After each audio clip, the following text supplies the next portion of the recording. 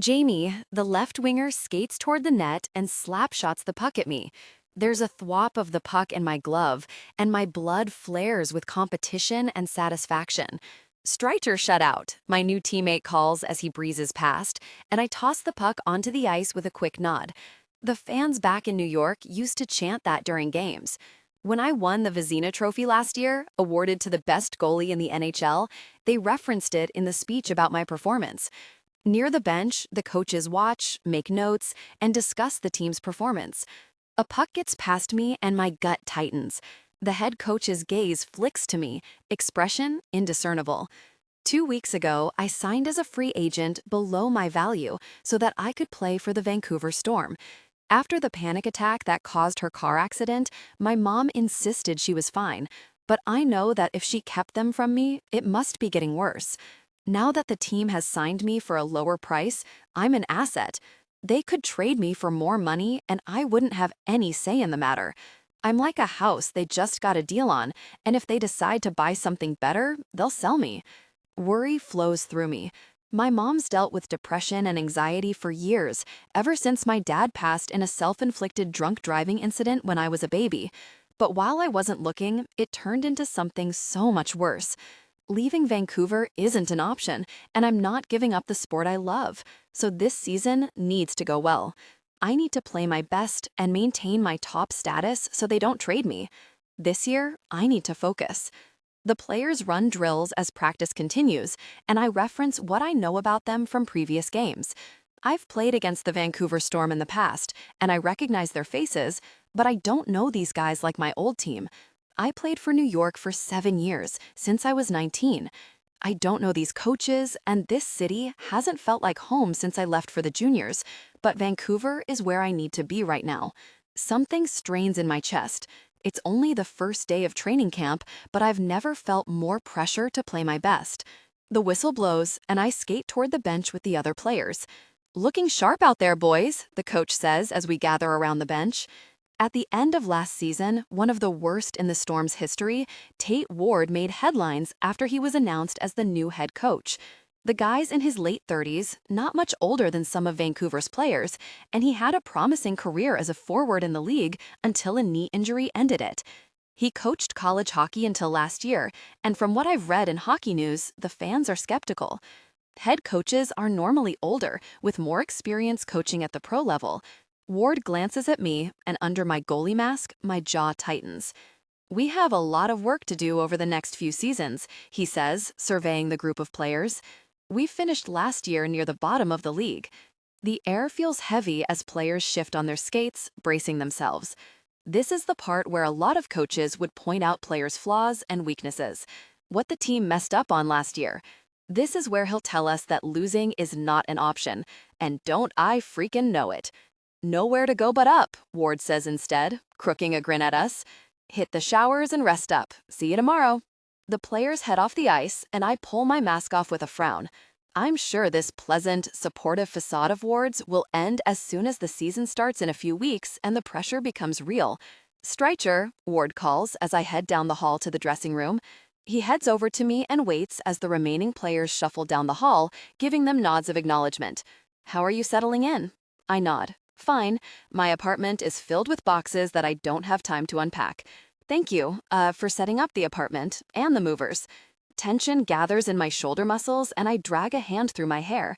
I hate accepting help from others.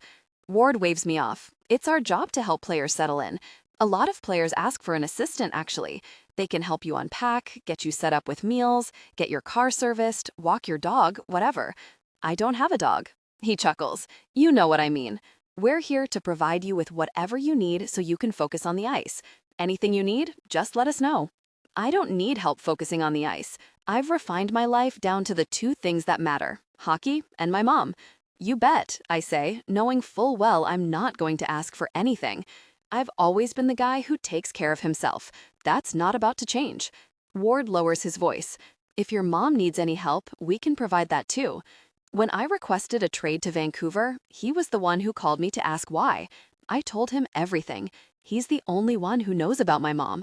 Anxiety spikes in me, and this is why I shouldn't have opened my freaking mouth. Now people want to get involved. Every instinct in my body revolts and my shoulders hitch. My schedule this year will be grueling. 82 games, half at home in Vancouver and half away, with team practices, training with the goalie coach, and my own workouts. On top of that, I'll have sessions with my physio, massage therapist, sports psychologist, and personal trainer. Something flares in my chest, a mix of competition and anticipation. I've been competing at hockey since I was 5 years old, and I thrive on a challenge. Pressure fuels me. Years of training have made me into a person who loves to push my limits and win. This year, between how stubborn my mom is and how intense my schedule will be, it's going to be a freaking challenge. Nothing I can't handle, though, as long as I stay focused. We're good. My words are clipped. Thank you. It's always just been me and my mom. I've got it handled. I always have. After I shower and change, I leave the arena to grab lunch and head home for a nap before hitting the gym. I'm walking through an alley from the arena to the street when a noise by the dumpster stops me. A fluffy brown dog's butt is sticking out of a box. As I walk past, the dog lifts its head out of the box and looks at me. There's macaroni and cheese all over its snout. The dog wags its tail at me, and I stare back. Her eyes are a deep brown, bright with excitement. Her breed is hard to tell. She's 40 or 50 pounds, maybe a mix between a lab and a spaniel. One of her ears is shorter than the other. The dog takes a step forward, and I take a step back. No way, I tell it. The dog flops to the ground, rolls over to expose her belly, and waits, tails sweeping back and forth over the pavement as she asks for belly rubs. Where's her owner? I glance up and down the alley, but we're alone. My nose wrinkles as I study her. No collar, and among the macaroni, her snout is dirty and greasy. Her fur is too long, falling into her eyes, and even though she needs a haircut, I can see how skinny she is. There's a twisting feeling in my chest that I don't like. Don't eat that, I tell her, frowning as I nod at the garbage. You'll get sick. Her pink tongue flops out the side of her mouth. Go home. My words come out stern, but she's still waiting for belly rubs. My heart strains, but I shove the feelings away. No, this isn't my problem. I don't do distractions. I don't even date for gosh sake, because I know from experience that people want more than I can give them. I can't leave her here, though. She could get hit by a car or injured by a coyote. She could eat something that could make her sick. The SPCA will take her. I pull my phone out and, after some Googling, call the nearest location. There's a dog behind the arena downtown, I tell the woman when she answers. There's only one arena in downtown Vancouver, so she'll know where I mean. There are dogs barking in the background on her end. Can someone come pick her up? The woman laughs. Honey, we are so understaffed. You'll have to drop her off at one of our locations. She lists the locations that are accepting dogs before hanging up. The ones nearby are all full, so I'll have to drive a couple hours outside the city to drop her off. I stare at the phone, brow furrowed, before I look down at the dog. She jumps to her feet, still staring at me, wagging her tail. It's like she thinks I'm going to give her a treat or something. There's an annoying pull in my chest. What? I ask the dog, and her tail wags harder. Something in my chest warms, and I swallow past a thick throat. I can't just leave her here. In the back of my brain, the rigorous, disciplined part of me scoffs. What about my insane schedule? I can't handle a freaking dog. I can't even handle having a girlfriend without freaking everything up. I sure as gosh can't take care of a dog. I'm traveling half the season. But I can't just leave her here. Her tail is wagging again, and she's looking up at me with those brown eyes. I'll take her to a shelter, but I'm not going to keep her. That evening, I'm sitting in my car outside the shelter, surveying the small but well-maintained building. I can hear barking from inside. There's a fenced-in field beside the building with dog toys and some plastic equipment, like at a playground. In the passenger seat, the dog stares out the window, curious. I roll down the window and let her sniff. After scouring lost dog ads online, I found a highly rated farm that takes in strays and places them with new owners. They vet their owners carefully, and the dogs are well taken care of. This is the best shelter I could find. I drove 3 hours to get here. My gaze sweeps over the place, and I swallow past the knot in my throat. I picture leaving her here, and a weight forms in my gut. The dog looks at me and pants, her tongue hanging out. I can't keep you, I tell her. She stands up and tries to climb into my lap, and I sigh. She kept trying to do this while I was driving. She crawls into my lap and rests her head on the armrest. Really, If I knew how hard this would be, I wouldn't have taken her to begin with. That's a lie. No way was I leaving her in some dirty alley. I run through the reasons I can't keep her. I've never even had a dog. I have no idea how to take care of one. My mom is dealing with some serious mental health struggles and needs me, whether she can admit it or not. I need to focus on hockey. After my ex, Aaron, and I broke up when we were 19, I don't do commitments. This dog is a major commitment, and I would need to work my demanding schedule around her. And yet, hesitation rises in me. I study the building, looking for flaws. There are a few weeds in the garden. The outside trim needs new paint. In the field, there are a couple holes that dogs have probably dug. I can't handle a dog, but I can't leave her here. This place isn't good enough for her. I rub the bridge of my nose, knowing my mind is already made up. Really. Hey. Her head pops up and she looks up at me, bright-eyed. My heart tugs. You want to live with me? I ask her, and she continues to stare at me with that cute look. Oh, you want a treat. She wiggles up and jumps off my lap into the passenger seat, waiting. I reach over to the back seat and open the bag of treats I bought for her, giving her a few, watching as she crunches them up. My mind is made up, and I ignore the little voice in my head telling me this isn't a good idea. I watch as the dog curls into a ball in the passenger seat and goes to sleep. I have the money to bring an assistant on this year, and the dog will be well taken care of. On my phone, I scroll through my contacts until I find who I'm looking for. Straicher. Ward answers. Hi. I rub my jaw as that bad feeling snakes through my gut again. I changed my mind. I'm going to need an assistant. Pippa. My heart hammers while I stand outside Jamie Streicher's apartment building. The last time I saw him in person, I had just spilled a blue Slurpee all over my white t-shirt in the high school cafeteria. His cold look of disinterest replays in my head, his green eyes flicking over me, before turning back to his conversation with the rest of the hot, popular jocks. Now I'm going to be his assistant. He was always a jerk, but gosh, he was so gorgeous, even then. Thick, dark hair, always just a little messy from playing hockey. Sharp jawline, strong nose, broad, strong shoulders, and tall, so tall, unfairly dark lashes. He never hit that awkward teenager phase that seemed to span my entire teens. His silent, intimidating, grumpy thing both unnerved and fascinated me, along with every other girl and half the guys in school. Oh gosh. I drag in a deep breath and enter the number on the keypad outside. He buzzes me up without answering. In the elevator, my stomach wobbles on the way to the penthouse. I'm not that dorky band girl anymore. I'm a grown woman. It's been 8 years. I don't have a teenage crush on the guy anymore. I need this job. I'm broke and crashing on my sister's couch. I quit my terrible job at Barry's Hot Dog Hut with 0 notice after a week.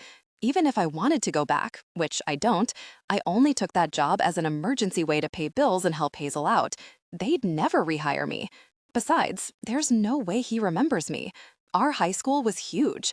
I was the dorky music girl, always hanging with the band kids, and he was a hot hockey player.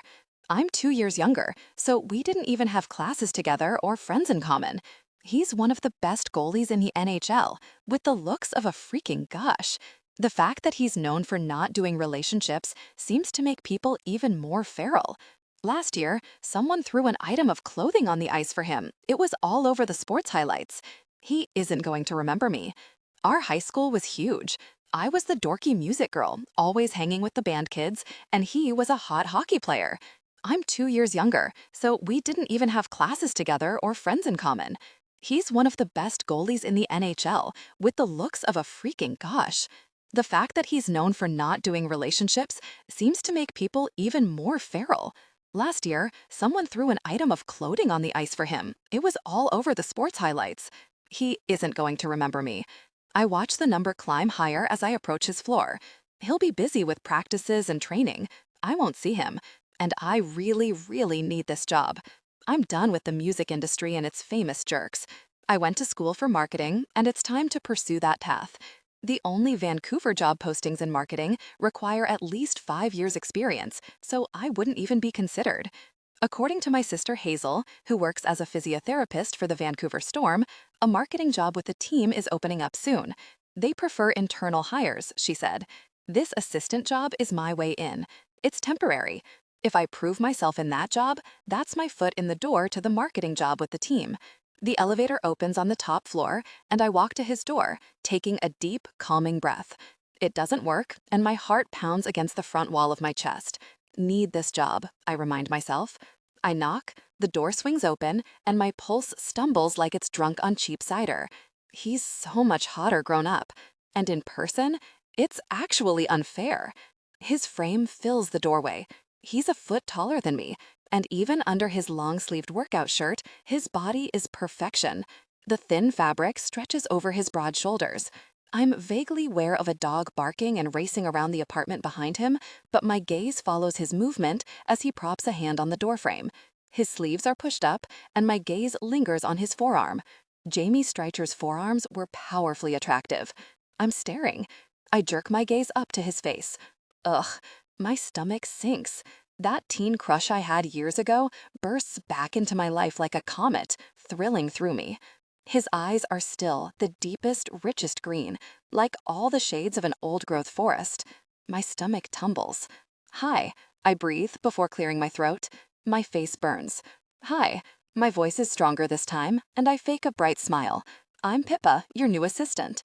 I smooth a hand over my ponytail. There's a beat where his features are blank before his eyes sharpen and his expression slides to a glower. My thoughts scatter in the air like confetti. Words? I don't know them. Couldn't even tell you one. His hair is thick, short, and curling a little. Damp, like he just got out of the shower, and I want to run my fingers through it. His gaze lingers on me, turning more hostile by the second, before he sighs like I'm inconveniencing him. This is how he seemed in high schools, surly, irritated, grouchy. Not that we ever interacted. Great. He says the word like a curse, like I'm the last person he wants to see.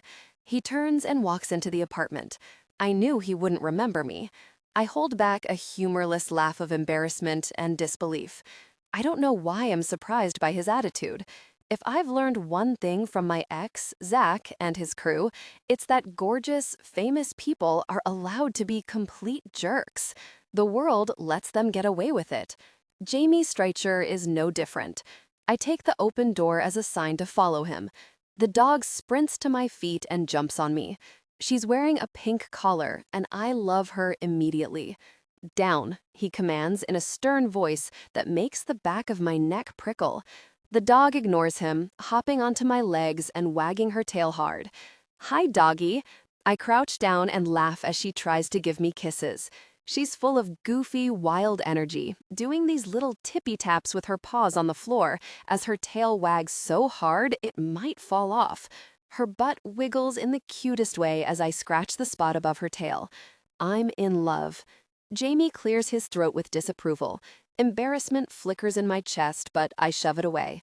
I'm here to help him with his dog. What's his problem? When I straighten up, my face feels warm. Also, his apartment? It's one of the nicest places I've ever been inside. It's one of the nicest places I've ever seen. Floor-to-ceiling windows span 2 stories and overlook the water and North Shore Mountains, filling the open-concept living room and kitchen with light. The kitchen is sparkling and spacious, and even though the living room is cluttered with moving boxes and dog toys, the enormous sectional sofa looks so comfy and welcoming. There are stairs, which I assume lead to the bedrooms. Through the windows, I can see North Vancouver and the mountains. Even on a stormy day in the worst of the rainy, bleak Vancouver winter, the view will be spectacular. I bet this place has a huge bathtub. What's her name?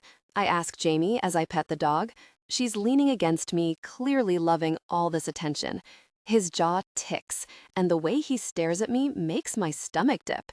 His green eyes are so sharp and piercing, and I wonder if this guy has ever smiled. I don't know. On the floor near the couch, there's a giant fluffy dog bed, and about 100 colorful toys are scattered throughout the living room.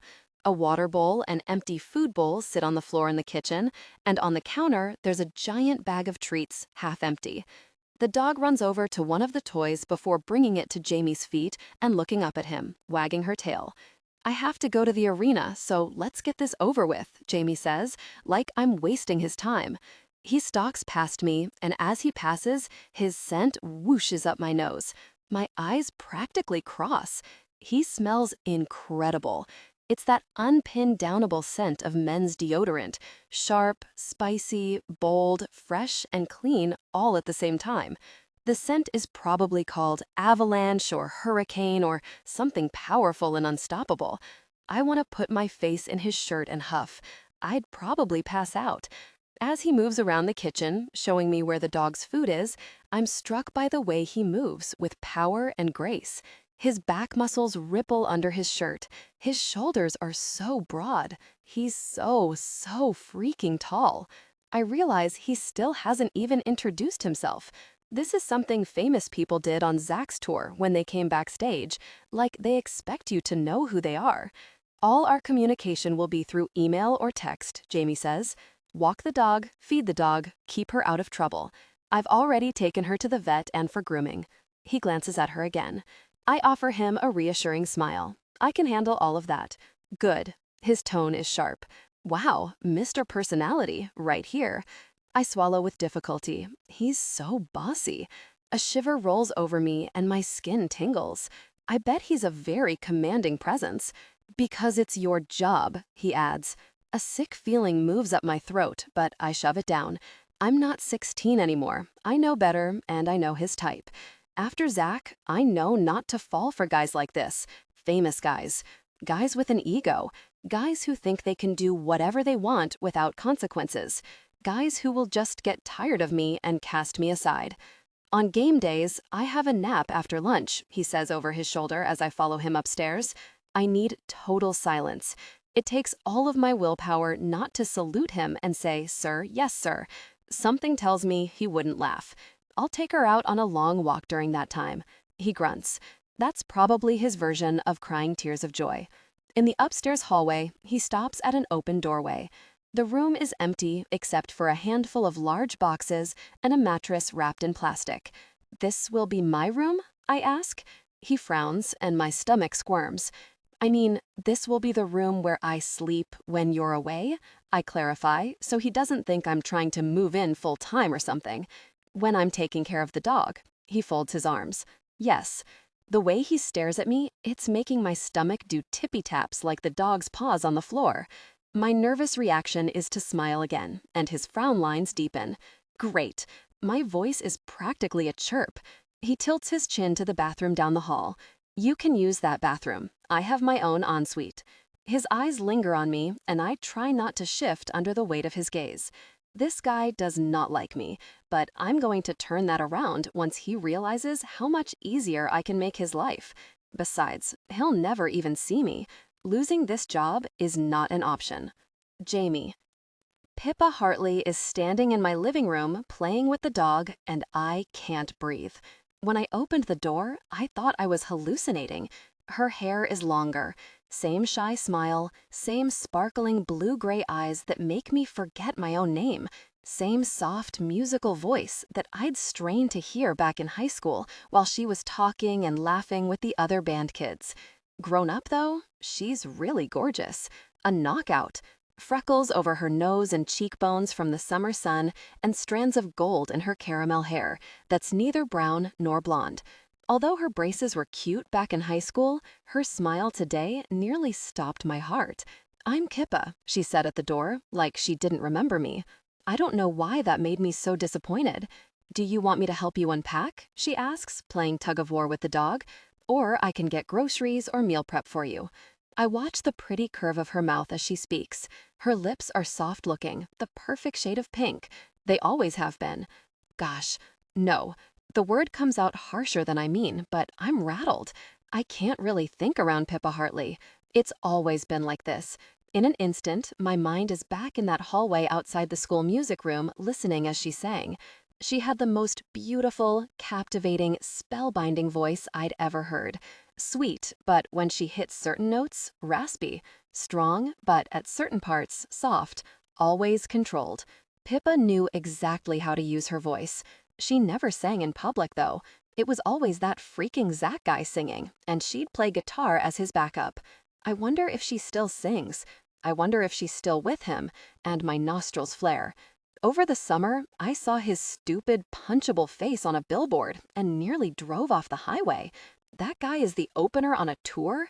He could barely play the guitar. His voice was average, not like Pippa. She's talented.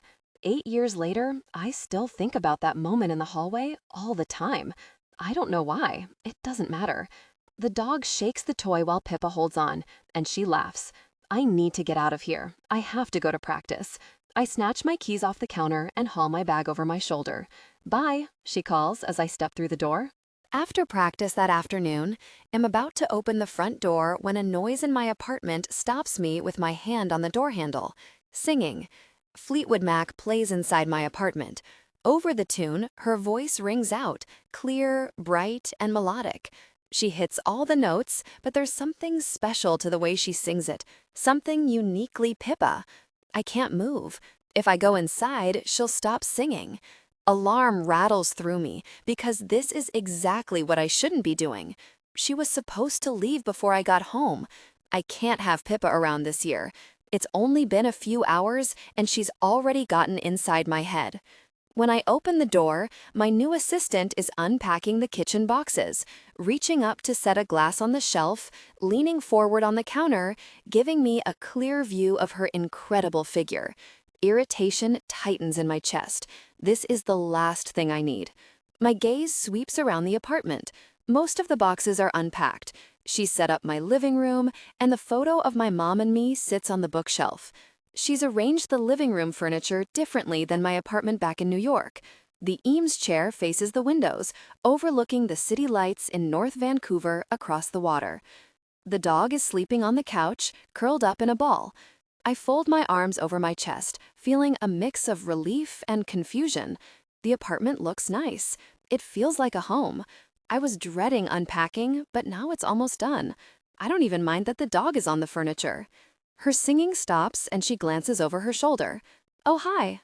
She gasps and looks at her phone on the counter before her eyes dart to mine. Sorry, I didn't realize what time it was. She dusts her hands off and walks to the door.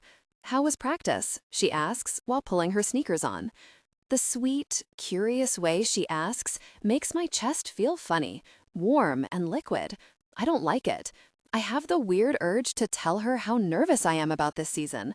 Fine, I say instead, and her eyes widen at my sharp tone. Gosh, see, this is why this isn't going to work. I care too much about what she thinks. Daisy and I went for a 2-hour walk around Stanley Park, and then I spent most of the evening training her to do tricks. My eyebrows pull together. Daisy? She shrugs, smiling over at the dog on the couch. She needs a name. She picks her bag up. I took her out an hour ago, so you don't need to.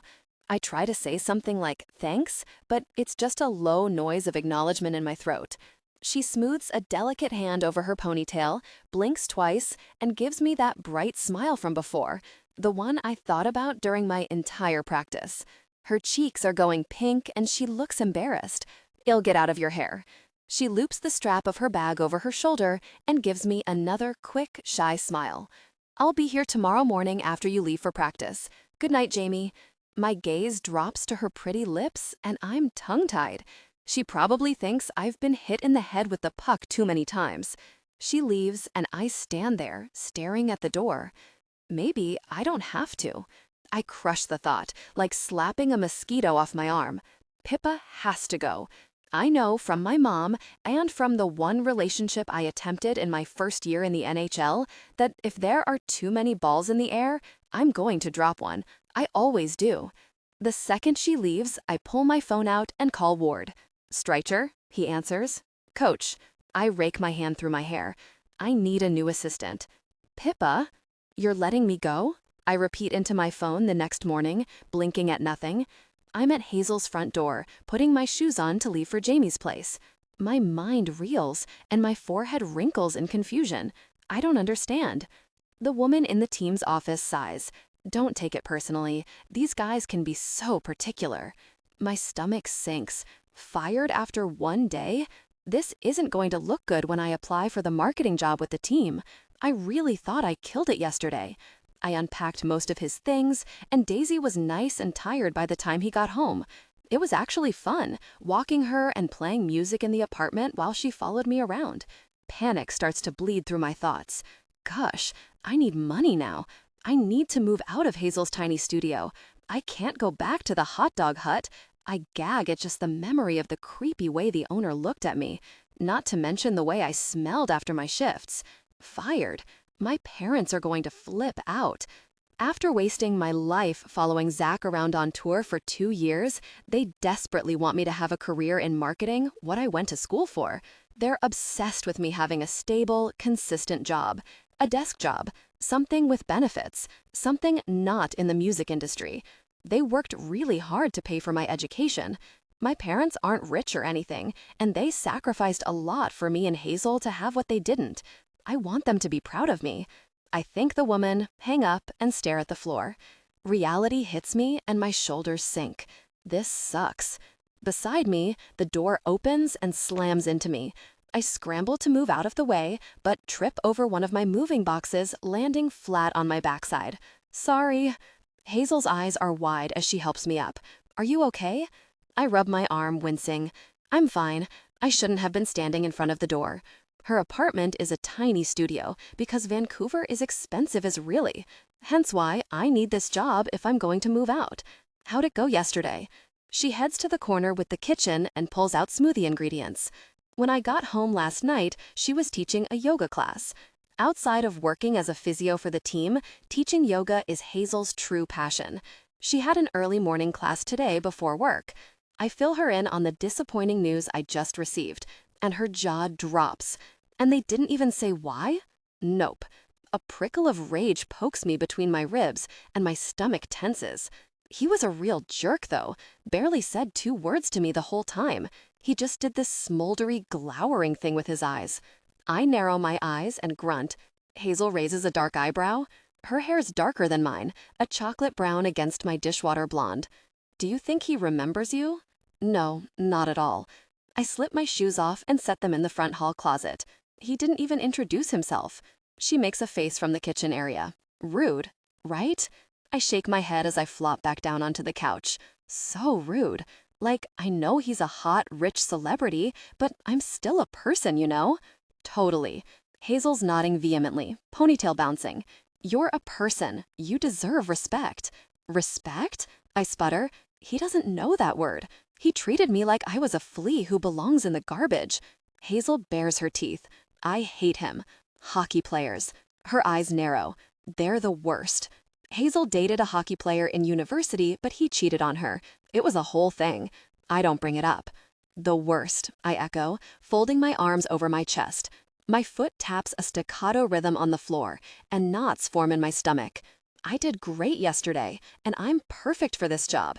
After Zach, my confidence took a hit, but now this? Way to kick a girl when she's down. My mind flashes back to a month ago, in the airport, waiting for my flight home. The tour manager had arranged my Uber, which I thought would take me to the meeting spot for the tour bus so we could all travel to the next location. Instead, it went to the airport, and when I started phoning people in confusion, no one answered. Finally, Zach called me back. "Ah, gosh," he said. "Did she already send you to the airport? I was going to talk to you first." He dumped me over the phone. He said we were different people now, that we weren't teenagers anymore, and that he wanted to see who he was apart from me. We dated for 8 years, since grade 10, and he had his employee send me away. When he was offered the tour in our last year of university, he arranged for me to work on it, assisting the tour coordinator so we didn't have to do long distance. When he was stuck on a song, we worked through it. Me on my guitar, helping him with lyrics. I put my whole life on hold to follow him around while he lived out his dreams. My face burns, thinking about how I cried in the airport bathroom, feeling so lost and alone. So unwanted, like a bag of trash on the side of the road.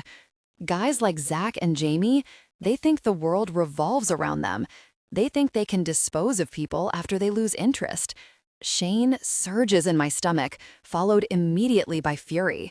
I'm so sick of being that girl, the one who gets disposed of. I sit up straight, feeling fired up. I'm going to confront him. Hazel's eyes go wide, hands paused on the blender. I Don't think that's a good idea. My pulse races at the idea of telling off Jamie Streicher. I'm sick of getting stepped on by men. You're always saying that I need to tell the universe what I want, I tell Hazel. Yeah, the universe, not him. He'll probably call the police. He won't call the police. I picture him physically removing me from his home, throwing me over his shoulder. A strange feeling stirred within me. Whatever, not the point. He's king of the jerks, but I need this job. Hazel barks a laugh. This is how you end up on the front page of the newspaper. Local hockey star accosted by insane stalker. I'm not going to stalk him. I'm going to get my job back. Maybe she's right, and going in with guns blazing isn't the best approach. She turns back to the counter to make her smoothie, and when she opens the cupboard, I spot the muffin tin I used last week. An idea hits me. Hazel's right. If I show up and demand my job back, he'll think I'm a psycho. If I show up with cupcakes, though, I'll just be reinforcing what a great assistant I'd be. No one calls the police on someone who brings cupcakes. When I tell Hazel my plan, she laughs. I'll keep my phone on in case I need to bail you out. 2 hours later, the cupcakes are cooled and decorated. On the outside, they're perfectly iced, topped with fun, colorful sprinkles. These cupcakes are filled with my rage, though. I really worked the batter while I made them, pouring all my frustration from Zach and Jamie and my crappy life situation into it. From the schedule Jamie gave me, I know he'll be home in 10 minutes, so I pack the cupcakes into a container and get ready to leave. Hazel grins at me as I slip my shoes on. Go get 'em, Tiger. On the walk to Jamie's apartment, it starts to rain. I forgot that Vancouver's weather can turn on a dime, so I'm not wearing my coat with the hood. At a stoplight, I chew my lip, wondering if I should turn back and get my other jacket. No, I can already feel the hesitation wavering in my stomach. If I turn back, I won't go through with this. I need that job. I need the money. I need to give Hazel space at the apartment. And I need an in with the team so I can get the marketing job and move on with my life. This is happening. I'm getting my job back. Jamie. I'm trying to nap, but I can't stop thinking about my pretty assistant. Ex-assistant, really. I stare out the windows of my bedroom where it's pouring rain to match my mood. I've been thinking about her all day. Why do I care? She'll get snapped up by someone else in a heartbeat. An ugly feeling spikes in my chest. I hate the idea of her setting up some other guy's apartment, smiling for him and singing in his kitchen. There's a knock at my front door, and I frown. I wasn't expecting anyone. When I reach the door, Daisy is already there, sniffing under it and wagging her tail.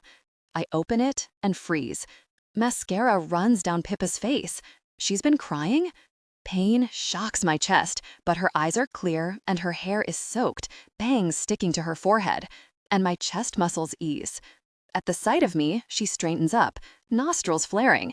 In the back of my mind, I notice how cute that is. Hi, she says, and the long column of her throat works. She blinks. She's nervous. She's holding a plastic container. There are cupcakes inside. I frown again. How'd you get upstairs? She needs a key or to be buzzed in. She waves me off. The guys from yesterday remembered me, and I gave them cupcakes.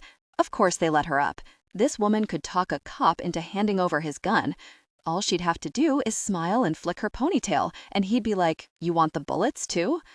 There's a weird, funny pressure in my chest, and for the first time in so long, I feel the urge to smile. She shoves the container into my hands. These are for you. I raise my eyebrows, staring at them through the clear plastic lid. I haven't had a cupcake in over a decade. Her eyes bug out. What? That's so sad. She catches her reflection in the mirror behind me, which she must have hung yesterday. Oh my God. She wipes a finger under her eye to clean up the makeup. Is this what I look like? Jesus. She does know that I fired her, right? She turns back to me and takes a deep breath. I did a good job yesterday. I hesitate. She's not wrong. No. Her cheeks are flushed. A great job. I can handle everything you throw at me, no problem. And you didn't even introduce yourself. Her mouth tightens. Who do you think you are, Ryan Gosling? You can just fire me like a jerk? I know Ryan Gosling. I met him at some NHL party last year that the team had to go to. He's a nice guy, way nicer than me. Is that her type? My jaw tenses. I don't like that idea. Jerk, I repeat. Sorry, she winces. I'm a person, you know. I deserve to be treated with respect.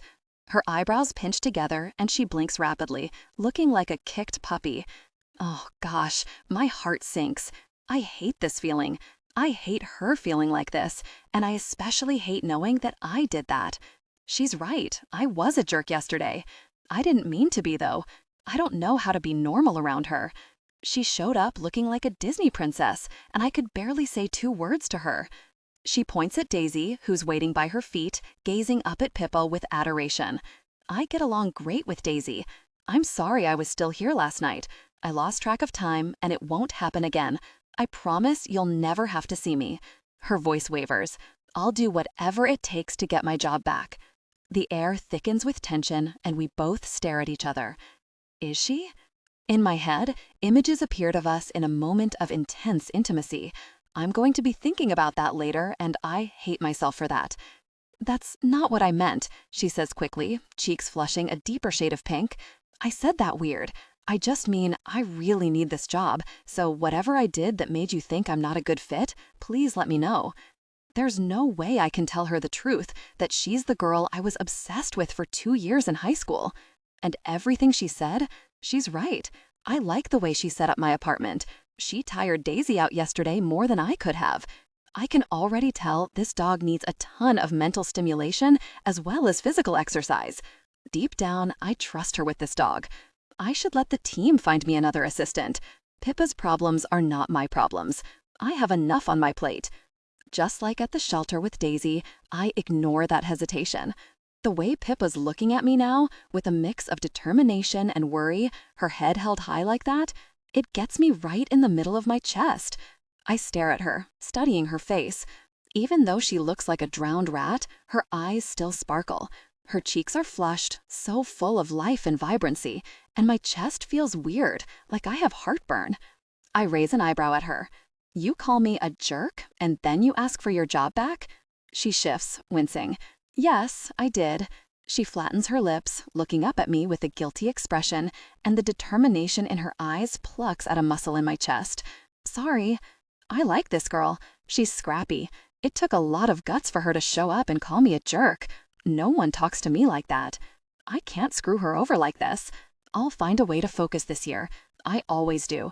I've had years to practice discipline. This year, I'll just have to practice harder. I can't fire her, but I can keep her at arm's length. I fold my arms over my chest, shifting on my feet against the doorframe. The back of my neck feels warm. Okay. She lights up, and for a moment, I'm terrified she's going to throw her arms around my neck. Really? Terrified or excited? I don't know. Don't keep anything here, I add quickly. She claps, and that riles Daisy up. She starts zooming around the apartment. Pippa beams at me, smiles stretching wide across her face, and I feel like I'm about to be sick. Thank you. She clutches her hands together. I promise, I'll be great. That's not the problem. I have training, I tell her. It's not for an hour, but I'm not going to sit around the apartment staring at her. She's already taking her jacket off. No problem. I've got everything under control here. Need any groceries? I pull on my shoes and hesitate. I do need groceries. At whatever my expression is, she nods. I can get them. What do you like to eat? The dietitian for the team has detailed meal plans for every player, but I don't want to rely on Pippa more than I need to. I don't know. Stuff. She nods, smiling. Great. I can totally get that. I pull the door open. I need to get out of here. Wait, she says, handing me the cupcakes. Take these with you. You can give them to the team or whatever. I give her a strange look. If I show up with cupcakes, I'll never hear the end of it. Nevertheless, I take them. I can't see that look of disappointment on her face again. On the street outside, I open the container and shove one into my mouth. My eyes roll back in my head as the sugar hits my tongue, and I nearly moan in ecstasy. It's the best, really good thing I've ever tasted. Pippa, I can't believe the cupcakes worked. Hazel says as we walk along the mountain path. It's been 2 weeks since I confronted Jamie, but between me taking care of Daisy and Hazel's physio job and yoga classes, we've hardly seen each other. Today is our first chance to catch up. Daisy sniffs something in the bushes before bounding ahead. We spent the morning doing recall training until Hazel and I felt confident letting her off the leash on a leash-optional trail in North Vancouver. As we ascended the trail into the mountains, the temperature dropped, but the sun is out, the forest is serene and peaceful, we have warm jackets on, and Daisy's having the time of her life. I think back to when I confronted Jamie. He looked like he was going to throw me out, or worse, call the team and ruin my chances for a future job. But he didn't. When I said I deserved to be treated with respect, he almost looked remorseful. I don't think it was the cupcakes, I muse. I haven't seen him since he left for practice that day because he's been busy with training, and since the season started a few days ago, he's been traveling. His apartment is like something out of a design magazine, and sometimes, as I gaze out the windows at the mountains, it feels like I'm staying in a vacation home, totally separate from my real life. The apartment is always filled with light, so this week I bought a few plants to make it feel more personal. The apartment is gorgeous, and yet it's kind of lonely, just me and Daisy. I've never lived alone. In university, I always had at least 4 roommates, and then on Zach's tours, there were always people around. There was always someone to chat and laugh with. I need to make more friends in Vancouver. All my friends are in the music industry. My stomach sinks. I need to make new friends because I'm done with music. Something I said to Jamie has replayed in my head constantly since that conversation with him. I'll do whatever it takes. I cringe. I accidentally insinuated I would sleep with him to keep my job. Hazel squawks with laughter, and I groan. I clarified right away, but still. Awkward. Has he figured out you went to the same high school yet? Hazel's 1 year older than me, 1 year younger than him. Definitely not. Have you worked with him yet? Nope. She slides a glance to me. Are you going to bring it up? Hell no. How awkward would that be? He'll want to know why I didn't say anything the first time I met him. Well, it won't matter soon enough. Emma set a mat leave date, so they're putting the paperwork together for the internal job posting. Right, the marketing job. My stomach twinges with nerves and I nod eagerly. It feels a bit forced. Great. They'll probably start interviewing in December or the new year. That's good. That gives me enough time with the team to prove myself. Yep. Hazel raises her eyebrow.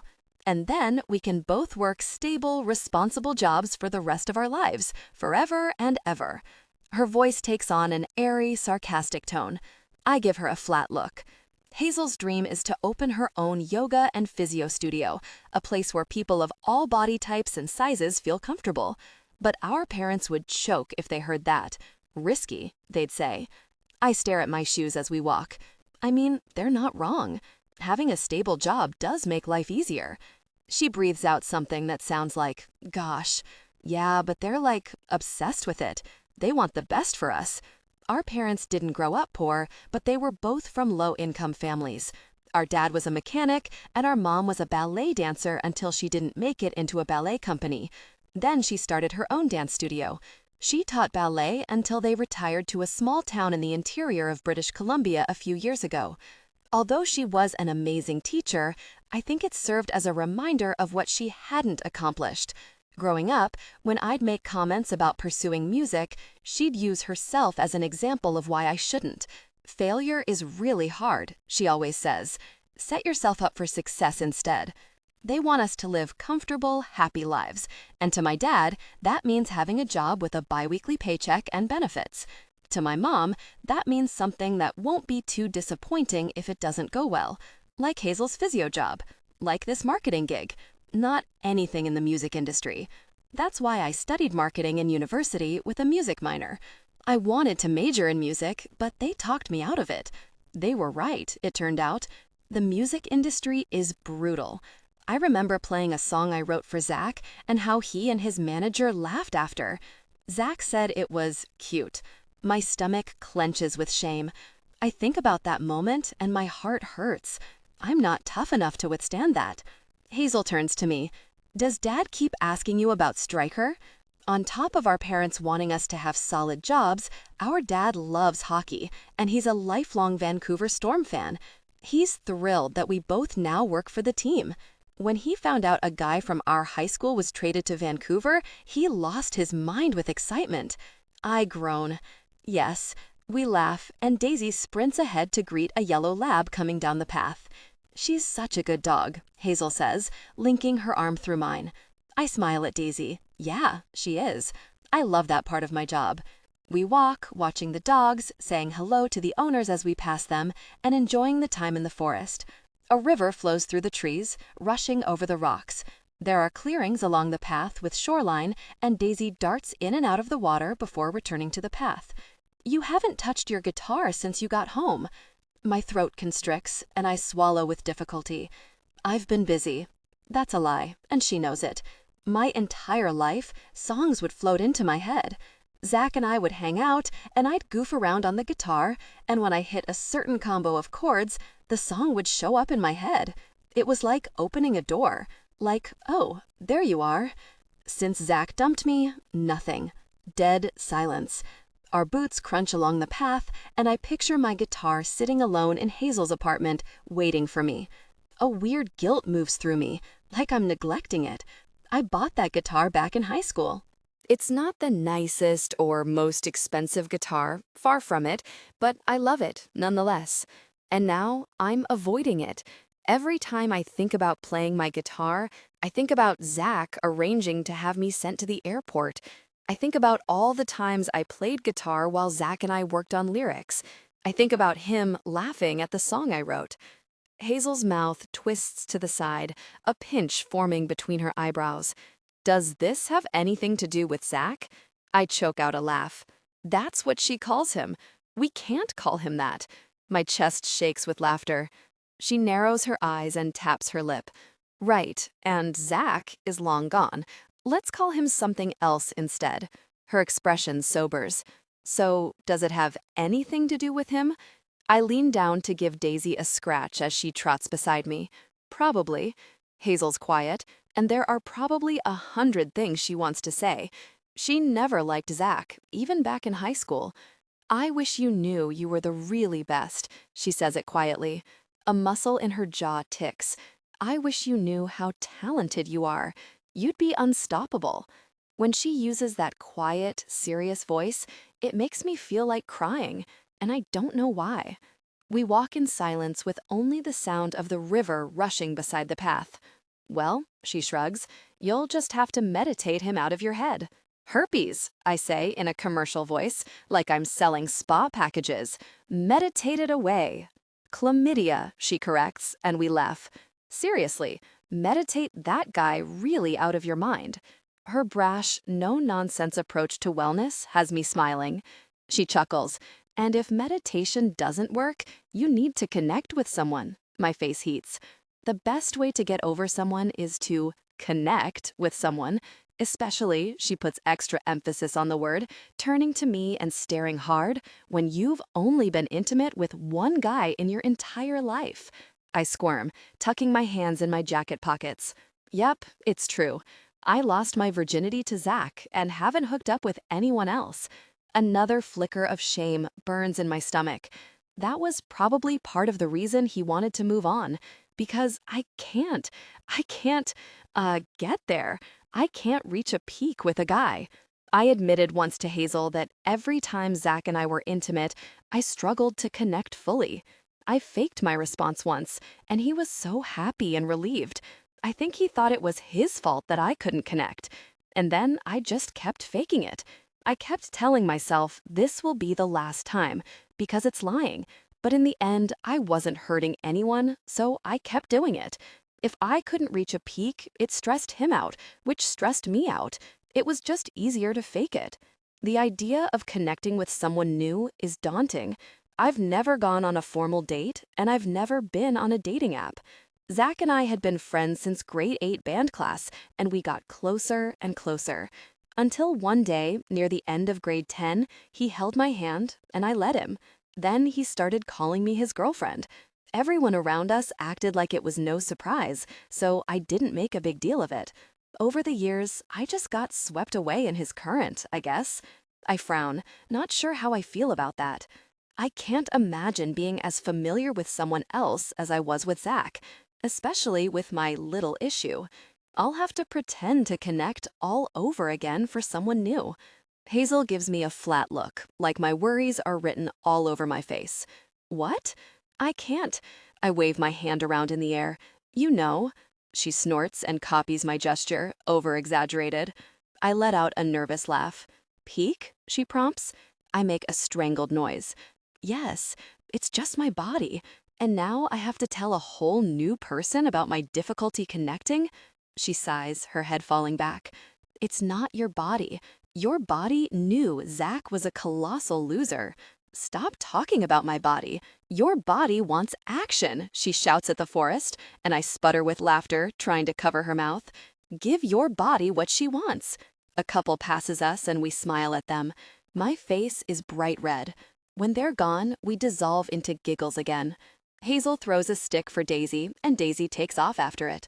For the rest of the walk, Hazel tells me about her snooty coworkers at the yoga studio, and by the time we return to her car, my face hurts from laughing. Daisy's coated in a layer of mud from running through puddles, but she has that exhausted, happy dog look on her little face. Come on, I say to her, gesturing to the towel-covered back seat. Jump up. She stares at me before she launches into a full-body shake, tossing mud and dirty puddle water all over me. I throw my hands up, but it's too late. On the other side of the car, Hazel's laughing heartily. She takes a photo of me and smiles at the result. I give her a strained smile. The mud is in my hair, isn't it? Yup, she grins. An hour later, Daisy's clean and curled up on the couch in the living room while I'm in the shower, washing the dirt out of my hair. Jamie won't be home until later this afternoon, so I'm singing a Coldplay song. I sing it the way I would have recorded it, soft in some parts and raw in others. The bathroom acoustics are amazing, and there's something about the hot water running down my skin and the smell of my conditioner that makes me feel like this is my own little world, all by myself, where no one can touch me. I finish the song, turn off the water, and towel dry my hair before I wrap it around me and step out of the bathroom to check on Daisy. Jamie Streicher is standing in his living room, staring at me in my towel. Jamie. My brain isn't working. That's the only explanation for why I'm just standing here, staring at Pippa in a tiny towel. Her wet hair cascades around her shoulders, and above the towel she clutches to her chest, my gaze snags on her upper chest.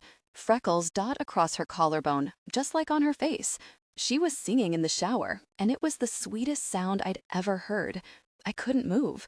Something rushes in my blood. Attraction. Sparks skitter down my spine as I take in her legs. Her skin looks so soft.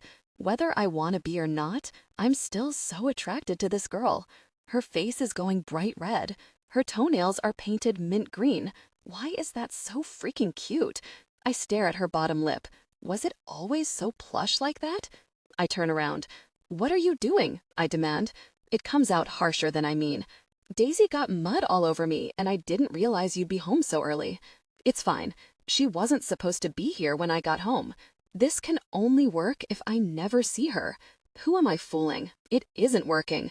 I've been thinking about her for 2 weeks, wondering what she and Daisy were doing. She's been sending me daily emails with updates, and even though I never respond, I look forward to them. I wait for them, refreshing my email while I'm sitting on a plane or between training sessions. I thought if I didn't see her, she couldn't distract me. I was so wrong. I make a frustrated noise in my throat and head to the door. I can be out of here right away, she calls after me. I'll be back at 4. That's the time I was scheduled to be home, but one of my trainers had to reschedule. I yank my boots on and don't look back. In the elevator, I close my eyes and blow out a long breath in a pathetic attempt to center myself. My phone buzzes in my back pocket, and when I pull it out, I see a photo of me and my mom flashing across the screen with her incoming call. It's the reminder I need. I can barely handle hockey plus taking care of my mom, let alone losing my head over some girl. It's not worth it. Hey, Mom, I answer, Pippa. Jamie leaves and I stare at the door, stunned. He's such a jerk. He's the one who was home early. I was just following the schedule he gave me. I head up to the room where I stay when he's away so I can get changed and get out of here. I don't even bother blow drying my hair. I just throw my clothes on, head downstairs to give Daisy a kiss on the head goodbye, and lock up. Hazel's teaching an online yoga class from home until this evening, and I'm trying to give her space, so I head to the coffee shop downstairs to write my daily update. Jamie never asked for them, but I'm trying to do a good job. I have a text from Hazel from earlier in the afternoon. I missed it while I was in the shower. "What in the world is this?" she asks, and I open the link she sent. My stomach drops through the floor when the video starts. I scramble to connect my headphones as Zach plays a recent show, smiling at the woman beside him on stage. She looks about the same age as me and Zach, with long, wavy platinum hair. Her clothes are stylish and bohemian, and she's smiling and singing alongside Zach while he smiles back at her. She looks like she belongs on stage. She's so comfortable up there, so flawless and charismatic. My headphones connect, and my jaw drops. They're singing a song that Zach and I wrote together. I mean, I didn't get writing credits because we just played around with the tune on one of our off days, but still, I didn't just get dumped. I got replaced by a newer, shinier model. My eyes sting and I blink the tears away. "You don't have it," Zach said to me once when I floated the idea of trying to write my own album. "I've always wanted to. Being in the spotlight is really hard," he told me, like he was protecting me from it. He wasn't always like that. Or maybe he was, and it just surfaced more in the past couple months. When things were good, when Zach turned his charisma on and shone his light on me, it made me feel so special and warm. When it was just us, we'd laugh so hard. He knew me better than anyone. His smile made me feel like $1,000,000. In the video, he smiles at her the way he used to smile at me, and my chest aches. My eyes well up again, a tear falls, and I wipe it away fast. He never asked me to come out on stage with him, not once. This sucks. I'm sitting in a coffee shop with $123 in my bank account, living on Hazel's couch when Jamie's in town, and my ex is moving on. Through the glass, my gaze locks with Jamie. Seriously? It's like the universe keeps finding the worst time possible for me to run into him. I put my head down, hoping the glare on the glass hides me. If I just pretend I didn't see him, maybe he'll go away. Nope. I peek over at him. He's at the coffee shop door. He's opening it. Gosh, maybe he's just getting a coffee. Nope. He's heading toward me. Jamie. She's sitting at a table beside the window, wiping at her eyes, trying to hide her tears. Alarm shoots through me, and my protective instincts flare.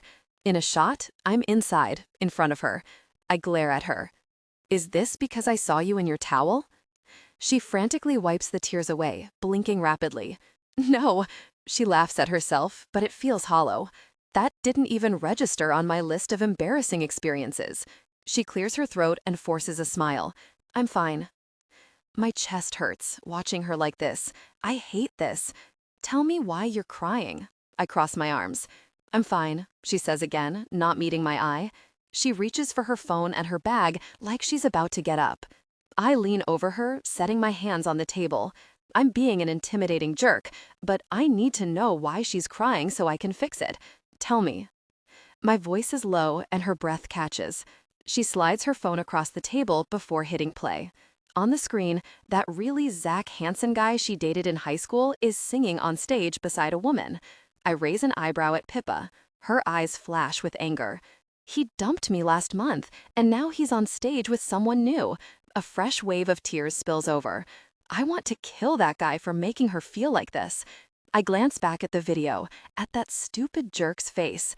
So they were still together until recently. He was scrawny in high school, and now I can't make out his build under his jacket, but he still looks small. I'm stronger, I bet. "Stop crying," I demand. "I'm trying." She takes a shaky breath. Everything is totally gosh right now. He has this shiny new muse, and I'm a loser living on my sister's couch and begging for my job back. Another tear rolls down her face. My hand lifts, and I catch myself just in time. What? The really? Was I just about to wipe her tear away? I sit down across from her. My knee bounces as I figure out what to do about this. I hate that guy. I hate him so really much. He has a soft, squishy, punchable face.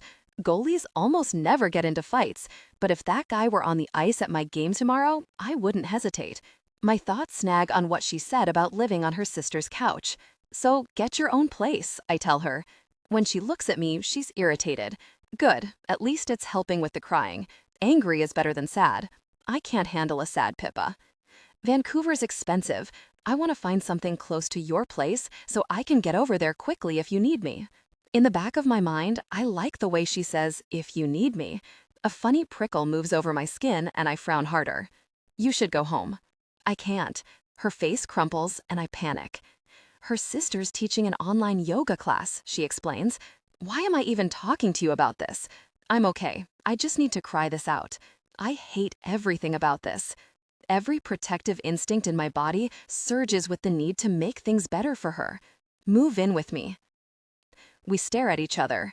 I don't know where that really came from. I'm not supposed to be spending more time with her. I'm supposed to be avoiding her. Living with her isn't keeping her at arm's length. She stopped crying, though. That's something. She's staring at me with a confused look. The idea of her living in my apartment eases something in my chest. It'll be easier on Daisy. I'm scrambling. I remember her singing when I got home, and my heart thumps harder. If she's living with me, maybe I'll hear her sing again. Across the table, she's chewing her lip with an uncertain expression. I don't know. My pulse is picking up. I picture her in my apartment, lying on the couch, reading a book with Daisy at her feet, playing her guitar like she used to with her friends back in high school. My chest warms. I like that image. I don't care if this is a bad idea. I can't let it go. Besides, I'm busy with hockey and visiting my mom in North Van. I won't even see her, and I won't be worrying about her, so that's something. You can't be crying in public, I tell her. Again, my voice comes out sharp and stern. Chirk. It's unprofessional. You'll move in tomorrow. I watch her for any sign that she doesn't want to do this, any fear or repulsion, but instead she lets out a long breath and her face relaxes like she's relieved. My heart lifts. The corner of her mouth curves up and her eyes soften. Okay, she nods. Thank you, Jamie. Something sparks down my spine. I like the way she says my name, sweet like that. I like the way she's looking at me right now, like she likes me. I jerk a nod at her and stand up. Tomorrow, I repeat. She nods, wiping her smeared mascara off. Tomorrow. As I head upstairs, my pulse races like I'm in the middle of a game.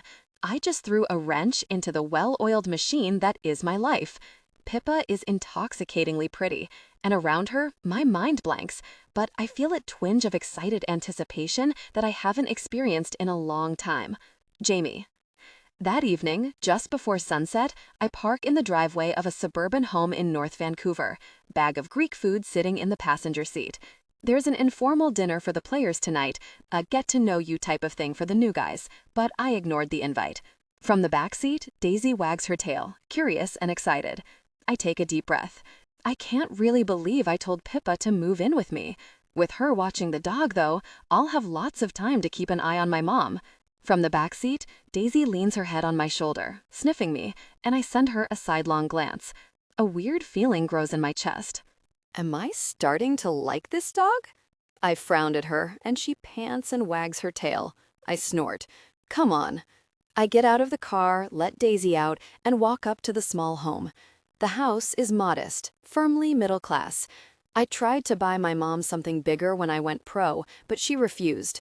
She said she didn't want to leave the neighborhood she'd lived in for years, that she liked the neighbors and didn't want to make new friends. As I near the front door, movement on the roof catches my eye and my heart stops. My mom is on the roof, wearing thick gardening gloves. She waves with a big smile. Hi, honey. Blood beats in my ears. She can't be up there. My mind races, picturing her having a panic attack up on the roof, slipping and falling, cracking her head open on the pavement. What are you doing up there? I demand. Daisy barks up at my mom, wagging her tail. My mom grins wide at me, cleaning the gutters. Get down, now. I'm using my firmest voice. It's getting dark out. I can see just fine. I'm just finishing up anyway. She chuckles and drops a fistful of leaves on me. They flutter down to my feet, and Daisy jumps and tries to bite one. Jamie, honey, whose dog is that? I raise an eyebrow at Daisy, who's sitting with her tail sweeping back and forth on the pavement. The corner of my mouth twitches as her eyes widen. She thinks she's getting a treat. Maybe a little part of me is starting to like this dog. Mine, I tell my mom. I got a dog. My mom lights up, clapping. You did? Oh, Jamie, that's great. That's exactly what you need. Can you please get down? I'm feeling twitchy with her up on the roof, so high. I'll hire someone to do this. Stop treating me like a child. I'm not incapable of living my life. Irritation rises in my gut. Irritation and something else, something angrier. I hate that she pretends she's fine when she's not. She's always been like that. We never, ever talked about her depression or anxiety when I was growing up. We still haven't talked about the car accident last year. My gaze sweeps to the open garage. Her car is fixed, and I wonder if she's been driving. She's not allowed to until she gets help. She was driving friends home from the bar when she had the panic attack and rear-ended another car. Because of my late father's struggles with alcoholism, she's always the designated driver. I think one of her friends smelled like booze, and combined with driving at night when my dad's accident happened, it just set her off. I don't remember him. I was only a baby when he drove drunk and wrapped his car around a pole, but I resent him for leaving my mom with all this baggage. If not for him, maybe she wouldn't have had depression while I was growing up. Maybe she wouldn't have panic attacks. You're not even clipped in. My chest feels tight. You could slip and fall. She rolls her eyes, making her way over to the ladder. A meteor could bonk me in the head and kill me.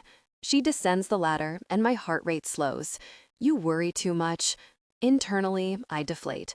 Sometimes I wish I was like her, but then who would hold our family together? Who would swoop in and answer my mom's calls when she's having an episode? Daisy loves her immediately, of course. We head inside, and my mom putters around the kitchen, setting out the Greek food I brought while I grab plates. Daisy sniffs every square inch of the house. "How are you settling into your new place?" she asks. I feel the weird urge to tell her about Pippa. What would I even say? My assistant is a drop-dead gorgeous songbird who I had a crush on in high school, who's incredible with my dog, who stocked the fridge with all the foods I like even though I barked stuff at her as a grocery list. And now she's going to be living with me, sleeping on the other side of the wall. The thought brought a rush of feeling. Fine, I tell her. It's fine. She brings the plates to the table. I want to come to a game.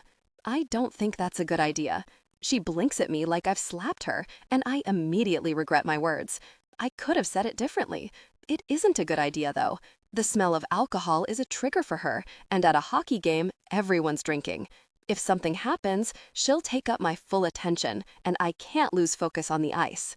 Jamie, she gives me an indulgent look, but there's irritation beneath it. I had one little panic attack, one that she's admitted. Her eyes are on the lasagna as she dishes it out. You're treating me with kid gloves. That's because you're fragile, and you don't have the best track record of keeping it together, I think. And in my head, I'm 10 and making my own school lunch during one of her low points of depression. Do you need any help moving in? She moves to the kitchen, and I'm relieved that she's dropped the idea of coming to a game. No, I'm all unpacked. She gives me a funny look. She knows how demanding my schedule is. That was fast. I clear my throat. I hired an assistant to help with Daisy and other stuff. My mom blinks at me. A smile stretches across her face. You? You hired someone to help you? It's not a big deal. I give her a hard look, but the corner of my mouth tugs up. She laughs. If you say so. As she passes, she nudges me with her elbow. That's great, honey. Warmth spreads in my chest. I duck my head, embarrassed. Yeah, well, I shrug. She does a lot of things for me that save time so I can focus on hockey. Her head tilts and her eyes sparkle. My gut dips and my gaze darts to my mom. I shrug again. Yeah, the back of my neck heats. What's her name? My mom's eyes are like lasers, and there's that little twitch at the corner of her mouth. I hold my face neutral, not wanting to give anything away, even as my pulse picks up at the thought of my pretty assistant. Pippa. Please don't ask where she's from, I beg silently. I'll blurt out that we went to the same high school, and then it'll all come tumbling out. She makes a pleased humming noise. Pretty name. How old is she? She smells blood in the water. I'm 26, which puts Pippa at 24. I don't know. Guess. My skin tingles. She knows. She so really knows. A little younger than me. She smiles, nodding, watching me. Interesting. I stay silent. Is she pretty? I rake a hand through my hair. I don't know. I mean, you have eyes, don't you? She asks it so innocently, like she doesn't know the answer. I blow out a long breath, frustrated with my mom, but also with myself, because I shouldn't have this inconvenient crush. And I sure as gosh shouldn't have demanded she move in with me. Yes, okay, I rush out. She's very pretty and she has a beautiful singing voice and Daisy loves her. My mom rolls her lips to hide a smile, but her eyes are bright. What? I demand. She bursts out laughing. I groan. She has a way of getting things out of me. She smiles at me as she takes a seat across the table. Erin was a long time ago. She says it quietly, and my lungs tighten. I saw her on a new TV show. She's the star. My jaw tenses so hard my teeth might crack, and I think back to 7 years ago, during my rookie year. Erin Davis, the supermodel on her way to the top who shocked the fashion industry when she left modeling abruptly. Over the past few years, she's been acting.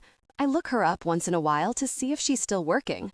My mom thinks Erin and I broke up because I couldn't handle hockey and a relationship, which is technically true. She doesn't know that when Erin told me her period was a week late, I panicked. Erin was so excited, and I had terror written all over my face. We were 19, for goodness sake. It was my rookie year, and I was working harder at hockey than ever. Every chance I could, I was flying home to visit my mom. My best friend growing up, Rory Miller, wasn't interested in being friends now that we played for separate hockey teams. Everything was different, and I was barely holding it together. Adding another commitment to my life was terrifying. I would have done it, though, no matter how hard it was. She got her period a day later, but the damage was done. We both knew the relationship was over, and a week later, I saw the news about her leaving modeling. She fell off the face of the planet for almost 5 years. Guilt squeezes my lungs. That's why I don't do relationships anymore. Because Erin wanted so much more than I was able to give her. Because it was casual for me, and I broke her really hard and blew up her life. She was so traumatized, she left a promising career. I did that. Maybe I wasn't in love with her, but she was a nice person, and she deserved so much more than the half-assed attention I was able to give her. If we had ended up having a baby, that kid would deserve so much more than the limited time I could give them. I'll never hurt someone the way I hurt Erin. When I retire from hockey, I'll have time for that stuff. A relationship, maybe getting married, maybe having kids. If I stay fit and keep my head in the game, I can play until my mid-30s. Until then, those other things aren't part of the plan. Jamie? My head whips toward my mom. She's looking at me with a curious, soft expression. There's more to life than hockey, you know? I nod and make a noise of acknowledgement, but she doesn't get it. After seeing Pippa cry the other day, it's not going to happen. I know I don't have time for her, and I can't crush her like her ex did, and like I crushed Erin. And I still want to go to a game. She widens her eyes at me in an affectionate, I mean business way. I'll sit in the nosebleeds if I have to. Pippa. A week later, I set a framed picture of me and Hazel on the bookshelf in my room. I was fine with moving into a room that was basically empty except for the bed and dresser, but over the past week, furniture kept arriving. I wasn't even here when this bookshelf showed up. It just appeared, put together, this morning after I got home from Daisy's walk. My stomach flutters. I know he put it together. He's almost never here. Sometimes I hear the front door open when he gets home late. Daisy sleeps in my room every night, but she likes to greet him when he gets home, so I crack the door and let her run out. But I don't say hi because I want to give him space. In my room, I slide my guitar case out from under the bed to make room for a box. I'm about to push it back under when I hesitate. My hands linger on the case before I snap it open. My guitar gleams at me, and my heart twists. I love this thing, and now I'm shoving it away to collect dust. I reach out and pluck a string. The last time I played was in front of Zach and his manager on the tour. I didn't even want his manager there, but Zach pulled him in, and they listened while I played the skeleton of a song I'd been working on. Even back in high school, I loved writing music. Deep down, I dreamed of having a career like Zach's. When they smiled at me after, in that condescending way, I actually chuckled with them to hide my embarrassment. The worst part was that until that moment, I thought I had what it took to make music my career. I can sing, I can play guitar, and I can write music. I always wanted to write an album, even if just to see if I could. The marketing job is going to be so much easier in the end. No one gets their heart broken over a desk job. There's a noise at my bedroom door and I inhale sharply. Jamie's standing there, frowning at me. Gosh. I snap the guitar case shut and slide it under the bed. You scared me. I didn't hear you get home. He frowns harder. Sorry. It's fine. His gaze flicks down to the edge of the guitar case sticking out from under the bed, and he looks like he wants to ask me something, but before he can say anything, I stand. I was just about to take Daisy out. I'll be out for a while to give you some space. I breeze past him, and my pulse is still whistling through my veins. I wish I didn't have this reaction to him. To him, I'm probably like a gnat, insignificant and slightly annoying. The way he frowns every time I'm around tells me everything I need to know. I head downstairs to get Daisy ready to go, and as I clip her leash and harness on, Jamie walks into the living room, crossing his arms over his chest, watching. His presence in the apartment is intense. He's towering and broad, and his green eyes make my skin prickle. They're so sharp. Our eyes meet, and I smile nervously, trying to summon that version of myself who demanded her job back and called in a jerk. I've been taking her to the dog park near here, I tell him. If I act like I'm unaffected by him, maybe my body will get the hint. There's this guy who has a dog who looks a lot like Daisy. They like to play together. I think his name is Andrew. I'm rambling as I pull my shoes on. I can't seem to get my nerves under control around this guy. Andrew. He says the word like it tastes bad. I meet his piercing gaze, blinking in confusion. Yeah, he's young, probably my age. He's a personal trainer. Jamie's gaze turns cold before he prowls to the door. I'm coming with you. My lips part in surprise as he yanks his shoes on. You don't have to. I know you're probably tired. He usually has a nap at this time, exhausted from practice. I'm not tired. He pulls his jacket out of the closet and slips it on, before taking the leash from my hand. I'm sore and I need to move. Let's go. Before I can protest, he opens the door and gestures for me to step into the hall. Pippa. The walk to the dog park is silent and tense. When we arrive, Jamie scans the fenced-in area before his shoulders relax and his frown lessens. I wave and smile at a few people before I let Daisy off the leash to greet the other dogs. Does he not trust me with Daisy? I chew my lip as I run through possible reasons he came with us. The guy's been avoiding me for a week. This park is really safe, I tell him. He's leaning on the fence, arms folded over his chest with a scowl on his face. I'd never bring Daisy somewhere unsafe. His scowl softens. I know. I trust you. The corner of his mouth twitches and his eyes almost look amused. I wouldn't have asked you to move in if I didn't trust you. I make a dubious face. You didn't ask. He coughs and looks away. Was that a laugh? It's so hard to tell with him. We should get to know each other better. His eyes are back on me and it's tough to look away. They're the color of Douglas fir trees, of the earthy green moss in Stanley Park, of a deep green rock at the bottom of a creek.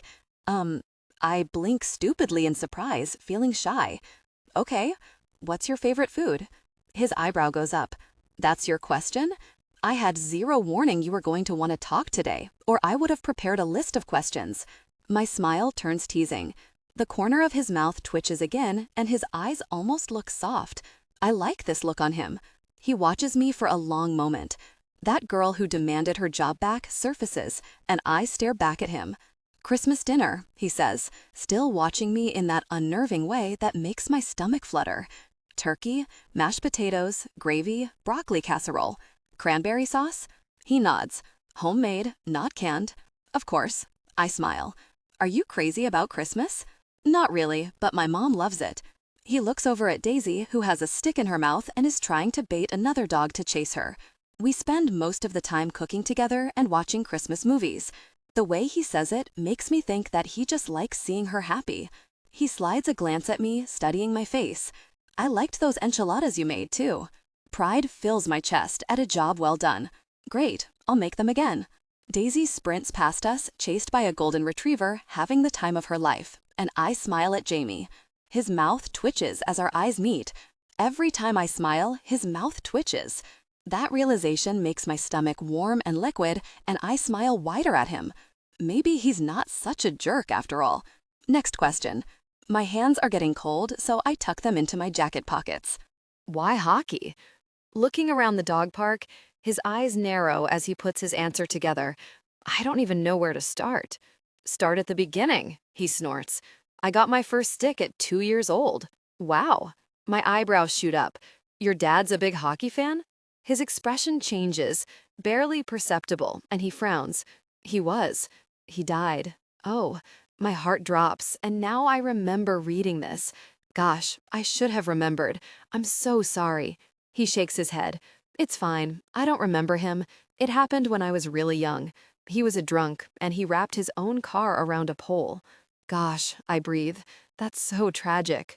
I study Jamie, but he seems unaffected by this. Seriously? He stares at me. I don't remember him. It's always just been me and my mom. That's enough for me. He glances away, rubbing his sharp jaw. Hockey's fast-paced, more than any other sport, and the feeling of being focused on the game, shutting everything else out, the corner of his mouth twitches again, and his gaze comes to mine.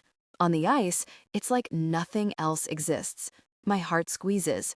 That's how I feel when I'm writing songs, or when I used to, like everything fell away. I like being part of a team, he tells me, arching a brow. But I like being the only guy in the net, too. His big shoulders lift in a shrug. I like the pressure. Do you like your new team? I've played against them before, but I'm not friends with any of them. What about those cupcakes? His gaze shoots to mine in confusion. The container was empty. You gave them to your teammates, right? He freezes, a guilty look crossing his handsome face, and my jaw drops. Oh my God, you threw them out? He shifts, glancing around the park. The guilty look intensifies. Jamie. I'm giving him an appalled look, and when I say his name, he turns and gives me his full attention. It's intoxicating. Did you dump those cupcakes in the garbage? I cross my arms, but I can feel the smile twisting on my mouth. They were terrible, weren't they? Our eyes are locked, and the side of his mouth isn't even twitching, it's curving up. God, his eyes are pretty. The way he's looking at me, amused and intense, it's making my stomach flutter like crazy. Are we flirting right now? I can't look away from him. They were incredible. His gaze drops to my mouth, and my eyes widen a fraction. We are so flirting right now. What? I blink about 12 times, memorizing this moment so I can analyze it with Hazel later. So you didn't dump them. He shakes his head, still giving me that smirky half smile. I ate every last one. I'm melting. That's the only explanation for what's happening to my insides right now. Oh, yeah. He's dropped the smirk, but his eyes are still sparkling, amused, almost happy even. If I make more, are they going to make it to the team? Probably not. I laugh, and the corner of his mouth twitches. God, I want to see a full smile so badly. I bet it would knock me off my feet, make my hair flutter with the force of it. You brought your guitar, he says, changing the subject. My stomach drops. I can't tell him the truth. It's nothing. I force a smile and shake my head. Then I roll my eyes. Too much, I tell myself. Too fake. It's my old guitar that Hazel doesn't have room for. I bought it for myself after graduation. Alarm bells ring in my head as I veer closer to the topic of high school. I roll my eyes again, trying to convey a no-big-deal vibe, which I've never been able to master. I don't even play anymore. He's doing that staring thing again that makes me feel like I have no clothes on. Why not? All I can think about is Zach on stage with that new woman and how easily replaced I was. With a better model, too. New and improved. I don't know. I frown at my sneakers. I learned when I was 12, and then I met Zach. I glance at him, my ex. He makes an unhappy noise of acknowledgement. We would always mess around with music and stuff. I'd play a tune and we'd sing it together or something. I play with the hem of my jacket. Even when we were on tour, sometimes I'd play if it was just me and him hanging out. Shame settles in my stomach, and I worry my bottom lip with my teeth. I hate being the girl who got dumped. I hate that Zach left an ugly mark on me. The breakup is like a weight holding me down. I lift my gaze to Jamie's, and there's something in his expression as he listens to me talk. Something sweet and sharp, and it makes me want to stay here in this dog park for a whole day talking. Whatever, I say, putting on a smile to shove away the weird Zach feelings. It's in the past. His eyes move over my face. You have a nice voice. My face falls, and embarrassment weaves through me. You heard me singing? His Adam's apple bobs as he nods. That day? Oh, right, the day he nearly saw me naked. Cringe. My face heats. Everyone sounds good in the shower. No, he gives me a hard look. They don't. Jeez, he's so intense. A tiny shiver rolls down my back at his firm tone. You have a great voice, he tells me again. You know you do. When my grade 12 music teacher said that to me, Zach made it seem like the teacher was being nice, like the teacher felt sorry for me. I'm not going to do anything with it. He glares at me. I'm not performer material, I tell him, echoing the words Zach said years ago. You don't have it, he'd said. Oof, it's still embarrassing that I even tried, especially when my mind flicks to his new manic pixie dream girl. It's okay, I reassure Jamie. Your ex is a really loser to let you go, he bites out. My breath catches. His eyes flash with fury, and I tilt my head, studying him. He frowns harder. He's about to keep going, but I cut him off. Let's go. My tone is bright. I don't want to be sad, hurt loser girl right now. I just want to forget. His gaze lingers on me for a moment before he nods and drops it. As we walk home, I ask him about his upcoming schedule and fish for other ways I can help around the apartment. He's resistant, though, and besides taking care of Daisy and ordering groceries, he doesn't ask for much. I make a mental note to buy more cupcake ingredients, though. We're a block from the apartment when something in the window of a music store catches my eye, and I stop short. Oh my God, the guitar of my dreams sits on display in the front window, gleaming. The photos in the guitar magazine I flipped through a couple months ago didn't do it justice.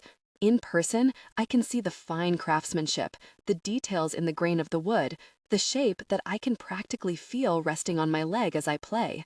It's beyond beautiful. My gaze traces every line, each string, every fret, memorizing it.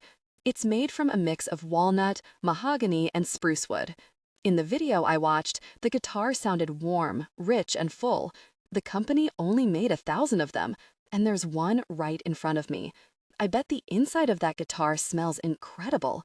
I think this is what they call insta-love. I want it. I want it so freaking badly. I can't afford it, though. If I get the marketing job, and I'm very, very good with my money, maybe I can find one in a year or two. I catch myself. Why am I pining over my dream guitar when I can't even pick up the one I have? There's a sharp ache in my chest. I realize Jamie's watching me watch the guitar, wearing a curious expression. Sorry, I chirp, turning away from the guitar. Let's go. When he leaves for his game that evening, he actually says goodbye. Break a leg, I tell him, sitting on the floor of the living room, training Daisy to leave it. His eyebrow goes up in alarm. Good luck is fine. I picture the brutality of hockey and how breaking a leg isn't that unrealistic. Sorry, good luck. He nods once before he's gone. That evening, I'm lying in bed, thinking about the conversation we had at the dog park. I replayed Jamie's facial expressions, the amused spark in his eyes as he listened to me talk, the piercing gleam as he talked about hockey and why he loves it. I wish I could see him smile. I picture it and my stomach flutters. And there it is, a trill of notes in my head. I sit up in the dark bedroom. It's just a few notes, but it's that same feeling as before, when I'd sit with Zach on a couch with my guitar and would goof around. It's a sparkling pressure in my chest, like fizzing bubbles. I place my hand over my sternum, smiling out the window, and I'm so relieved I could cry. Zach didn't break me. That girl I used to be is still in there. I just have to find a way to get her out. I think about Jamie again, and I wonder if it has anything to do with him. Jamie Streicher, Ward calls as I head to the dressing room after practice. My office when you're done. My gut pitches as I give him a quick nod and head to the showers. Getting called to the coach's office is like going to the principal's office. In the shower, I run through my recent games and practices. If Ward's going to bring up my weaknesses, I need to be ready. His office door is open when I arrive, and he looks up from his computer. Hey, he stands.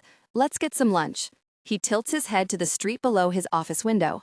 I know a place. A weight gathers in my gut. If it was something easy, we'd just talk in his office. Lunch means a bigger conversation, and whatever it is, I'm not excited to hear it. Ward makes small talk as we leave the arena and walk through the streets of downtown Vancouver. This way, he says, stepping down an alley. I raise an eyebrow and glance down the narrow lane, but he's walking with purpose and direction, so I follow him to a green door. Above it, a weathered sign reads, "The Filthy Flamingo." He hauls it open, and classic rock spills out at a low volume. After you, Streicher. I step inside. It's a bar with warm wood paneling on the walls, vintage framed concert posters, Polaroid photos behind the bar among liquor bottles, and string lights across the ceiling. People sit in the booths, eating lunch. You took me to a dive bar? I ask Ward as the door closes behind us. Hey, a woman snaps, holding a tray of drinks behind the bar. She's in her late 20s with long dark hair in a high ponytail. She's wearing an old-looking band t-shirt and a scowl. This isn't a dive bar. It isn't a dive bar, Streicher, Ward says loud enough for her to hear. The bartender glares at him before carrying the drinks to a table. Ward leans in. It's a dive bar, but we don't say that in front of Jordan. This place is her baby. We take seats at the counter as I take the space in.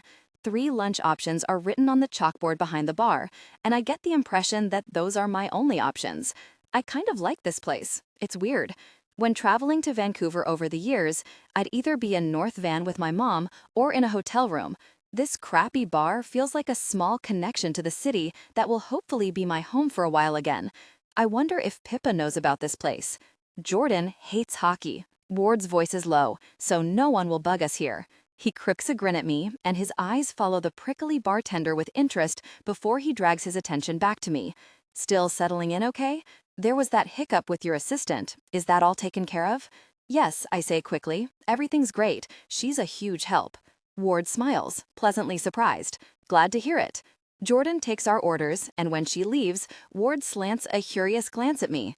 You didn't make it to dinner the other night. He's talking about the informal dinner I skipped. I had to check on my mom. He nods in understanding, surveying the Polaroids behind the bar. A pause. You don't spend much time with the guys after games. On my bar stool, I shift in discomfort. Some guys in the NHL make friends with their teammates, and some don't. My New York coach didn't have a problem with me staying focused and out of trouble. The last thing a franchise needs is their players in the media for partying. I wasn't top goalie in the league last year because I was out drinking with my teammates. My thoughts snag, and I picture Rory Miller and me playing hockey as teenagers. His dad, NHL Hall of Famer Rick Miller, would arrange extra ice time for us at the local arena, and we'd spend hours practicing shootouts, laughing, and chirping at each other. That guy was my best friend. My jaw tenses, and I fold my arms over my chest. I don't do that kind of thing anymore. I focus on hockey, I tell him, offering him a shrug. It hasn't been a problem until now. His mouth hitches up. Streicher, your focus is second to none. He pauses a beat. But I want you to spend more time with the guys off the ice. Team camaraderie is just as important as training on the ice. My brows snap together. I don't have time. Make time. His smile is easy, but the determination in his eyes leaves no room for uncertainty. My knee bounces with frustration. Keeping the coach happy is a critical part of staying on the team. I've seen coaches with major egos trade players for petty reasons. Pissing him off could jeopardize everything. I meet Ward's gaze. The guy doesn't seem to have an ego, but I don't want to take any chances. You got it, I tell him. Pippa. The arena is empty except for the players on the ice. Half wear white jerseys over their pads and half wear blue jerseys, and they run drills while Jamie and the second-string goalie guard each net. The coaching staff stand on the side of the ice with clipboards, calling out feedback to the players. I take a seat in the stands behind the bench, clutching the keys Jamie forgot on the counter this morning. Jamie's in the net, blocking pucks that players shoot at him. He's fast as lightning. I don't even see the puck, and he's already caught it. Between drills, he gets on his knees and does these stretching moves. In my head, I hear music and hide my smile behind my hand. The whistle blows, and the guys skate off the ice before filing through the hall to the dressing room, pulling helmets off and talking to each other. A few of them send me curious glances. A big blonde guy with a charming, boyish grin leans on the railing separating us. His damp hair is cropped short, and he has the bluest eyes. "Are you lost?" he asks. "No." My cheeks go pink. "I'm Pippa, Jamie's assistant." His smile broadens. "Strycher didn't say anything about a pretty assistant." A laugh bubbles out of me. Some guys can't pull this vibe off, but he can. Despite his size, he feels like a big golden retriever, goofy and fun. "Dude," I tease, wincing at him, "is that your line?" He chuckles, not even a little embarrassed. "How come I've never seen you at one of the games?" "I don't really like hockey." I make a face and shrug. "Sorry." "Pippa." At the sound of Jamie's voice, my stomach fizzes. Jamie strides towards us with an expression like a storm cloud. His hair is also damp with sweat, which should be gross, but it's weirdly hot on him. He stops between the blonde guy and me like he's trying to shield me. My face heats even more. I hope he doesn't think I'm here to scope out players or something. "You forgot your keys," I tell him, holding them out. "I didn't want you to get locked out while I'm walking Daisy." "Thanks." He takes them, before shooting the blonde guy a weird look. A lock of dark hair falls into Jamie's eyes, but he doesn't notice. The blonde guy smiles even wider at me. For a hockey player, he has surprisingly nice teeth. I'm Hayden Owens. "Pippa." "Hi, Pippa." Hayden looks at Jamie. "How come you don't invite her to games?" Jamie frowns and flicks a glance at me.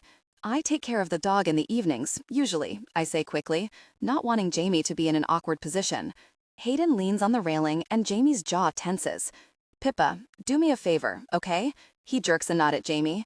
"Make this guy come out with us after a game. Half the team is afraid of him because he doesn't talk." A laugh bursts out of me, and Jamie turns his glare to me. "I can see it," I tell him. "You glare a lot." Hayden chuckles. The corner of Jamie's mouth twitches, and my stomach has that fizzy feeling again. I smile wider. I can't help it. I'm getting used to being around him, and that starstruck feeling I had is slowly melting away. So I had a crush on him in high school. That was years ago. I've learned so much since then, mainly to never, ever date one of these superstar guys who has everything at their fingertips. Nothing will ever happen with Jamie Strycher. Knowing this bolsters my confidence.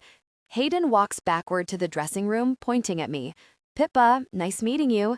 He points at Jamie. "Remember what I said." Hayden leaves, and I get to my feet, tucking my hands into my jacket pockets. "All right, I'm going." "Hold on a sec." Jamie rubs the back of his neck, and I'm curious. His throat works. It's like I'm seeing a hidden layer, one where he's nervous. "I was wondering," he says, and I wait. "My mom, she has been bugging me to come to a game." "Oh, that's so nice." A smile lifts on my face, and I wonder what his mom is like. "You want me to arrange the tickets with the office?" No, I can do that." His eyes meet mine. "I was thinking you could go with her." My expression is dubious. "You know I don't know anything about hockey, right?" His face relaxes, and he makes a noise that's almost a laugh. Almost, like an amused hum. "That's okay, she doesn't care. Just keep her company." "I can do that." "Is she grumpy like you?" I blurt it out without thinking. The more Jamie and I hang out, the easier it is to tease him like this. This is a hell of a lot better than the tense, awkward silences. He arches an eyebrow, and something bubbles up inside me. It feels like delight. No, even though he isn't smiling, his eyes glitter, encouraging me. I make an over-exaggerated face of relief. Good, that would be a long night. He stares at me, and I flatten my mouth so I don't laugh. It feels like he wants to smile, and my heart is bouncing around in my chest like a ping pong ball. If I had seen this version of Jamie in high school, I'd have been a full-out stalker. "Very funny," he says instead. I roll my eyes. I'm hilarious. "Okay, I'm gonna head home. Thanks for dropping off the keys." "No problem." I take 2 steps before I stop and turn to him. He's still standing there, watching me leave. "Jamie?" He waits, watching me intently. "You should go out with the team. I bet it would be fun." His gaze roams my face, and it feels like he wants to say something, but he just nods once. "I'll think about it." "Pippa." A San Jose player slams Hayden into the boards in front of us, and around us, fans are screaming, slamming their hands against the glass, rattling it. A roar of boos rises up from our end of the arena. "That's a really penalty," a guy behind us shouts at the ref. Jamie's mom, Delana, glances at me with bright eyes, the same deep green as Jamie's. "This is very exciting," she says, smiling. It's easier to say that when my son isn't the one getting slammed into the boards. She fiddles with the string of beads around her left wrist, twirling them. She's been doing that since we got to the stadium. I smile at her, and my eyes catch on Jamie in the net near us. Watching Jamie Streicher play a game is a totally different experience than sitting in on a practice. When he blocks the puck, the crowd around us cheers for him, although it doesn't even seem like he notices or cares. Just like in practice, he's faster than I can follow, but now there are 5 guys trying to sink the puck in, while another 5 fight them off. Jamie's body bends and contorts in the net in sharp motions, but he makes it look easy. It's fast-paced, brutal, and charged with energy. I love it. I thought hockey was boring, but maybe I never paid attention until now. My dad will be thrilled, of course. My gaze drops to Donna's fingers as she twirls the beads. "Can I get you anything? I can grab another drink or some food, whatever you like." She shakes her head with a smile. "No, thank you, honey. I'm okay." She tilts her head, studying me. "Are you from Vancouver?" "North Vancouver," I say without thinking. "That's where I live." She lights up, and I freeze. "What neighborhood?" I can't lie to hers, she's too nice. And the longer I try to think of something, the more thoughts fall out of my head. So I just blurt out the truth.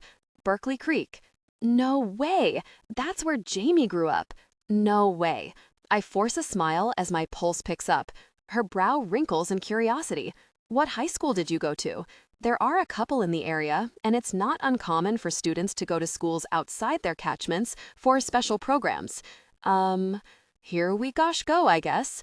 Someone taps us on the shoulder before pointing at the jumbotron above. The game is stopped for a moment, and Jamie's mom is on screen. "Please give a very special welcome to the woman behind the Streicher's shutout," the announcer calls. "Donna Streicher." The arena cheers, and Donna laughs and waves at the camera, glancing up at us on the screen. She points at Jamie and blows kisses at him. A chorus of ahs rises around the arena. I grin so hard. Jamie's mom is so nice and cute, and she's so proud of him. And thank really God for that interruption. "Jamie tells me you have a pretty singing voice," Donna says a few minutes later while the players gather for a face-off. "He said that? Are you a musician too?" My stomach dips. I don't really do that anymore. Her mouth hitches in a wry, crooked smile. "Oh, darn. I'd love to hear a song eventually. If Jamie says you're good, you must be." She pats my hand on my knee. "No problem, honey." We both pause as San Jose skates toward Vancouver's net. The energy around us rises as their forward slapshots the puck at Jamie. It hits the back of the net, and the crowd lets out a collective groan. He'll be pissed off at that one. Donna's still fiddling with the beads. He's so hard on himself, but that's how he got here. She gestures at the ice. Ever since he was a kid, he's taken on all the responsibility. I worry about him. A smile lifts on her mouth, and she glances at me. "I'm really glad he has you to help out. He takes on too much." I nod. "Yeah, I've noticed. But he did join me on a walk the other day." She arches a brow, and her eyes sparkle. "Oh?" "He said it helps with muscle soreness, moving after practice like that." Her eyes linger on my face, interested and amused, like she has a secret. "Oh, yes, that makes sense. How did you get into being an assistant?" I tell her about my degree, Zach's tour, leaving out the details of how I left, and how I want to get a job in marketing with the team. She smiles affectionately. "That's great, Pippa. I'm certain that whatever you want in life, you'll make it happen." I shoot her a weak smile. Marketing isn't my dream, but it's my best option. I can hear my parents' voices in my head. "There's nothing wrong with a stable job, Pippa." Guilt weaves through me. They paid for school for me when so many people have to either scrape student loans together or skip university altogether. Who cares if it's not my dream? I've already learned my lesson about pursuing my dream. My gaze flicks over to Jamie as he watches the puck at the other end of the ice. Some people are meant to pursue their dreams, but I'm not one of them. While the players change and talk to the press after the game, we head to the box reserved for friends and family. The box is filled with people: players, coaches, spouses, kids, and friends. I recognize a few coaches and players, including Hayden, who gives me a friendly wave. I show Donna pictures of Daisy while we wait for Jamie. Oh my goodness! Donna's hand covers her mouth as she smiles at a photo of Daisy mid-sprint. This is just too cute. Behind Donna, a server passes with a tray of drinks. I love the ones with her tongue hanging out. I scroll through the images, grinning. I take about 12 pictures a day. Out of the corner of my eye, I see a player accidentally bump the server. The server's eyes go wide, and she scrambles to right the tray, but it's too late. The drinks tip and spill, splashing over Donna's sleeve. The glasses crash to the floor, and everyone in the box turns to look. "I'm so sorry," the server gasps. Around us, people pick up the shards of glass, pass us napkins, and clean up the spill on the floor. "I'll get more napkins," the server tells us. "Stay right there." Oops. I pass Donna a hand towel with the Vancouver Storm logo on it. Donna dabs at her sleeve, not saying anything. "Are you okay?" I ask. She clears her throat before her eyes dart around the room. She's gone white as a sheet, and it doesn't seem like she heard me. She blinks and looks toward the door leading to the hallway. "Donna? Huh?" She whirls around to look at me. Her chest rises and falls fast. Something's wrong. I have that feeling in my gut. She's acting different. "Are you okay?" I ask again softly, placing my hand on her arm. "Can I get you something?" At the contact of my hand on her, she turns to me with a baffled look, like she forgot I was there. "I need some air. I need to get outside." The tone of her voice has changed completely. The silly, warm woman from moments before is gone, and now she sounds petrified. She forces a smile, and I know it's forced because I do that all the time. "Ladies' room," she says, sounding breathless. She's already stepping away. "Be right back." There's a bad feeling in my stomach as I watch her make her way to the door. I heard once that people who are choking often run to the bathroom to avoid making a scene, when it's the most dangerous place to be since no one can help them. Donna's not choking, but she's definitely not okay. I hurry after her. When I push the ladies' room door open, she's in front of the sink, splashing water on her sleeve. She's wheezing, breath shallow and rapid, eyes wide as saucers. My mind whirs. I don't know what to do. I don't know what's happening. Her eyes are darting around the small space as she tries to pull in more air. "What's going on?" I ask, rushing over to her side. "I'm fine." Her voice shakes as she turns the water off, and she's wheezing harder than ever, clutching the side of the sink for support. She leans against the wall, and alarm bells ring in my head. She can't breathe. She's having a panic attack. "Pippa, Donna." My voice is strong and firm as I step in front of her. "Look at me." Her gaze flicks up, terrified, as she gasps for air. I point at my eyes. "Right here." She nods frantically. "We're going to breathe together." I scramble to remember what Hazel does in her yoga classes. "In, 2, 3, 4, I say, slow and steady, holding eye contact with her. "Out, 2, 3, 4, 5, 6. "Great, nice job." "In, 2, 3, 4. She's shaking, trying to drag in breaths with my slow timing. She's slumping over more on the wall, and I'm worried she'll slip, so I help her to a seated position on the floor and take the spot beside her. "You're doing great." I launch into another counted breath. "This never happens," she says, shaking her head. I nod with understanding. "No problem. We're just going to breathe through it." Her eyes lock on mine, full of fear. "It's the smell of bourbon. It just makes me lose it." "It's okay." My voice is calm, and I count her through another breath. The door opens, and a woman takes one look at us sitting on the floor and walks back out. I lead Donna through more breathing exercises. I don't know what I'm doing, but this seems to be helping. After 5 minutes, it seems like she's okay. Shaky, but she can breathe on her own. Her breaths are deep and strong. "I'm okay," she says, nodding with closed eyes. "I'm so sorry." My eyes go wide. "Donna, don't apologize, please. This is just—" I shrug. This is just life. The corner of her mouth turns up as she offers me a grateful smile. You're amazing. Do you know that? I shake my head, laughing. I don't know what I'm doing. She laughs. Me neither. We're quiet for a moment. I can hear people chatting in the hallway, heading home. My mind flicks to how often Jamie visits his mom. She said this never happens, but she headed to the ladies' room fast enough to tell me otherwise. Does Jamie know you get panic attacks? She sighs. Yes. She glances at me with a pleading look. Please don't tell him about this. He has enough to worry about with hockey. I grimace with discomfort. He's my boss. I can't keep secrets from him. Then, I think about Zach arranging to have me sent to the airport. I know what it's like to be embarrassed by something that isn't your fault. Okay, my mouth twists, but I think you should tell him. She snorts. He'll try to move in with me again.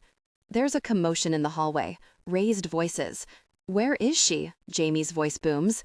My pulse skyrockets, and I jump up, exchanging a look with Donna before opening the door. Jamie's standing outside the door to the box, arms folded and jaw set, while the woman who walked into the bathroom gestures down the hall toward the washroom. Jamie's face is flushed from exertion, and his eyes are bright, and there's a shift in my chest. God, he's so freaking gorgeous, even when he's furious. Jamie meets my gaze, and the flashing anger in his eyes drains away. His shoulders inch down. I say brightly. We just had to use the washroom, I lie. He storms over, staring at Donna, who appears behind me in the hallway outside the washroom. Someone said there was a woman in the bathroom having a panic attack. Donna blows out a breath and rolls her eyes at me.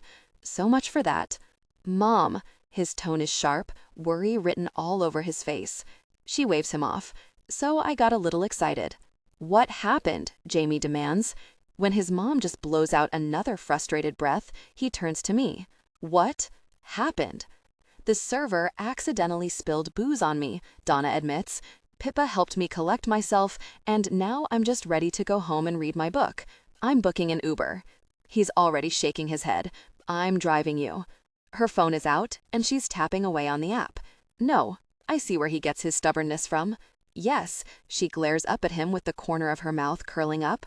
No, I'm perfectly all right now, thanks to Pippa. She shoots me a warm smile, and this time her eyes sparkle. I don't know what to say. I can't believe the breathing exercises helped.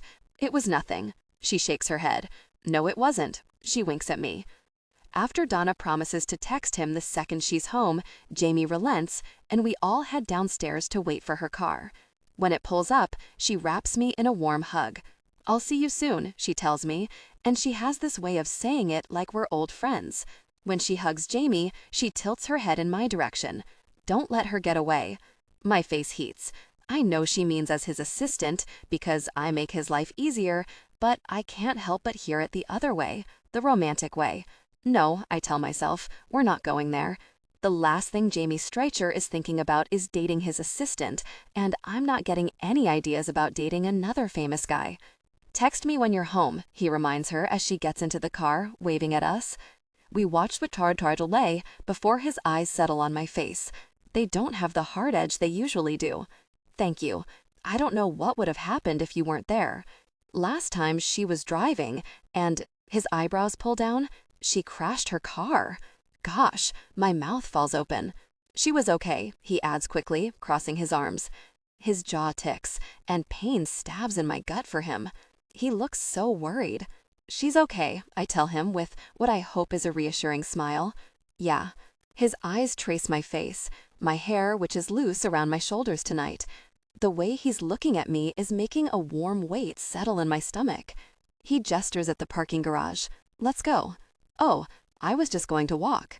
His eyebrow arches. Why? We're going to the same place. Besides, he says, glancing around us, it's not safe for you to walk home alone. I let out an amused huff. Jamie, compared to some of the places I've been with the tour, Vancouver is very safe. He looks down at me with a set jaw. No, Pippa. The way he says my name, all stern and demanding like that, sends a shiver down my spine. Before I can even answer, he puts his hand on my lower back. A pulse of something warm and liquid hits me low in my belly, and my breath catches. When we reach his Cara black luxury crossover, probably worth more than my parents' house, he holds my door open before getting in the driver's side. His clean, masculine scent hits my nose, and my eyes almost roll back. He smells incredible, and being in a confined space with him was a huge mistake.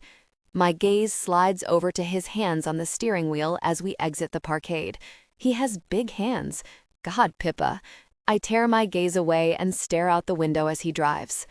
"That's why I moved home," he says quietly. His eyebrows knit together, and I have a feeling he's still worrying about his mom. I think about what Donna said during the game, how Jamie takes on everyone else's problems. None of it is fair. It's not fair that Donna gets panic attacks, and it's not fair that Jamie feels the need to fix it for her. I understand that's how family works. You take care of your loved ones. Still, I wish Jamie left more space for himself. Who takes care of him? He's quiet, watching the road. I notice how good a driver he is, confident but cautious, like he doesn't have anything to prove. His gaze connects with mine before going back to the road. "Thanks for coming to the game. I had fun." The way Jamie moved on the ice replays in my head. "You're so fast out there. You're meant to be a hockey player." There's something funny in his gaze, and it seems like he wants to say something. The car feels too small suddenly, and there's a warm tug in my heart. "Thanks, Pippa," he says, voice low. When we get home, Daisy runs over to us, tail wagging. I say hello to her and reach for her leash to take her out one more time before bed, but Jamie's fingers brush mine as he takes the leash from me. "I'll do it." "I don't mind," I tell him. "It takes me a while to unwind after a game. I'll be up for hours." An image flashed in my head, him unwinding in a different way.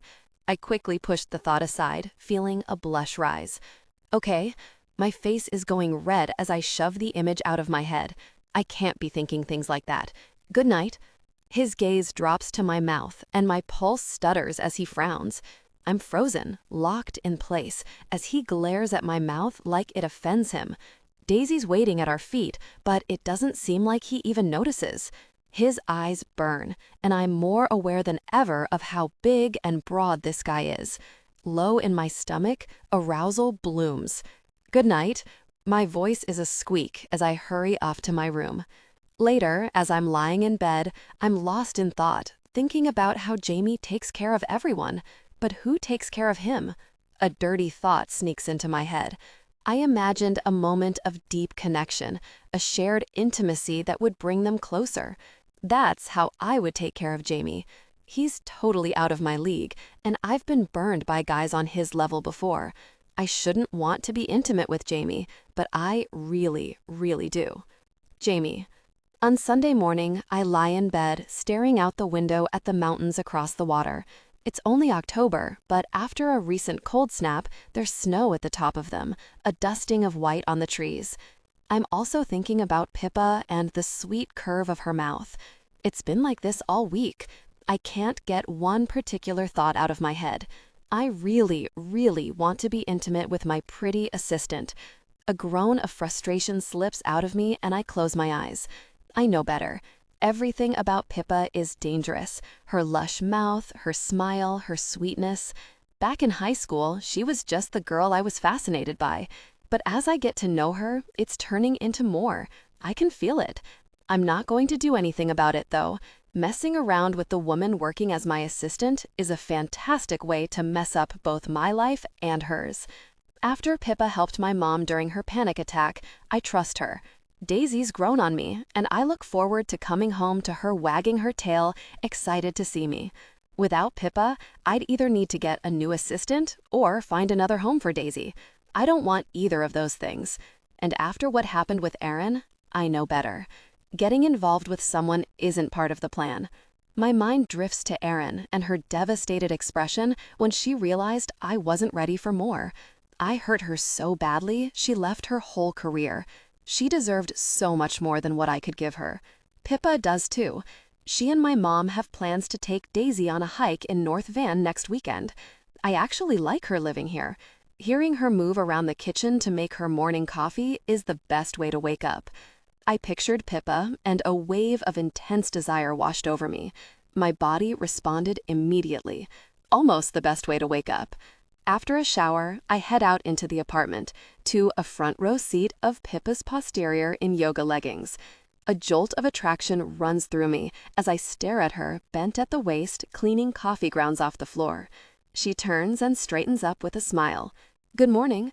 Her eyes linger on my damp hair before she gestures at a mug on the counter. "There's coffee for you here." My eyebrows snap together.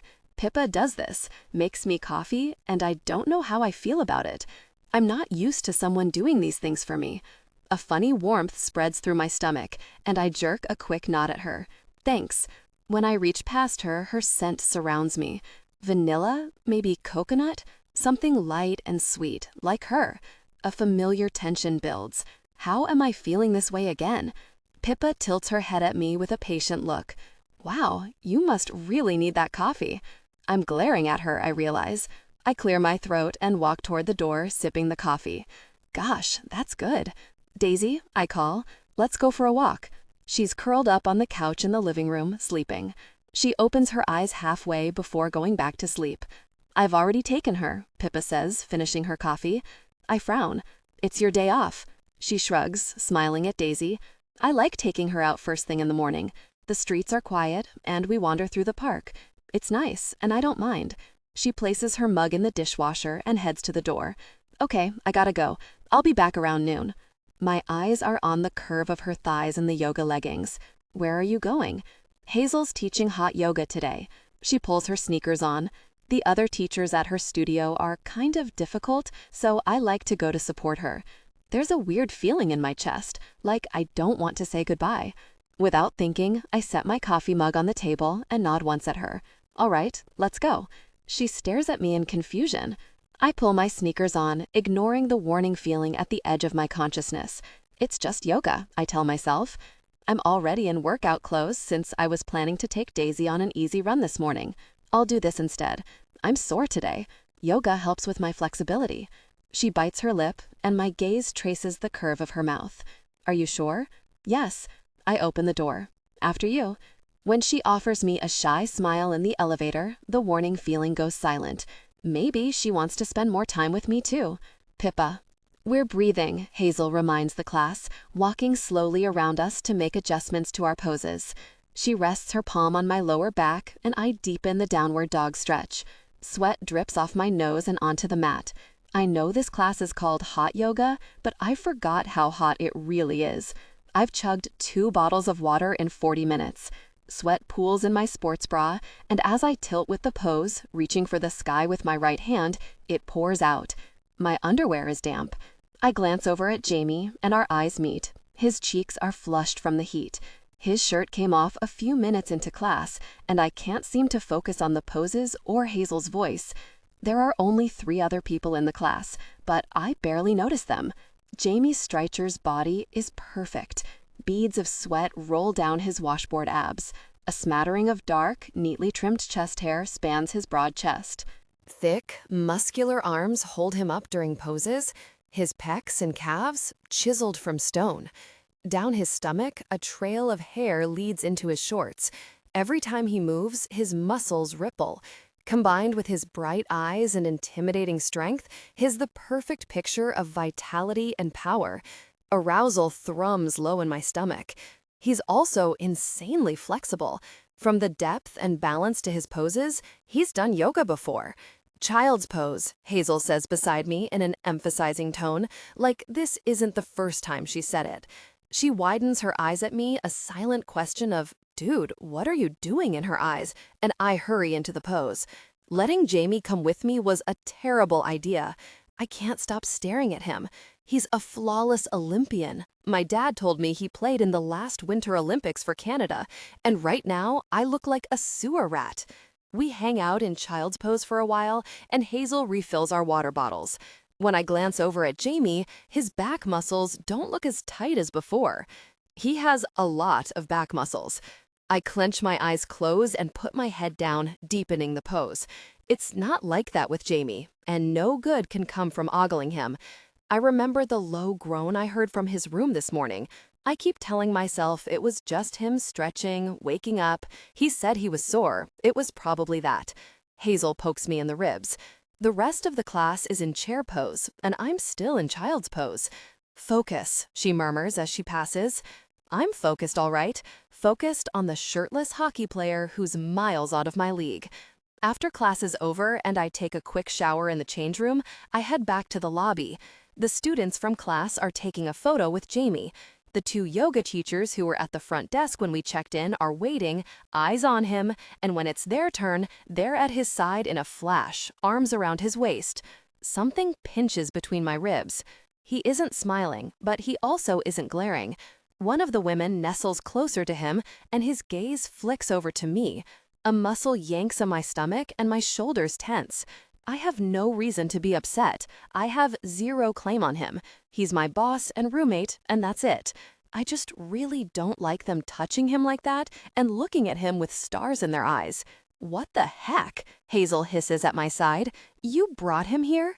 We didn't have a chance to talk alone before class. He didn't give me a choice. We watch the other teachers take a flurry of pictures. He's really flexible. She slides a coy glance at me. Stop it. I hide a laugh. Her expression is all innocence. Jamie finishes taking photos and heads over to us. Good class, he tells Hazel with a nod. Thanks. He holds his hand out. I'm Jamie. She takes it warily. Hazel, you work with the team. Surprise flicks over her features. Yes. She mentions the senior physiotherapists she works with, and Jamie nods. The other players could benefit from something like this. Hazel just shrugs, but I can tell she's trying not to smile. She can be guarded, especially with men, but deep down, she wants people to walk out of her classes feeling good, even if they are pro hockey players. Join us for lunch, he tells her. Yoga, and now lunch? My stomach flutters, and I tell it to shut up. He's probably starving and doesn't know how to ditch me, or he doesn't want to be rude. I stare at Hazel, and she stares back at me. In our gazes, we're having a full conversation. She'd love to, I say, smiling at Jamie. Jamie takes us to a strange, dingy bar in an alley in Gastown. The Filthy Flamingo, I read on the sign above the door. Don't say it's a dive bar, he tells us as he holds the door open. Hazel and I pause at the front door, letting our eyes adjust. They're playing Tangerine, my favorite Led Zeppelin song. The inside of the bar is cozy and warm, and I immediately love this place. The vintage concert posters, the photos behind the bar, the twinkling lights stretching across the ceiling. Behind the counter, a woman mixes drinks. She's gorgeous, actually, with this 90s grunge look that I immediately love. She glances at Jamie. You again. He makes a noise in his throat that sounds like a stifled laugh. The bartender nods hello at me and Hazel. Sit wherever. My gaze lands on a poster for the Who's Quadrophenia album. Hazel, I point at it. Look. Hazel smiles at it. Cool. You like Quadrophenia? The bartender asks. We slip onto bar stools. It's our dad's favorite album, I explain. We grew up on that record. She offers us a small, pleased smile. Good taste. A beat. I'm Jordan. Pippa. I like her immediately. That's Hazel. And Jamie. She nods at Hazel, and when she turns to Jamie, she arches an eyebrow. No hockey talk in here. He makes another noise that might be a laugh. We order lunch, and while we eat, Jamie actually makes conversation with Hazel about yoga. I'd love to do a class for injured athletes, Hazel's saying, something that goes at a slower pace. Hazel wants to open her own studio one day, I explain for Jamie, a space where people of all body types feel comfortable, instead of just skinny people. His eyebrows rise, and he regards Hazel with something that looks like respect. That's a great idea. The world needs more people like you. She stares at him. I thought you were supposed to be a jerk. Jamie looks at me, and something glints in his eyes. Did you tell her that? I blink. No? Very convincing, Pippa. I wince, but I'm smiling. I mean, you did fire me. Our eyes lock, and my stomach does a slow, warm roll. There's that fascinating twitch at the corner of his mouth. I have the urge to reach out and brush my finger over it. Hazel's glancing between us with a funny look on her face. Our gazes meet, and her eyebrows bob up and down once. She's really trying not to like him, but between his thoughtful questions, his interest in her profession, and how little ego he has, she doesn't stand a chance. I don't know if I do either. Who is this version of him? He's nothing like the surly jerk I thought he was. Jamie finishes his sandwich and leans back in his chair. Do you do private sasses? Hazel looks concerned. Yes. He nods once. My trainer will contact you. Later, when Jamie heads to the washroom, I smile at Hazel. You're right, all hockey players are evil. She rolls her eyes, but she's smiling. Whatever. Her eyes narrow at me. He likes you. I flush with happy, buzzy feelings. He can hardly stand me. She chokes. Are you kidding? Hazel, the guy fired me. He only rehired me because he felt bad for me. And then he saw me crying, and that made it 10 times worse. I lower my voice. He pities me. I'm just the dog walker, basically. He doesn't like me. She holds my gaze with a knowing look. He likes you. I hate the flurry of butterflies in my stomach at her words. On the counter, Hazel's phone starts buzzing. I have a ton of notifications, she mutters, frowning at the screen. Dude, she says a moment later in a flat tone. She's been tagged in one of the photos with Jamie that the other students posted. It's going viral on social media because he almost never takes photos with people. An email pops up on her phone, and she reads it. My class next week is full, she says, sounding dazed. My jaw drops. That's incredible. She shakes her head, reading on. The whole month. My Saturday hot classes for the whole month are booked up. The studio wants to add a second class in the afternoon. I'm beaming. She turns to me with a funny, surprised smile, and gratitude for Jamie squeezes in my chest. I love seeing Hazel so happy and proud like this. When he returns, Jamie insists on paying for lunch to thank Hazel for the class, and after we say goodbye to her, we head back to our apartment building. Something occurs to me, and I turn to him with narrowed eyes. You knew going to Hazel's class would help her. He shrugs, but the corner of his mouth lifts. My heart swells. Ooh. I nod, smiling at him. Okay, I see it now. What? His expression is concerned. I just continue smiling at him. You're nice. He looks at me like I've grown another head. I nod. Yeah, you are. You take care of your mom, you took in a stray dog that needed a home, and you made me move in. I hitch my thumb over my shoulder in the direction we came from. You bought us lunch. Jamie, you're nice. He beeps his key fob at the entrance of our building and opens the door for me, not meeting my gaze. It's not a big deal. I told you Hazel's coworkers were difficult, so you came with me to help her out. His eyes rest on me as we wait for the elevator, and there's something warm in his gaze. Maybe I just wanted to hang out with you. I chuckle. I'm sure. You probably have supermodels on speed dial, so it makes perfect sense that you'd spend your day off with me. We step into the elevator. Amusement twitches on his lips. Speed dial? I said what I said. My chest shakes with laughter. Something about the way he's pinning me with his gaze and how maybe I'm amusing him is making my stomach do excited backflips.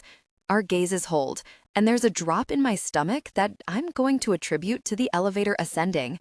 His eyes glitter, and I can smell his fresh, sharp scent. Oh, wow. He isn't smiling, but his gaze is warm. Delight sparkles in my chest, and I fight the urge to rub my sternum. This feeling is new. I owe you one for today. My voice is barely above a whisper, and I'm aware of how small this elevator is and how much room he takes up. His throat works as he swallows, still holding my gaze. You want to make it up to me? My lips part, and a shiver rolls down my spine. There's heat in his eyes, and I blink at him, stunned. His words sound suggestive. A deep sensation stirred within me. Oh gosh, I can't feel this way in an elevator. I'm not that kind of person. The corner of his mouth slides up into a smirk, and my heart beats faster. I am the kind of person who feels this way in an elevator. It's too late. It's happening. We're there. I'm experiencing a strong attraction to my hockey player boss in an elevator. I really can't be doing this. Jamie is totally off limits. He's too hot, too nice, and he smells way too good. Letting my crush balloon into something more will only end in heartbreak for me. Okay, I say, still holding his electric gaze. Play me a song. I flinch. A heavy weight extinguishes my intense feelings as my thoughts freeze. Any song, he says, and my skin prickles at the low tone of his voice. The elevator door opens. One of your favorites. I don't care. I open my mouth to tell him I can't, but he dips his head down to meet my eyes so we're on the same level. His arm is holding the elevator door open. "Yes, you can," he says in a firm, demanding tone. The corner of his mouth is curling, and I wonder, if I were to sit down and play a song for him on my guitar, would I get a full, high-watt smile from him? It's tempting. I'm standing there frozen, but his hand comes to my lower back, and he gently guides me out of the elevator. His warmth permeates my layers of clothing, and I want to lean into his hand. Inside the front door, Daisy jumps up and runs over to greet us, and he grabs her leash from the side table. I still haven't said a word. It's settled then. He clips her harness on before straightening up. "Thanks for a fun morning, Pippa," he murmurs. It's settled? At whatever my expression is, his mouth slides into that sexy smirk again. "Bye," he says, stepping out the door. I stand there for a long moment, replaying his slow smirk, the press of his hand on my lower back. He wants a song, but every time I think about picking up my guitar, my stomach churns with worry and hesitation. "Yes, you can," he said, and he sounded so certain. Maybe he's right. Maybe I can. I lean against the door, blowing out a long breath. Jamie.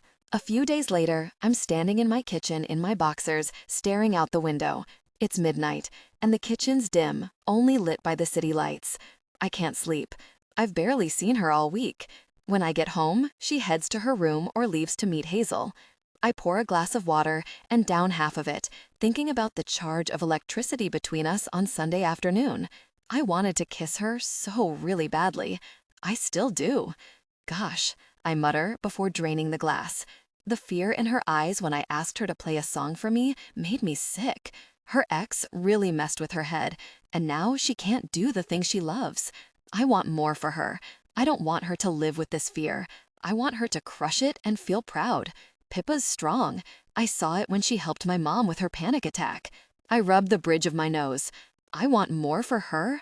I'm no one to her. She works for me. She doesn't remember me. A twinge of guilt gets me in the gut. Maybe telling her to play for me was over the line. There's a noise behind me, and Pippa's standing in the dim kitchen, looking just as surprised as I am. She's wearing pajamas, a silky mint green short set. The shorts are short, and her legs are long and smooth. Her hair is messy, like she's been tossing and turning, and I don't know why I like that idea so much. When my gaze snags on her top, desire surges in my blood. Her form was clearly visible. Oh gosh, my teeth grit, and it took all my willpower to drag my gaze up. "I couldn't sleep," she says with a nervous smile. I nod. "Me neither." She moves past me and turns the kettle on before pulling her favorite tea out of the cupboard. Decaf vanilla chai. The wrappers are always in the garbage. She must drink a ton of that stuff.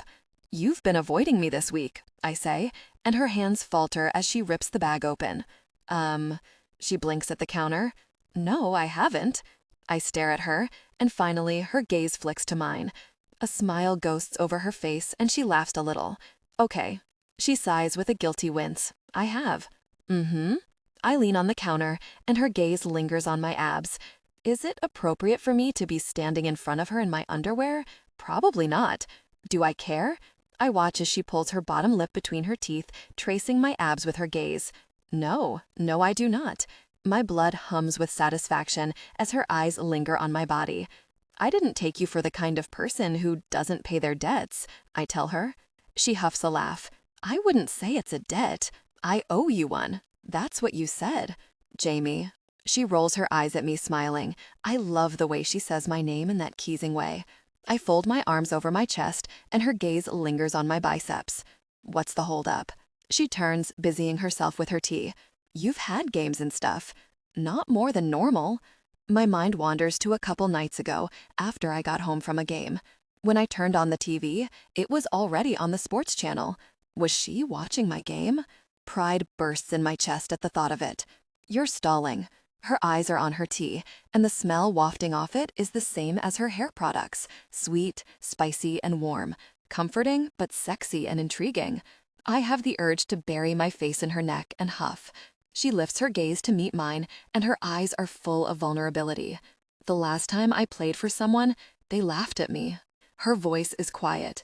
Rage surges through my veins. "I'll kill them." "Who?" I demand in a low, lethal voice. Tell me. Names. Now. She rolls her eyes. Jamie? Now. It was Zach. Her face is going red, a patch of pink on each cheek, and my fists clench while folded over my chest. And his manager. She blinks like she's reliving it, before she blinks again and she's back here in the kitchen with me. Just when I think this guy can't get worse, he does. I nod once. That's the song I want to hear. I'm such a really jerk. Her eyes go wide. What? No. Yes. My voice is firm and demanding. I'm a pushy, arrogant, but I don't care. Her hands twist, and she tries to cover up her nervousness with a fake smile. She's scared, and it's making my chest feel tight. Hey, I lean down so my eyes are level with hers, and my hands come to her upper arms. There's that incredible chai smell again. When I was 9, I got hit with the puck. Her eyes widen. Really? I nod and point to my wrist. Right here? The puck pinged off the pipe, and I had forgotten my gloves, so I was wearing spares that were too big, so they shifted. It hurt intensely. Her expression is sympathetic. I bet. My hand returns to her arm. I can feel her warmth through the silky fabric. My thumb strokes back and forth over the fabric, and her lips part. I didn't want to get back on the ice. I was scared of getting hit again. Her eyebrows pull together, and the way she looks at me makes me want to scoop her up into a hug and never put her down. I'd never let her go. The way she's looking at me makes me want to protect her from the world and jerks like her ex. Her mouth slides into a rueful smile. I don't want to get back on the ice, she whispers, nose wrinkling. Even in the dim light, her freckles are so pretty. I'm scared of getting hit again. This moment in my kitchen feels like we're the only people on the planet. In the back of my mind, a warning bell rings, but I ignore it. I'll deal with that later. Right now, Pippa needs me. I give her a squeeze. You can do it. I got back on the ice and it was okay. Remember when my mom had a panic attack? You nailed it, Songbird. You did everything right. You're tough as nails deep down, I know it. Her brow rises. Songbird? I didn't mean to call her that, it just slipped out. It's perfect for her, though. She bites her bottom lip. She wants to do it. I know she does. Tell you what, I give her arms another squeeze while I study the blue of her eyes. Half a song, that's all. The long line of her throat moves as she swallows, gaze locked on mine like I'm a life raft. I want to be that for her. I let her go and straighten up. Come on. My tone has turned authoritative. Let's go. Now? Her eyebrows go sky high. Like, right now? Yep. I stride to the couch and drop down, slinging an arm over the back. Now. Her gaze lingers on me, on the couch, on my abs, my pecs, my arms. Desire grew, and I felt a strong attraction. Let her look all she wants. Quit stalling. You're so bossy, she says, shaking her head as she disappears up the stairs to get her guitar. She says it in a resigned way, but there's something else in her voice, something amused by my bossiness. I lean back and lace my hands behind my head, and when she returns, guitar in hand, she stops short at the sight of me. Yes, I ask. Can you put a shirt on? Her gaze snags on my stomach, and I feel like smiling again. I know what I look like. Why? I know why, but I don't care. Watching my pretty assistant get flustered is fun. She gives me a flat look and gestures at my torso and arms. All of that. There's a pressure in my chest, warm and crackling, like laughter. My mouth hitches into a smirk. No. Stubborn, too, she mutters, and I smile at her. She freezes, watching my face with a funny look, like awe or something.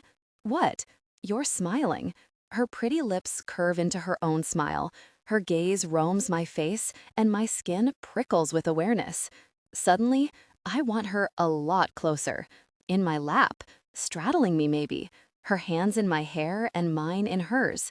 She tucks her chin down, cheeks going pink again. All right, Jamie Streicher, your smile makes me feel like playing. She takes a deep breath and strums. The opening notes ring out. She starts to sing, and something in my chest locks into place. Pippa. Jamie Streicher's smile captivates me.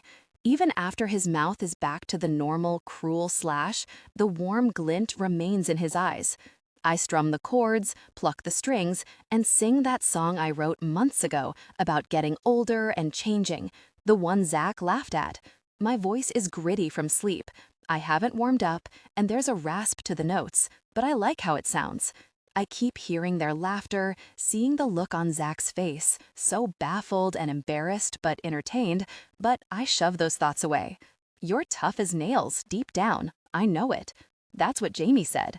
He also called me Songbird.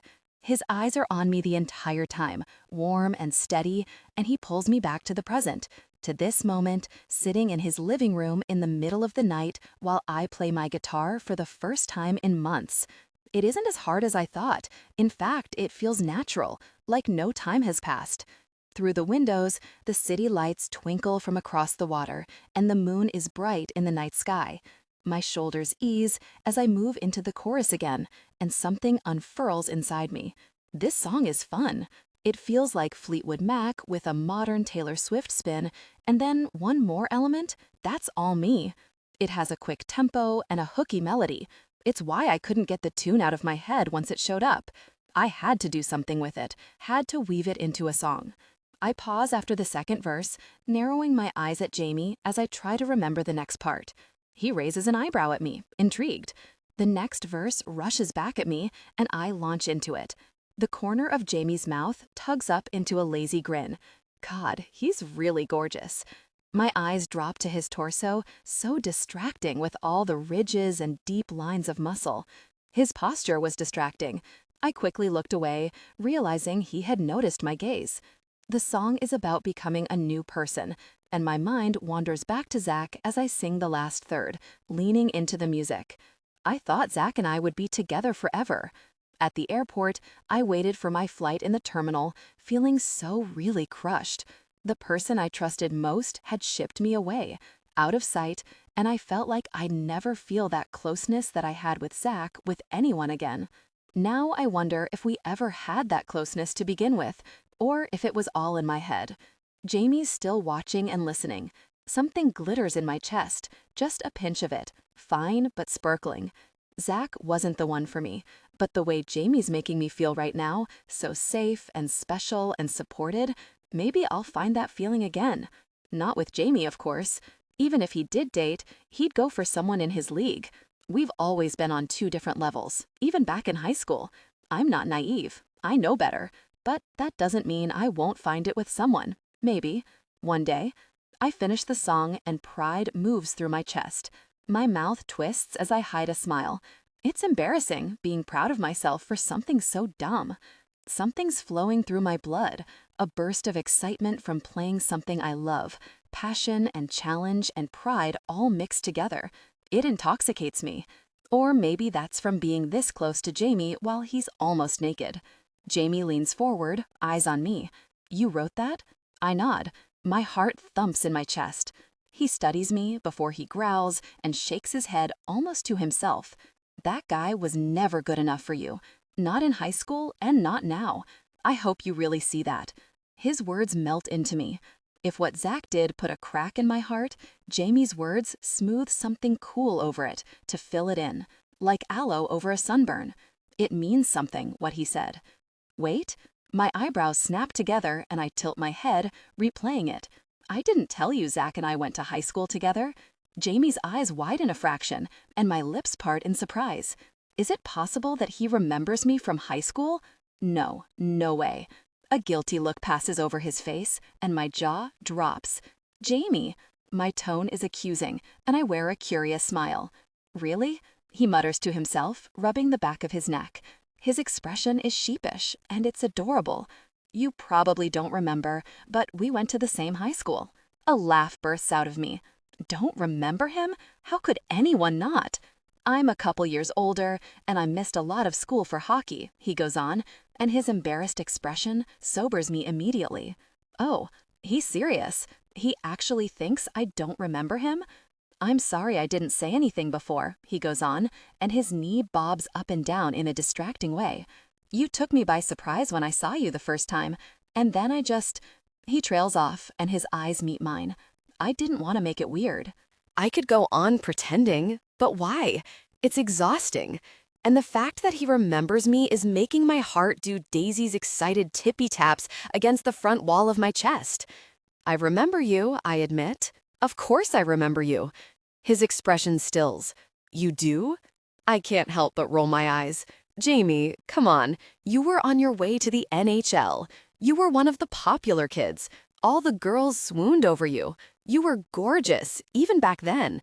His eyebrow goes up, and there's that look again. Teasing, focused, and determined. You think I'm gorgeous?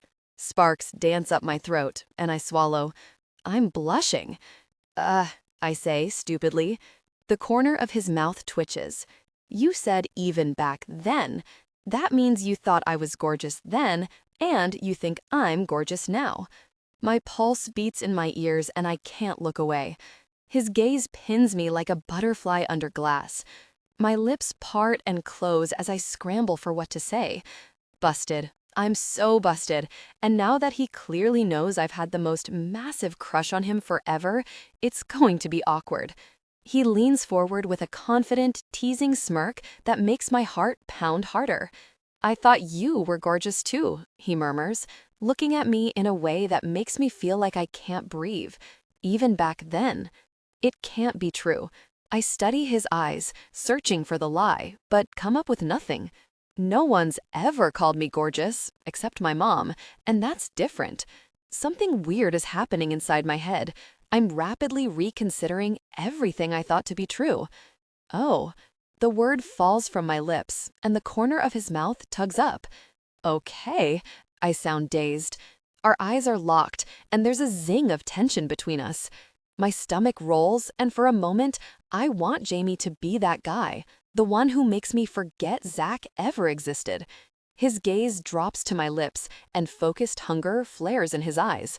A shiver runs through me because I've never been looked at like that, and definitely not by a guy who looks like Jamie. Predatory focus rises in his eyes, and a wave of sensation washes over me. It feels like we're about to kiss. A tiny part of me is freaking out, waving her arms around and snapping her fingers to get my attention. This is crazy, and it isn't real. The energy in the air is heated, tense, and dangerous, and I don't want anything to do with it. I don't even want to imagine that Jamie likes me. Hell will devastate me. After Zach, I'm full of cracks. I can't have feelings for Jamie, because if it ends like it did with Zach, which it will, I'll smash. I shoot to my feet, holding my guitar like a shield. We should go to bed. He watches me with that look that makes my insides squirm. Good night, Pippa. Leaving him in the living room, sprawled on the couch like that, I run up the stairs, back to my room, where I set my guitar in its case and climb back into bed. My heart races while I stare out the window at the dark sky, thinking about how Jamie watched me while I played. Jamie. Their first-line defense is weak since Hammond is out with an injury, Ward tells our defensemen a couple nights later in the dressing room. Hayden Owens and Alexei Volkov, an older defenseman, nod. Ward continues to talk us through game strategy. The energy in the room is heightened, crackling with intensity. Even down here, we can hear the fans excited in the stands. The Calgary Cougars are our biggest rival, and tonight is the first game against them this season. Ward runs through the drills we practiced this week, but my mind is elsewhere.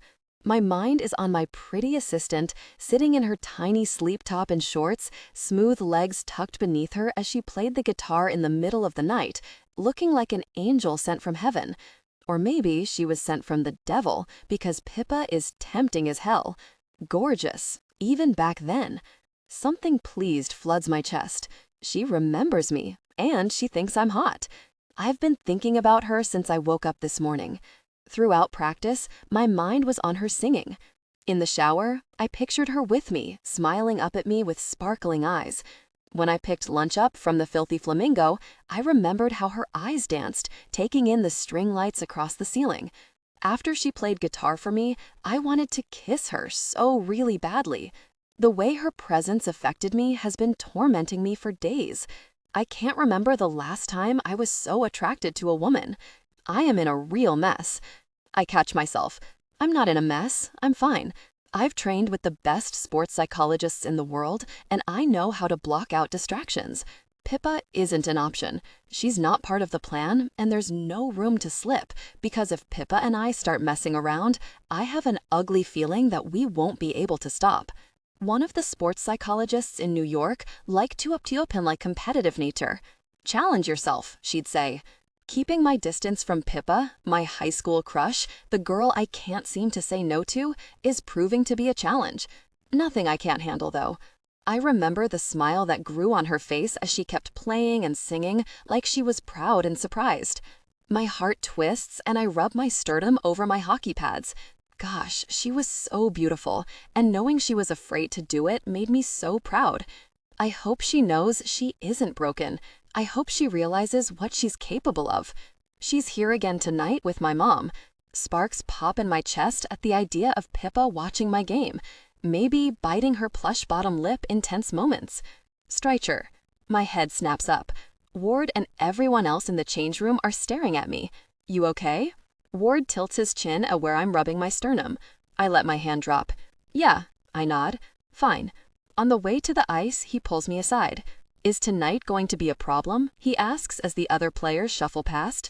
Music pumps in the arena as players hit the ice to warm up. Gosh, my distraction with Pippa is written all over my face. Get it together, Streicher.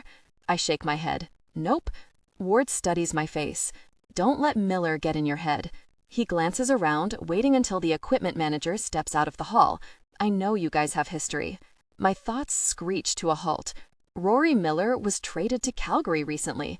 I knew this and I completely forgot. That is how bad this thing with Pippa is. I forgot that the guy I grew up with, who used to be my best friend until he turned into a total, really jerk, is going to be on the ice tonight. I frown at Ward. How do you know about that? It's my job. 7 years into his career, Miller has a reputation for partying, girls, and being a really jerk on the ice. As he developed into an incredible right winger, his ego grew. Coaches keep him around because he scores goals that he's far from a fan favorite. I hate playing against him. Calgary's one of the closest teams to Vancouver, geographically, so we play them 6 times this season. He has one of the best scoring averages in the league, and he's going to be slapping pucks at me all night.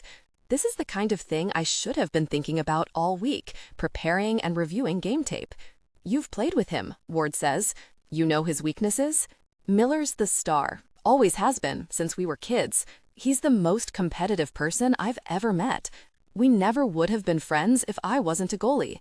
I think back to past games. He doesn't listen to the coach's plays. The starting line will think they're running a certain play, and Miller will take it off the rails for the chance to score. And because he often succeeds, he gets away with it. I know to keep my eye on him, even if his teammates are setting up for a different formation. I know not to trust him. I nod at Ward. Yeah, I know him. Good. He slaps me on the shoulder. Let's get out there and have a great game. I hit the ice and the back of my neck prickles. On the other half of the rink, our opponents warm up, skating and shooting pucks at the goalie. The arena's already packed, brimming with energy.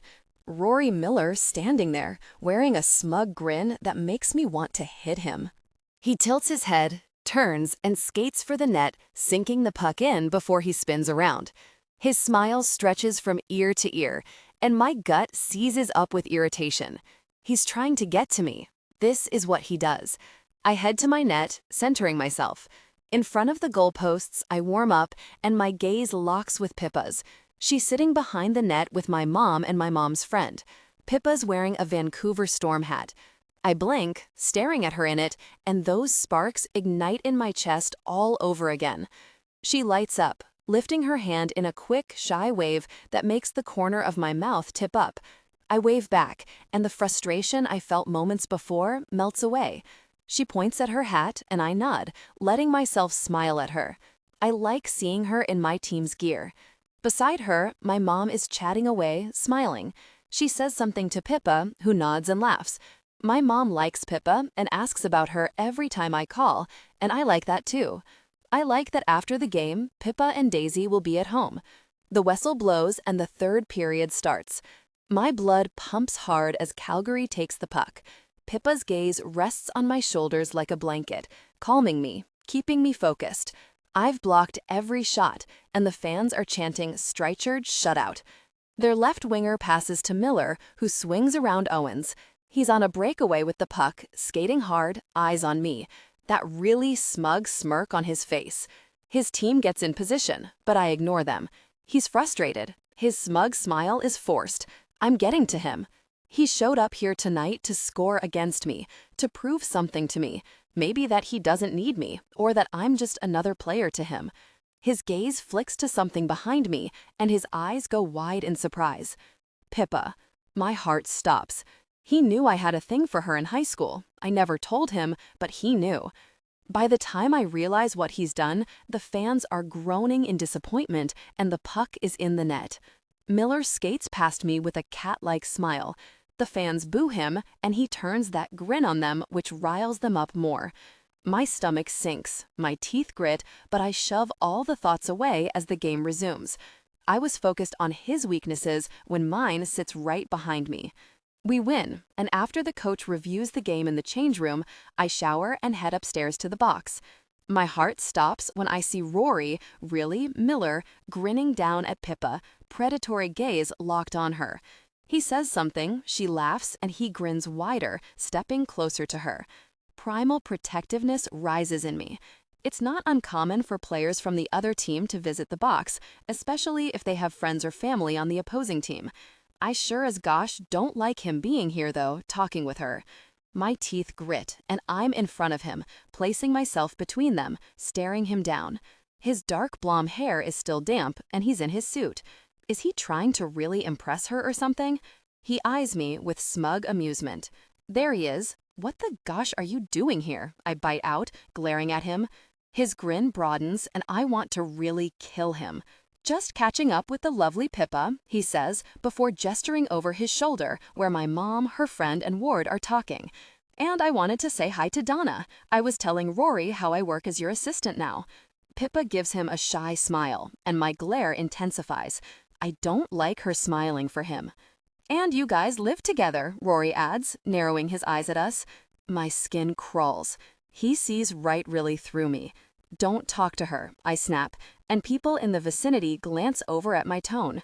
He has the really audacity to laugh. Buddy. At my sides, my hands make fists. My pulse whooshes in my ears. On the ice, this is all fair game, but up here, with my assistant, I remind myself, dragging in a deep breath. I should go, he tells Pippa, smiling down at her like he's found buried treasure. Early flight tomorrow. Great seeing you again, Pippa. Maybe next time you can show me around Vancouver. She laughs. You're from here. His eyes sparkle. I'm sure the city's changed in a decade, and I'd love to keep catching up. His gaze slides to mine, and the suggestive undertones make my blood roar. No, really way. He tilts a grin at me. Maybe you'll get your Streicher shutout next time, huh? Miller walks away before I can respond, waving at a few people before disappearing out the door. Before I can say anything else, Owen is in front of us, slapping my shoulder. I try not to flinch. Great really game, bud. Thanks. My tone is terse. I just want to get home, get the gosh out of here. Maybe Pippa will play another song for me tonight. Pippa shoots Owens a sympathetic smile. He took a puck to the ankle in the second period. How's your ankle, Hayden? For some reason, when she smiles at him, it doesn't cut as much. Maybe because my gut tells me he's a good guy, and he's this friendly to everyone. He reaches down to lift his pant leg, showing her the red welt and growing bruise. Pretty gross, but I'll live. He puffs out his chest in an exaggerated way. I'm tough, Pippa. She laughs. Okay. A couple of the players are at the door. One of them waves to Owens, and he makes a one-moment gesture. We're going out, he tells us, and unlike Miller, he's not just talking to Pippa. He points at me. Coach said you had to hang out with us. I roll my eyes, with a snort, but I can't argue. In every practice, Ward brings up team building and bonding, and has called me out specifically a few times. Even though my blood is still rushing after the game, and I won't sleep for hours, I don't feel like going out. I just want to hang out with Pippa. Maybe we can watch a movie at home. Pippa's smile is hopeful, and her eyes are bright. What do you say? Do you want to blow off some steam? My eyebrow arches. You actually want to go? I tilt my chin at the players congregating by the door. With them? She shrugs, and her sheepish smile is so cute. Yeah, I do. Owens isn't a jerk like Miller, but I still don't want a bunch of single hockey players circling Pippa like sharks. Come on, Owens punches me lightly in the stomach, and I push him off with a snort. This guy is like Daisy in human form, excited and full of energy. In an instant, my mind changes. I want to see this girl, outside the walls of my apartment. I want to see her laughing and having fun. I nod once. Okay. Pippa lights up, and I can't look away. Great. Pippa. Outside the arena, Donna promises to text Jamie when she gets home as she and her friend pile into the Uber, and we follow the team out to the Filthy Flamingo. Jordan gives us a flat look as we pile in. Are you really kidding me? She asks Hayden. Hey, sunshine, he says, laughing, grabbing her in a big hug. We won tonight. She elbows him in the gut, and he pretends it hurts. I don't care. She sees me and gives me a small smile and a nod. Hey. Hi. I gesture at the hockey players as they take up the back half of the narrow bar. Is this okay? She snorts. Yeah, it's fine. I'm used to these jerks. Chairs and tables scrape as the guys rearrange them so we can all sit together. At the back of the bar, a guy stands in front of a mic tuning his guitar. He looks up and winks at Jordan. You hired live entertainment? I smile wide at her. She rolled her eyes. No, that's just Chris. Chris waves at us. I'm her boyfriend. He's not my boyfriend, she says, loud enough for Chris and everyone between the two of them to overhear. We are intimate. A laugh slips out of me. Nice. Maybe I can get to the place where I can be casually intimate with a guy I don't care about. Jamie's hand lands on my lower back, and he leads me to a seat in one of the booths before slipping in beside me. His arm comes over the top of the booth, his thigh presses against mine, and his scent surrounds me. His position around me feels possessive, like I'm his. I think about the other night, how he remembers me from high school, how he said I was gorgeous. My throat feels tight. I can't stop thinking about the intense way he looked when he said it. A tiny shred inside me wonders if Jamie's attracted to me. I've been the quiet, invisible girl in the background for so long that it feels unfathomable. Hayden slides into the other side of the booth, along with Alexei, a gruff defenseman in his mid-30s who doesn't say much. His nose is crooked like it's been broken before, but like all these guys, he's handsome, just in a rougher way. Miller gave us a run for our money tonight, huh? Hayden asks, and Alexei grunts his agreement. To my surprise, Rory also remembered me from high school. He made me show him pictures of Daisy, so I showed him one of Daisy, Hazel, and me the day we went hiking in North Van, and he studied it with interest. He only started acting like a jerk when Jamie showed up. Jordan drops off our drinks, and I study Jamie, who studies me right back over his beer. I know Rory isn't interested in me that way. I only got platonic vibes from our conversation, but he was trying to piss off Jamie. The image of Jamie in the upstairs box, jaw clenched tight and jealousy flashing through his eyes, makes me smile up at him. I want to see how this thing with Rory and Jamie plays out. I wonder if they'll ever be friends again. Something funny, Songbird? His voice is a low murmur and a shiver runs down my back. I smile wider. Nope. His eyes dance, and even though his mouth is in a flat line, his gaze is warm and amused. Good. Keep it that way. I chuckle. In my jacket pocket, my phone buzzes. I pull it out and read the text from my friend Alyssa, who I worked with on the tour. Girl, we're going to be in Vancouver next week, last stop on the tour before the break. My stomach sinks. The faces of everyone from the tour roll through my head, and shame rises in me. With a close-knit group of people who work insane hours, side by side, secrets don't exist. No one from the tour texted me after I mysteriously didn't show up at the next stop, and I have no doubt everyone knows exactly what happened. I frown at my phone. I hate being reminded of my old life. My phone buzzes again. There's a rap party on Tuesday night, and your name is on the list. Jenna said she hasn't gotten your RSVP yet. I stare at her message in disbelief. No really way am I going to a rap party with everyone. How really shameful would that be? I can't. I won't. I read her text again, frowning. I never got an invite. I open my email and scroll through the unread messages. There it is. Oh gosh.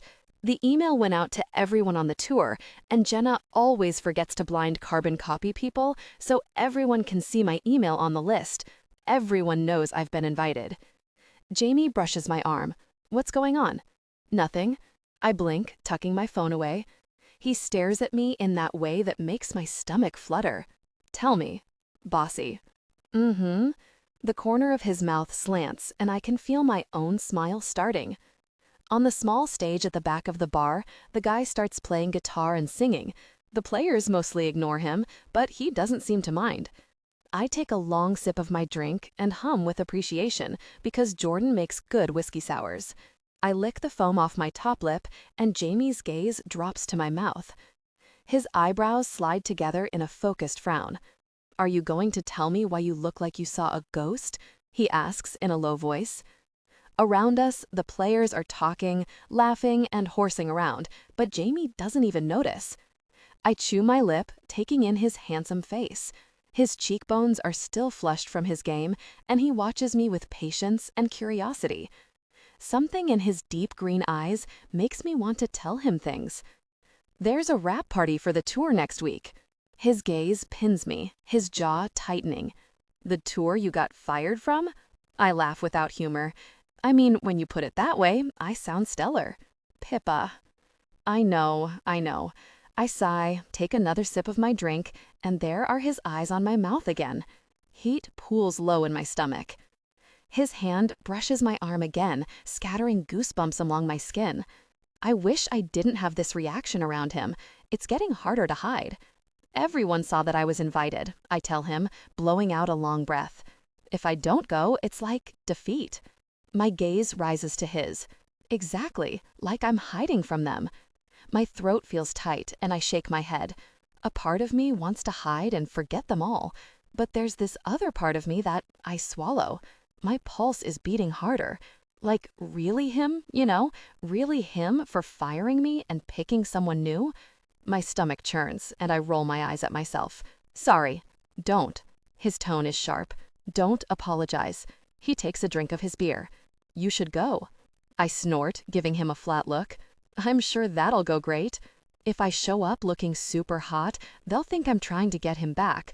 But if I show up looking like garbage, it'll seem like I'm falling apart without him. Besides, he'll probably be making out with his new muse all night. I down the rest of my drink. I don't want to think about this anymore. On the stage, the guy finishes his third song before setting his guitar down. I'm going to take a quick break, folks. Jamie's thumb taps my arm, and he tips his chin at the stage. Your turn. My smile is indulgent. Right, very funny. I'm serious. His gaze bores into mine, filled with determination. What did I tell you about getting back on the ice? The authority in his deep voice makes my face heat. Jamie, my mouth is corking into a rueful grin. This isn't getting back on the ice. I haven't performed on stage since high school. I remember. Awareness shimmers through me, along with something sparkling in my stomach. I wish I could see inside his head. He pins me with his gaze. I know you can do it. The way he looks down at me, the certainty in his voice, it makes my insides warm. Hayden turns back to us from where he was talking with the booth behind him. Pippa, are you a singer? I roll my eyes. Not really. Yes, Jamie cuts in. She sings and plays guitar, and she's good. Hayden leans his chin on his fist, looking at me like it's Christmas Eve and I'm Santa. Pippa. No. I stare at Jamie. Thanks a lot. Hayden gathers the guy's attention. Pippa's going to sing for us. He starts clapping. They all react at once, clapping and hollering and moving chairs out of the way for me, but I stay seated. I glare at Hayden, but I can't be mad at him. My heart is racing, but I'm laughing.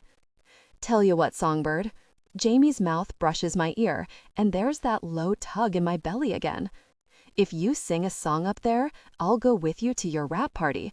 We'll show your jerk ex who came out on top. I meet his gaze, and electricity pulls between us like a cord. I picture walking into the party with Jamie's arm around me, maybe his mouth brushing my ear the way it did a second ago. I picture the look on Zach's face, disbelief, shock, and jealousy. I like that idea. Deal. Pippa. Everyone is staring at me. This guitar is out of tune, but there isn't time to fix it. I'm scared. My heart beats out of my chest. My thoughts are everywhere, whizzing around like bees. I readjust the strap on my shoulder and strum a soft chord. The motion is effortless. The filthy flamingo goes quiet, but I can hear my pulse in my ears. Jordan leans on the bar counter, watching. What am I going to play? I scramble for a song. If they laugh, I'll be so embarrassed. I could never go to another game. I meet Jamie's eyes, and my mind pauses. He looks like he did the other night when I played for him, the watchful, patient expression pinning me. I could play that song. The sound of Zach and his manager's laughter echoes in my head, and my lungs tighten. Playing for Jamie alone is different than playing for a bar full of people. Across the bar, Jamie's mouth tips up as he watches me, and he winks. Right, getting back on the ice. I'm not ready to play my own music, though. Everyone's waiting. I hold Jamie's gaze, and I hear a song in my head, a song by Roxy Music that my dad used to play when Hazel and I were kids. I play the opening notes and start singing. My heart is still banging like a drum, so I look at Jamie while I sing, because something about him makes me feel like this is going to be okay. After the second verse, my jitters fizzle out. While I play, I remember my dad playing this song in the living room as Hazel and I danced around to it. Our goofy dance moves made him laugh. During the chorus, I let my voice fly higher, testing the response. I launch into the next verse, and the stage feels steadier under my feet. The other players listen with rapt attention. Hayden's grinning his boyish smile at me, and I smile back. My gaze swings back to Jamie, and his eyes are so warm they make my breath catch on one of the notes. I finish the song, and the bar explodes with noise, cheering, and applause. My face is on fire while I set the guitar back on the stand. I can't believe I just did that. "You want to play another?" Jordan asks, arching a brow at me, but she's smiling. I shake my head. "I feel like I could, though. Not tonight, thank you." Everyone is staring at me, smiling. They aren't laughing, so that's good. My gaze darts around, looking for an anchor, but I'm swarmed by people congratulating me. It's overwhelming. "Just a moment," I breathe before walking to the hallway with the washrooms. I need to catch my breath to let my heart settle down. The wall is cool and solid as I lean against it, closing my eyes and dragging in those deep yoga breaths Hazel's always going on about. Footsteps make my eyes open. Jamie stalks toward me with a furious look on his face. "What?" I start. His eyes flash with heat. That was freaking amazing. His hand comes to the back of my neck, and he drags my mouth to his. Tension broke. They gave in to desire, connecting deeply. He blinks and frowns, and then his gaze shudders. Gosh. He straightens up, and I want to yell, "No." "I'm sorry." He drags a palm down his face. "I wasn't thinking." There are 100 things I want to say. "I liked it," and "do it again" come to mind. He takes a step back. Without his body heat, I'm cold.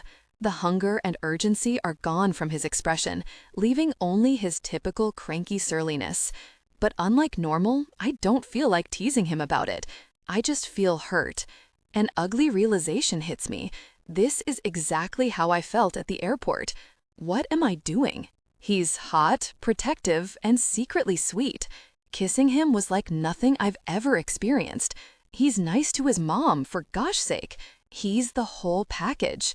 If I let him, he will devastate me. What Zach did will be a tiny scratch compared to what Jamie could do. It's like I've thrown a bucket of ice water on my thoughts, and my head clears. Jamie's mouth is a hard line as he shoves his hand through his hair. I only do casual stuff, and with us working together, I know. I play with the ends of my hair as I look away, getting my breathing under control. This isn't a good idea. I meet his gaze, and he studies me, looking torn. "You're my assistant," he says. A weight lands in my stomach, and I'm angry with myself, because he's right. Everything about this is a terrible idea. I step toward the ladies' room and force a smile, like what just happened was nothing. "I'll be out in a minute," I tell him, pushing the door open before he can answer. I take a long moment to wash my hands, wetting a paper towel with cold water and pressing it to the back of my neck. My skin is still hot from the intensity of their shared moment. Jamie. My jaw is tight as I stalk back to the group. Something about my gait makes the guys move out of my way. Gosh, kissing Pippa was incredible. It's like she was made for me. I shouldn't have done that, but something about Pippa makes me lose control. I can't give her more than casual, and I know that's not enough for her. That isn't enough for me where she's concerned, and that terrifies me. At the booth, I downed the rest of my beer, watching the entrance to the hallway, remembering the intensity of their shared moment, how her curves pressed into him, and how she gasped, igniting a deep desire within him. The hazy, drugged look in her eyes lit his blood on fire. Every cell in his body wanted to throw her over his shoulder and carry her home before they came together intimately. If Pippa and I were together, I'd never let her rest. The thought curls around the base of my spine, and a deep longing settled within him. I stare at my empty beer glass. My pulse is still racing. Every nerve in my body is on high alert. I wasn't even this amped up during my game tonight. I can't believe I did that. My eyes close. I said, "You're my assistant," but what I meant was, "You're special, and I don't want to hurt you." She's been through the ringer. If I crushed her the way I crushed Aaron, I couldn't live with myself. "You okay, buddy?" Owens asks, raising an eyebrow at me. I nod and drag a sobering breath in. Fine. Behind him, Pippa meanders through the players to her seat. They're calling out praise for her performance, and she's giving them shy smiles. My chest tightens, and the bar feels too small. Owens glances between Pippa and me. Oh. I glare at him, daring him to say something, but he just smirks. Pippa reaches the table. "I'm going to go." Her gaze darts to mine before she looks away. I stand, pull out my wallet, and slip a few bills out, setting them on the table. "Don't leave on my account," she tells me. "I'm going to walk. It's dark," I say before I can catch myself. The idea of her walking down dark alleys makes my shoulders tense, and I'm tired. Her gaze flicks to mine, and I regret leaving that hallway a few minutes ago. "Okay." She puts on a bright smile for Owens. "Hayden, thanks for inviting me." He stands and gives her a bear hug. Her feet lift off the ground, and she laughs into his broad chest. "Anytime. We're going to make you sing again." Something pinches in my gut as I watch them, and my teeth grit. I know he's like this with everyone, but I don't like it. I want to touch her like that. When he puts her down, she's flushed. Maybe. Everyone gives Pippa hugs as we leave, and when we step out the door, she's smiling her normal smile again. "That was terrifying," she tells me, "but I'm happy I did it." "Playing for everyone?" She nods and glances at me. "Thanks for encouraging me." My throat tightens as we walk. When she sang tonight, she looked like she was on top of the world. She smiled and sang and played like that really difficult person Zach never happened. Like no one had hurt her, or like she had healed from it. I want that for her. I want it so very badly. That's why we can't do more of what we did tonight. She deserves so much better than me. We stop at a crosswalk and wait for the light to change, and she rubs her arms, shivering. My eyebrows snap together. "Cold?" I ask.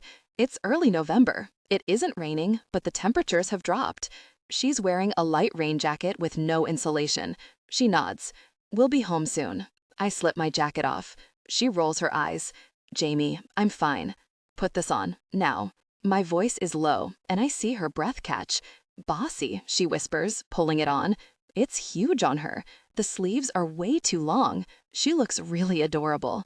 We walk home in silence, listening to the sounds of the city, the car horns, people's conversations as we pass, noise from restaurants and bars. Inside the apartment, Pippa gives me a quick, tight smile before disappearing upstairs.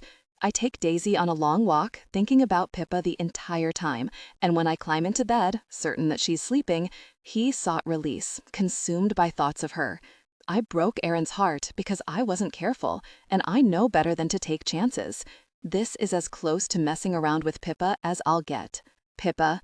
The night of the wrap party, Jamie's jaw drops as I walk down the stairs. A ping of delight hits me square in the chest, and I try to hide my grin. I know I look good. My hair is loose in long, undone waves. My dark teal velvet dress hugs my slight curves. Jamie's eyes linger on the thin straps, the neckline dipping into my cleavage, and the embroidery running down the dress to my thighs. "That's what you're wearing?" The words are sharp and short, like he doesn't approve, but the heat in his eyes tells me a different story. My face heats. This isn't a good idea, I told him after we kissed.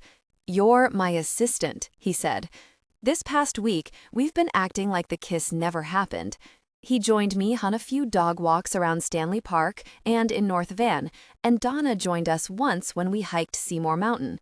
It didn't seem like she picked up on any weirdness between us. I have a feeling she'd say something or tease us if she did. You look great, I tell him, taking in his charcoal suit. You're going to have women falling all over you.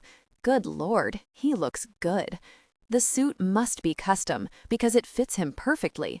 He isn't wearing a tie, and instead, the top 2 buttons of his white dress shirt are open. He holds my eyes, and a muscle in his jaw ticks. I chew my lip, trying not to remember the sound I heard the night we kissed. I can't help it, though. That night, I lay in bed, tossing and turning, trying to fall asleep, but all I could think about was Jamie's lips on mine and the consuming intensity of his kiss. When Jamie went into his room, I heard it through the wall, his low groan. The same low groan I heard a few weeks ago. He was stretching, I had told myself. He wasn't stretching. The second I heard it, my eyes went wide with shock, and a wave of intense desire washed over me. For the first time in I don't know how long, I sought release, overwhelmed by the moment.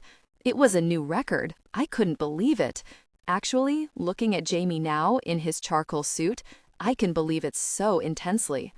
My gaze drops to his mouth, pressed in a flat, unhappy line, and I remember how consuming his kiss was. A shiver rolls down my back. You're going to be cold, he mutters. I'm bringing a jacket, bossy. I roll my eyes at him, and his jaw ticks again. I stride past him to the front door, and when I lean down to put my heels on, I stumble over Daisy's leash. Jamie sighs and walks over. I'm fine, I tell him, but he crouches at my feet and takes my shoe from me. Put your hands on my shoulders. I'm fine. Pippa. I sigh and set my hands on his shoulders before he slips my shoe on and buckles the delicate strap. You're surprisingly nimble. I crook a grin at him, and as he looks up at me, something hot and smug flashes through his weird mood tonight. I'm very good with my hands. My breath catches in my throat. He's kneeling in front of me, big hand circling my ankle, telling me how good he is with his hands. And I picture this scenario going in a very suggestive direction. A powerful sensation surged through me, and our eyes are locked. If I were braver, I'd say something bold and sexy like, show me, or prove it. But instead, I just stay quiet, looking down at him with a deep longing. He breaks eye contact first, looking down to put on my second shoe, and when he's done, he stands and pulls my coat out of the closet, holding it for me to slip my arms into. I feel weirdly shy after having his hand brushing my ankle, but I blink it away and give him a quick smile. Ready? I ask. He nods once.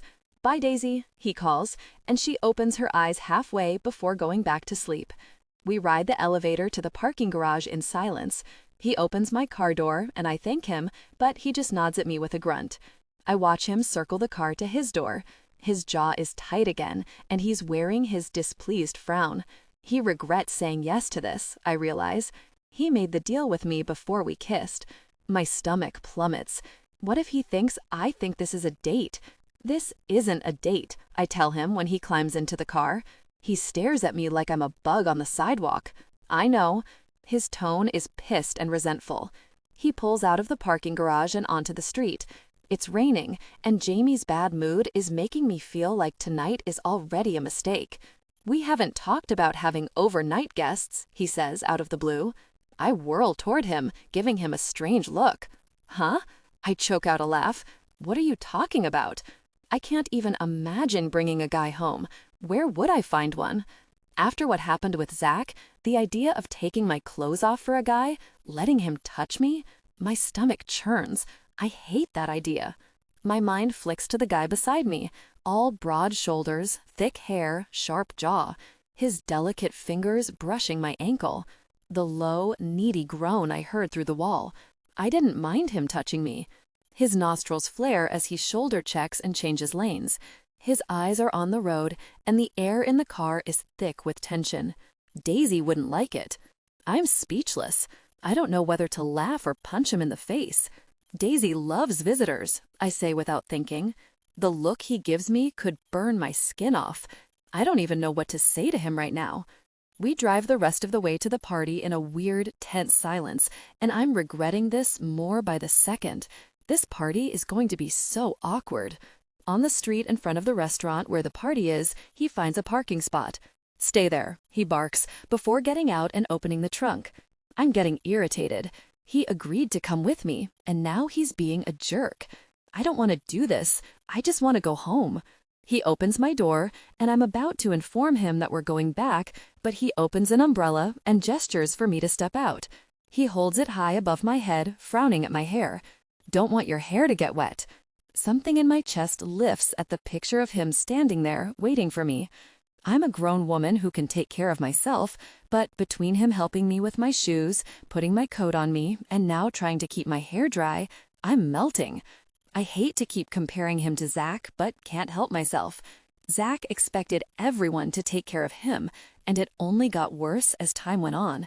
My throat tightens as I remember Zach asking me where his coffee was one morning, like I was his employee. I guess I was because I worked on the tour, but that wasn't my job. "What's going on with you?" I ask, as rain taps on the umbrella above us. His throat works as he looks down at me. We're standing close, and he smells delicious. I'm sorry. His eyes pin me, raking over my hair, my face, my collarbone. "You look beautiful." Something in me relaxes, and I smile up at Jamie, looking so handsome. I literally am his employee, and yet he's the one treating me with care and attention. He's this way with everyone, a wry voice reminds me. Jamie Streicher takes care of everyone in his life, and I'm not special. "Let's go," he says, guiding me to the front door of the restaurant with his hand on my lower back. My stomach dips, and it's hitting me now. Zach is inside, and I have to pretend what he didn't bother me at all. I feel sick. "Hey." Jamie looks down at me, studying my face. "Don't let them see you scared, Songbird." My throat tightens as I gaze up at him. Whatever weirdness there was back in the car falls away, and the look he's giving me is just like when he encouraged me to get on stage in the bar, like he believes in me. I nod at him. "Yeah, okay." "I'm your goalie," he says. "I'll block all your shots tonight." A chuckle escapes me, and I smile at him. The corner of his mouth ticks up, and his eyes fill with affection. For a split second, I wished he'd kiss me again. Pippa. We step inside to a wall of sound, thumping music, laughter, conversation. The door guy checks our names off on a list before a woman takes my coat. A ripple of curiosity moves throughout the dim space, and my skin prickles under the weight of interested gazes. My pulse whooshes in my ears as I glance around, giving a tight smile to a few people I recognize. On the second floor, more people gather, and there's someone at the top of the stairs letting people in and out. That would be the VIP section. A flash of pale blonde hair catches my attention up there, and my stomach freezes.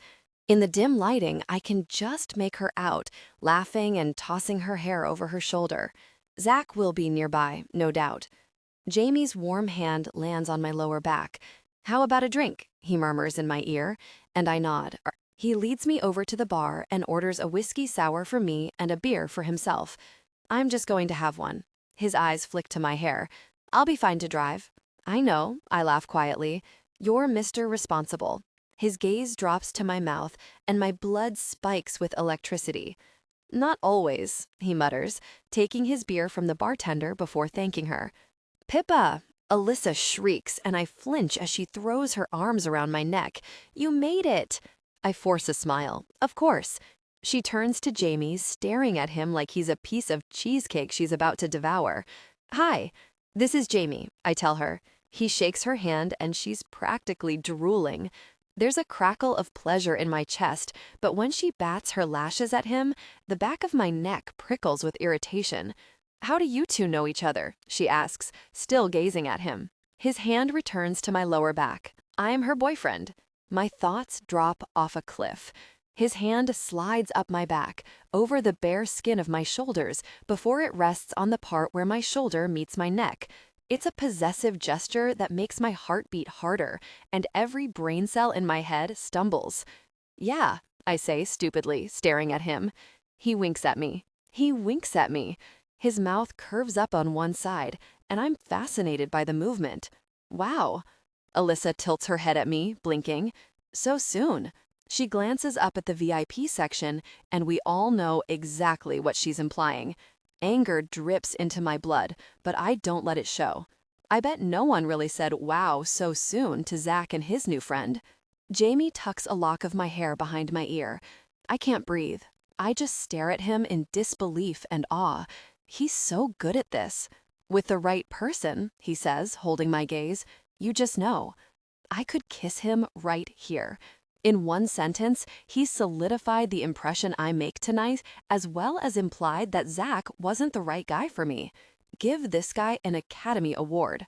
More people from the tour swarm us, and Alyssa introduces Jamie to everyone as my boyfriend. One of the tour electricians is a hockey fan, and that sets off another round of questions and curious but impressed glances at me. Can I buy you a drink? The hockey fan asks Jamie. His hand slips down, taking mine. Thank you, but I'm driving us home. His hand is huge, warm, and calloused, and I lean against the bar counter for support. This is a lot, pretending with him like this, and I'm starting to like it too much. We live in Gastown. His eyes meet mine, and there's a flash of humor in his gaze just for me.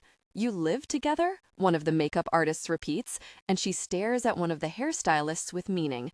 Every woman knows this look. It's the one I shoot Hazel sometimes. That means we will gossip about this later. My chest squeezes and I tamp down my smile. A few minutes later, a staff member for the event appears at my side. You've been invited upstairs, he says imperiously, like I've been summoned by a king. Jamie's mouth is by my ear again. We don't have to do anything you don't want to do, he murmurs, and his breath tickles my neck. It's hard to think when he does that. I can smell his aftershave, and it makes me feel like pulling him down a dark hallway and reliving our kiss. He pulls back to look down at me, and mischief sparks in his eyes. I'm so intrigued by this version of the surly goalie. Or we can have some fun, he whispers, glancing at my mouth. I wilt with intense desire. Jamie Streicher is going to be the end of me tonight. A rueful smile twists onto my mouth as I nod at him. Okay. Alone, this would be god-awful and terrifying. With Jamie, though, it feels like we're in it together. Like we're at a costume party where our costumes are so good, no one can recognize us. Playing a couple feels like a shield, a private joke just for us. With him by my side, I'm okay. I've got this. The staff member leads us up the stairs to the VIP section, and I feel eyes on us the entire way. Jamie's hand is on my arm, helping me in these tottering heels. Halfway up, my steps falter as hesitation claws up my throat. Panic begins to pound in my chest, and I can't take a full breath. I'm back at the airport, crying in the terminal after I was thrown out like yesterday's trash. Hey, Jamie looks down at me, concern crossing over his expression. Remember what I said. Right, outside. I'm your goalie tonight. I'll block all your shots. I nod at him. Meeting his eyes settles my racing heart. You won't let him get between my crease? I whisper, smiling. It's a phrase I heard one of the commentators say while I watched one of Jamie's away games. It means to score a goal, and it sounds very suggestive. I'm trying to make him smile. His lip curls like he's disgusted, and I laugh. In your crease, he mutters. And no, I really won't. He says it sharp, with jealousy, but maybe that's wishful thinking on my part. As I step onto the landing at the top of the steps, I lean my weight onto his arm. Why'd you wear these ridiculous shoes? I shrug. Because they're hot. His gaze lingers on my legs. Yeah, is all he says. The staff member unhooks the velvet rope, and I try not to roll my eyes. Did this stuff ever impress me? I hate that the party is so divided. Zach wouldn't even have a tour if not for all the people on the main floor who bust their asses every night, racing to fix last-minute audio issues or hunt for replacement equipment. He has no clue how half their jobs even work. Pippa! Zach's in my face, wrapping me in a hug. His scent is in my nose, and my heart lodges in my throat. My skin crawls as he embraces me and our ears brush. A repulsed shiver rolls down my back. This is nothing like when I touch Jamie.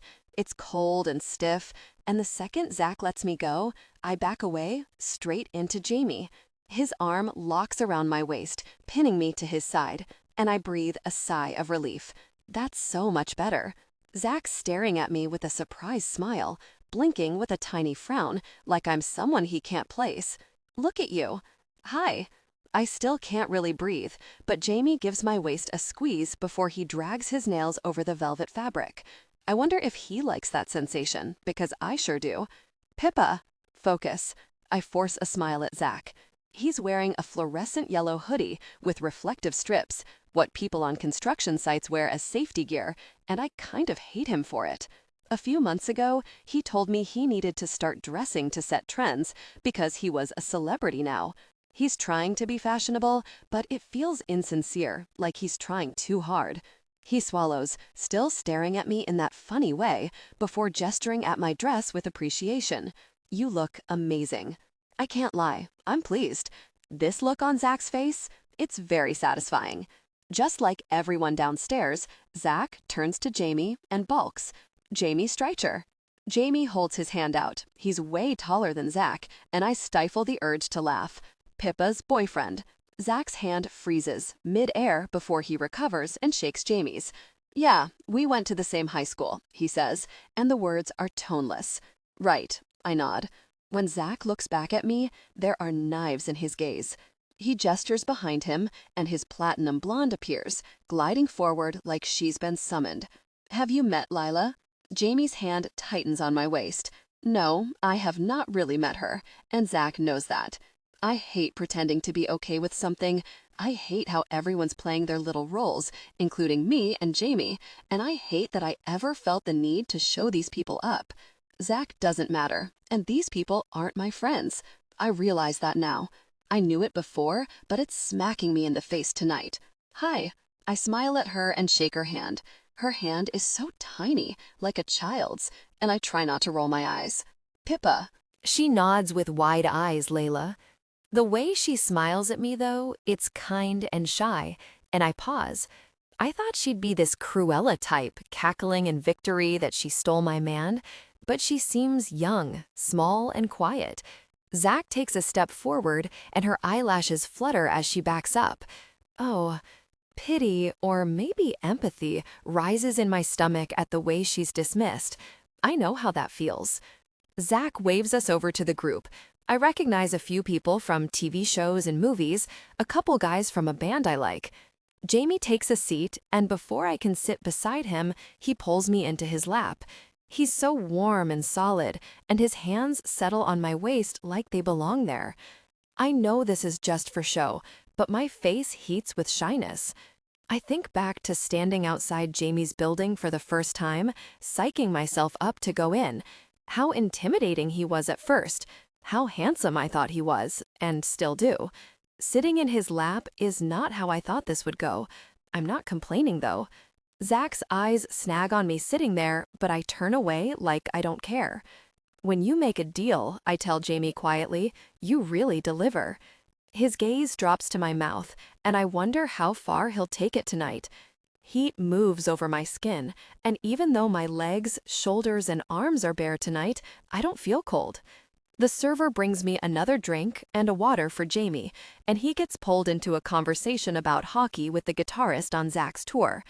I pretend to listen, but really, my attention is on Zach and Lila. She sits beside him, listening to him talk to the group. He doesn't address her once, and she wears a forced smile. No one talks to her. I feel bad for her.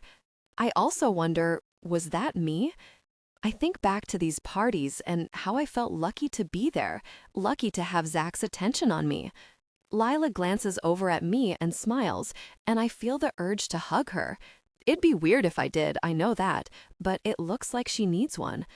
I showed up here tonight ready to hate her, but now I just want to drag her with me when we leave. The guy Jamie was talking to gets up to greet someone, and Jamie's hand slides from my waist to my hip. His gaze is on Zach. So that's the kind of guy you go for. His tone is flat and unhappy. I watch Zach regale the group with a story. He's thriving as the center of attention. And as he says something and everyone laughs, I catch him glancing around to gauge their reactions. He wants them to like him so badly. Not anymore, I tell Jamie. Our eyes meet, and the chill in his gaze fades a fraction. Is he thinking about when I told him he was gorgeous, or the kiss in the hallway, and all this? His fingers squeeze my hip, and his gaze roams my face, my hair, my dress. It's not for him? I laugh in disbelief. What? Jamie, I murmur. Of course it's not for him. His nostrils flare, and I have the urge to stroke my finger down his strong nose.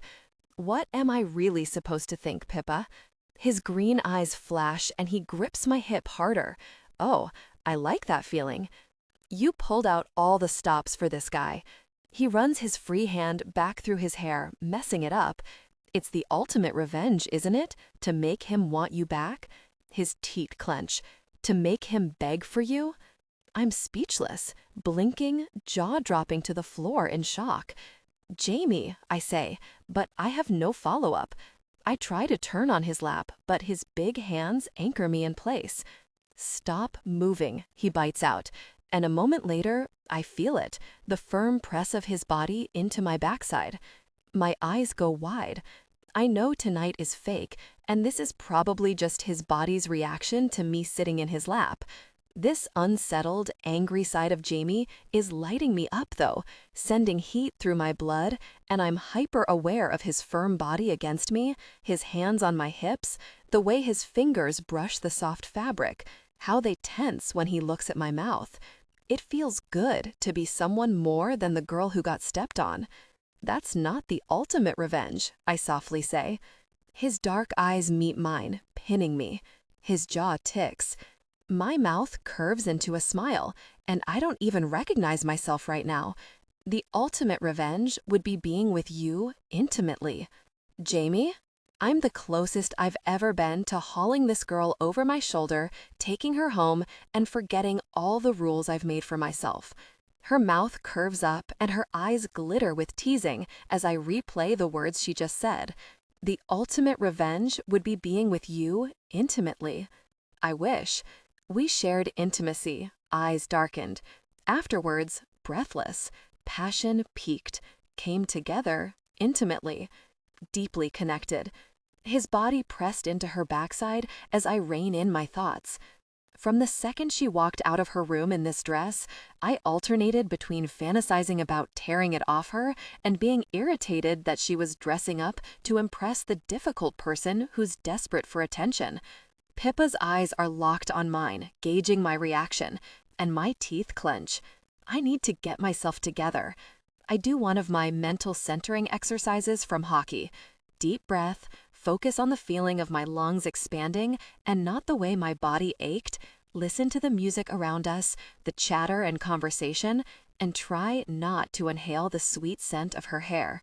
My thumbs brush the soft velvet of her dress, and I let that steal my entire focus. I open my eyes. I still felt a strong desire. I still wanted her. Pippa, I start, but I don't know what I'm going to say. I can't think around her. She shakes her head, looking embarrassed. I don't know why I said that. The long line of her throat moves as she swallows, looking at her hands. I owe you for this. Thank you so much. For what? My tone is flat with tension. She gestures around the party and then between her and me.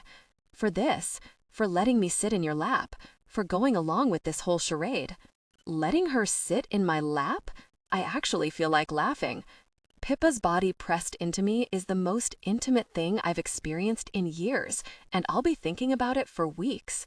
Also, the poisonous look Zach gave me the moment Pippa wasn't looking made the whole night worth it. Whether she realizes it or not, Pippa doesn't need him anymore. Zach realizes it, though. A burst of smug male satisfaction hits me in the chest as I lock eyes with Zach across the party. He pauses mid-conversation before resuming, and I know I'm right. Really, the jerk. The urge to protect Pippa expands tenfold. She squeezes my knee and sparks shoot up my leg, straight through me. This is sweet torture, having her in my lap like this. The only reason I'm not moving her off to give myself a break is because I'll never get this chance again. I glance between her eyes and her mouth. Promise me you'll never sleep with Zach again. She chokes. What? Do it, I demand. I sound like a jerk, and I don't care. Promise me, Pippa. She shakes her head, laughing. I promise. Oh my gosh, after what happened, I'm not that stupid. I don't think you're stupid at all. Well, she shrugs, giving me a lopsided, self-deprecating grin. I did stay with the guy for way too long, she says in a low voice, leaning in. Her breath tickles my ear. And he was terrible in bed. Really? My nostrils flare as I picture them together, him on top of her. No, he'd probably make her go on top each time because he's a lazy person. I really hate that image. Ow, she says, shifting on my lap. My fingers dig into her hips, and I loosen my grip immediately. Sorry. It's okay. She gives me a small smile. Why was he bad in bed? The question falls out of my mouth before I can't stop it. I can't help it. I need to know. She gives me a look. I'm not telling you details. I put on a suit for this? You put on a suit multiple times a week for games, she argues back, smiling, and my chest feels pressurized like a pop can. I love that she isn't afraid of me and that she likes to argue back. The side of my mouth tugs up. It's past my bedtime, she chuckles. Fine. Okay. Her gaze slides to Zach before coming back to mine. He would do this thing with her hand, she whispers to me, and I lean in, even though I can hear her just fine. She flattens her fingers and then shifts them back and forth fast, like she's a DJ, and she's baring her teeth. A rusty laugh scrapes off my chest. What is that supposed to be? She laughs, and when her sparkling eyes meet mine, my pulse trips. Touch, intimate. Tension, overwhelming. It always felt rushed, and I'd worry I was taking too long, and then, she shrugs with a wince, I wouldn't be able to get anywhere. With us, it wouldn't be rushed. I'd take my time. I'd take all night. When the sun rose, she'd still be reaching peak, exhausted from countless moments of intense connection in every conceivable position. The whole thing felt like a chore near the end. Her gaze flicks to mine. Sorry, too much information. A feeling surges in my blood, electric and determined. I've been competing in sports my entire life. I thrive on competition. It's woven into my DNA at this point, and it's the best way to motivate me. Hearing that Zach couldn't help Pippa reach her peak, it lights my blood on fire. I'd help her find that release. I'd help her find it intensely. My pulse beats in my ears, and in this moment, there's no one here but me and her. I hold her gaze, swallowing with difficulty as I picture sliding my hands up her dress here in the dark restaurant, pressing the pads of my fingers over her clothing. Maybe she'd grip my knee, maybe she'd bury her face in my shoulder while she shook on my lap, overwhelmed. I need to help her find that release. It's not too much information, I manage, and my voice is hoarse. Was it just with him? I ask for some stupid, really stupid reason. That you couldn't get there? I like the pain, I guess. I like the torture of hearing about her struggles with reaching a peak, even though I can't do a really thing about it. She bites her lip, and I follow the motion. I want to bite her lip. Our eyes meet again. He's the only guy I've ever been with, she admits. I drag a deep breath in as competition roars in my veins. Me, my subconscious shouts. I'm the one who can change her mind. She shifts on my lap, and I clench my jaw as she brushes against me again. Sometimes I'm successful, by myself. Even in the restaurant's moody, dim lighting, I can see the flush across her cheeks. I wonder if they flush like that while she is alone. Why are you blushing, Songbird? My voice is low. I'm not, she says, breathless. She won't look at me, but her pulse jumps in her neck. The pretty songbird is thinking about something naughty, and I need to know what it is. One hand is still gripping her waist, but I lift my free hand and press the backs of her cheek. Her lashes flutter. You're burning up. You don't have a fever, do you? I arch a brow at her, teasing her. I don't think so, she whispers, eyes darting to mine. What are you thinking about? Nothing. Her eyes are wide. Now I have to know. I turn her in my lap so she can't avoid my gaze. Tell me. She huffs, half amused and half annoyed. Jamie. Now. She groans. Bossy. Okay, fine. Last week. Go on. This is embarrassing. Okay, whatever. I usually have a tough time even on my own, but last week I was able to really quickly. Her expression turns mortified. Oh my God, why am I telling you this? You were just following orders, I say, but my voice sounds far away because all I can think about is Pippa across the wall that separates our rooms, finding her own pleasure. Gasping, her toes curling as she reached a peak. Gosh, I'm so aroused right now. Gosh, she mutters as I shift against her. Stop moving, I grit out. She gives me a look. Stop pressing against me so intensely.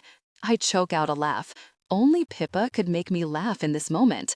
Maybe I'm lightheaded because all my blood is straining with desire right now. What about you? Pippa looks at me. Everyone says you don't date. I don't. Never? Erin's face flashes into my memory, happy, smiling, and I'm flooded with guilt all over again as I remember reading about her pulling out of all of those fashion shows. I had a girlfriend when I was 19.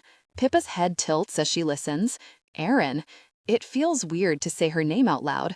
She was nice, but I shake my head, unsure of what to say. My schedule is intense, even in the off-season, and my mom needs a lot of attention. Pippa nods, and her eyes are full of warm compassion. She's the only person who knows the full extent of things, I realize as I study her face. I can only handle those two things. She nods again. Right. I meet her eyes, and something shifts in my chest. Playing pretend like this feels too easy. It's different from dating Erin, who always felt more like a friend, and that realization is a sharp kernel in my chest.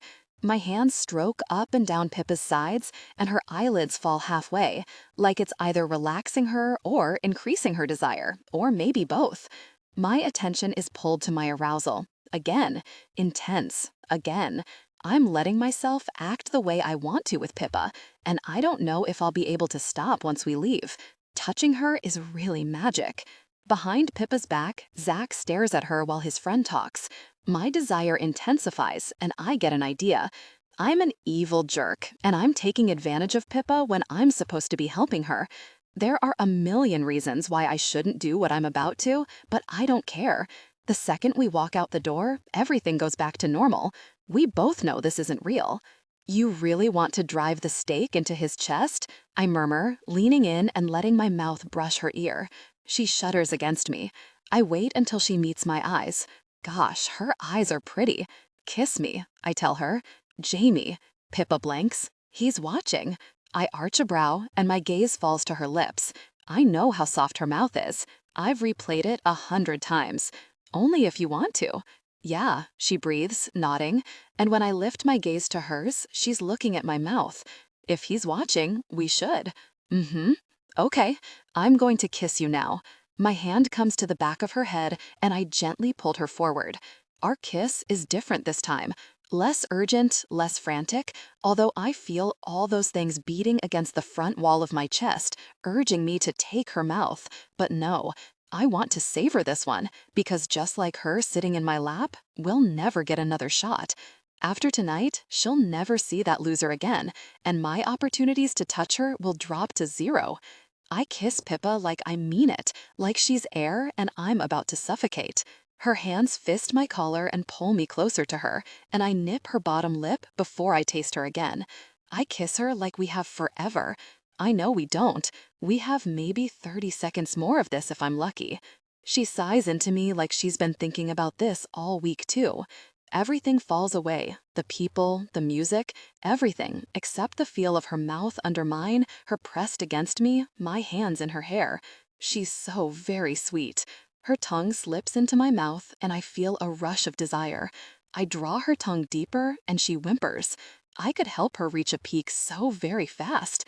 I'd do it over and over until she begged for a rest. Pippa, I whisper between kisses.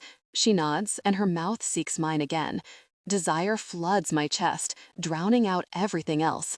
Every bad thing I've ever seen or that has happened to me evaporates into the atmosphere as I kiss her, like she's filling me with light. Her hair is silk, and I deepen the kiss. I need her to be fully mine. I know this isn't real, but it's still really incredible.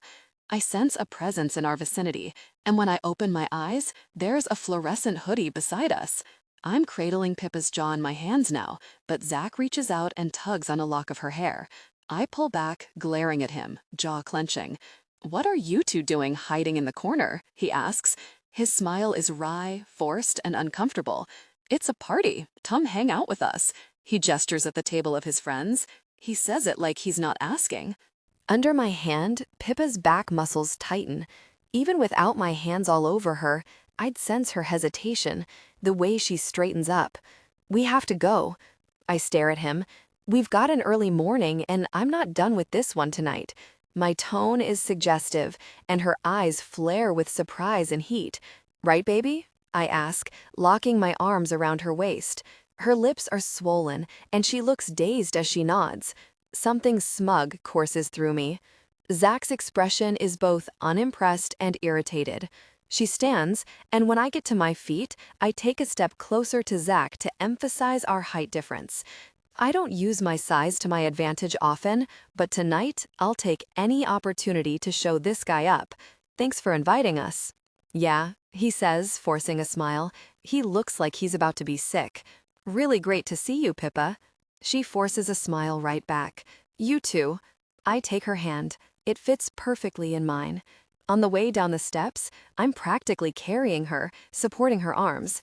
She waves goodbye to a few people, and the second we get outside, she deflates. I let her arm go, because now that we've left the party, the ruse is over. Something in my gut sinks. That all felt too easy, and I know how dangerous that is. "Oh my God," she breathes, closing her eyes. "That was a lot."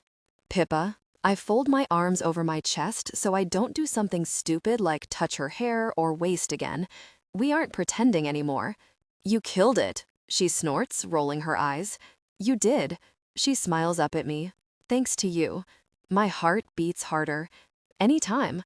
I can't tell her the truth, that tonight wasn't a favor to anyone but myself. "Jamie." I can't stop thinking about her. "Well, have another round," Owens tells the server, gesturing at our large group. "All the players are out tonight in a bar after a loss against Houston." Unease simmers in my gut as I drink my beer. Whenever the whistle blew during the game tonight, I had the urge to look over my shoulder. I couldn't stop picturing her sitting there, smiling and watching me play. I've been away for 6 days, and it's time to face an ugly truth. I miss the songbird. The server places another beer in front of me, and I slug back the rest of my drink before handing her the empty glass and thanking her. "You're in a mood tonight," Owens notes, cocking a grin. I stare at him. "How's your girl doing?" "My girl?" The words warm my chest.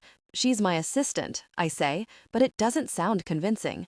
"Yeah," he smirks. "That's what I meant." I drink half my beer. "She's none of your really business." He lets out a loud laugh, head tipping back. "Strycher, relax. I'm not going after Pippa."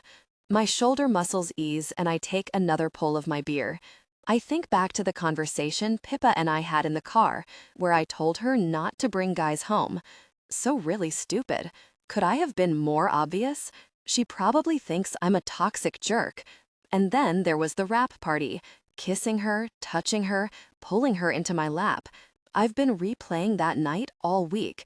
"You're probably going to bite my head off for saying this," Owen starts, "so don't say it." He grins. "Nah, I'm going to say it anyway. You play better when Pippa's at the game." I fold my arms over my chest. I can feel my nostrils flaring.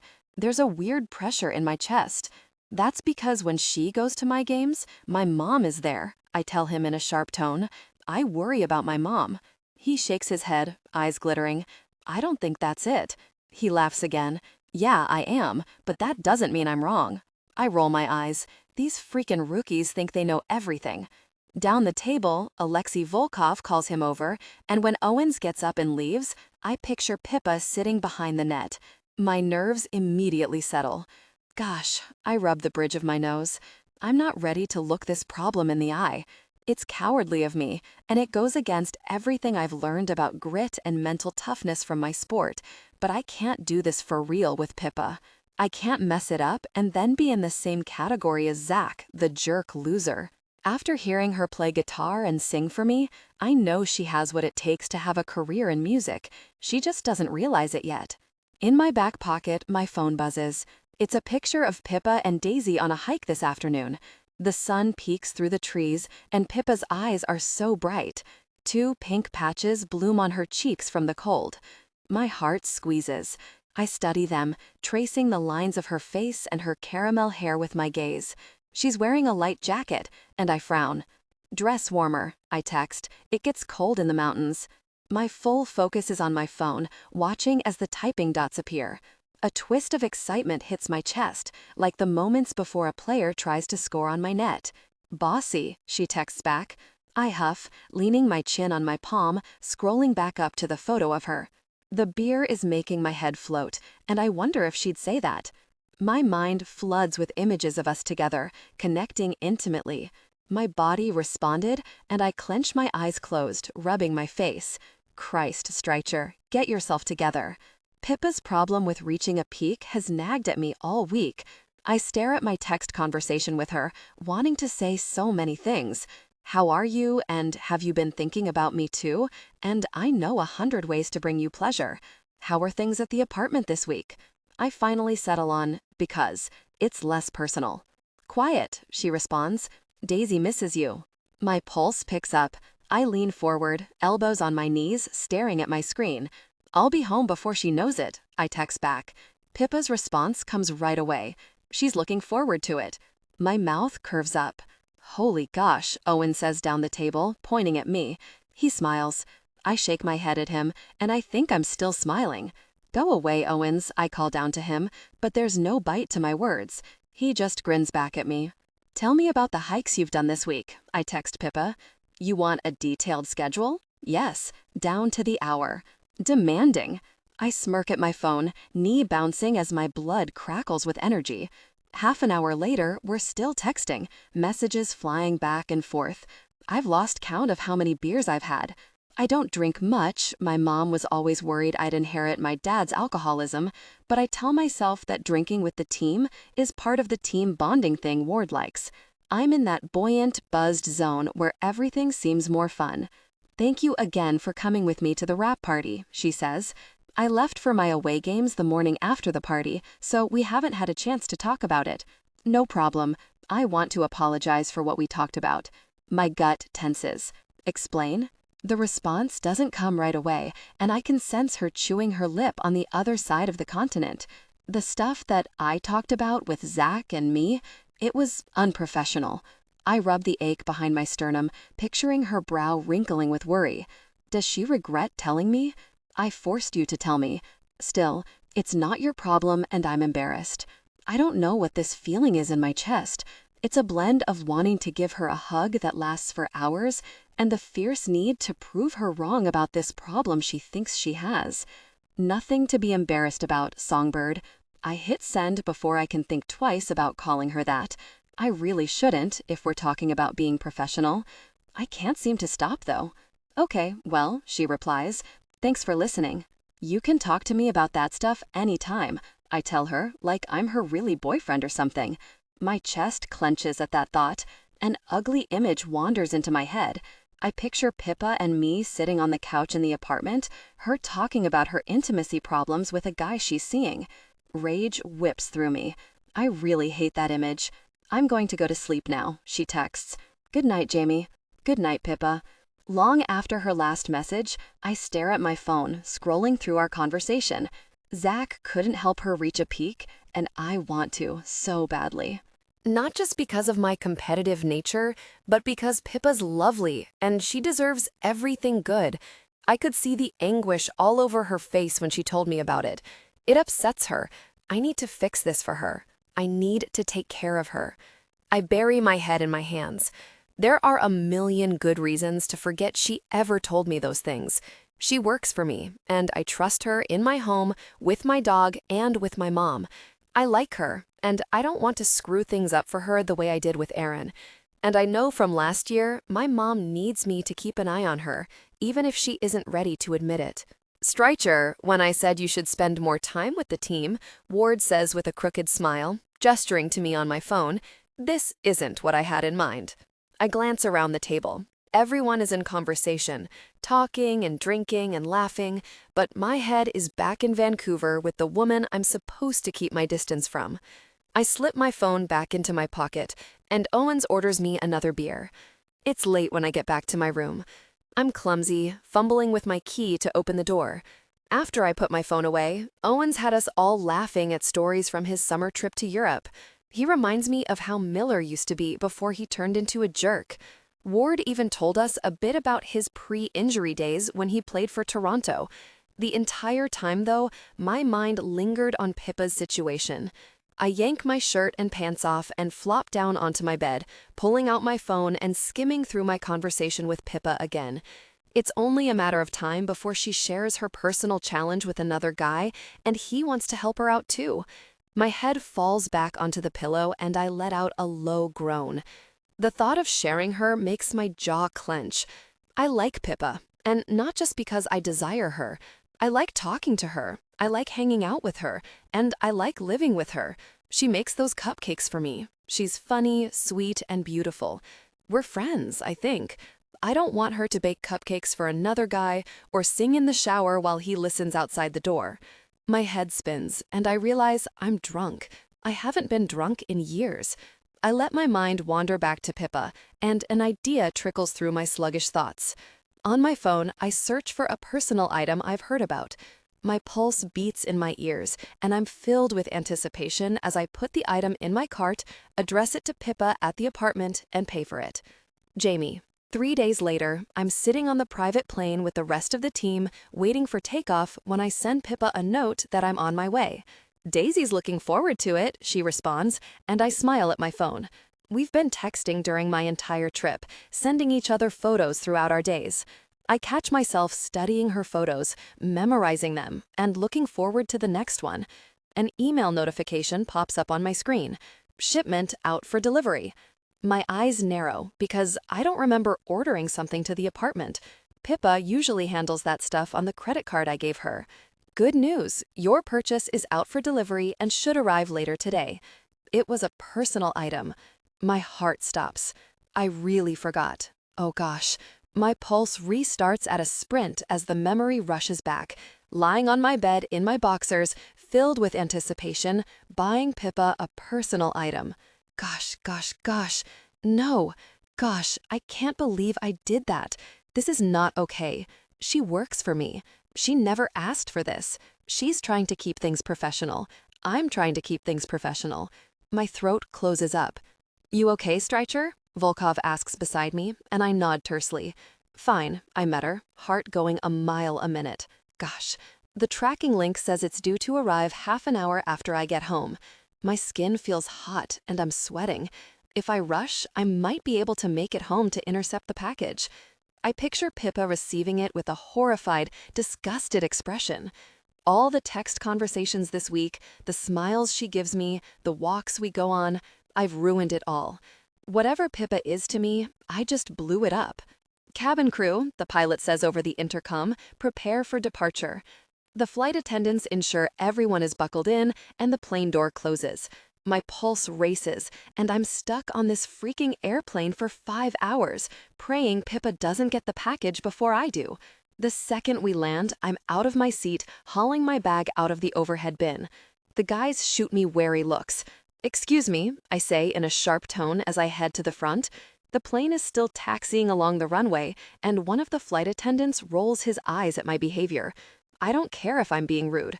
I need to be the first one off this plane.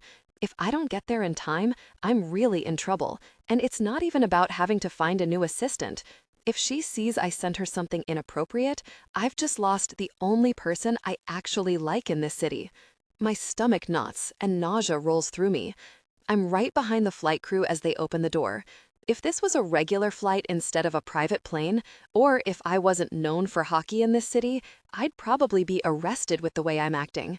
Instead, the flight crew just look unimpressed as one of them gestures for me to go ahead. Sorry, I mutter at her as I rush past. It's an emergency.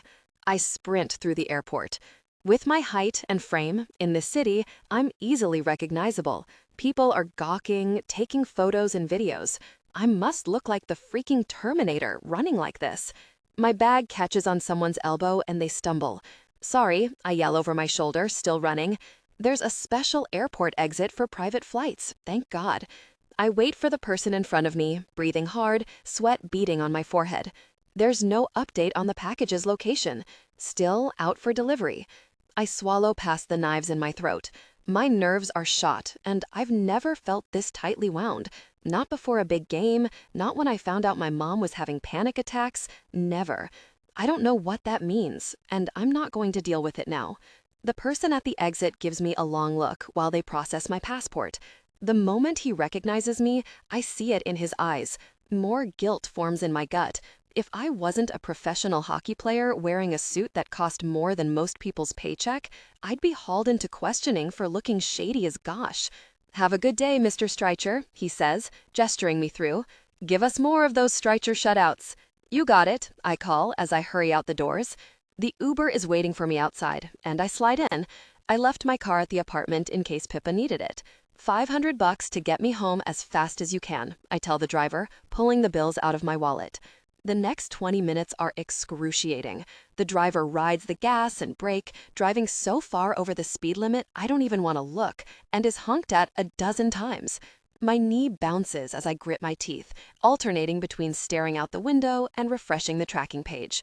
When we pull up in front of my building, I shove the gills at him and race out of the car. The elevator takes a century to arrive and another century to get to the top floor. A tiny old lady gets off on the 10th floor, and I have to hold back from shoving her out of the elevator to get her to move faster. I'm crawling out of my skin with impatience. The elevator finally opens on the top floor, and I'm at the front door in a shot. No package on the floor. My pulse beats in my ears. I'm not in the clear yet. It could be inside or with the concierge downstairs. Inside the apartment, it's quiet. Daisy trots over, tail wagging, and I absent-mindedly pick her up, petting her while scanning the apartment, opening the cupboard below the sink to check the recycling. No Pippa, no package, no empty box.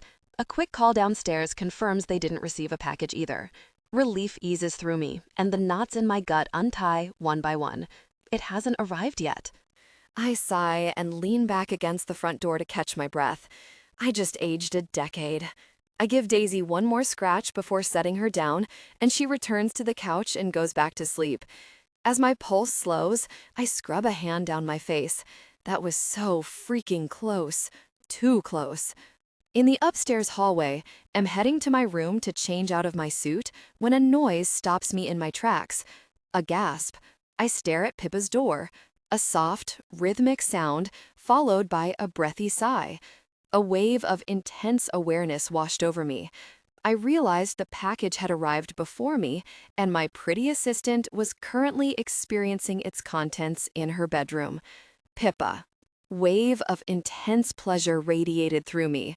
I was shaking, back arching off the bed, muscles taut, mouth open with my eyes clenched closed as I reached a peak of sensation. When I couldn't take it anymore, I stopped the sensation and collapsed back into the pillows, catching my breath. That was amazing. I lift my head and stare at the item Hazel sent me. My mind is blown. Floaty, relaxed feelings flow through my body, and I huff a laugh. That thing worked, and fast. Maybe I'm not broken after all. I bite my lip, grinning to myself. Thinking about Jamie while I experienced it made everything more intense. So I have a little crush on him. I always have. I'm not going to do anything about it. I take a sobering breath and get dressed before heading downstairs. Jamie's in the kitchen, unloading the dishwasher, looking absolutely freaking delicious in athletic pants and a gray long-sleeve shirt. Something about the way the thin fabric clings to his chest and shoulders makes me want to run back upstairs and experience that sensation all over again. I break into a huge smile. You're home. This week, I texted him that Daisy missed him, but the truth is, I missed him. He watches me with an expression I can't discern as I walk over and wrap my arms around him in a hug. It isn't until my face is pressed against his chest and my eyes fall closed that I realize maybe this isn't how most assistants greet their bosses. I can't find the energy to care, though. That experience wiped me out. How was your flight? When I step back, Jamie won't meet my eyes, and his cheekbones are flushed. He shifts away from me, folding his arms over his chest. Fine. Good. Good. I smile at him again. I'm just feeling so relaxed. Hazel will be so smug, and I'm going to buy her flowers as a thank you. No, the whole flower shop. Every very flower in the place. I watch Jamie's Adam's apple as it bobs. His gaze darts to mine before he closes his eyes, frowning. Are you okay? I ask. Fine, he manages, before storming upstairs. I raise an eyebrow, watching his tall, strong form as he disappears. Grumpy, I call after him. His door slams, and when I return to my room a few minutes later to grab something, I hear his shower running. He must be tired from traveling or something. I open my bedside drawer, where I stashed the item, and grin to myself. I'm going to experience it again tonight. Pippa. The next morning, Daisy and I are just getting home from her morning walk when we run into Jamie in the hallway outside his apartment. Heading out, he can barely meet my eyes as he shifts his gym bag over his shoulder. Yup. Have a great practice. Thanks. His gaze lifts to mine, and I think he's about to rush to the elevator, but he doesn't move. He clears his throat. What are you up to today? I can't say the first answer that comes to mind. Experiencing my new item while I think about sitting on your lap, feeling close to you. Definitely can't say that. My face heats and my body tightens in anticipation. I've been experiencing that item nonstop. I've never owned such an item, so I didn't know how incredible they were. On the tour, there was no privacy, so it's not like I could have used such a thing. And even if I had one, I'm sure it would have fallen out of my bag at the worst time in front of everyone. We're going hiking with Hazel. I hesitate, and I might play my guitar for a bit. His gaze goes soft and warm, and a funny feeling rises in me. I like that look on his sharp, handsome face. I like him looking at me like that. That's great, Songbird, he says, and the corner of his mouth curves up. My heart flutters. I'll do anything to make him smile again. His eyes hold mine, and the flutters in my chest intensify. Send me a picture on your hike. I nod, smiling. He just wants to know how Daisy's doing throughout the day, I remind myself. After we say goodbye, I head to my room and pull my guitar out. I play around with it for an hour, strumming and hovering with my pen above my notebook, ready to write lyrics, but nothing shows up. That's how I used to write music. I'd get a few parts of the song, maybe one verse, the chorus, maybe just an opening line, and then I'd fill the rest in. But today, nothing feels good enough. Nothing sounds worthy of creating a song around. I blow out a long sigh of frustration. Some musician I'd make. I can't even do this as a hobby without seizing up in self-doubt. They're opening up that marketing position next week for internal applications, Hazel tells me on our hike that afternoon. That's great. I picture myself in meetings to discuss brand partnerships, campaign strategies, or a logo redesign. Compared to the insane hours on a tour, an office job will allow me to have a normal life. Maybe I'll even make friends there.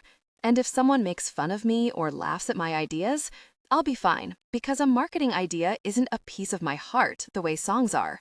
Something makes me pause. If I work for the marketing department, I won't get to see Jamie or Daisy anymore. My good mood pops like a balloon. It's for the best, though. I think about trying to write music this morning and how paralyzed I was by the idea of negative criticism. I'm not like Zach, who was always able to ignore the bad stuff. You don't have to apply for it, Hazel says quietly. Just because it's what Mom and Dad want.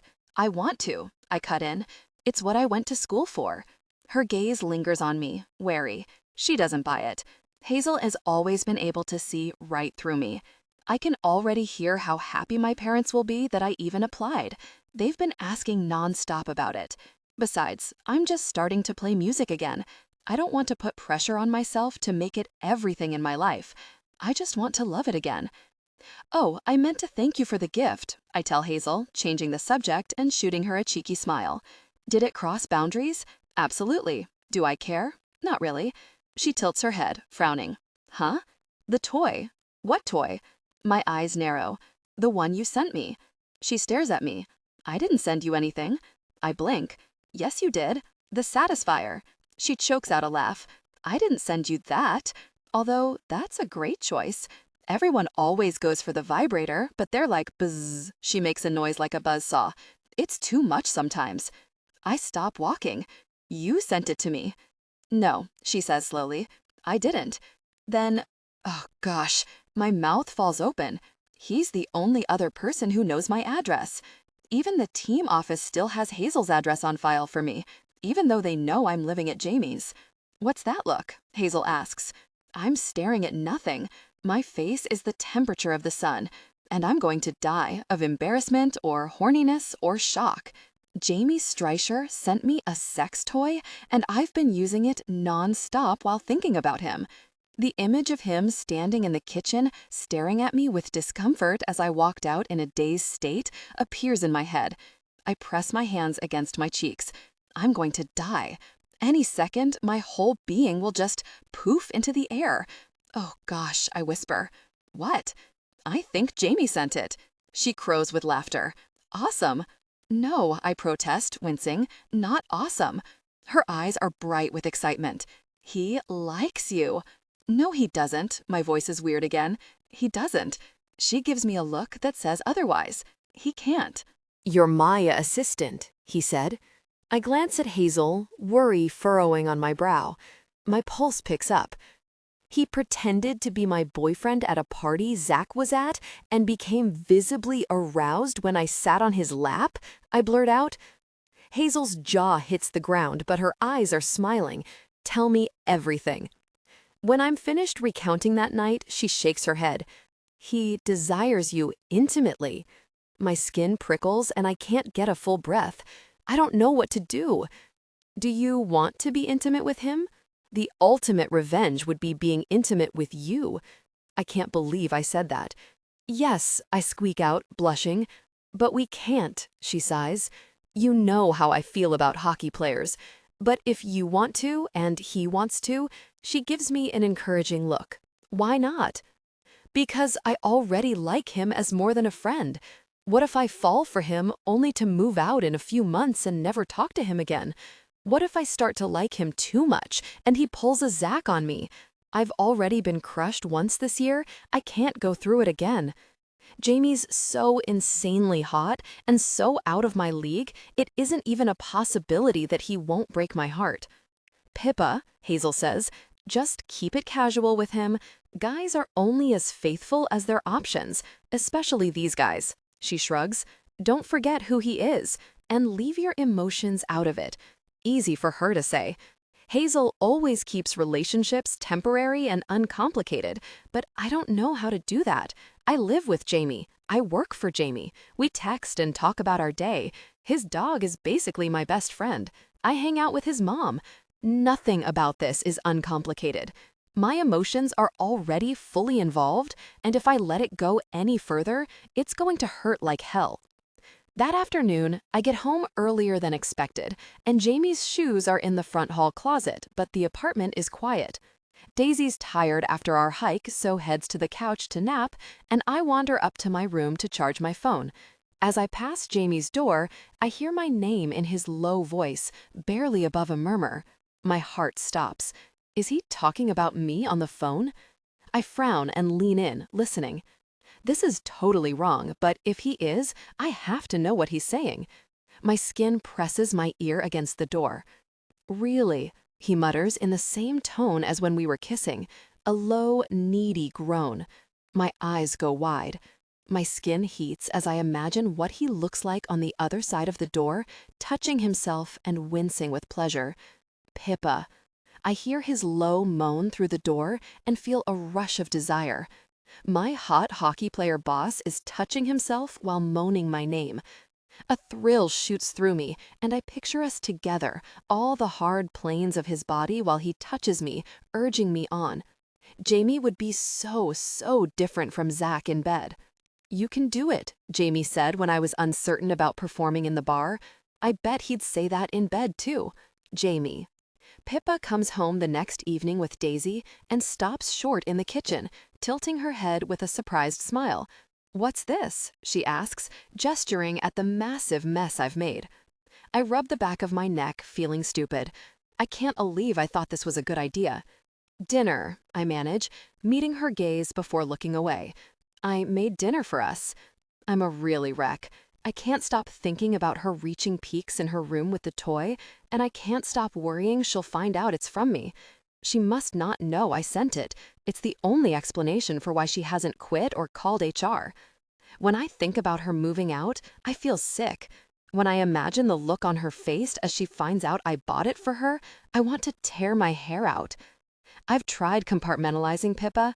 I've tried placing her in a separate box in my mind and saving thoughts of her lush mouth, perfect form, and round curves for the moment I climb into bed every night. None of it's working. She's constantly in my thoughts, and me buying her that toy is a looming axe above whatever we are. I'm falling apart, so I'm making dinner for us. I don't know why. I don't seem to understand logic anymore, not where Pip is concerned. She blinks. "I didn't know you could cook." I shrug like it doesn't matter.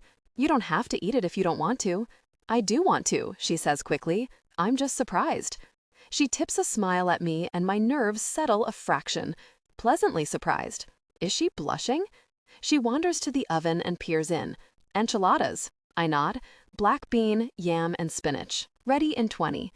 She heads upstairs to drop her stuff, and I blow out a long breath as my head falls back. 5 minutes later, I'm loading the dishwasher when she returns to the kitchen. She reaches to pass me a bowl, and our fingers brush. Electricity spikes through our touch, and I jerk back. "What's up with you?" She gives me an amused, curious look. "You're so jumpy." My shoulders tense. "I'm fine." She snorts. "Jamie, your shoulders are at your ears. Do you need a massage or something?" My body tenses, thinking about her soft hands kneading into my neck. "Gosh, I don't need a massage," I blurt out. She puts her hands up. "I didn't say I was going to do it. Relax." I'm really blowing this. I drag a breath in. Pippa moves in front of the sink to wash a knife, and without thinking, my hands are on her shoulders, moving her away. "I'll clean up." "I didn't make this mess so you can clean up after me." "I know," she shrugs under my hands. "I'm happy to help. I live here too." "Pippa, sit down." She sets the clean knife on the drying pad and turns to me with a worried look. "Did I do something wrong?" "No, I hate myself. I'm sorry. I'm stressed out today." Her mouth twists. "Is there anything I can do to help?" There I go again, picturing her offering intimate attention. I'm about to say no, but another image appears in my head. Us sitting in the living room in the middle of the night while she plays the guitar. Music. I fold my arms across my chest, leaning against the counter. That would help. A smile lifts on her mouth, and she reaches for her phone. "I can play DJ, no problem." "No." Her gaze snaps up to mine, one eyebrow raised. "You." Her mouth twists to the side again, but she holds my gaze. That was a one-time thing. She smiles like she's kidding, but vulnerability flashes through her eyes, and my chest aches. I lift my eyebrows at her. I made dinner. Just like her, I'm teasing, but I'm also not. We stare at each other, and I feel her resolve fading. "Come on, songbird," I murmur. "You going to make me beg?" She huffs, rolling her eyes. "Fine, but only because you're clearly having a bad day." A little smile curves on her pretty mouth, and her eyes lose that hesitant expression from a moment ago. She heads to the stairs. She returns with her guitar and takes a seat on the couch. I stand in the messy kitchen, staring as she positions the guitar on her lap, looping the strap over her shoulder. It feels almost too good to be true. "I've been playing around with some stuff," she admits, with a funny, almost embarrassed smile that makes me want to kiss her again. It isn't very good. The breath leaves my lungs in a huff. I'll be the judge of that. "Okay." She smiles to herself and begins to play. Her music fills the apartment, and a warm, tight pressure surges in my chest. The song she's singing is hopeful, sweet, and fun. The lyrics are about getting back up on the horse after falling off. Pippa's voice is soft but strong, and she has control over her notes like a professional. She makes it look easy and effortless. As she sings about moving on from tough times, I wonder if I have anything to do with this, if the pep talk I gave her before the wrap party about getting back on the ice made any impact. I really, really hope it did. She sings a line about finding someone better, and an ugly thought strikes me. What if she's thinking about moving on with someone else? I imagine her swiping on a dating app, and I feel sick. I picture guys knocking on our front door to pick her up, and my jaw hurts from clenching. The tune ends, and she shoots me an embarrassed smile. Not a lot of cleaning happening over there, she teases. I blink, shaking myself. Did you write that? She nods. I know it needs work. Why do you do that? I ask without thinking. Cut yourself down like that. Discomfort flashes across her face, and she shifts her feet beneath her legs. Her lashes flutter. I guess I say it first, so others won't. She looks over at me, and I definitely want to kiss her again, even just to distract her from the jerks who made her feel like she wasn't good enough. I'd never do that, Songbird. She holds my gaze before she gives me a small nod. I know. I'm so really gone for this girl. How can anyone ever say yes to you if you say no to yourself first? I ask. She chews her lip, watching me, and instead of pushing the issue, I just twirl my finger in the air. Next. She laughs, and the tension dissipates. Demanding. As I clean up, Pippa continues to play. Daisy snoozes on the couch, and when the timer rings, I dish out and gesture for Pippa to sit down at the table I've set. The air hums with excitement. This feels like a date. No, not a date. This feels like something more. Something natural, easy, and necessary. Like we're a couple or something. Daisy's eating her dinner from the slow feeder bowl I bought her, and Pippa watches with amusement as her tail wags. This feels like family. My stomach tightens. We're not, and I know that. This is just me trying to smooth things over with her so I don't lose someone I really need this year. Pippa takes a bite and hums with appreciation. Jamie, this is great. I smile at my plate. Thanks. I used to make it for my mom when I was a kid. She quirks a funny smile at me, half confused, half amused. You were cooking as a kid? I nod, gripping my water glass. The memories flood back. My mom's dim room in the middle of the day, curtains closed, her under the covers, fast asleep. All she did was sleep for weeks at a time, until she rose out of the funk she was in. That's what she called them, funks. Okay, Pippa says, leaving it be. It's her reaction that makes me want to share more. The way she gives me space tells me she'll keep it between us. She'd never tell the media or her friends. My mom had depression when I was a kid. Sometimes I had to cook for myself. Her concerned gaze meets mine, but there's no pity behind her eyes. Oh, I'm sorry. It's okay. I managed it. Understanding passes over her features, and a small smile lifts on her face. That's why you take care of everyone. I just shrug. I have no choice. She reaches across the table, covers my hand with hers, and gives it a warm squeeze. Her skin is soft, and my hand tenses under hers so I don't haul her into my lap like at the wrap party. Sorry, she whispers, yanking her hand back at my grim expression. This is going all wrong. We eat in awkward, tense silence, and when we're done, she gets up to clear the plates, but I stop her. I'll do it. My tone comes out sharper than I wanted. She takes a seat on the couch and picks up her guitar again. She plays another song while I clean the kitchen more thoroughly than ever. If I stop, she'll stop playing, and I'm desperate to hear her voice. Her singing on the couch makes this apartment feel like a home. Her song ends, and she glances over at me with a small smile. I think you got that spot. I look down to where I'm scrubbing the spotless countertop. She bites her lip, her nerves written all over her face. Sit with me? My feet are already moving to the living room. I can't say no to her, it seems. I drop down in the chair facing her. She pauses, offering me a hesitant look. Are we okay? I jerk a nod. We're fine, Pippa. She studies me, chewing her bottom lip, and I can't stop thinking about what that bottom lip felt like between my teeth as I kissed her at the wrap party. Gosh, what I wouldn't do to experience that again. Silence stretches between us before I shoot to my feet. I'm on edge, and I'm going to do something stupid if I sit down here with her. I make it all the way to the hall outside my room when her voice stops me. Is this about the toy you bought me? She climbs the last of the stairs, folding her arms over her chest. My gut drops. Of course she figured it out. Pippa. I drag in a breath. I'm so sorry. She stares at me. I can't read her expression. Why? I shake my head, feeling sick with nerves. It crossed a line. You told me that in confidence. And I cut myself off, frustrated. I don't want to make you uncomfortable. I had too many beers, and I'd been thinking about you all day. Gosh, I didn't mean to say that. Because we'd been texting, I'd been thinking nonstop about what you said at the wrap party. My eyes meet hers, and heat roars in my blood. I like you being here. I like you playing music in the apartment, and I like you coming to my games. Her mouth tips up into a smile. I like going for walks with you and you making dinner. My heart aches. All I can do is nod. I can't believe I almost really messed this up because I was overwhelmed by desire. She tucks her hands in the sleeves of her sweater. And I like going to your games and hanging out with your mom. Now we're just listing more reasons why I shouldn't have done what I did. Her tongue darts out to wet her lips. I used it.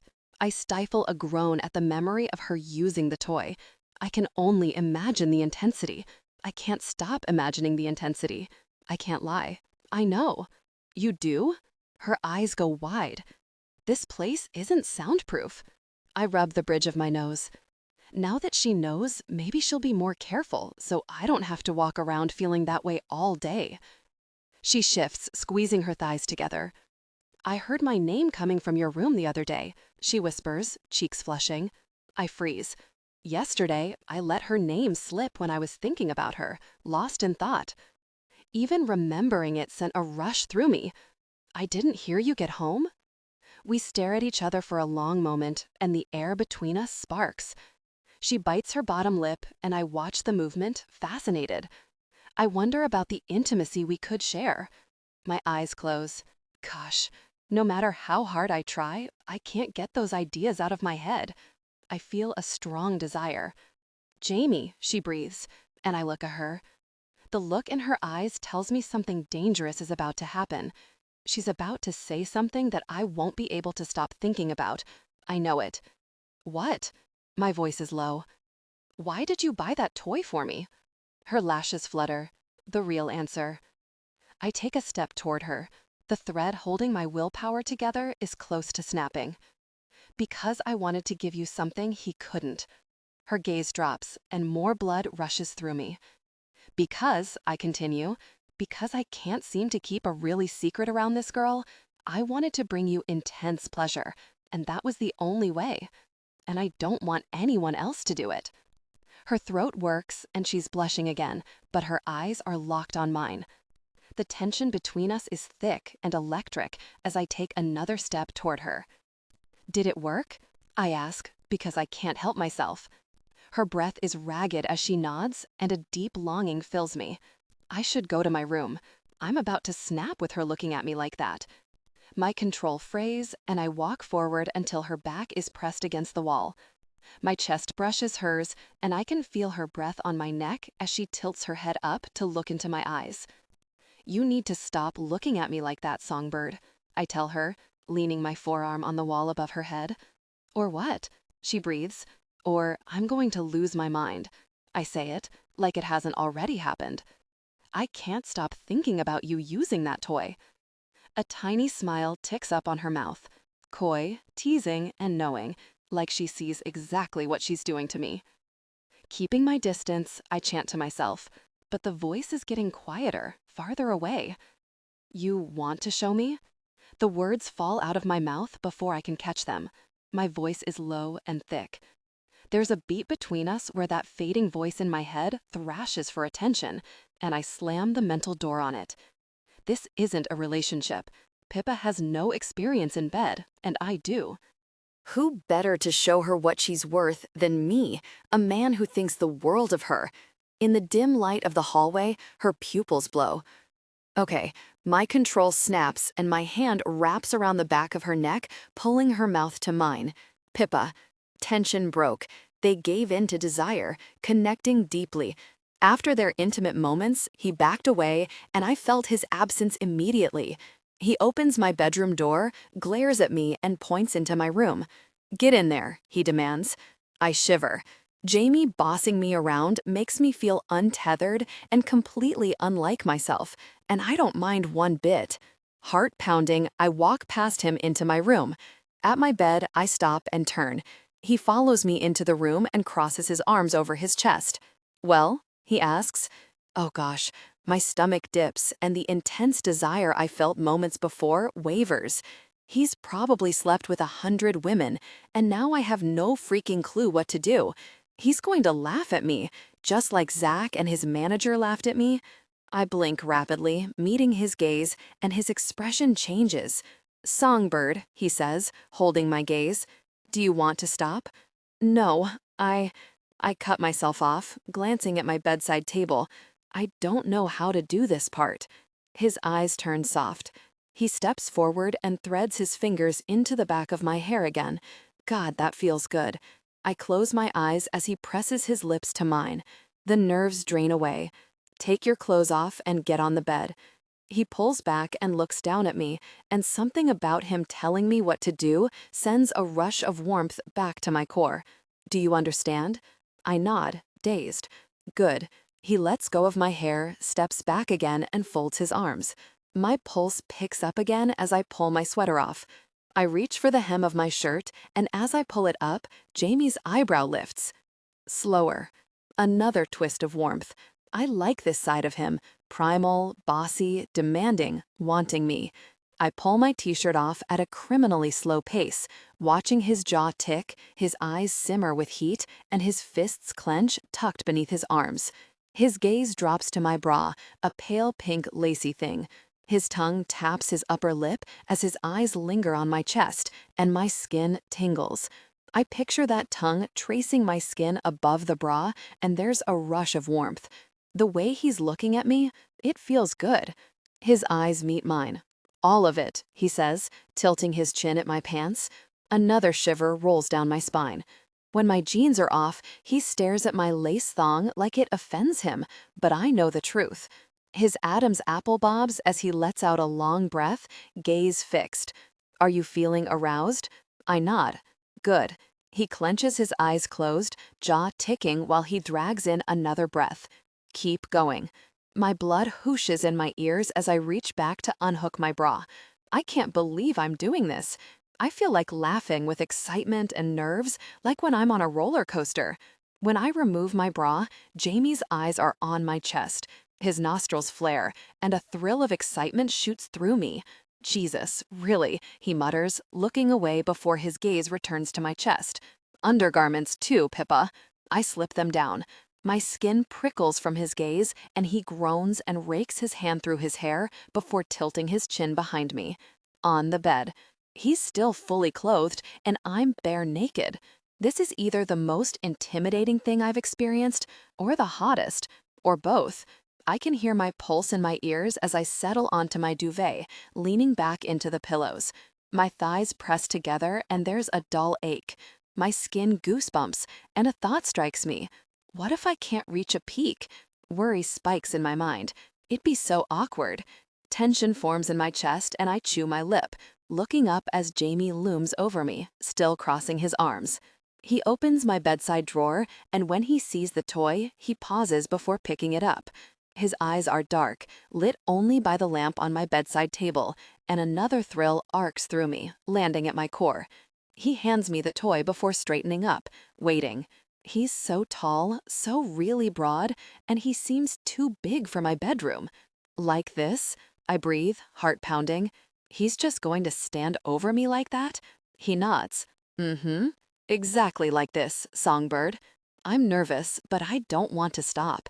Him watching me like this, not touching me, even though I know he wants to, I'm going to be thinking about this for a long time. My gaze is locked on his as I click the toy on. Its whirring noise fills the quiet bedroom, and his eyes darken. What are you waiting for? Bossy, I whisper, and the corner of his mouth twitches. I press the toy to myself and my eyes fall closed. Oh my gosh, my thigh muscles tighten. The sensation is perfect, better than anything I've ever felt. Well, I remember kissing Jamie moments before. That was a close contender. Jamie kissing me intimately might be the best thing I've ever felt, if it's anything like this. I sigh, head tipping back, and I can feel his eyes on me. Oh my gosh, this is so hot, with him standing over me, glaring down at me with that furious look on his face. I never thought I'd be into this. I sneak a peek at him. Yup, furious. Absolutely furious. Heat builds around the base of my spine, and I moan and close my eyes again. Keep your eyes open, he demands. I do as he says, gazing up at him. He looks so mad, but when my eyes drop to his pants, his arousal strains against the fabric. My core aches, a dull throb of heat and pleasure, and I whimper. Are you close? He asks, and I jerk a nod. He arches a brow, looking down at me like he hates me, but there's a soft affection in his eyes. Are you going to say my name when you reach your peak? Another pulse of heat. I'm very aroused. I don't know. Maybe. Wrong. His jaw tightens. You'll say it. Without a doubt. His confidence makes me huff with quiet laughter. My toes curl at the waves of pleasure radiating as the toy works, and I picture Jamie's mouth there, his eyes burning as he looks up at me. Oh, that's good. He rakes his hand through his hair, messing it up. It looks so hot like that. I want to touch his hair so badly. Really? He mutters again, gritting his teeth. You're so really hot, Pippa. Can't wait to see you reach your peak for me. I nod in desperation, gripping my duvet with my free hand. The heat and pressure build, and pleasure is surging through my body. Zach pops into my head. I flinch, pushing the image away, but I can't. I picture us in bed, him getting impatient with me. I'm full body cringing, and the ache fades. No, no, no, no, not now. I had this. I close my eyes, chasing that feeling from a second ago. Jamie's voice is low, brow furrowed. What's going on? I shake my head. I don't know. Embarrassment, shame, and regret whirlpool inside me. This was a huge, really mistake. I can't believe I thought I could go from sexually broken to basically having an intense experience on display. Who the really do I think I am?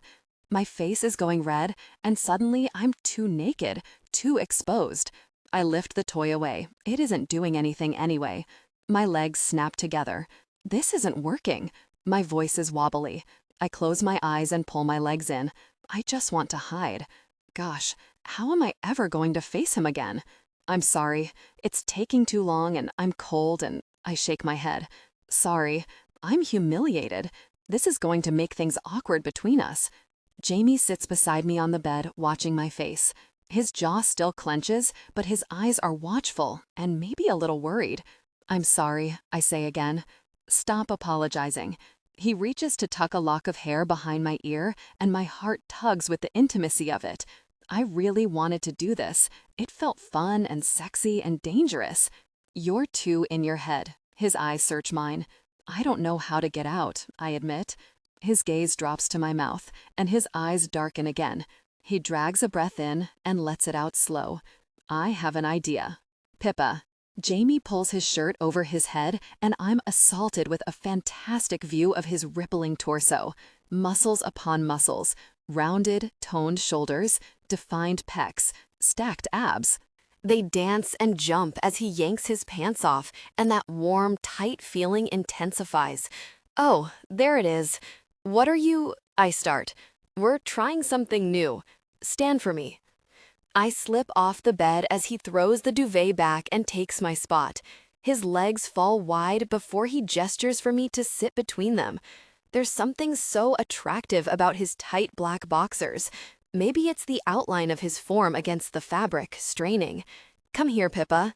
I shiver at his tone, loaded with tension and heat, but I do as he says, settling between his legs. His form presses into my backside, and there's a spark of heat. The second I settle back against him, I sigh with pleasure. He's so warm. He pulls the duvet over us, covering me. Better? He murmurs against my ear, and I nod. So much better. Good. He inhales me, nose against my neck, and lets it out as a sigh. It's my turn, okay? I nod, letting my head fall against him. He kisses my cheek, my jaw, my neck, and the tension leaves my body.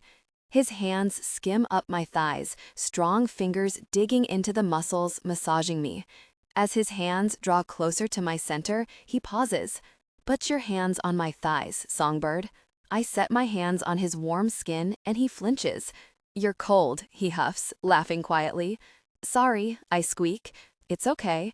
He presses another kiss to my cheek, and this is the side of Jamie that's the most dangerous, the sweet version of him. Put your feet on mine. I do, and he groans like he's in pain. Like ice, he says, and I laugh. A little puff of air against my neck tells me he's laughing too. I'm relaxing more by the second. His hands stroke up and down my thighs, inching closer and closer to the apex each time, and I'm melting into him as heat builds inside me. How's that? His mouth moves against my shoulder. Good, I whisper. His hands move up to my chest, and when his fingers find the sensitive areas, I sigh again. He gently stimulates these areas at first, but with growing pressure, drawing more gasps and sighs from me until I'm squirming against him. His body pulses against my back as I arch into his hands. Heat pools at the bottom of my stomach, and I can feel my desire growing. I'm going to try the toy again, he says, low in my ear. You think you can handle that? I nod, pressing my legs against his thighs. Uh-huh. He shifts under me, reaching for it, and slides it under the duvet, beginning an intimate touch before he turns it on. The toy's intense sensation makes every muscle in my body pull taut. Oh my gosh, have you played with the settings? I'm writhing on him. No. Oh gosh, this is so good. This is perfect, exactly what I need. He's so warm and solid beneath me, all around me, and my nails dig into his thick, muscular thighs. His body responded again when I do that. He turns the intensity of the toy down, and the pressure between my legs dies off. No, I cry, digging my nails into his thighs. More. Beg me? He demands in a low voice that makes me shiver. Beg me to let you reach your peak, songbird. Please, I'm breathing hard. Please let me reach my peak. Good. He clicks the toy up a few speeds, and I groan. Keep talking. What are you thinking about? Your body. My voice breaks as he clicks the toy up again. Our bodies joined. Is that what you want? I nod urgently. Yes. You think you could handle our intimacy? He clicks the toy up again, and I'm squirming on his lap. My body isn't mine. It's his. He owns it. He's wielding it however he pleases, and I'm just along for the ride. I don't know, I admit. His thick arm wraps across my torso, anchoring me to him, and I clutch it. I think you could. His voice is a hot rasp in my ear. I think you could handle our intimacy. It'd be a close connection, but we'd make it work. I'm just nodding, eyes clenched closed as the toy makes me feel like I'm about to burst with pleasure. The first flutters begin. I need to reach my peak, I tell him, squeezing his arm. Then reach your peak, baby. Reach your peak with the toy I bought you. Show me how good it is. His teeth scrape my earlobe, and the pressure boils over. Pippa. Waves of pleasure pulse through me, and I can't think, I can't speak, I can't even breathe. I'm just clamping down around nothing, shaking in his lap as he holds me against him. Good girl, Jamie growls. Such a good, really good girl for me, reaching your peak so intensely. A noise I've never heard myself make slips out of me, half moan, half cry, and he holds the toy in place as intense pleasure radiates through me. Oh my gosh, I cry. Jamie. He groans, clicking the toy down one speed. You're doing so really good, Pippa. Keep going. Ride it out, baby. He lowers the speed one more click, and I'm still there, floating and totally paralyzed in euphoria. I've never reached a peak for this long. I've never reached a peak this intensely. I feel like I'm being turned inside out. Heat spreads out from my center, and I can feel everything. The way his firm chest feels against my back, how his big arm locks me against him, the brush of his thighs against mine, his lips on my neck, urging me on. Finally, I can't take it anymore, and my hand covers his. He pulls the toy away, and I collapse against his body. Holy gosh. I'm still shaking with aftershocks, hips tilting against his arousal. Stop that, he tells me, and I laugh, dazed. Or what? I press against him again, and this time, his hips press forward to meet me, his body pressing against mine. Something tugs inside me, knowing how badly he wants me. I pull out of his grasp, turning to kneel between his legs, and our eyes lock as he sits against the headboard, watching me. His deep green eyes are glazed with lust, and there's another twinge of warmth where he pressed the toy moments before. I can see the shape of his arousal distorting the front of his black boxers, and my center heats. When I drag my gaze up to Jamie's, his expression is pained. "Don't look at me like that," he begs, nostrils flaring. "This was supposed to be about you." My eyes drop again to his arousal, and it pulses under my gaze. I shoot him a knowing grin. Busted. As my gaze traces his torso, all the ridges and valleys, smooth chest and firm lines of his abs, I'm overcome with the urge to take care of him, to provide him with something no one else can. He's so controlled, so careful, so militant about everything. But right now, I just want him to feel overwhelming pleasure like I did a few moments ago. I reach out and touch him intimately over the fabric of his boxers. "Gosh," he mutters, head falling back against the bed frame. His eyes are half-lidded. His reaction spurs me on, and I give him another slow touch. He's so aroused, so full, and when I think about our intimacy, my thighs squeeze together. I already know it would be so good. It might even hurt a bit, and I'm weirdly turned on by that. On my next touch, I linger, running my thumb over the fabric. It is damp, and he lets out a low groan, jaw tightening. "Oh gosh, Pippa." His jaw clenches again, and I feel drunk with power. I'm barely touching him, and I have him making all these noises that I'm going to remember while I'm using the toy next time. Something bold streaks through me, and I pull the waistband of his boxers down, revealing his arousal. Jamie's arousal is prominent, full, and firm. The best looking I've ever seen. No wonder he gives it so much attention in his room. Moisture beads on the tip, and when I drag my thumb through it, he sucks in a sharp breath. "Is this okay?" I ask softly. He jerks a nod. I lift my thumb to my lips, and his Adam's apple bobs. "Gosh," he mutters in a ragged voice. His eyes pin me, so bright and full of intensity that I shiver. "Did you like that?" I nod, smiling at him before I return to touching him intimately. "You're fun to play with." On the next touch, he moans. "Fun to play with," he repeats, watching me. He's so full. More liquid beads at the tip, and when I slip my other hand around him, his big thighs tense. "Gosh," he gasps, "if you don't stop that, I'm going to reach my peak." Heat rushes to my core, and my lips part in excitement and surprise. I want that. I want that so bad. I keep touching him intimately.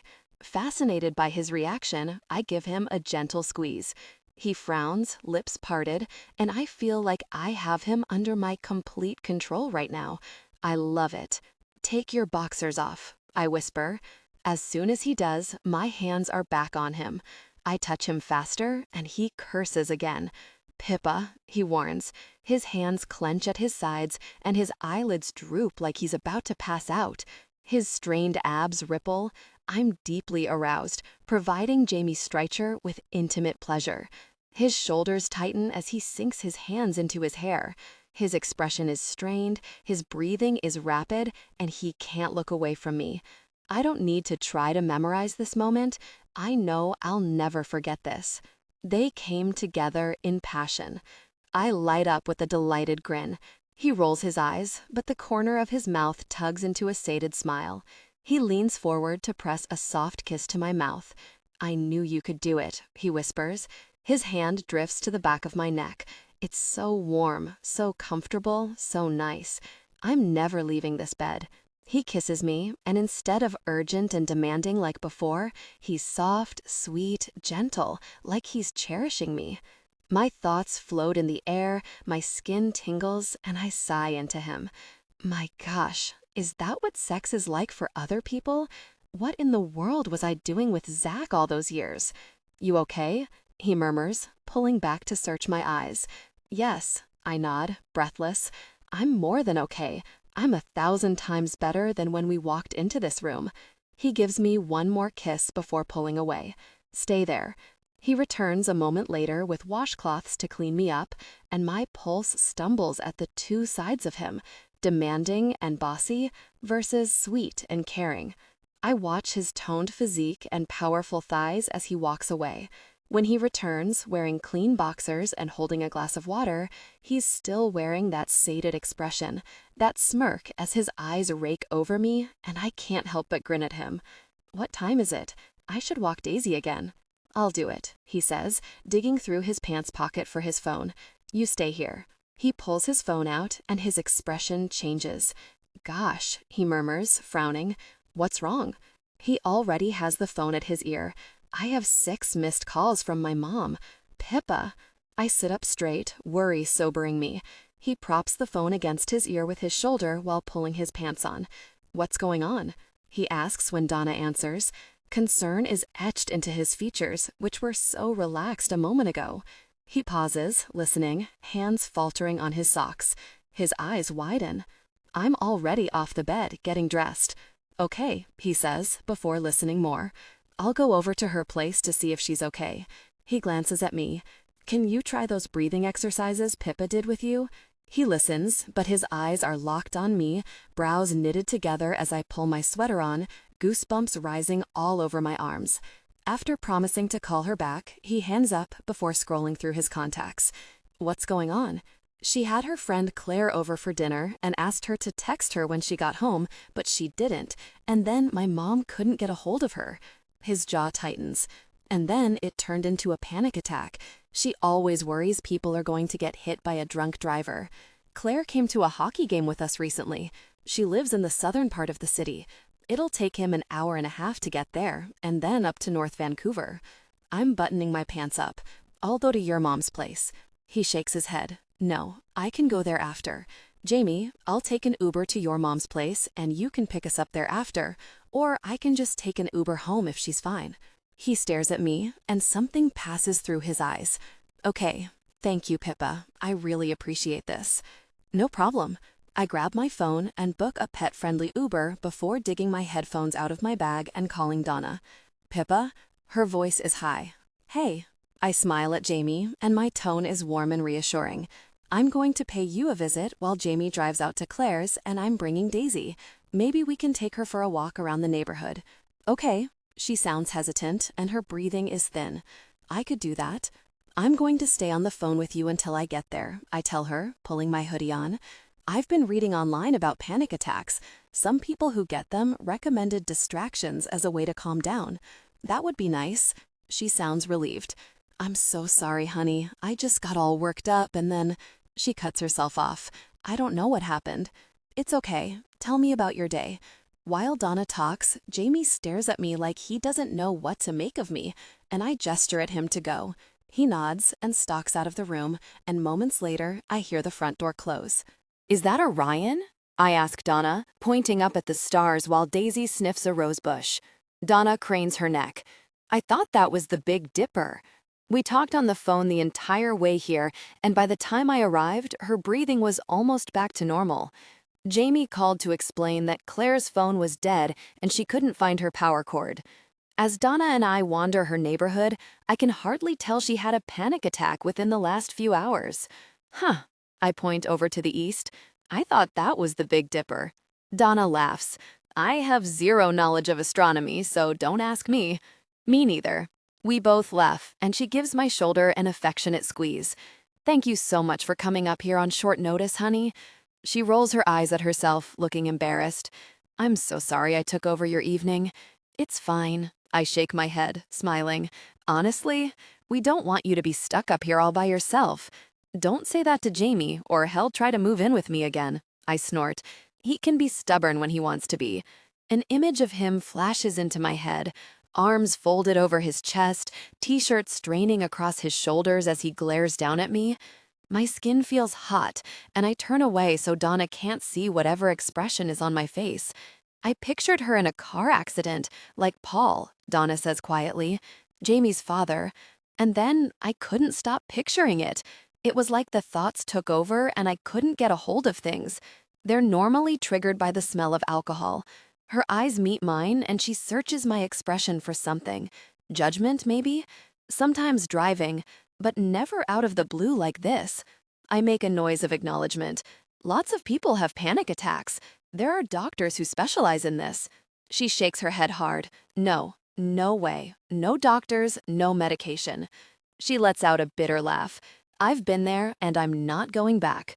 I think about what Jamie said at dinner tonight, about how his mom had depression when he was a kid, and that's why he knows how to cook. My heart aches for them. I can see why Donna isn't interested in revisiting the past, and I don't even know the whole story. That looks like Scorpio, Donna says, pointing at a cluster of stars. I squint at them. Yeah, I think you're right. We both laugh because we have no clue. While we walk, we chat easily, but my mind slips back to Jamie and the intimacy we shared. I can't believe how easily things connected for me. That was the first time I felt such a deep connection with a partner. Maybe it was the way he made me feel, maybe it was the way he understood, or maybe it was that exercise he did where he asked me what I felt, or maybe it was all of it combined. Jamie isn't just the hot hockey player I had a crush on in high school. He's so much more. Under his surly, chiseled exterior, he's kind and caring and protective. He cares more about the people in his life than about himself. He encourages me in music like no one else has. I'm becoming friends with his mom, and I love taking care of his dog. Hesitation rises in my stomach, and my mouth twists to the side. Zach used to think I was special, but the shine wore off. I can't bear the idea of Jamie losing interest in me like Zach did. At just the idea of it, I feel sick. I can't go through that again. When we get back to Donna's place, Jamie is already inside. I texted him earlier that we were out on a walk. Hi, honey, Donna calls to him as he strides over to her, studying her face. He scans her, worry in his eyes, and my heart twists. This is a lot for one person to deal with, and it must be tough to watch his mom struggle. He wraps her in a tight hug, and she sighs with exasperation. I'm completely fine, she says. Just ask Pippa. Jamie's eyes find mine over her shoulder, and he gives me a look of gratitude. I just smile and nod. For the next half hour, Jamie hovers while Donna makes tea, and I sit at the kitchen table, making conversation with her. Finally, Jamie is convinced his mom will be okay on her own, and she shoos us out the door. The drive home is weirdly tense, and I sneak glances across the car at him. His jaw is tight. Our eyes meet. Thanks for tonight, Pippa, he says, voice low and serious. Don't mention it. He glances back at the road, looking frustrated. I would be so screwed without you. I know, he huffs, amused. Humble. I look at him with my eyebrows raised, smiling. Don't mention it, honestly. He nods and turns back to the road, but tension still lingers in his expression. When we arrive home, Daisy can barely keep her eyes open as she heads upstairs. She sleeps in Jamie's room when he isn't traveling. Jamie and I exchange a glance. Now that we're alone again, I'm thinking about our earlier intimacy, how intense it was, how I want to experience it again. But we can't. I know that. I can't keep my emotions out of it the way Hazel suggested. About tonight, he starts. His throat works and he rubs the back of his neck. I don't think we should do it again, I blurt out, and his eyes shoot to mine. Is that disappointment or relief? I can't tell. You have, and I have, I trail off, shaking my head. I can't tell him the truth. I have a very breakable heart and a big crush on him. Right, his intense gaze roams my face, studying me, and his jaw ticks again. I'm sorry if I made you uncomfortable. No, I shake my head. You didn't. It was great, like really great. Okay, I'm blushing now. I work for you, and we have a good thing here. He nods, still watching me with that careful gaze. Yeah, we do. My throat feels thick when I swallow. Great. I glance at the stairs. Through the giant windows of the living room, the ski hill lights in the mountains twinkle, and I know I'm going to be staring at them for hours, replaying the entire night. I should get to bed. Good night, Pippa. His voice is low, and there's something in his eyes that makes me want to hug him. Good night. Inside my room, I lean against the closed door and gather my thoughts. Jamie doesn't have room in his life for me. Tonight was a huge reminder of that. It wasn't Jamie's fault, it was just bad timing, but I know he's downstairs blaming himself for it. It's going to keep happening, and he's never going to choose me over his mom. He can't. She needs him too much. The whole situation has a neon warning sign over it that says, "Danger," blinking, with giant red arrows pointing to it. If I let it continue, I know exactly how it'll end for me. Jamie. We're playing Calgary again a few nights later. Alexei Volkov has the puck, but after he shoots, Miller cross-checks him. The puck hits the pipe, and the fans at the other end of the stadium jump to their feet, calling for a penalty. Play continues, and the booing begins. When the Cougars goalie catches the next shot, the whistle blows, and the refs and the linesmen take a moment to discuss before breaking apart. No penalty, the announcer calls, and the entire arena boos. Miller grins at the fans, arms wide open as he skates down the ice. They're furious, slamming fists on the glass, and he revels in it. He takes his glove off and flips them the middle finger, and the boos get louder. Now the whistle blows, and he gets a penalty. Jesus, really, Christ. I barely recognize him. He used to be so disciplined and focused, like me. He used to love hockey, even with his dad watching his every move and berating him after games about what he did wrong. I grab my water bottle and make eye contact with Pippa. She smiles, and I nod back. Hazel's with her tonight, drinking a beer and looking bored. The few times play has stopped near my net, Rory's eyes went straight to them. Pippa's laughing at something Hazel said. She winks at me with a pretty smile, and I feel a surge of desire. I thought the morning after would be awkward, but Pippa's been completely normal, almost as if nothing happened. I should be relieved she isn't upset. I should put it out of my head and move on. Instead, I can't stop thinking about the other night. She was right that we shouldn't be intimate. What happened with my mom was a warning shot, a reminder of what can go wrong if I'm not there for her. It doesn't mean I'm happy about it. I'm desperate to help Pippa reach her peak again, but if we start being intimate, we won't stop.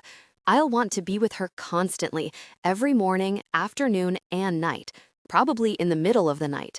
She's too really sweet, too soft, too special, and I can't get enough of my pretty assistant. She's so much more than the pretty girl from high school, and the closer we get, the more my resolve around her crumbles.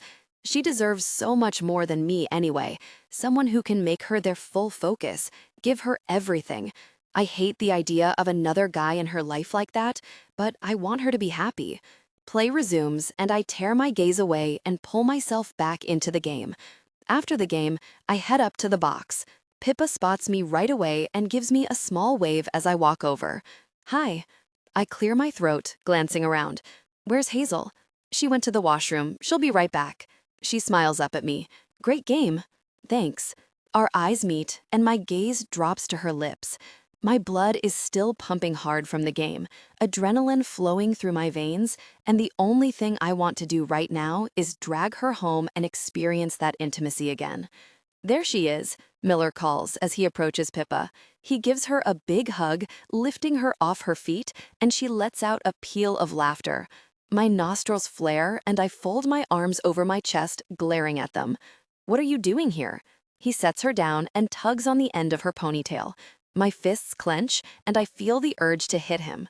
Just saying hey to my pal Pippa. She grins at him. Hey. He wiggles his eyebrows at her. Hey. He chirps back, and they laugh. I hate this. Players from the other team aren't supposed to be in here. My tone is sharp, and my chest feels tight. They shouldn't be smiling at each other like that. She's mine, not his. He rolls his eyes and tilts his chin across the room, where Calgary's goalie is talking with our second line forward. Thurston's basically trading plays with your guy. No one cares. He beams down at Pippa and throws his arm around her shoulder, and rage surges in my blood. How you been, kid? She snorts. You're 2 years older than me. Yeah, but you're short. I'm a normal height. I hate the way she's tucked into his side like that. She should be tucked into my side, not his, never his. You're just ridiculously tall, she tells him. My jaw hurts from clenching. I swallow past the knives in my throat as my pulse beats in my ears. Why am I so really worked up right now? Hazel appears at Pippa's side, giving me a cool nod. Hi, Hazel. I nod at her. Her gaze goes to Miller with his stupid arms still thrown around Pippa, and she makes a face of disgust. I knew I liked Hazel. Hi, Hartley, he says. He's looking at Hazel with a confident smirk, but something predatory flashes through his eyes. Remember me? You've gotta be really kidding me. Hazel's distasteful expression intensifies. Nope. Yeah, you do. Pippa glances between them. You know each other? You were in different years. Miller's looking at Hazel like she's dessert.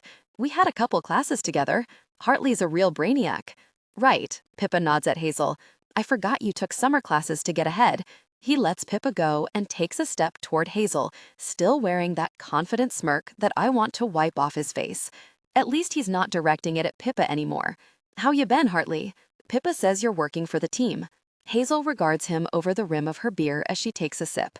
Yep, you always did have a thing for hockey players. Pippa winces at me.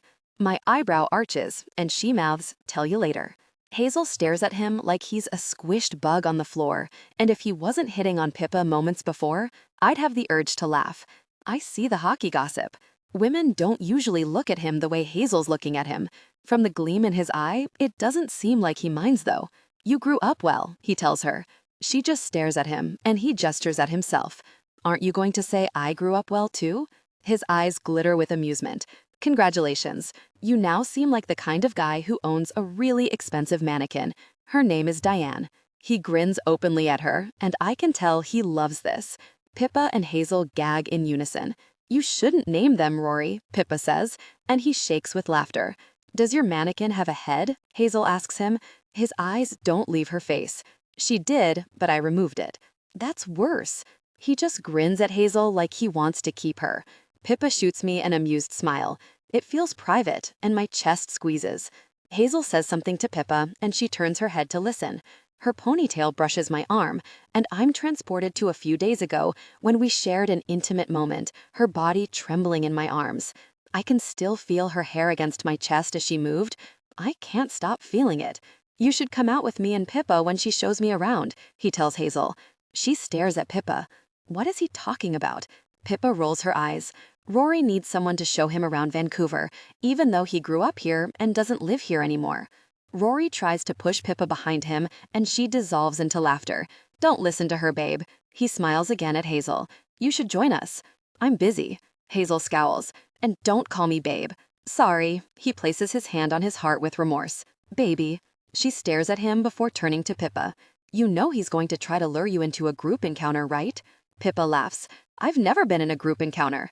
You're not having a group encounter, I snap, and all three of them look at me like I've grown a second head. And you're not being intimate with Miller. I can hear myself, but I can't stop. Pippa nudges me with her elbow. We're just kidding, she tells me before turning back to Miller. When are you in town next? I'm here for a couple more days, actually. Free tomorrow if you are. His eyes are practically really twinkling at her. Rory Miller is twinkling at my Pippa. Everything about this is wrong, and a possessive rage rushes through me. The idea of him trying something with her makes me feel sick. I just glare down at her, wishing I could pull her out of here so we could be alone. Tomorrow's perfect, Pippa tells him. Miller's looking at me like he won something. He's challenging me, but I can't do a really thing. I've already drawn the line with Pippa and crossed it a few times. That really jerk. I hate him for playing this stupid game with me. I hate myself for getting this jealous over a woman I can't have. Great, he sends me a broad smile. It's a date. Pippa. When I leave my room the next evening, Jamie's pacing the apartment with a thunderous expression. I walk into the living room and he stops short, glaring at my outfit. Sparks ignite in my stomach, and I wonder if this was a bad idea. I know Rory isn't interested in me. Even if he joked about intimate situations, we're just hanging out as friends. I was with the same guy since the 10th grade though, and after Jamie's surprising actions, I realized how much I was missing out on. I want to go out and have fun. I want to meet new friends and have new experiences. For 2 years, I followed Zach around on tour, working hard, and before that, I followed him to university. All my friends were actually his friends. Besides, beneath his arrogant bravado, Rory wants to be friends with Jamie again. He just doesn't know how, other than getting on Jamie's nerves. That's what you're wearing. His nostrils flare, and his deep green eyes flash. I glance down at my wool miniskirt and band t-shirt from a show Hazel and I saw a few summers ago. Over the t-shirt, my open knit sweater nearly reaches the hem of my skirt. What's wrong with this? He glowers at my legs, arms crossed. You're going to be cold. A shiver runs down my spine at his bossy tone, and I turn away, checking the time on my phone to hide my flush. Rory will be here any minute. I'm wearing boots. I pull them out of the closet and step into them. I love these boots, and I don't wear them enough. They go all the way up to my thighs and make my legs look amazing. When I turn, Jamie's eyes are on the slit of bare skin between the boots and my skirt, and his jaw is razor sharp with tension. Jamie, I sigh, laughing a little, Rory and I are just friends. You're just mad because he scored a goal on you the other night. Daggers shoot from his eyes, and I can practically feel the prickle of his gaze on my thighs. When he sees that skirt, he won't want to be friends. He lifts his gaze, and his eyes flash with frustration. What if there are photos? He bites out. We told everyone at the wrap party that we were together. No one's going to take photos of us. We're going to this really dim secret bar on Main Street that has amazing cocktails. People in that neighborhood are too cool to take pictures of a hockey player. My phone buzzes on the table, and front door flashes across the screen. I buzz Rory up and set the phone down. I turn and bump into Jamie, and my hands come to his chest to steady myself. When I meet his gaze, my pulse lurches. His eyes are wild. What's going on? I ask, searching his dark eyes as he glances at the door and then back to me. Tension broke. They gave in to desire, connecting deeply. After their intimate moments, I was still catching my breath. There's another knock on the door, and Jamie's hand is on the doorknob. I scramble to straighten my skirt while he pulls the door open. Time. Rory stops when he sees Jamie, and he breaks into an arrogant grin. You gonna crash our date, Strycher? Yeah, I am. Pippa. This has been the most awkward dinner ever. We're sitting in the dim bar on Main Street, within walking distance of the apartment. It's a speakeasy with a secret entrance disguised like a 70s accountant's office, but the inside is all lush maroon velvet, bizarre and fascinating artwork, and a bright, hedonistic mural of people lounging around freely in nature. I sip my chai whiskey sour and glance at the back hallway where the washrooms are. There's probably a back door I could sneak out of. I'm still buzzing from what Jamie and I did back in the apartment, and every time I think of it, my face feels warm. Beside me, Jamie's back to his glowering self. I know we shouldn't have messed around again, but the second he touches me, all the thoughts just fall out of my head. It's too electric between us. Too intense, too good. A shudder rolls through me. Pippa. Rory leans back in his hair. What's this I hear about you playing guitar for everyone? I roll my eyes. It's just for fun. Beside me, Jamie makes a low noise of disapproval in his throat. It is, I tell him with an indulgent smile, and he frowns down at me. She's good, he tells Rory. They're the first words he's said to him since we got here. If she wanted to, she could work in the music industry. A block of ice forms in my stomach. It's not just about talent. No, it's not. Jamie's gaze is hard. It's about hard work and believing in yourself. You're just missing the last one. An ugly, hesitant feeling rises in me, and my hands twist in my lap. I'm about to change the subject when Rory cuts in. Sounds like you have a fan, he says, flicking a grin at Jamie. No teasing, no overconfident smirk, just a smile. Her biggest fan. Jamie's words don't have the bite they usually do when he speaks to Rory. They look at each other for a long moment, sizing each other up. All right, enough of this. Why aren't you guys friends anymore? I blurt out. Jamie just glares at Rory, who shifts in his chair. There's a flash of vulnerability in his eyes before he blinks it away. He's the guy I'm scoring against. Rory's smile is sardonic. Why would I be friends with a guy like that? Jamie folds his arms over his chest. Sounds like a lesson from the Rick Miller School of Hockey. Yep. Rory's eyebrows bob once, and there's a humorless slant to his lips as he surveys the bar. There's a long moment where it feels like they both want to say more. "Your dad is Rick Miller?" I ask Rory, eyebrows rising to my hairline. Rick Miller is one of the greats in Canadian hockey. He'd be one of my dad's favorite players if he didn't have such a reputation for being a jerk to the press and to fans. Rory revels me with a dry look. The one and only. Well, he shrugs. Don't be impressed, Pippa. He's just a regular guy. I think about Jamie and how intimidated I was by him back in high school and even a few months ago, and how kind, sweet, and protective he is beneath his surly exterior. Something tells me Rick Miller isn't kind and sweet, though. We should get going. Jamie glances down at me. I have early training and your interview is tomorrow. My stomach knots. Right, the interview for the marketing position.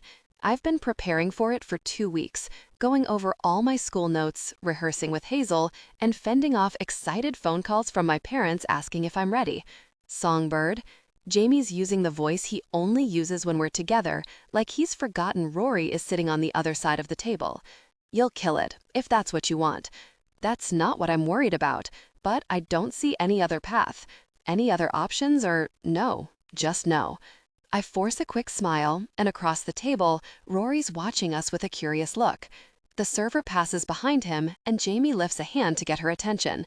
"Can we have the bill, please?" he asks her.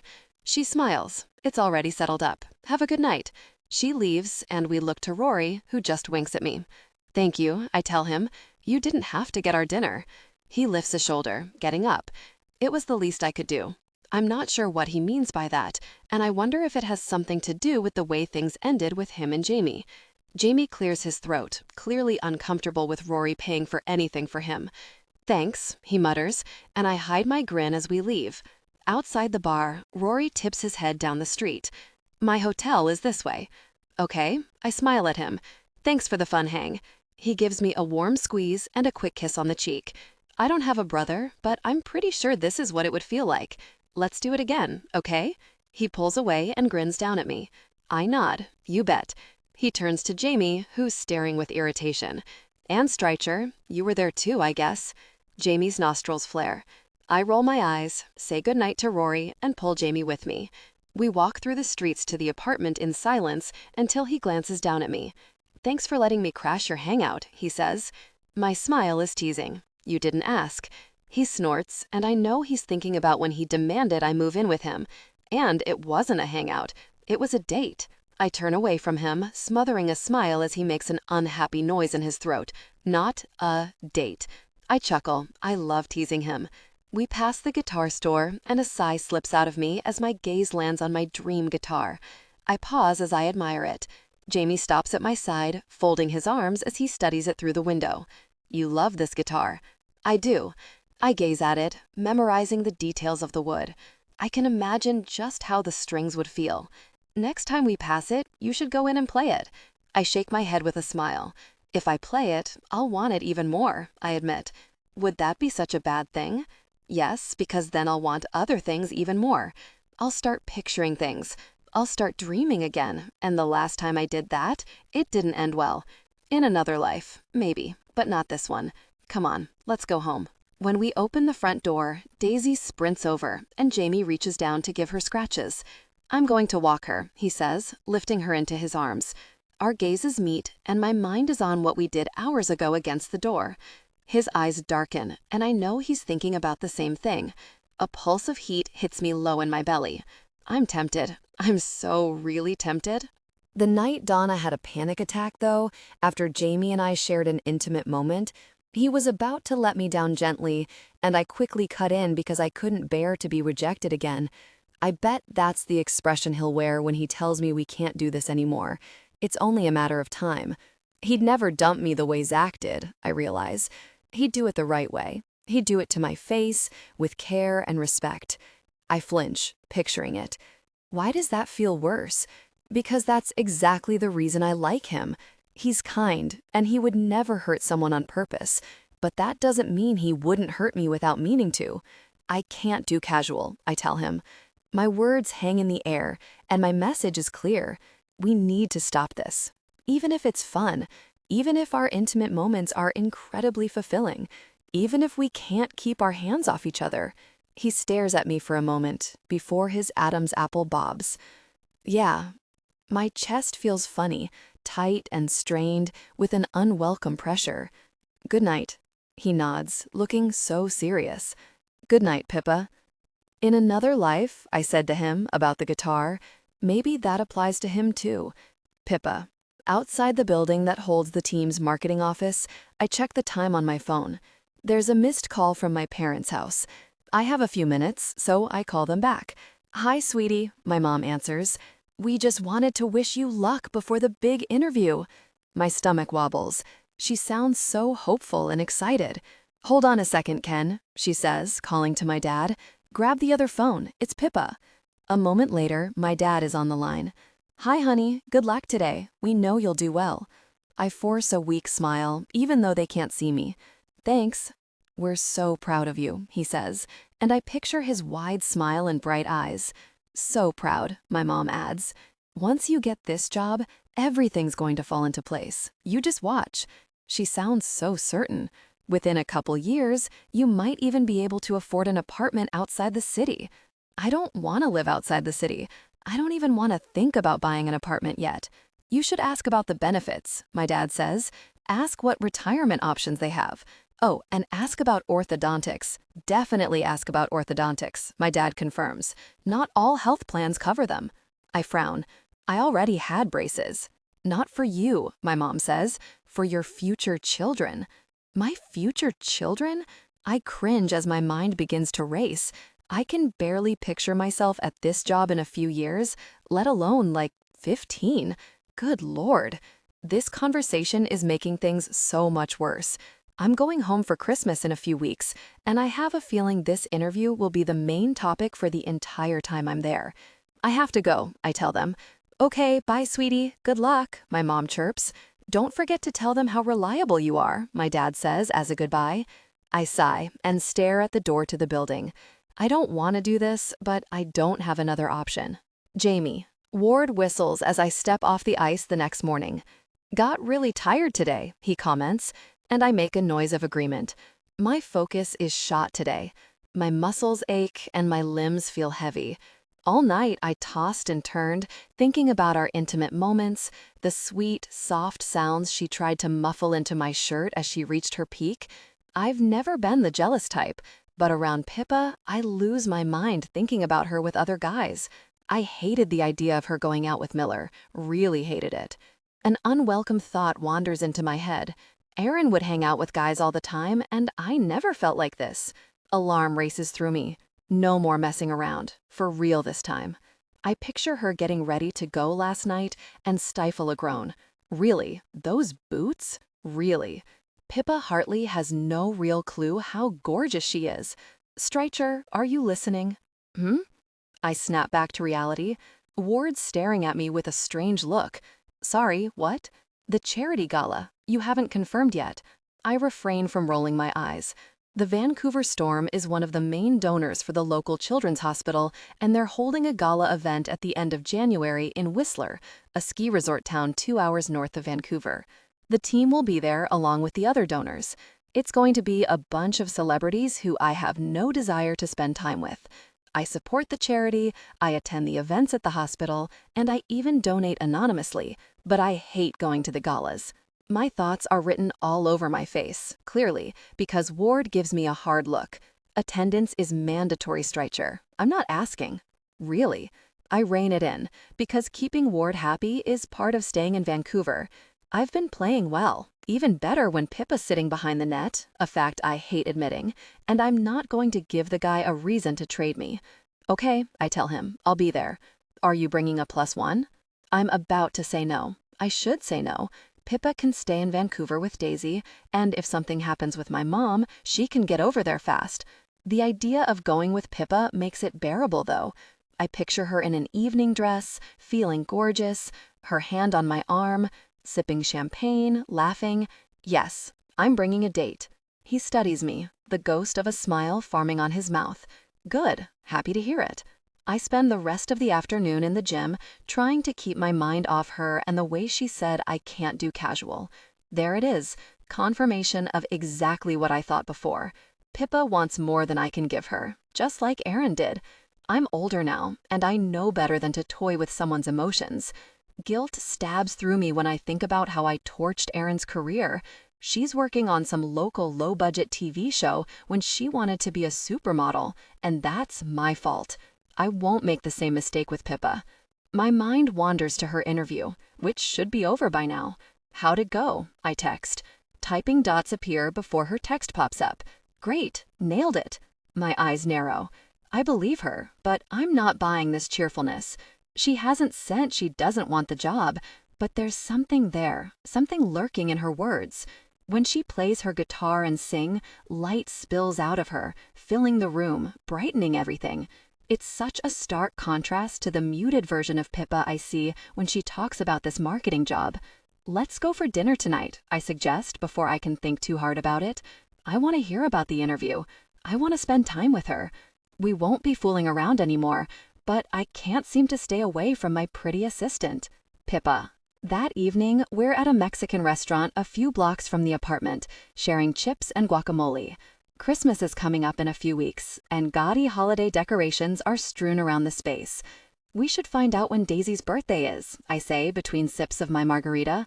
She's a rescue, so she probably doesn't have an official birthday. My heart sinks. Everyone should have a birthday. His gaze rakes over my face, so soft and gentle, I can almost feel it. You're right, it's unacceptable. He pulls his phone out and frowns at his calendar app. Mid-January? We can have a party. A party? You want to have a party? His eyes spark. Only if you're there. Oh, I'll be there. You know you have to wear a dog costume though, right? He rolls his eyes, and I laugh. There's something I want to ask you. Hesitation passes over his features as he glances at me. There's a charity gala at the end of January, and the team is expected to go. It's in Whistler. I love Whistler, and I haven't been in years, probably since Hazel and I were teenagers. Okay, I lick the salt rim of my drink before taking a sip. I'll watch Daisy for the weekend. The marketing job isn't supposed to start until February at the earliest, if I get it, that is. His gaze drops to my mouth, flashing with heat. I think about last night, how hot it was as he towered over me while Rory waited on the other side of the door. The way his eyes darkened with possessiveness as their touch grew intimate. We can't do it again, but that doesn't mean I can't think about it. No, he looks away from my mouth, blinking. I want you to come with me. As my assistant, no problem. My voice sounds happy and chipper, but inside, I deflate a little. I shouldn't, because we both know we can't be anything more than this, but a little part of me popped when he said, as my assistant. I'll book us a suite and take care of getting a dress for you, he adds. Great. I finish my drink, and as the server passes behind Jamie, I gesture for another. The conversation drifts toward the upcoming holidays. For the week between Christmas and New Year's, I'm visiting my parents in Silver Falls, the small town in the interior of British Columbia they relocated to for retirement. I've been trying to think of a Christmas gift for Jamie, but he's impossible to buy for. Are we going to talk about the interview? He asks, cutting through my thoughts. I suck in a sharp breath as my stomach churns. It was fine. His eyebrow goes up, and I feel the weight of his gaze as I look away, glancing around the restaurant at the multicolored bottles behind the counter, the backsplash tiles behind the bar, the other tables, anywhere but his eyes. I'm finally ready to admit it. When I picture myself at the marketing job, a little piece of me dies. Pippa, he says, and my resolve crumbles. It went well. My mouth is dry. Jamie stares at me, waiting. I'm probably going to get it, I say to the ice in my glass. You say it like it's a bad thing. I flatten my lips, dragging in a breath, and I'm quiet because I have no freaking clue what to say. It feels like a bad thing. Songbird. Another chunk of my resolve falls away, and I wish he wouldn't call me that because I like it too much. It's impossible to pretend with him when he calls me that. He shakes his head. You don't want that job, Pippa. Admit it. Fine, I burst out, and I feel like I'm about to barf. I don't want the job. My parents make it sound safe, but I pinch my bottom lip between my teeth. What I'm about to say sounds so stupid. Jamie's eyes are bright. Safe is boring. The breath whooshes out of me. Exactly. He studies me for a long moment before his expression softens. Good. Good? I lean forward, giving him a bemused look. Are you listening? This is a freaking disaster, Jamie. His eyes are steady on my face. It's not a disaster. Everything my parents worked so hard for, down the drain. All the things they scrimped on so they could afford for me to go to university, all the high hopes they have for me, down the drain. I think about my mom teaching ballet classes, a daily reminder that she failed to make it to the professional level. Failure hurts, she once said to me. Jamie leans forward, searching my gaze. I feel the urge to climb into his lap and cling to him like a koala, burying my face in his neck and inhaling him. That's the only thing that'll make me feel better right now. What about music? He asks softly. What about it? My heart beats hard, and just saying the words hurts. They feel insincere, they feel cruel and like a betrayal of myself, which makes no sense, because it was never an option anyway. You don't have it, Zach told me. Anger grows inside me, and my fists clench. What if I do, though? The desire to take control, to stop being this girl that things happen to, wraps around my throat and squeezes. You have the drive, Pippa. His tone has a frustrated bite to it, and his gaze pins me. You're so freaking talented, and the only person who doesn't see this is you. I roll my eyes with a bitter laugh. Zach didn't see it. He saw it, Jamie spits out. He definitely saw it. Our surroundings fall away as our gazes lock. I see everything in his deep green eyes. I see that he wants this for me, that he hates what Zach did to me, and that he's furious that my parents have this unknowing influence on me. What about my parents? His jaw tenses like he's upset. What about you? My eyes close for a brief moment. I picture their disappointment, and I feel like I'm crumbling. It'll kill them. His eyes ignite, focused and furious. It's the same look I've seen on game recaps, in close-ups of his face at the height of action. They love you, and they'll get over it. He says it like a threat, like he'll make sure it works out like that, and my heart beats harder. Do you know how many people told me I wouldn't make it? His brow furrows with frustration. Just ask Owens or Miller, any other professional athlete. Anyone who has done anything bold has naysayers. Shut out those voices. The only opinion that matters is yours. Your opinion matters to me, I say, truthfully. His nostrils flare. Well, I know you can do it, so why don't you listen to me? I want to believe him. I think I might, too. I don't know if I'm ready to fail hard at something that matters, but there's a tiny, stubborn part of myself that isn't ready to give up yet. When Jamie says things like, I know you can do it, that stubborn part thrives. Across the table, he's studying me with a serious expression, and my heart tugs. Jamie is so kind. I wish everyone else knew this side of him. I wonder if his ex ever saw it. What happened with you and Aaron? I ask softly. It's none of my business, but I'm curious. He said he only does casual, and I wonder if it has anything to do with her. It must. He blinks and tears his gaze away. You don't have to tell me, I rush out, if it's personal.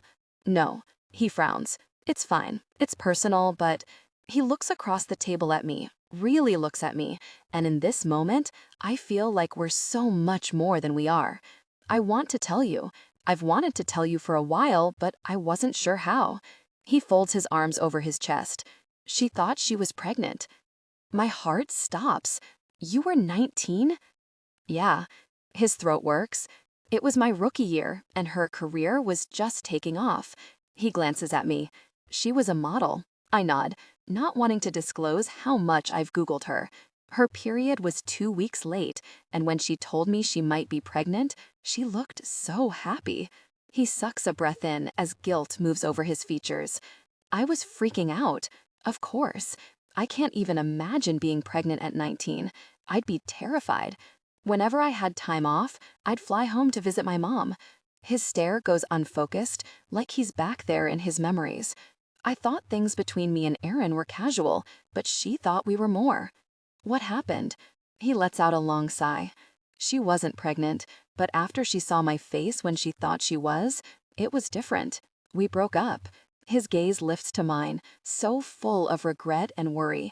And I saw online a week later that she left modeling. She had all these contracts for Fashion Week, and she pulled out.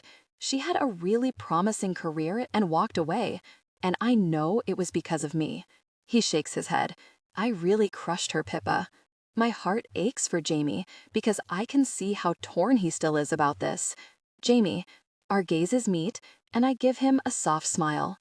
That's a lot of blame to put on yourself. People go through breakups all the time. Zach dumped you and squashed your confidence. My lips part and I blink, scrambling to defend myself. But he's right. I can't do that again, he says. This is why he doesn't do relationships. The realization makes me so sad. Jamie's been beating himself up about this for years. Maybe Zach broke my heart and told me I wasn't good enough to make music my career, but that doesn't mean I believe him. I did, but I don't know if I still do. I offer him a small smile. And you have a lot to do with that. Did you ever talk to Erin about what happened? He studies me for a long moment. No. The song in the restaurant changes, and my thoughts screech to a halt as I listen to Zach sing the opening lyrics. My stomach drops through the floor. What's wrong? Jamie's voice sounds very far away. The lyrics float around me, and my lips mouth the chorus as Zach sings. I'm vaguely aware that Jamie's hand is covering mine on top of the table, but all I can focus on is Zach singing my song, the one I played for him and his manager, the one they laughed at. They said it wasn't good enough before they took it. Pippa. Nausea rises up my throat. Pippa. Jamie's sitting beside me now, arm around my shoulders, concern all over his face. What's going on? This is my song. My voice is flat. This is my song, I repeat. Some of the lyrics are different. The verses are a different tune, but the chorus is all mine.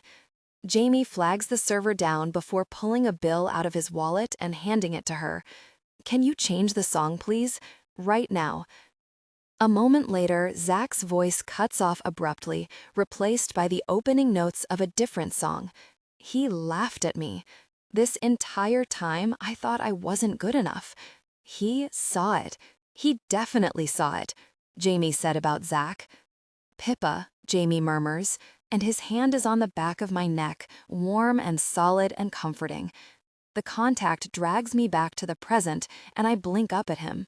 He looks furious and concerned, a hard set to his jaw and fire in his eyes. I'm confused, shocked, and so angry, but having Jamie here somehow makes it better. Jamie, who believes in me, who's furious on my behalf. Months ago, I cried in the airport and just wanted to disappear. Tonight, though, there's a tiny flame burning inside me, something stubborn and pissed off. Zach's ruined so much, but I don't want him to ruin this evening. I'm okay, I tell him, and I think that might be the truth. Come here, he says, wrapping me in a big hug, and I let myself lean into him. My pulse returns to normal as I rest my cheek against Jamie's chest. His hand strokes down my back, and I inhale his warm, spicy scent. I hate him for what he did to you. I feel his low words rumble through his chest. Me too, I whisper. You want to go home? I shake my head. I want to stay. I'm done with Zach, and I'm done with letting the past weigh me down. Minutes later, I'm filling my stomach with another order of tacos Jamie insisted I eat, and his phone lights up with a text. The background image makes my heart jump into my throat.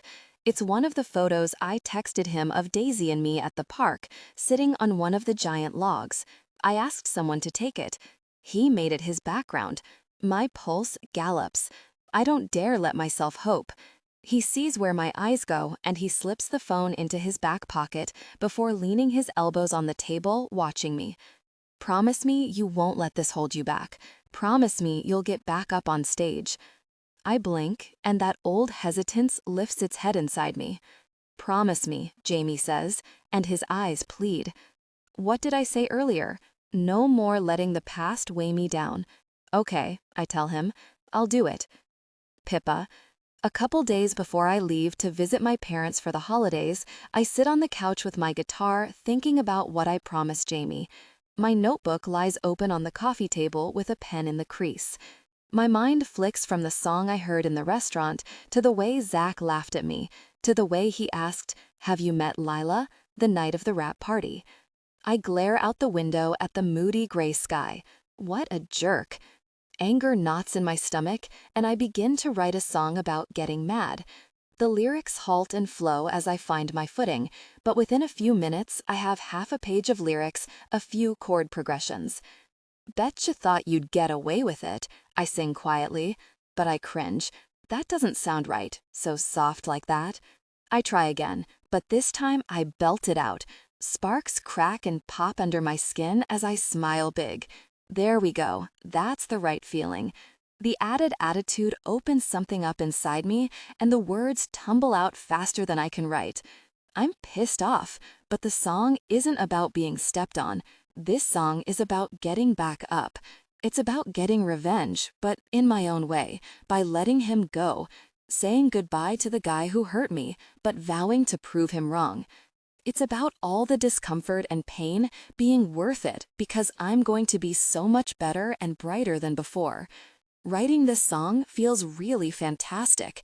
My eyes well up with emotion as I smooth over the chorus, connecting with the next verse, and when the song is polished enough, I set my phone on the coffee table and record a version so I don't forget the tune.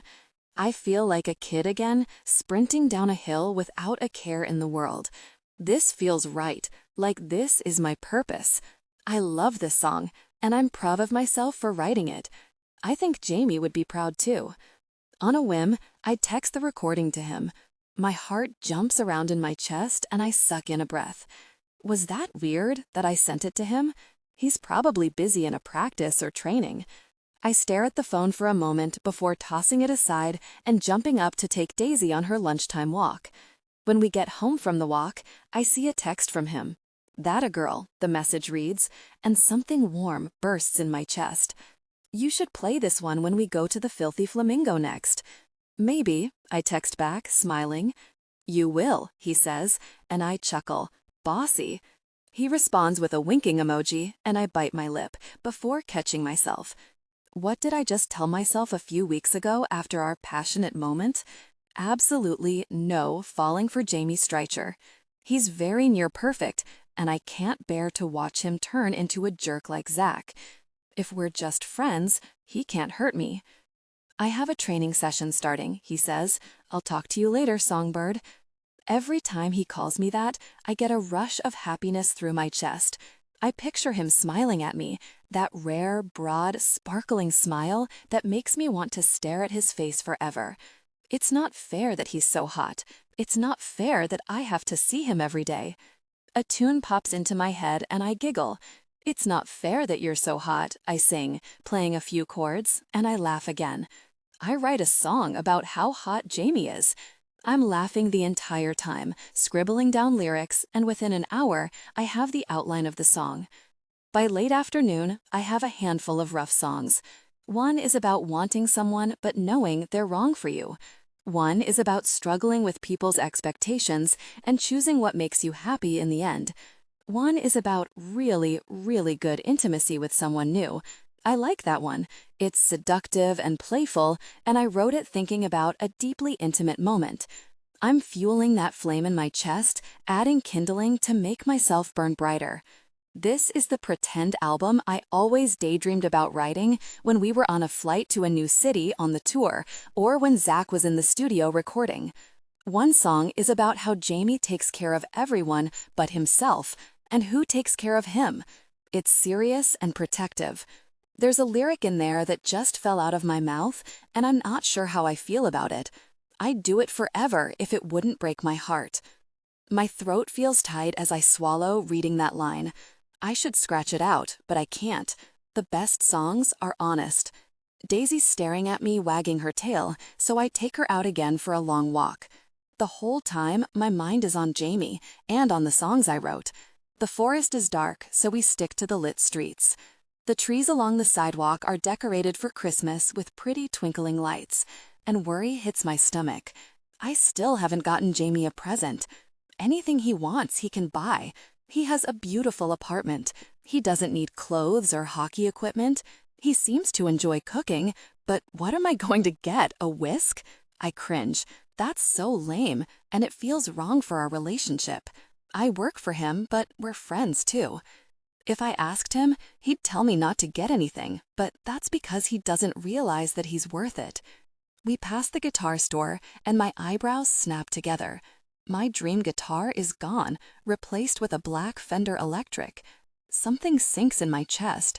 I couldn't afford it, so I don't know why I'm so disappointed. Jamie's bright eyes and his determined expression appear in my head. Once I figure things out, however, that will look, I'm going to save for a new guitar. Something special, just for me. Jamie will be happy to hear that. He'd be proud of me if he knew I spent the whole afternoon writing. A realization hits me.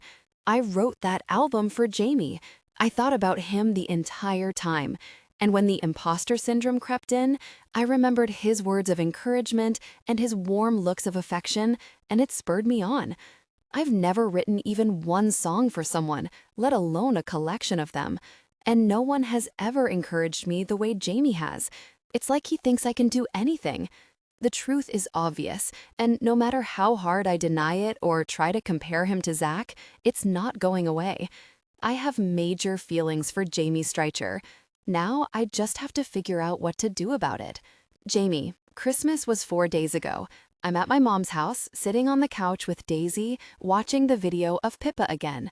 A cheeky smile lingers on her mouth as she belts the lyrics out. Her foot taps in the air as she plays the guitar, and her eyes glitter with mischief, like she isn't supposed to be singing about getting mad at her ex and moving on to something better.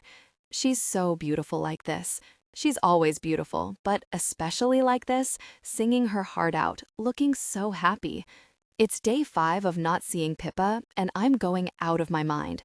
We text constantly, but it's not the same as having her right in front of me. Within arm's reach is the best place Pippa can be. After 5 days, it's obvious. I have feelings for the pretty songbird, and I'm tired of telling myself no. Just thinking about her makes me happy. I reach for my old excuses, but something cuts through them. What if I could find a way to make this work?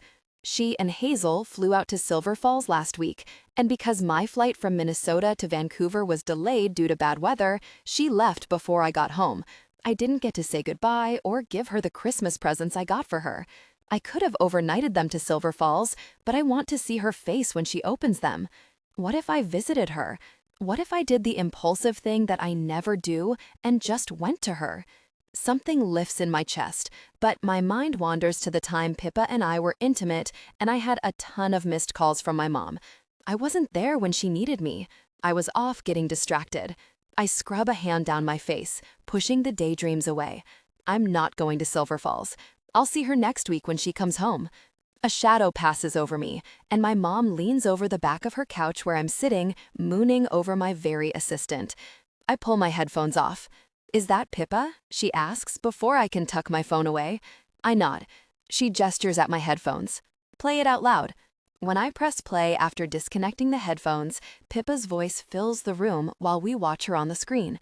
Daisy readjusts on the couch, resting her head on my arm, and she lets out a long sigh. My mom gives Daisy a scratch. She misses Pippa. Daisy and I look at each other. "Me too, buddy." My mom gives me a sidelong look, studying me with a curious sparkle in her eyes. "I can watch Daisy if you want to go out on New Year's." The only person I want to see on New Year's is Pippa. It's fine. Jamie. She studies me, and there's a flicker of sadness and something else in her eyes. Embarrassment, maybe? "It's fine," I repeat. I'm not really into partying. And I'm needed here, I don't say. She watches me for a long moment.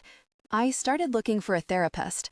My head snaps up, and I turn to get a better look at her. "What?" She nods, spinning one of her rings around her finger. "Pippa mentioned it that night you two were over. She made it sound kinda normal. My heart bursts with pride and affection for my Pippa.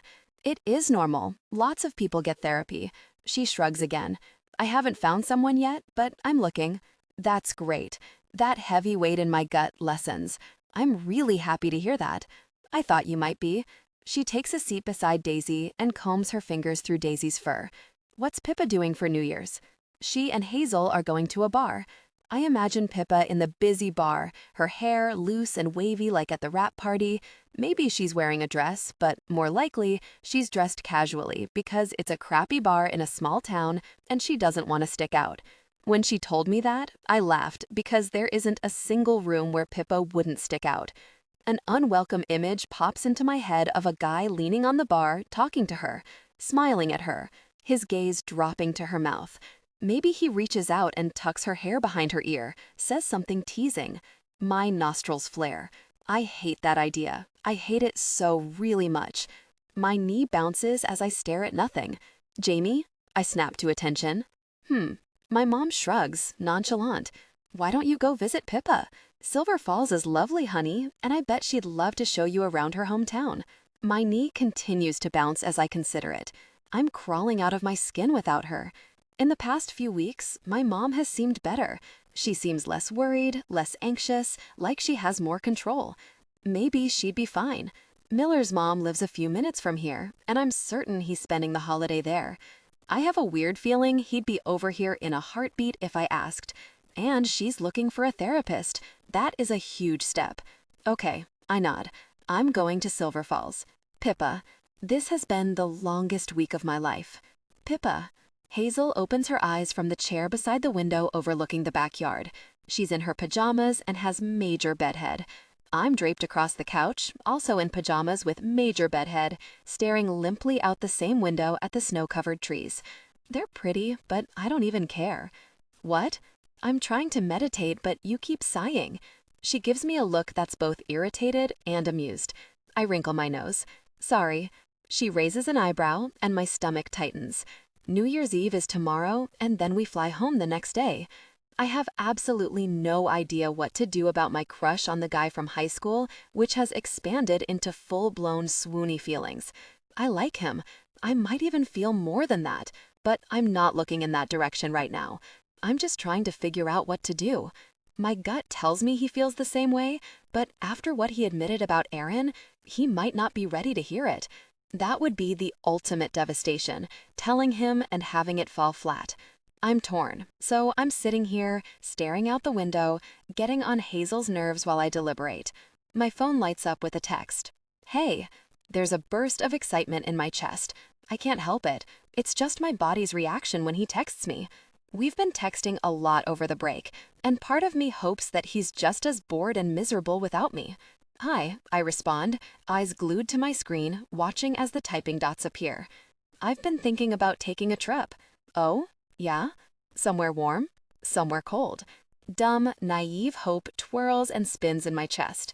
The typing dots pop up, disappear, and pop up again. I've never been to Silver Falls, he texts. My heart leaps into my throat and I beam at my phone. What is going on? Hazel asks, smirking at me. Nothing.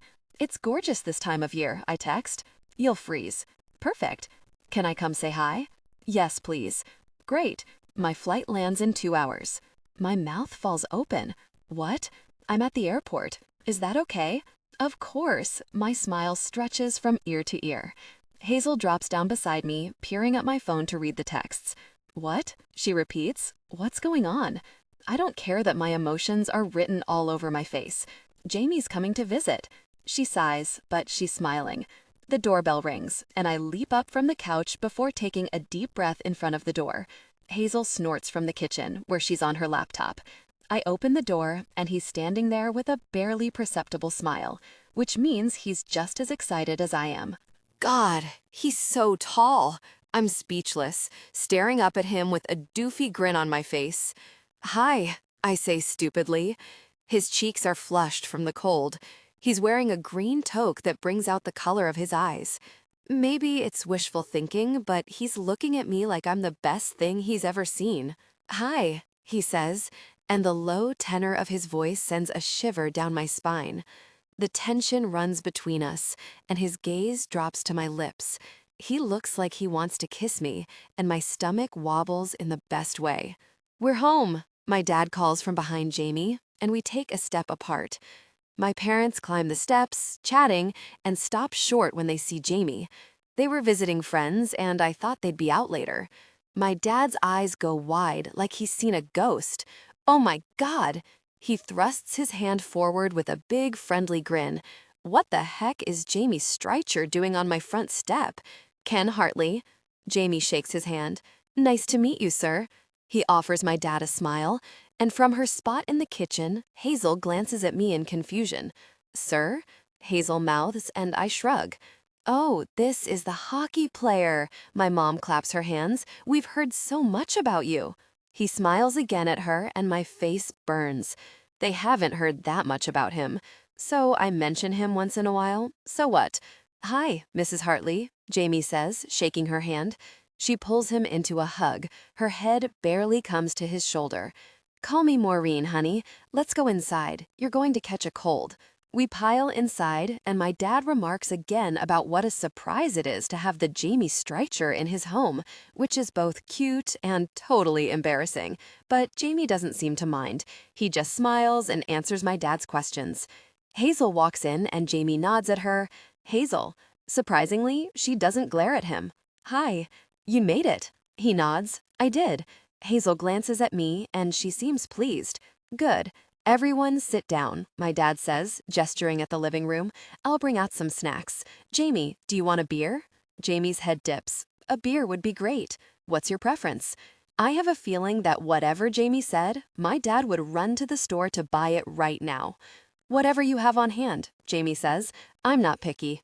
"Miller Lite, okay?" "Perfect. Good man." My dad disappears, and weirdly, Jamie smiles again. As we sit down in the living room, my gaze flicks to the outdated furniture and decor, the knickknacks on the shelves, and the dorky pictures of me and Hazel as kids.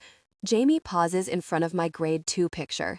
In the photo, I'm smiling wide, ear to ear, pigtails sticking out on either side of my head. I'm missing my 2 front teeth. Jamie tilts his head at the picture. "You get hit with a puck, Hartley?" I groan, and my mom laughs. "I forgot it was picture day," she tells him. "You should have seen my face when Pippa came home and told me." Jamie's eyes linger on the picture, and I think he's smiling again. Very cute. My dad hustles into the room with a tray of drinks and insists Jamie sit in the comfy lazy boy chair where my dad usually sits while watching hockey.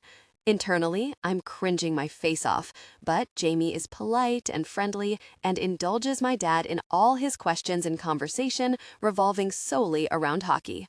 Half an hour later, my mom checks the time. "I should put the chicken in the oven." She looks at Jamie. "Do you eat chicken?" He looks at me. "Yes." I sent him a smile. "I hope you didn't think you were leaving without staying for dinner." "You have to stay for dinner, Jamie," my dad scoffs. Jamie chuckles. "I'd be happy to, thank you." "Where are you staying?" my mom asks. Jamie runs a hand through his hair. "I don't know yet. I saw a hotel on Main Street. I'm going to try there first." My dad's eyes go wide. He's so dramatic sometimes. "You don't have a room booked?" He shakes his head in dismay. "It's not going to happen. Everything gets booked up this time of year." My mom nods. "You have to stay with us." "What?" I choke. Jamie's used to staying in 5-star hotels with king-sized beds and HBO on the TV, not homes with furniture older than me.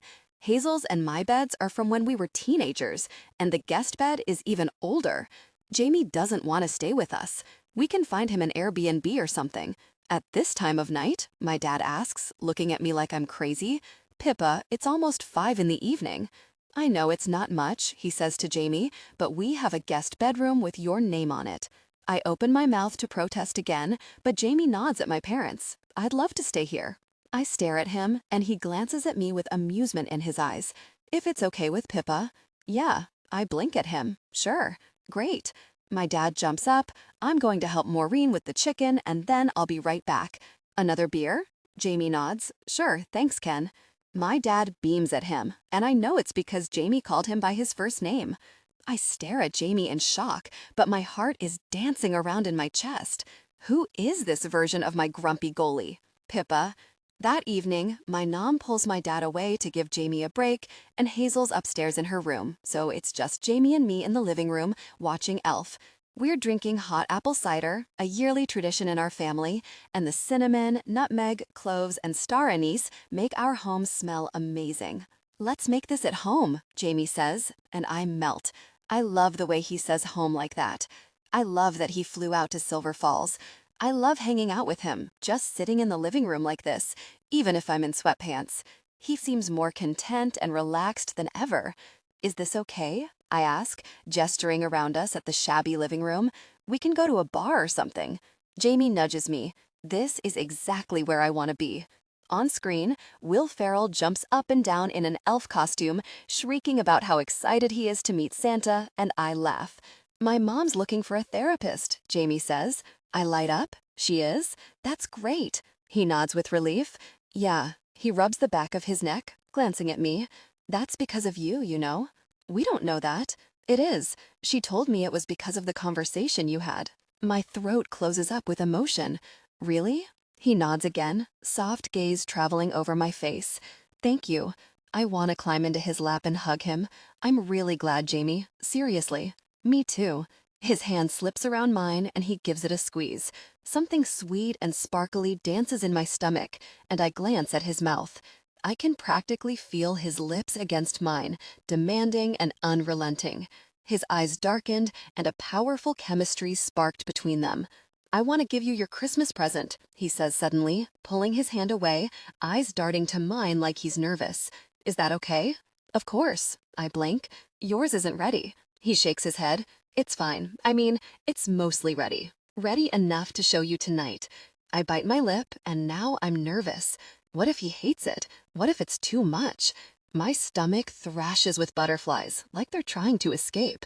Jamie gives me a quick smile, slips his shoes on, and heads to his car. Moments later, he's back with 2 boxes, one huge and one about the size of a shoebox. He has to turn the big present sideways to get it in the door. They're wrapped beautifully in bright paper and shiny red bows. Oh gosh, I stare at them in horror. They're going to blow my gift out of the water. "Can I go first?" He shakes his head with a laugh as he clears the coffee table off and sets it down. "No, I'm nervous." The corner of his mouth curves up as he hands the smaller gift to me. "You first." I blow a long breath out and study the present while nerves tap dance in my stomach. Jamie raises his eyebrows and looks at his watch in an exaggerated way, and I laugh. "Stop it," I tell him before untying the bow.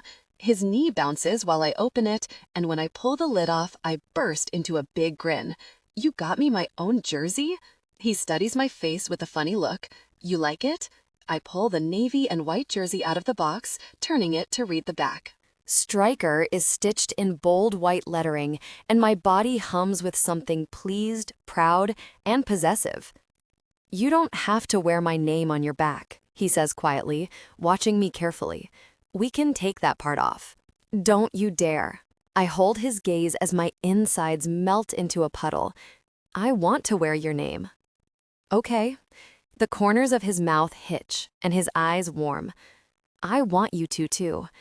I can't tell him the truth, that wearing his jersey, having his name on me, makes me feel like we're so much more than we are, and that I love it. I love every inch of this present. He tilts his chin at the bigger box. Next.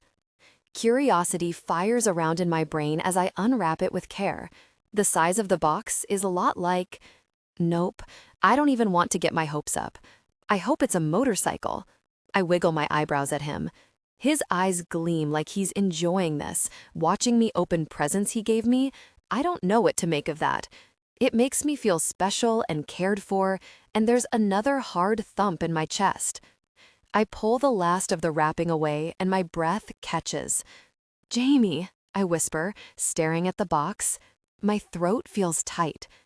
His finger brushes the back of my hand playfully. "Open it." I press my lips into a flat line, wavering before I flip the lid off. Yep, there it is. But instead of in the front window of the guitar store, it's sitting on the table.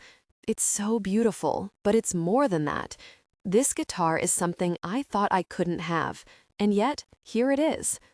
My eyes well up with emotion and I blink fast to clear them. It's too much. I can't look at him. If I look at him, I'll cry. Or kiss him. I'm not sure. It's not too much. It's too expensive. My feelings for him grow by the second, expanding like a balloon. Pippa. His voice is firm, leaving no wiggle room. I'd buy you every guitar in the city if I thought you'd let me. Gosh, this guy's going to break my very heart. When I finally look at him, his expression is so proud, and I know he's telling the truth about buying every guitar he could. Gosh, saying thank you feels like not even close to enough. You're spoiling me. I run my fingers over his name on the jersey. He shrugs his big shoulders. So let me spoil you. Thank you, I say, leaning forward to hug him, and his arms loop around me. I lean into his shoulder, inhaling his warm, spicy scent. One of his hands threads into my hair, the other holding me tight against him. You are so welcome, songbird. I feel his low voice against my chest, and I wish we could stay like this forever. All right, time to take it for a spin. I pull back and study the guitar. It's too nice to play. No way. Don't you have to break guitars in? His mouth quirks. I burst out laughing. That takes years. He gestures at the guitar. Better get started then. Nerves shimmer through me. I'm hesitating, but it's now or never. I'd like to give you your present first. From the side table, I grab my phone and open a folder, sharing it with him. His hand brushes my lower back. You didn't have to get me anything, Pippa. I knew you'd say that. His phone pings in his pocket, and I nod at him with a smile. That's for me. Open it. When he opens the email, his laugh is surprised and pleased. The sound melts into my heart. His face lights up while he scrolls through the professional photos I had taken of Daisy at the dog beach, and his eyes are bright. I'm having them printed, I explain. I was going to frame one and put it in the apartment. He grins big at the one of Daisy mid-jump, tongue hanging out with wild eyes. These are amazing. I love them. He lands on one of me and Daisy. A flash of embarrassment hits me and my face warms. I wasn't going to print the ones with me in them. That's the entire folder, so there are going to be some extras in there. He's still smiling at the one of me and Daisy. I love it. I bite my lip, nervous about the next gift. There's something else, I tell him, pulling out my phone again. My hands are shaking. I've never done something like this. Jamie's hand covers my knee, and the warmth of his big hand bleeds through the fabric, pulling me back to the present. He's smiling at me, that soft, handsome smile that makes me want to kiss him. I wrote an album, I blurt out, and his eyebrows shoot up. What? I nod. Yeah, I wrote an album for you. I tilt my head back and forth. I wrote it for me too, so I hope it doesn't suck that we have to share this gift. But you encouraged me and made me feel like I could do it, so I kept writing because I wanted to have a full collection of songs to show you. His eyes glint with pride. Show me. I huff a laugh at his tone. Now, Pippa. I laugh again, opening another folder on my phone. Hold on a second, so impatient. His hand hasn't moved from my knee, and his thumb strokes back and forth as I share the videos with him. I would normally record them as audio only, but I liked the way the light looked in the living room during golden hour, and then I just left the video running. After I was done, I cut the full songs into their own clips. Jamie's phone lights up, and a moment later, my voice rings out in the living room. His mouth curls into a pleased smile again, and he tilts a glance at me. You wrote an album, he says softly. My chest is bursting with pressure and giddiness and disbelief. I wrote an album. He shakes his head in wonder, still watching me while my song plays. Really incredible. I'm so proud of you. I smile down at my hands in my lap. Thank you. My throat feels thick as I swallow, reaching for my new guitar. When I lift it up, my heart pounds. There's something perfect about this guitar. Its weight, the way the neck feels in my hand, the curve of the body over my thigh as I settle it in my lap. This guitar is my soulmate, I tell Jamie, and he smiles. Gonna play the rest of the album for me? If that's okay with you. He leans back against the armrest of the couch, facing me, tucking his hands behind his head as I play. I'm playing these songs and Jamie's smiling at certain lyrics because he knows exactly what I'm singing about. Over the past few months, Jamie's become one of my closest friends, and playing guitar for him, singing for him, it feels intimate and special. I finish the song about revenge, the one I sent him a few weeks ago, and my fingers hover over the strings. The only song left is the sexy one. He lifts an eyebrow in challenge, like he can see my hesitation. I should end it here. I should call it a night and go up to bed. I really should. It's about Jamie, and there's no way he isn't going to see that.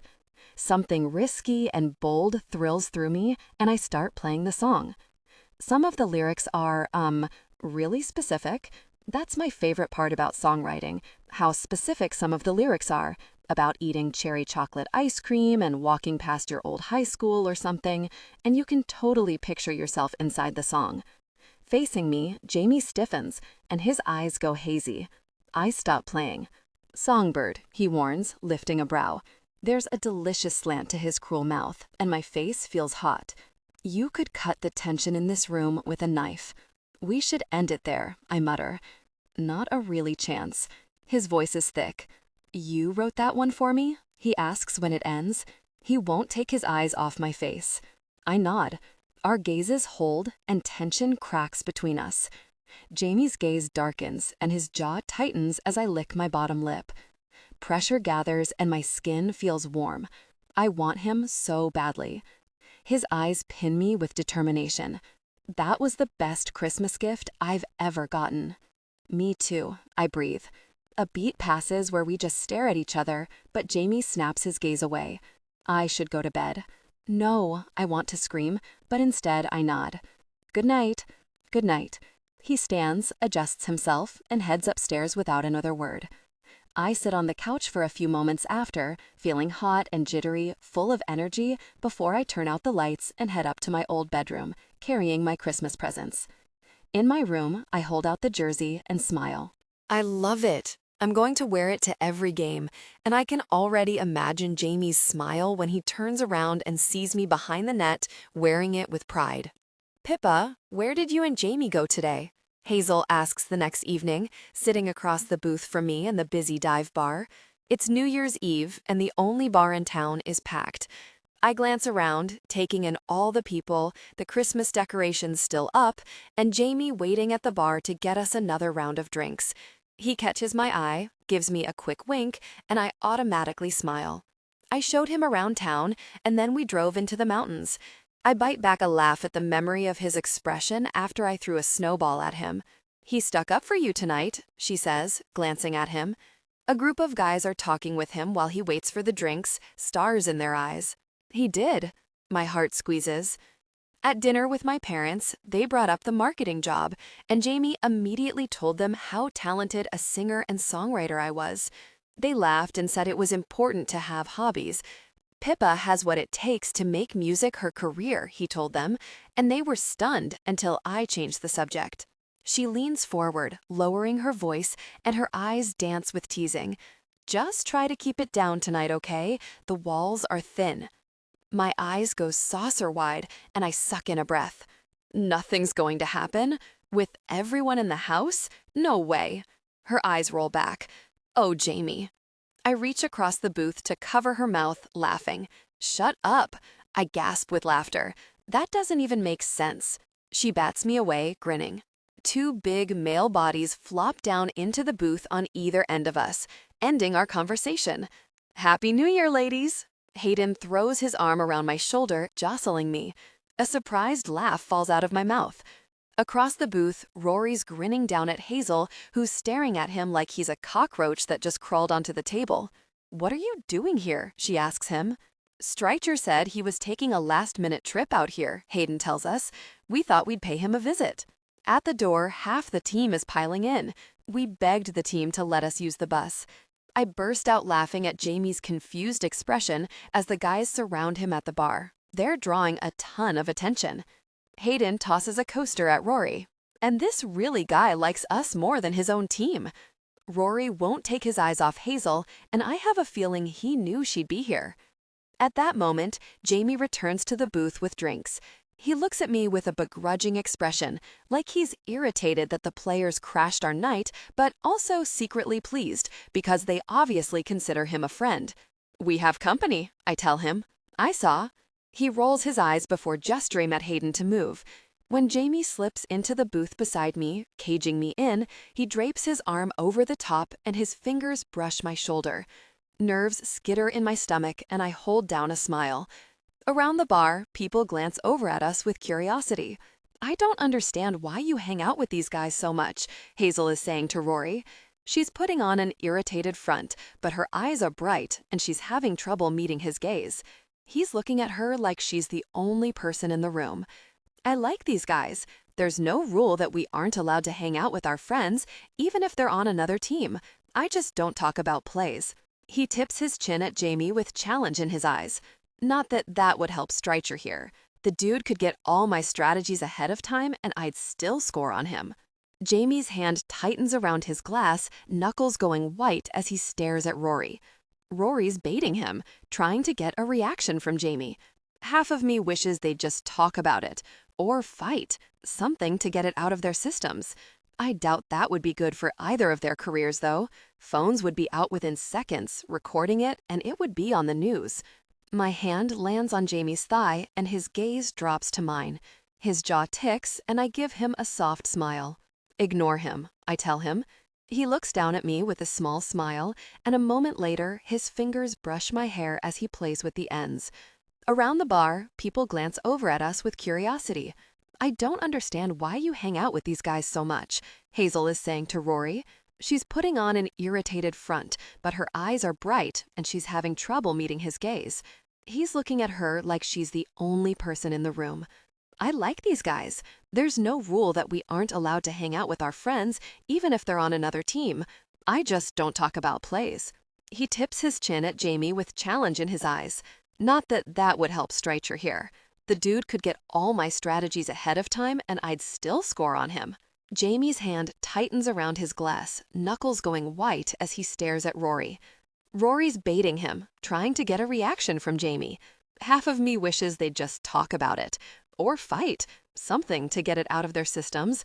I doubt that would be good for either of their careers, though. Phones would be out within seconds, recording it, and it would be on the news. My hand lands on Jamie's thigh, and his gaze drops to mine. His jaw ticks, and I give him a soft smile. "Ignore him," I tell him. He looks down at me with a small smile, and a moment later, his fingers brush my hair as he plays with the ends. By New Year's Eve standards, sitting in a small-town bar and listening to the house band play while drinking cheap beer is mild. Sitting here, tucked into Jamie's side, though, this is the best New Year's Eve I've ever had. Pippa. 2 hours later, I'm happily tipsy, surrounded by loud, boisterous hockey players. Jamie's glued to my side, and he's had a few drinks. There's a pink flush across his cheekbones, similar to when he gets out of the shower, and he even smiles a few times. A handful of players keep doing shots from the shot ski, a series of shots taped crudely onto a ski, so all participants need to drink simultaneously. And Hayden ordered a special shot that led to him currently getting spanked with a paddle by the bartender while the bar cheers. In the corner, a band plays, and as we approach midnight, the fun party energy in the bar heightens. "You gonna kiss me at midnight?" Rory asks Hazel. She holds his gaze, wearing a smug grin. "Go kiss your sex doll." I left her at home. I hold back a laugh, and Hazel looks like she's trying to as well. He looks to me. "What about you, Pippa? Can I get a spot on your dance card?" Beside me, Jamie stiffens. "No." I glance at him. His arm is up on the booth, but I can feel the heat from him. "My dance card's full tonight. Thanks for the offer, though." Jamie glares at Rory, but before anything can happen, Hayden's at Jamie's side. "Streicher, you're playing pool with us." Jamie glances between me and Rory, uncertain. "Go," I tell him, tipping my chin at the pool tables. "Hazel will protect me with her sharp teeth." Hazel bares her teeth at Jamie, and I laugh. Rory just gazes at Hazel with keen interest. Back in a bit. Jamie's hand brushes my lower back before he follows Hayden. "So," Rory says across the table, "you two." My smile is tense, and I shrug at him. "What?" His gaze is curious and teasing. "He likes you." I laugh to myself, and my face feels hot. He goes on, nodding. He likes you more than anyone I've ever seen. His words send a thrill through me, and I hide my smile. Maybe I have feelings for him, but I'm not ready to tell people.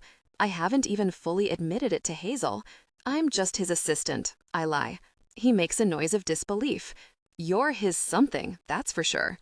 Thankfully, more players arrive at our table with drinks, interrupting us, and I make conversation while I watch Jamie playing pool with Hayden and Alexei. All right, folks, the lead singer of the band says into the microphone a few minutes later. We're going to take a short break just before midnight, but we have a special treat for you. Jamie and Hayden make their way back to our group through the crowd, and Jamie's eyes are on me. We've got another musician in the house, and she's going to sing us a song, the lead singer says into the mic, and Jamie's mouth tips up. My pulse stops. Everyone welcome Pippa Hartley. My eyes go wide as the bar cheers and applauds, half the patrons turning to look at me as I sit there frozen. What? I ask Jamie as my pulse restarts at a gallop, whooshing in my ears. He lowers his mouth to my ear. Get up there, songbird. I want to hear my Christmas present live. I meet his eyes and my lips part. I blink at him, clinging to his gaze. Performing at the Filthy Flamingo back in Vancouver, there were 30 people there, mostly the team. This place is packed. The crowd around the bar alone is 8 people deep. Every chair and booth is full, and it's standing room only. There are at least 200 people here. I'm freaking out. I can't, I whisper, shaking my head. Everyone is staring at me. He holds my gaze, so strong, steady, and full of affection. His mouth curves into a gorgeous smile. Yes, you can. I know you can.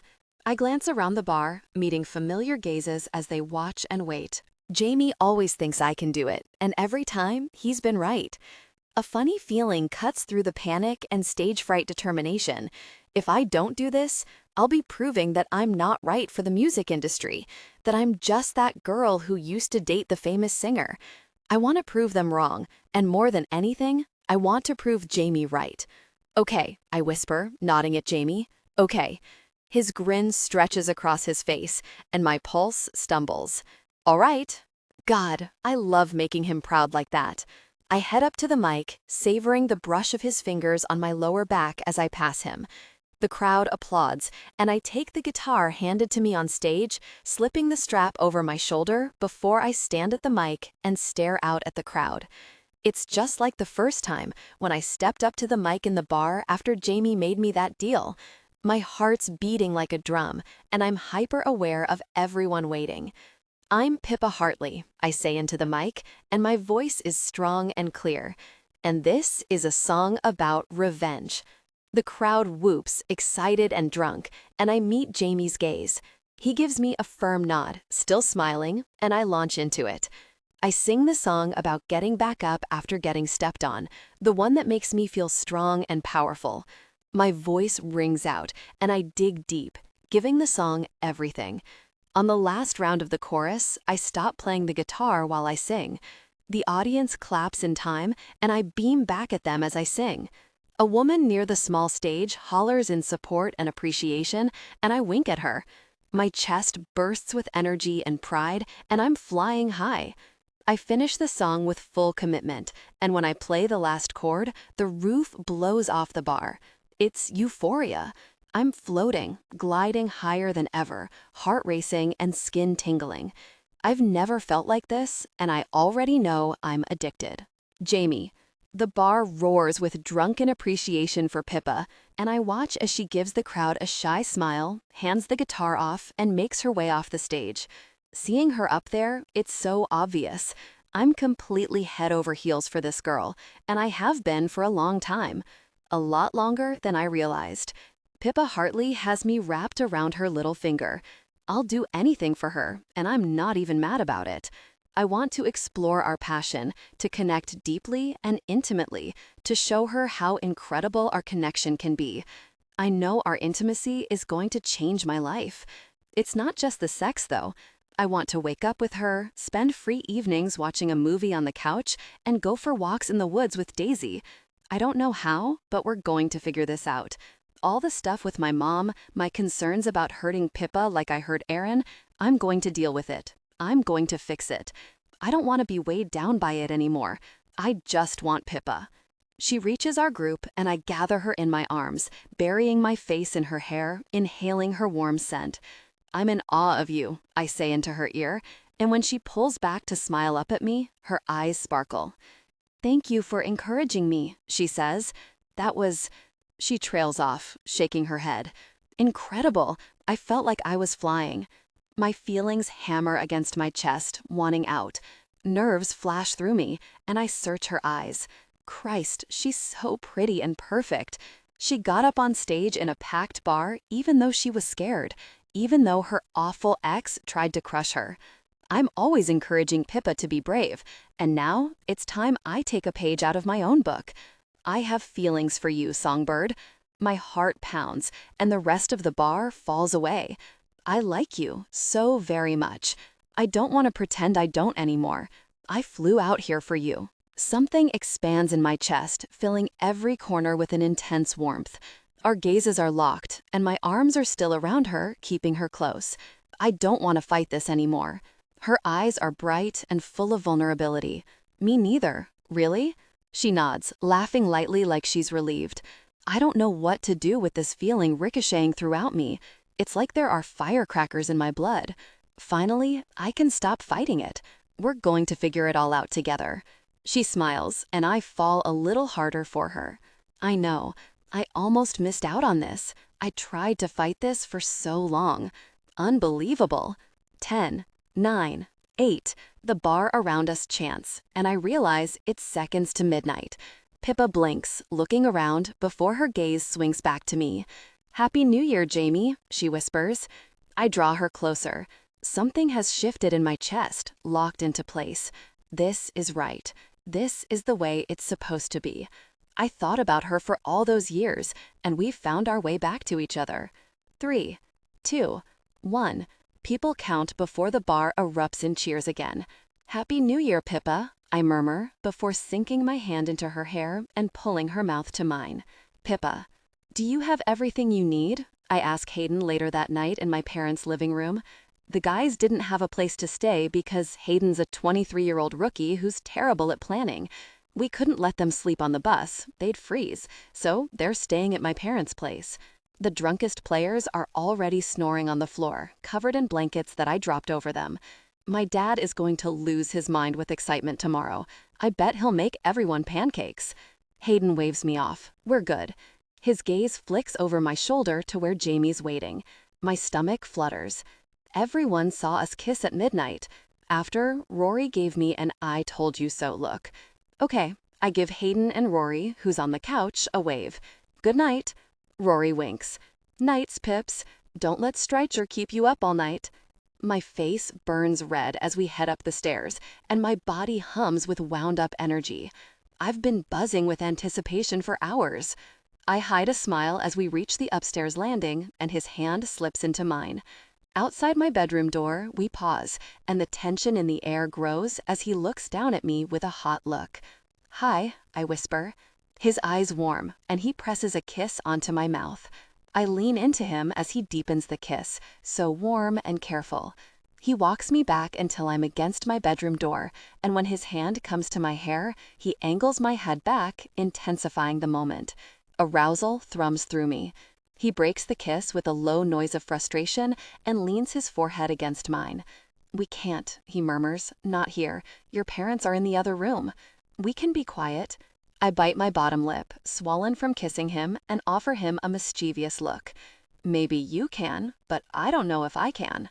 He drags in a deep breath, and for a moment, I think he's going to cave, but he shakes his head. We can't, Songbird. I want to so very badly. You have no idea.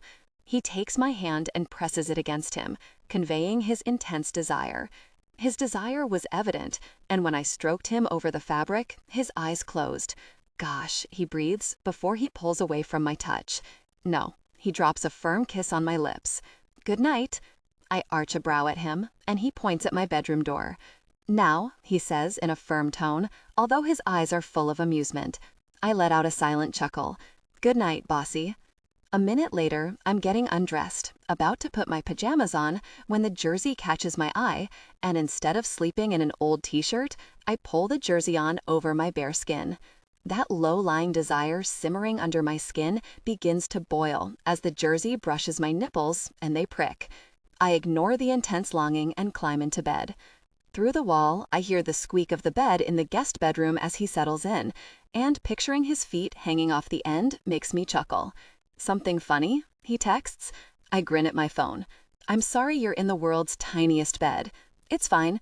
Thank you again for the jersey. I love it." I open my camera app and snap a pic of me wearing it before sending it to him. Only my shoulders are visible because I'm tucked under the blankets. Through the wall, I hear a low groan. "You're wearing it to bed? Gosh, Songbird." I'm trying not to feel such strong desire in your parents' house. Strong desire shoots through me, and my gaze flicks to the wall separating us. I picture him lying there, doing that eyes closed, deep breathing thing he does when he's trying to control himself. A warmth spread through me, and I squeeze my thighs together. After flying high tonight from singing on stage and Jamie and I telling each other the truth, I feel bold and brave. "It's all I'm wearing," I respond. "Gosh, that's so captivating. That isn't why I bought it for you, but now that's all I can imagine." My mouth twists into a coy, pleased smile. There's a long pause before another text pops up. "You're sure you can be quiet?" "Yes," I text back while my heart slams against the front wall of my chest. I listen to the bed creak as he gets up and softly pads down the hall to my room. My door opens and he steps inside, leaning against the closed door.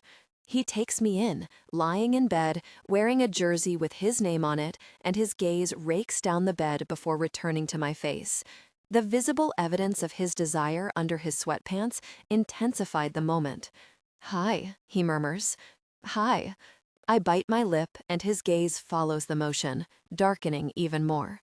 He strides over to the bed, and it dips as he places his hands on either side of my head, hovering over me with a heated look in his eyes. My longing intensified, and I can't look away from him. "You need to be very, very quiet, Songbird. Not a single noise." His breath tickles my face. "Understand?" I nod, sighing out a breath. I'd say anything to feel his closeness again. Good. He leans down to kiss me. Tension broke. They gave in to desire, connecting deeply. "You're so perfect," I tell her. "So really perfect." She watches me with that sweet, drowsy smile. It feels special, discovering intimacy with Pippa like this. Like we're both discovering how it can be, because it sure as gosh has never been like this for me. She is so really mine. I pull the covers up around her, smiling as she settles into the pillows, still wearing my jersey, hair fanned out, all messed up from my hands in it. I love her.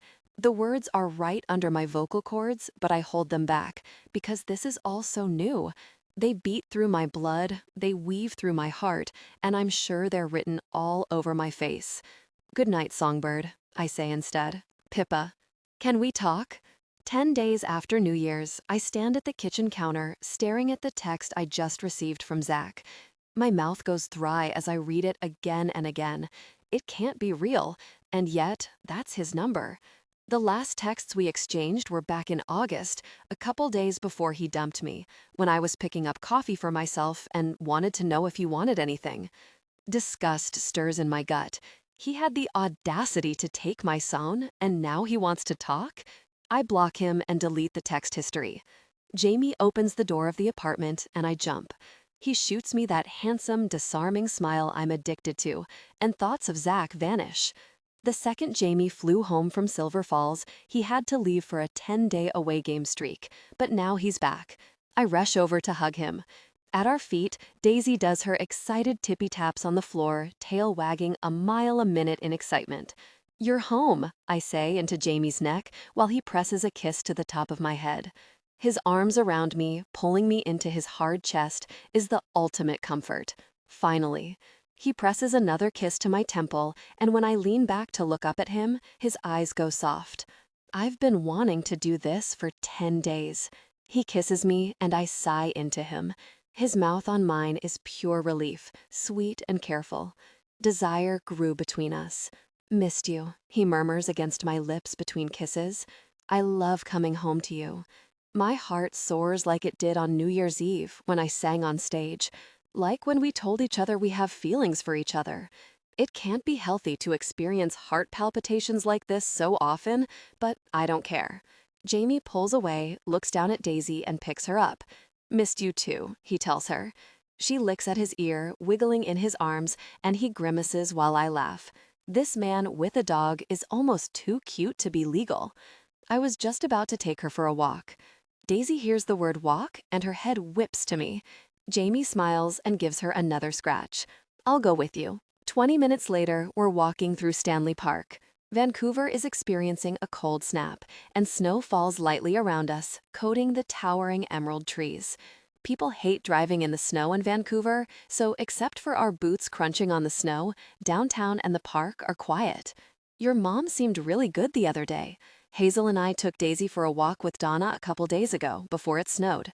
He makes a pleased noise in his throat, smiling at the ground as we walk.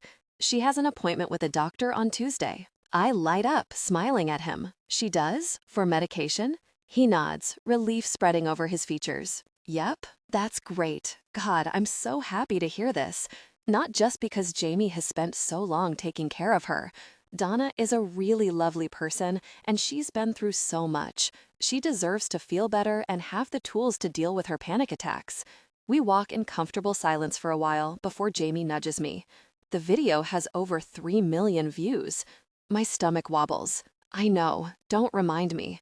Hayden took a video of me singing on New Year's Eve, and after asking me, he posted it on his TikTok. It went viral, but I'm pretending it doesn't exist. Just thinking about that many people seeing me sing one of my own songs makes me sick with nerves.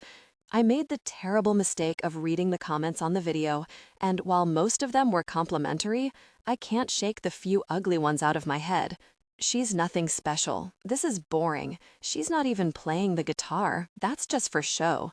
This song sucks. They only let her up there because she's hot. I couldn't write music for months because Zach hurt my feelings. How could I ever have a career with thousands of Zachs out there saying even worse things? Maybe saying them to my face every day? Hey, Jamie stops walking and reaches for me, putting his arm around my shoulder and pulling me to his side. I'm proud of you. That took guts, getting up there. I nod with a noise of acknowledgement, but my anxiety about the whole thing bleeds into my forced smile. He watches me for a long moment. We do a visualization exercise with one of the sports psychologists on the team, he says, studying me. She has me picture the game. I imagine the other team's forwards trying to score on me and what the puck feels like in my glove or hitting my blocker. I picture each of their guys and every scoring configuration I can think of. The more specific I am, the better. He arches his brow. I think you should try that, but with music. A frown slides onto my face as I think about enduring mean comments for the rest of my life. I don't really want to picture people booing me. A light laugh scrapes out of me to hide my discomfort. Not that. Picture the career you want. Picture your dream, songbird. His hand slips from my shoulder down to my gloved hand, and he gives it a squeeze. You've been stuck in this loop for months. It's time to picture something new. He's right, I realize. All I do is think about the past, and it's holding me back. Every time I even consider music, I think about what happened to warn myself away. I keep putting my own barriers up in my path. My throat is thick as I swallow, glancing up at him with hesitance. His warm, confident expression bolsters me, and I nod. Okay, close your eyes. I glance around. It's just us and Daisy, who's busy sniffing the side of the path. I take a deep breath and let my eyes fall closed. The forest is almost silent, except for Daisy sniffing. Cold flakes land on my cheeks and nose, and the air smells clean and crisp. I picture myself on stage. It's a small show, and I'm opening for a bigger artist. There are a couple hundred people in the crowd. No, I catch myself, opening my eyes, blinking up at Jamie, who's still watching me with a small smile on his face. I want more than being the opener. My eyes close and I try again. I'm on stage in an arena. I'm the headliner, and my dream guitar is slung across my chest. I'm touring with my new album that I recorded with my dream producer, Ivy Matthews.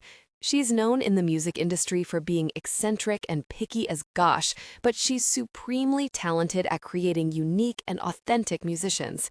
Behind me, a hand-picked band of kind, talented musicians is ready.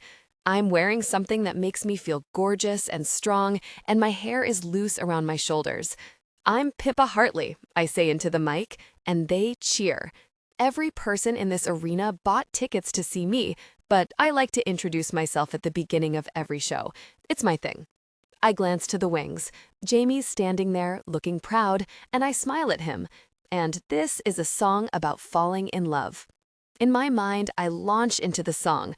The band begins to play, the arena fills with sound and light, and it's really spectacular. My eyes open and I beam up at Jamie. Tears well up in my eyes because what I just imaged was so sweet. My chest aches for it. I don't want the marketing job. My voice is hushed. He nods, serious. I know. A weight settles in my stomach. When I told my parents I passed the second interview with flying colors, they could hear the false cheerfulness in my voice. I wish they could be proud of me. I wish I didn't have to shove myself into some job I don't want to gain their approval. My throat tightens with the ugly realization. I know their intentions are good. They tie happiness to financial stability because it's what they lacked growing up. I didn't, though. Working a job I don't like won't make me happy, even if it does pay my bills. My heart twists in my chest, and like he can feel it, Jamie's hand is on my back, rubbing slow, calming circles. I got swept up in what they wanted, just like with Zach. Jamie looks at me right now the same way he looks at me every time I'm about to step up on a stage like I can do anything. The flame in my chest is a pilot light, fueled by memories of singing on New Year's and recording songs that I wrote in the living room. That fire is my love of music, the way I feel like I'm flying when I sing my heart out. It's the reason I can't walk away from the music industry, even though I tried. Something sharp and glowing rushes through my blood, and I suck a breath in. I'll figure out how to tell my parents. The idea of letting them down makes my stomach clench, but it's what I need to do. You want to tell me what you pictured? Jamie's mouth tilts. You don't have to. Jamie isn't Zach. He'd never laugh at me, never tell me my dreams are stupid or that I should stay in my lane. I want to. I tell him everything, and when I'm done, his eyes are bright with affection and excitement. Would you ever reach out to her? I blanch. Who? Ivy Matthews? He nods. I blink. My instinct is to say no, but I catch myself again. No more putting up roadblocks for myself.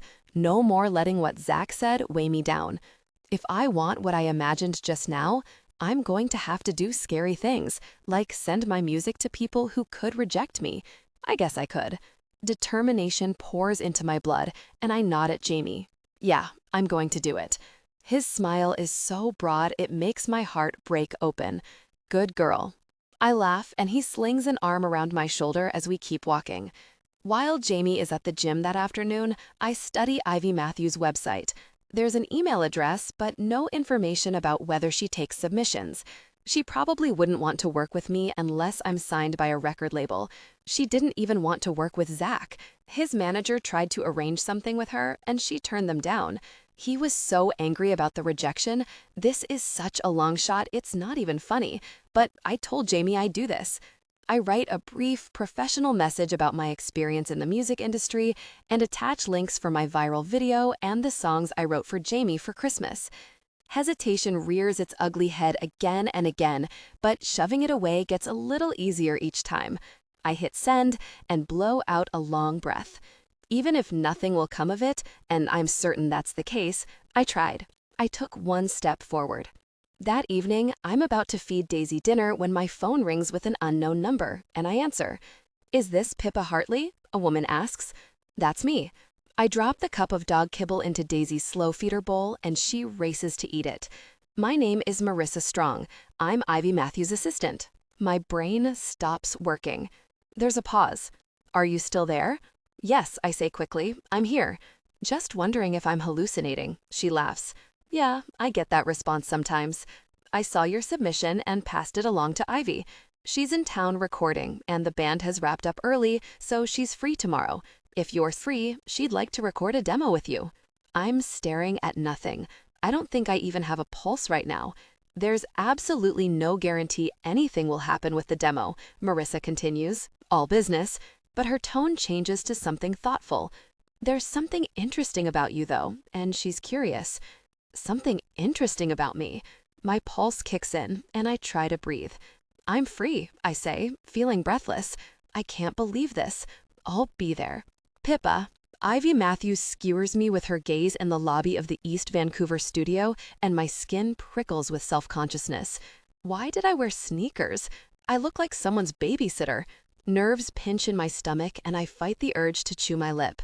Ivy Matthews is famous for a closed studio with as few people as possible, so we're alone. No receptionist, no Marissa the assistant.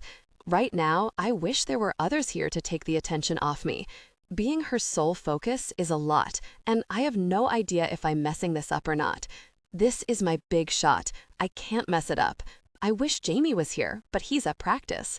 Did you eat? Her voice is sharp and no nonsense, such a contrast to the sweet freckles scattered over her dark skin. Her salt and pepper hair is pulled back into a tight bun, she's wearing black from head to toe, and her glasses have thick fluorescent orange frames. She looks like a stern art teacher. I nod quickly. Avocado toast with a poached egg. Jamie made it this morning, insisting I eat despite my rolling, nervous stomach. And a coffee. She studies me for a long moment. Good. She crosses her arms over her chest, and I suppress a smile as I get a flash of Jamie doing the same thing.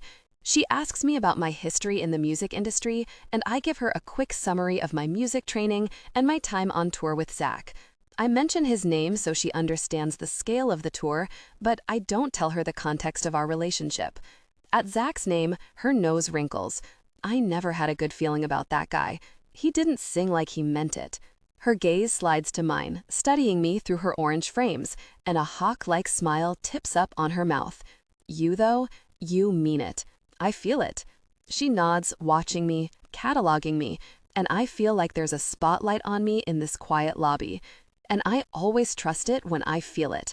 Even though I'm scared, even though I feel every ounce of pressure weighing on my shoulders, I want to prove her right. I want to prove I'm nothing like him. A feeling hits me square in the chest. This moment isn't for him. It's for me. I want to show her who I am, what I can do, and I'm going to do that by doing what I do best. I'm enough. And if she doesn't see that, this isn't the right moment. I'll keep trying, though. I meant what I told Jamie the other day. I'm ready to try to make music my career. Terrified, but ready. I straighten up, pushing my shoulders back, and give her a warm smile, just like I did to Jamie the day I showed up in his apartment. I feel better already. Just because she's intimidating doesn't mean I have to cower in fear. Shall we do this? I ask brightly, and she blinks at me before she barks out a laugh and gestures at the studio space. Get in there, honey. There is a surprised tone to her words, but she disappears through the door of the sound booth, and it's time for me to go to my side. Good, Ivy says 2 hours later into the microphone that plays into my headphones. Again, I take a sip of water before launching into the song again. I have no idea how this is going. I'm just playing my songs and doing my best, because that is the full extent of my control. I'm trying not to fangirl over how professional this studio is. Everything from the mics to the lighting to the acoustics is top quality, and I see why she loves to record here. In the control room, Ivy's expression through the glass gives me nothing while her sound technician records. Sometimes, I see her mouth moving as she instructs him on the console. Mostly, though, she just watches. Strung across my body, my dream guitar feels like an extension of me. The fact that Jamie bought it for me makes this moment just a little more special, like a perfect circle. This moment feels like one of those snapshots from the mental exercise Jamie had me do in the forest yesterday. It's almost too good to be true. Good, she says again when the song ends. Next, I drag in a breath, gaze falling to the carpet as I decide what song to play. I settle on the one I wrote about Jamie, about how he takes care of everyone but himself. When I play the song this time, it feels different, because now that Jamie's mom is getting better, it seems like he's going to be okay. He can live his own life now that she has hers under control. I'd do it forever if it wouldn't break my heart, I sing. My throat tightens as the words spill out, and my voice catches. It feels different because I know Jamie isn't Zach. Things have changed between us. It's so new, and I'm terrified to think forward to the future with him, but that doesn't mean I can't hope. I close my eyes because I don't want to see whatever Ivy's expression is. It's unprofessional to get emotional in the studio.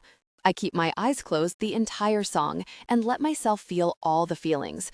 Jamie wanders into my mind, and I smile to myself because his encouragement is the reason I'm even here, and I'll always be grateful for that. Beautiful. Ivy's clipped voice comes through the mic, and my eyelids fly open.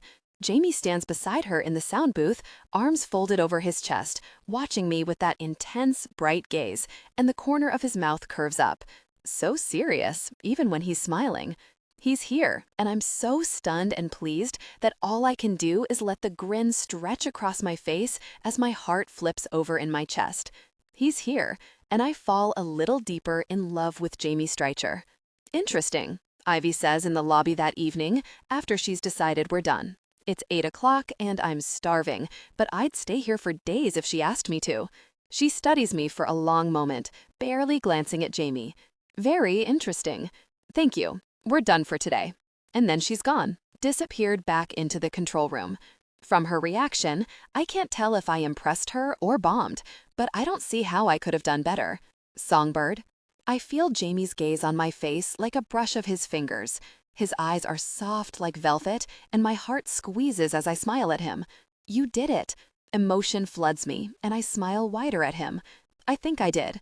Something between us. All these feelings I'm experiencing for the guy who has become so much more than Jamie Streicher pulse in the air, demanding attention. His gaze drops to my lips, and it's not just heat I see in his eyes, but more. His eyes lift to mine again, and he gives me that proud smile.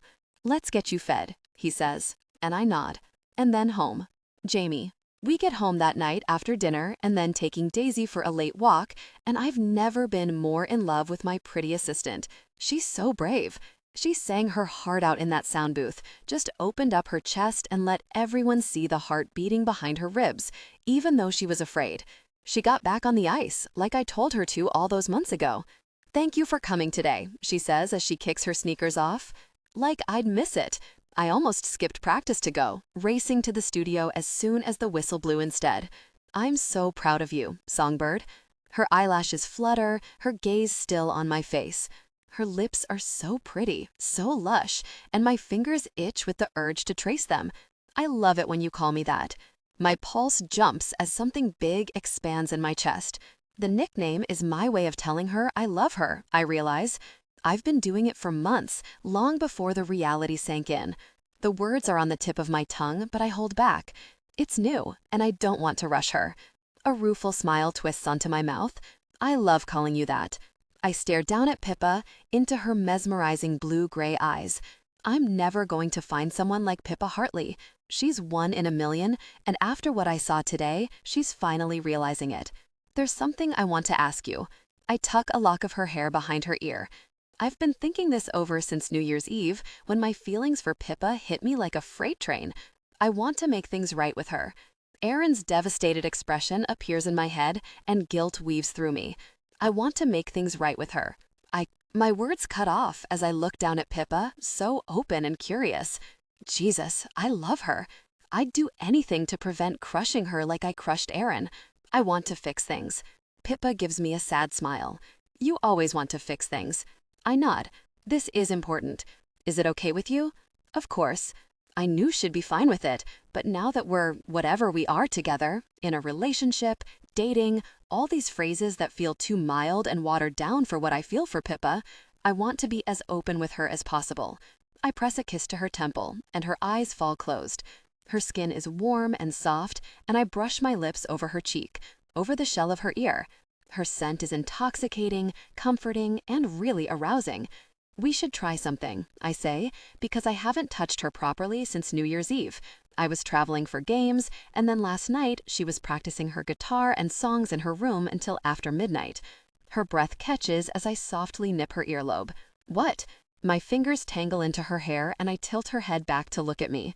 I want to bring you to a peak of pleasure twice. Pippa's eyes widen and her lips part as she searches my gaze. I know, I don't think I can. My eyebrow quirks as smug satisfaction weaves through me. She can. I can make it happen. I know I can. I'll do anything to make it happen. You say that a lot, but I can't remember the last time you were right. Worry wavers through her gaze. I don't want you to be disappointed. I shake my head because she couldn't be more wrong. Pippa, that's not how this works. Touching you is a very dream. I'd only be disappointed in myself if you didn't enjoy it. Not in you, baby. Never in you. The worry fades from her eyes, leaving only lust and want. And my own need surges. Okay, she whispers, and my mouth falls to hers. Jamie, our kiss is urgent as I carry her up the stairs. Her thighs squeeze my waist, and I grip her, giving it a sharp slap. Her moan vibrates into my mouth, and when she sucks on my tongue, really, gosh, I groan back into her, pinning her against the wall upstairs. Oh my God, she whimpers as intimacy deepened. Oh my God. Right there, huh? She nods, eyes closed and lips parted, and my blood beats with the primal need to please her. Jamie. Her eyes open with that really perfect dazed look as I moved intimately against her. Need to touch you. I move to carry her into her bedroom. No, she says, and I stop. She gives me a shy, embarrassed smile. Your bed. Jesus Christ, I like that. A moment later, I lower her onto my bed, yanking my shirt and pants off, then supporting my own weight on my elbows on either side of her head as I kiss her. Another shred of control falls away as my tongue strokes against her, urgent and demanding. My blood sings with the truth. Pippa is mine.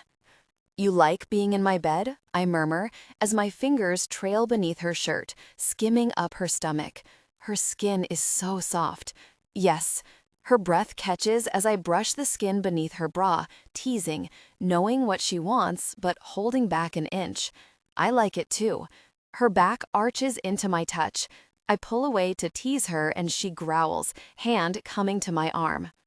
What's the matter? I ask in a low voice, smiling at her. I shift so I'm on my side, watching her. Jamie. The way she says my name, irritated and aroused, makes my grin turn wicked. She sits up and pulls her shirt off, and I'm face to face with her perfect form, pushed up into something incredible in a white lace bra embroidered with flowers. Lust floods my body.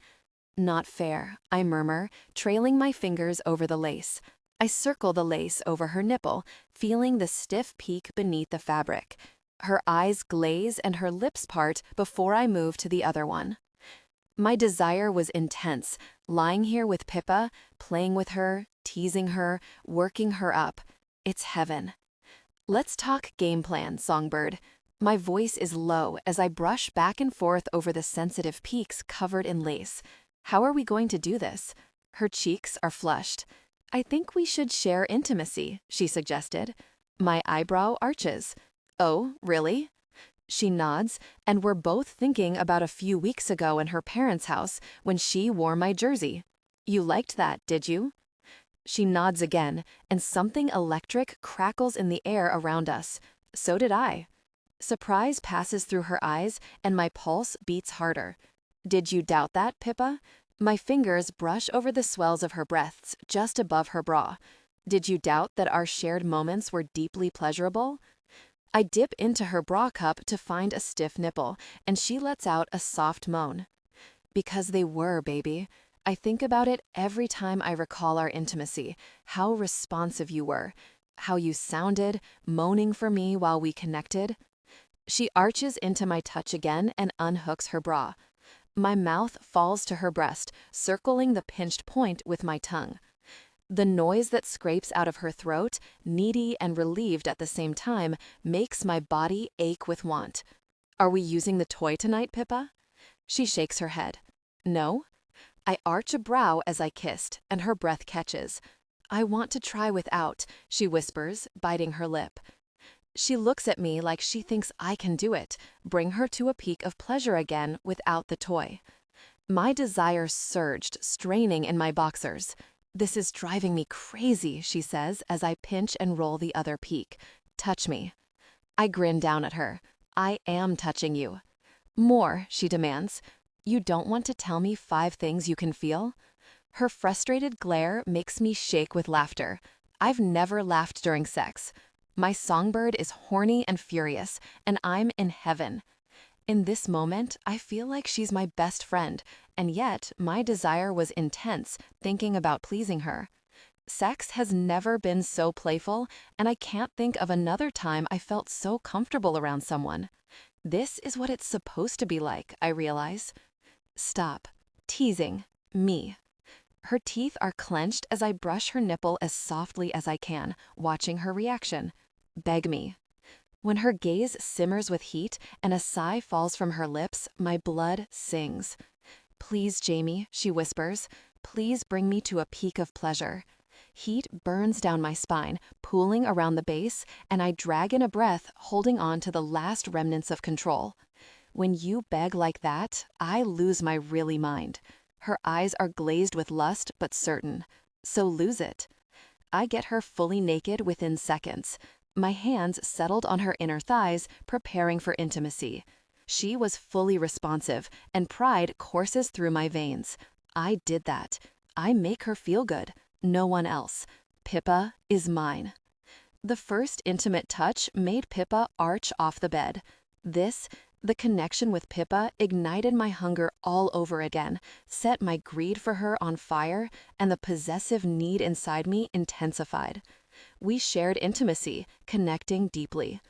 The noises slipping out of Pippa's mouth were rough, breathy, unfiltered, and my desire pulsed with intense need. When I deepened our intimate touch, her thighs slammed tight. Jamie, she chokes out, and my chest beats with pride. You looked so really hot in my jersey, I say before we shared intimacy. Her thighs shook. Her responsiveness was so intense I could hear sounds as I continued our intimate touch. So really hot. Do you know how it makes me feel to see my name on your back, Pippa? We continued our intimacy, and her hands drift to my hair, clutching and tugging. The sensation shoots more heat down my spine. My body ached with desire. It makes me feel like you're mine, I tell her. Her eyes go hazy. It makes me feel like that too. My pulse whooshes in my ears, and I've never felt this feral need, this primal, out-of-control, instinctive want. The sight of Pippa lying beneath me, receptive and passionate, hair spilling over my bed, hands in my hair as she holds on tight, it slices away any hesitation. Oh God, Jamie, she moans when I deepened our intimate touch further. I know that tone. I've memorized it, replayed it over and over again as I sought release, thinking about her. You're close, I say before continuing our intimate connection. She jerks a nod, eyes closed tight. Uh-huh. Something hot and smug settles in my chest, and I continued our intimate connection, working the nerves as my fingers moved. She tightened around me, her abs, her legs, her body around my fingers. Say my name when you reach your peak, like a good girl. Gosh, she chokes out, and I can feel her tipping. Her hands grip my hair so tight it hurts. The pain sears my scalp, and I love it. Jamie. She shakes all around me, crying out my name, reaching her peak again and again, and I don't let up until she was fully satisfied. As her peak subsided, I pressed intimate kisses. I can't tear myself away from her. Her legs fall apart as she catches her breath, hands still in my hair. Her fingers comb my hair out of my eyes as she stares at the ceiling. Jamie, she whispers. What the hell? I chuckle and kiss her inner thigh, where her arousal was evident. My lips moved along the soft, sensitive skin there, and she lets out eye-tight noise when I deepened our connection. Sensitive, she gasps. Sorry, baby. I crawl over her, hovering with my elbows on either side of her head, caging her in. I tip her chin up and kiss her, and her breath tickles my face as she lay there, fully responsive. Can't help myself. I press kiss after kiss to her face, to her cheekbones, to her forehead, to her nose, to her eyes, to her soft, pliant, warm, inviting mouth. She's perfect, my Pippa. Her hands trail up and down my arms, over my chest. Her nails scrape the stubble down my neck, through my chest hair, over my abs, over the ridges of my back. I am intensely aroused, but I wouldn't interrupt this moment for anything. I love her like this, sated and pleased and calm. In this moment, we're the only people in the universe. Nothing else matters. There's no family drama, no exes, no worries about careers or the future or getting our hearts broken. It's just us. Songbird, I whisper, because I love her. Her eyes meet mine, full of affection, and for a moment, I think she might love me too. I kiss her deeply, sinking into her warm, pliant mouth, and while I'm caught up in my pretty songbird, mooning over her, she reaches down and initiates intimate contact. Oh, really? I groan into her mouth before removing my boxers. Hold on a second, baby. I'm too close to the edge, and I want this to last. It never lasts with Pippa, and I want as much out of this as I can get. My body settles in the cradle between her thighs. Her warmth was inviting, and electricity travels up and down my spine, numbing my brain, letting the base instincts take over. I moved intimately against her, and the urgent need for release beat all the thoughts from my head. Nirvana, I've reached it. It was in that moment with Pippa. Do it again, she coaxes, tilting her hips, intensifying the moment. Oh, really? This is too good. My body ached with desire, and I can't stop from moving against her again. Her warmth enveloped me. Oh my gosh, she moans, staring up at me like I'm a god. That feels good, so good. Power thrums through my blood, and I moved intimately against her. Her eyes roll back, and my pulse pounds in my ears. Like this? My voice is ragged. I don't know how long I can do this for. It's too intense. Yes, she gasps, writhing as I kept moving against her. Jamie, like that? Gosh, her last exclamation is in surprise, like she can't believe it. When we finally come together, Pippa, it will be with intense passion. I found a rhythm, moving intimately against her. I don't tell her that when we finally connect, it's going to break me. She'll ruin me. I think she already has. I want that, she gasps out, hips canting to meet mine. I want it too. You have no really idea how long I've wanted it for.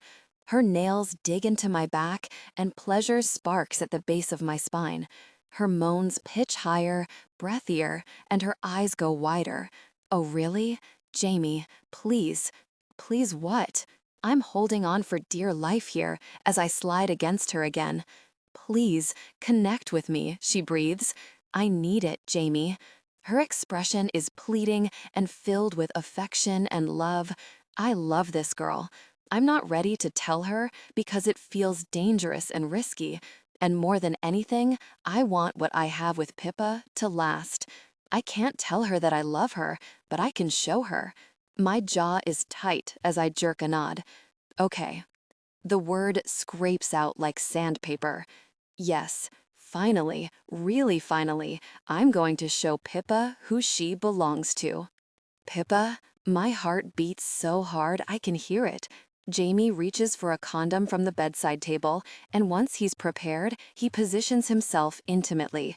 He hesitates, watching my reaction, and I smile because Jamie's sweet, kind, and caring. My hips tilt against his in encouragement, and his jaw is tight as he moves to connect with me, searching my eyes for any sign of discomfort. Oh gosh, a moan slips out of me as I stretch around him. He's careful as he slowly deepens our connection, and every swear word I can think of flickers in my head at the intense pleasure. So deeply connected, Jamie manages. He's only halfway in. It's been a while. The pressure grows, and I gasp as he intensifies the sensation. There you go. His voice is a low, comforting murmur, but his eyes flash with heat as he deepens our connection. His hand drifts to my breast, toying with my nipple as he moves farther. The sensation of our connection is mind-bending, DNA-altering, and we're both shaking. He reached the deepest point of our connection, and my thoughts fall out of my head. Sensitivity courses through my body, radiating out from where we are intimately joined. Our hips are pressed tight against each other, my legs wrapped around his waist, and another moan of pleasure slips out of me as heat races up my spine. Gosh, he smells so good.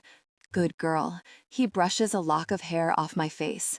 Such a good, really girl, embracing our connection so well. His voice is strained, and a flush spreads across his cheekbones. You okay? I nod, meeting his eyes, and his gaze is hot, desperate, and admiring all in one. I'm already addicted to him looking at me like that. Does that feel good? Yes, I say, but it's mixed with a moan. It's very intense. I know. His presence pulsed within me, and my breath catches as I ached with desire around him. I was right, I whisper, and he arches a brow at me. You're a little too much for me. His mouth slants into a wicked grin, and I bite my lip. I've been thinking about this for so really long, Pippa.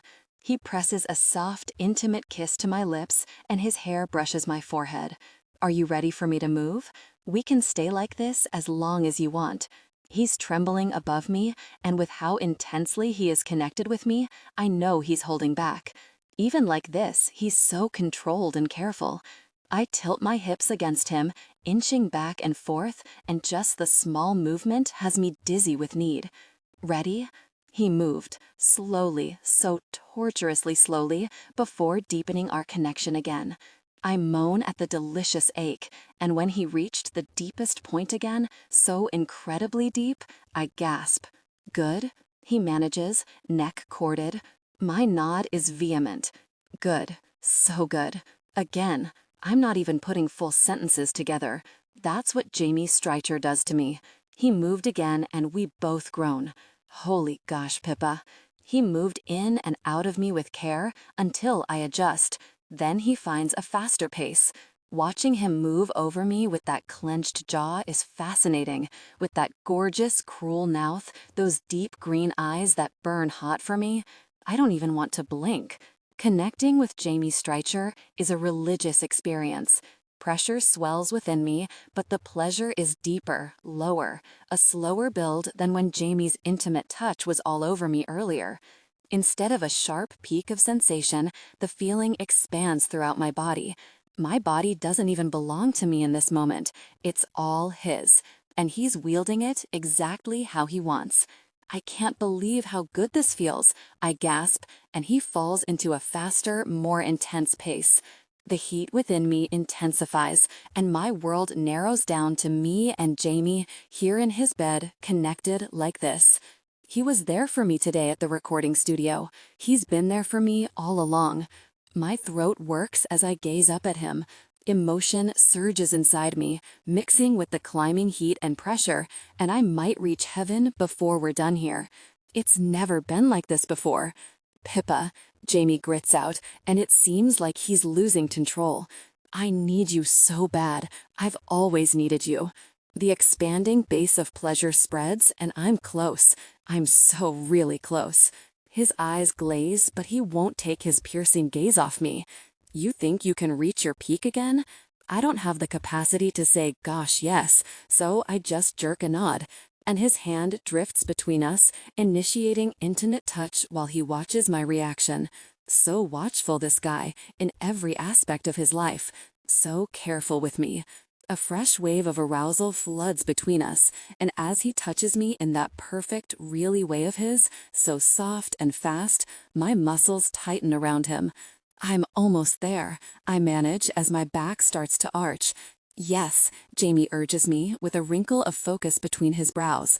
I'm still climbing, the pleasure is still rising, and I feel suspended.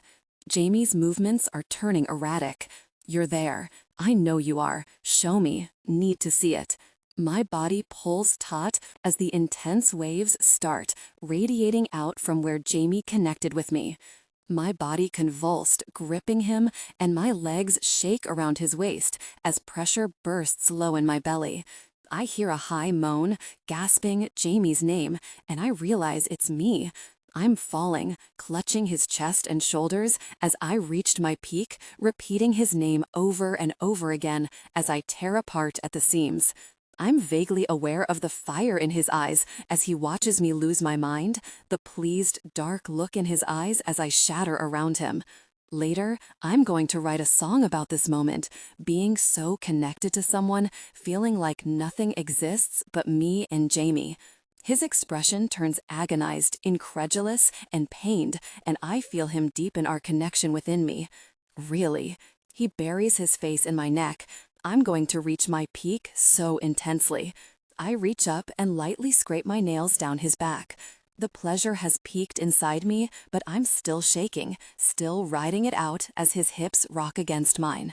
Reaching my peak, his voice is thick as he moved intensely with me, and I memorize the moment when Jamie Streicher gives himself over to me completely. He groans, connecting with me so intensely my breasts bounce, until his movements slow and his breathing turns deeper. Nothing has ever felt so real and right. Holy gosh, Pippa. His mouth is against my neck, breathing me in, and I trail soft lines up and down his chest, his arms, his back. He presses a kiss to my cheekbone, and I'm floating. His mouth meets mine, and we smile against each other's lips. I can't believe I ever thought I couldn't have this.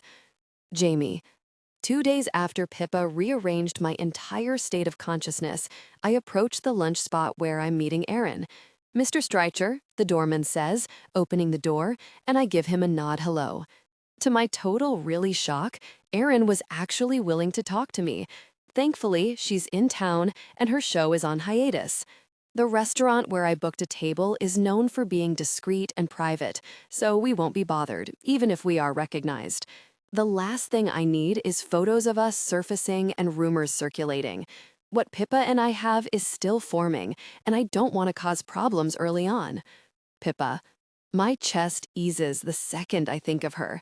My pretty songbird. My strong, beautiful, brave Pippa, who sings on stage when she's terrified and gets back on the ice. Now that I have her, losing her isn't an option. I won't mess this up. The hostess leads me to the table, and Erin's already sitting there, texting. Her face has filled out, her hair is shorter, and her skin glows. My heart squeezes. I don't love Erin, but it's nice to see an old friend, even if I did hurt her. And then the guilt hits again. Erin. Her head whips up, and when she sees me, a big smile stretches across her face. She stands, and my gaze drops to her belly. She's pregnant. Hey, you. She reaches for me, and I hug her. She still smells the same, like fruity shampoo. We pull apart and take our seats, and I clear my throat as nerves rise. You find the place okay? I ask. She waves a hand with an easy smile. Oh yeah, I've been here with my agent. A server takes our drink orders, and when he leaves, my pulse picks up. I'm just going to get right into it and not waste Erin's time. I take a deep breath, and across the table, it seems like she's doing the same. I'm sorry, I start. I want to thank you, she says at the same time. We stare at each other with equally confused expressions. She gestures at me.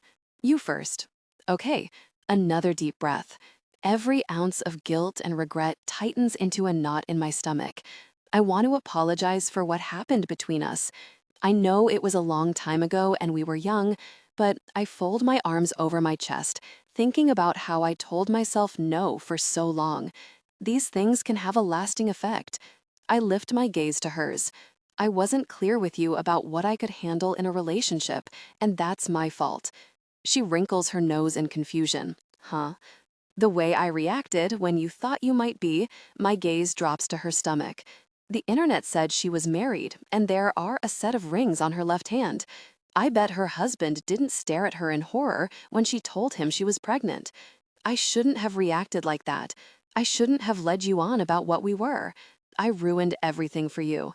Erin, I saw what they said about you. My heart twists with pain. You were going to be a supermodel until I broke your heart. She stares back at me, frozen, and there's a weird prickle in my brain. My eyes dart to hers, suddenly unsure. Right? Across the table, Erin bursts out laughing. I blink, confused, as she shakes with bright, surprised laughter. Jamie, she shakes her head, eyes glittering. You didn't ruin anything. I frown as I flick through my memories. Her excitement at the potential pregnancy, her devastation at my reaction, her pulling out of her upcoming fashion shows, dropping off the face of the earth for years, her IMDb profile with a list of low-budget productions. First, she starts, modeling made me miserable. You read that I was going to be a supermodel, but all I read about was how I was too heavy, too skinny, too ugly, too tall, too short. She swallows, and I see the pain in her eyes as she shakes her head. I was never enough. The corner of her mouth turns up in a humorless smile. When I realized how late I was for my period, my first thought was, now I get to leave modeling. That's messed up, right? That's not a great reason to have a kid. A memory comes back to me of Erin skipping dinner because she was meeting with a designer the next day. Her hand rests on her bump and she shoots me a funny smile. I already love this kid more than life itself, but at 19, being pregnant and having a kid would have been tough.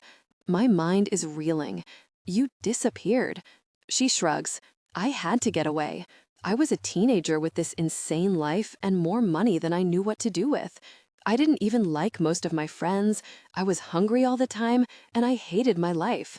So I bought a beach house in a small town and did yoga for a few years. I didn't have the internet or cable, so I read, painted, and hung out with the retired women on my street. She smiles again, and this time it feels real. When I was ready to go back to real life, I did, but it was on my terms. There's a long pause where I take all this information in. I picture her life in the beach house, and my heart squeezes for her. She was miserable, and I didn't see it. Look, she continues, adjusting the position of her water glass, you're not the first person to feel bad for me because I'm on a crappy cable show. Her expression turns wry. I like the show, though. Josh and I love living in Vancouver, and the hours are really good. I'm home for dinner every night, and I have weekends off. The cast and crew are cool, and they've been super accommodating with my pregnancy. When I swallow, my throat is tight. I'm sorry, I didn't see how unhappy you were. She offers me a sad smile. You had your own stuff going on that year. And besides, if you saw it, you'd have tried to fix it. And the only person who could fix it was me. Her words sink in, and I nod. She's right. I would have tried to fix her situation without any idea of how. How's your mom? She asks. Better.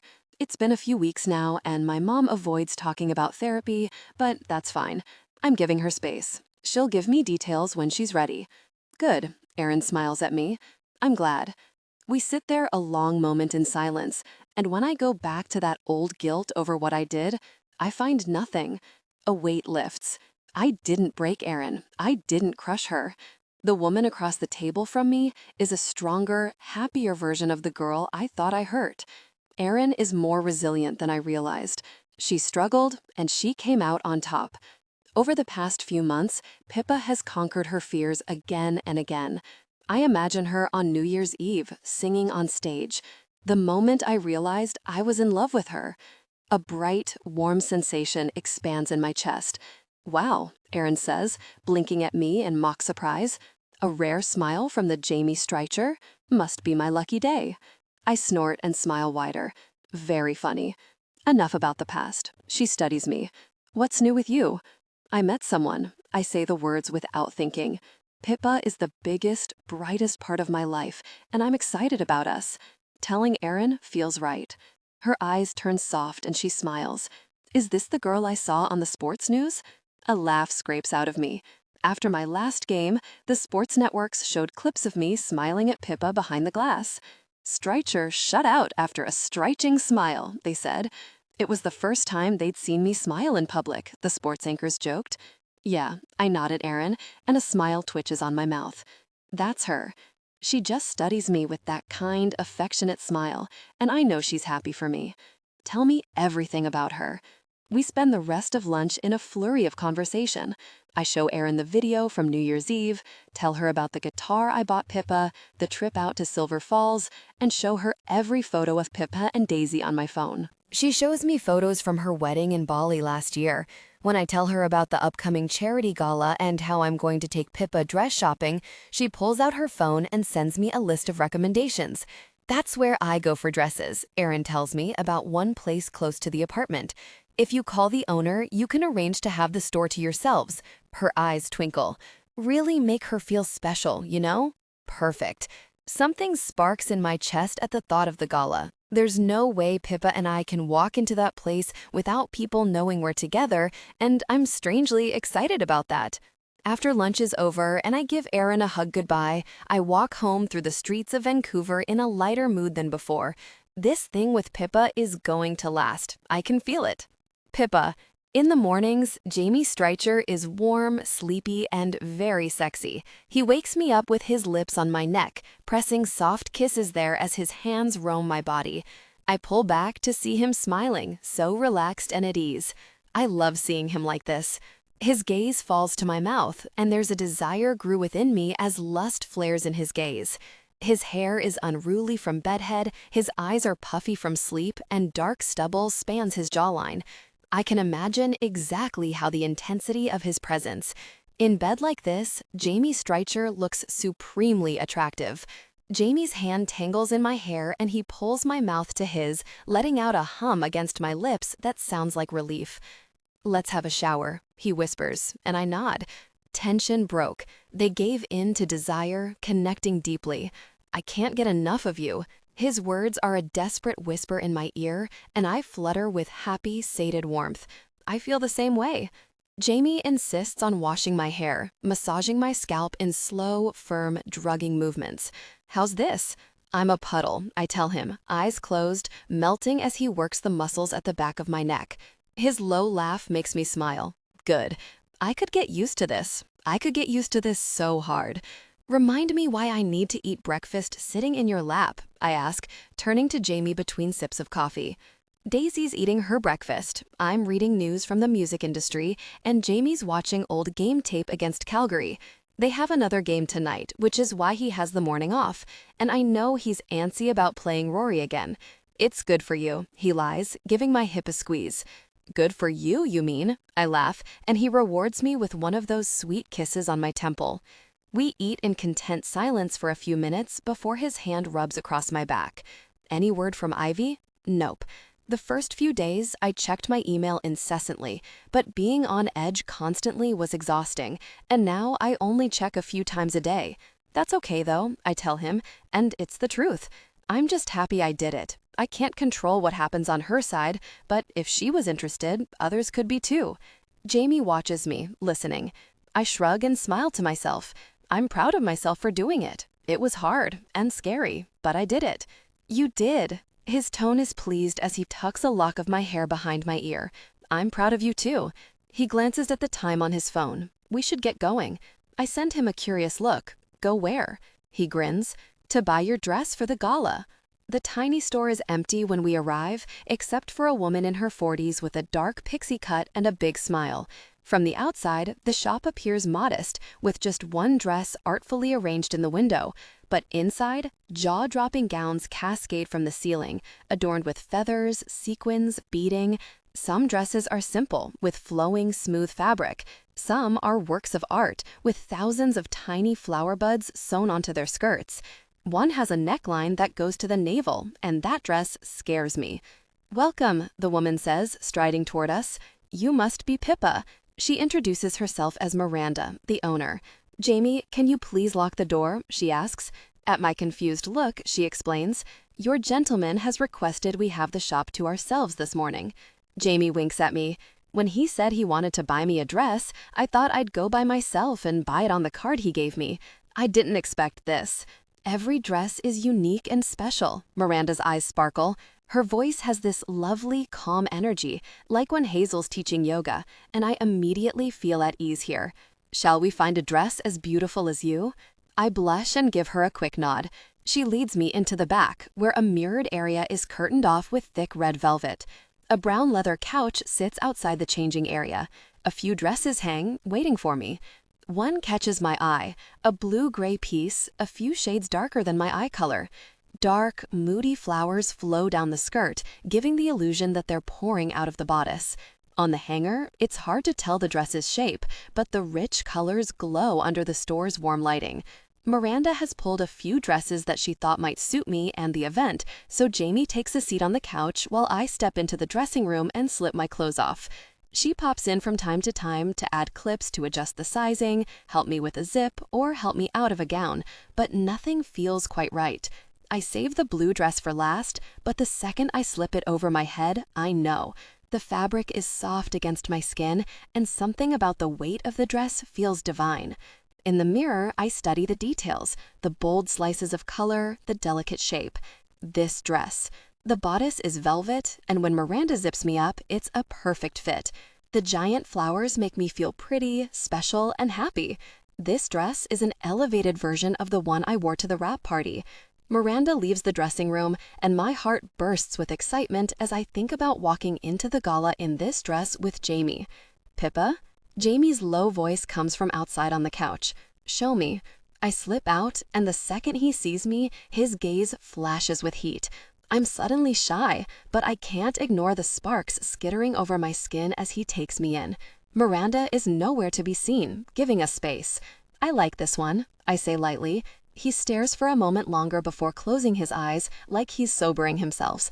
Really, he mutters, composing himself. Pippa. He says it like a curse. I chuckle. What? His gaze is back on me in the dress, and his jaw tenses as he stands up. My heart flutters as he walks over to me, gaze locked on mine, before he presses a soft, loving kiss to my lips. I can't get a full breath, and my head is spinning.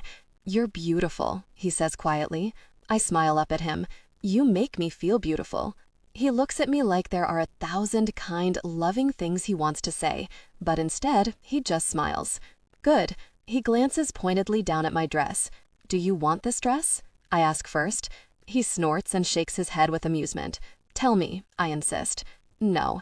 His eyes are full of laughter, and a smile lifts on that mouth I used to think was cruel.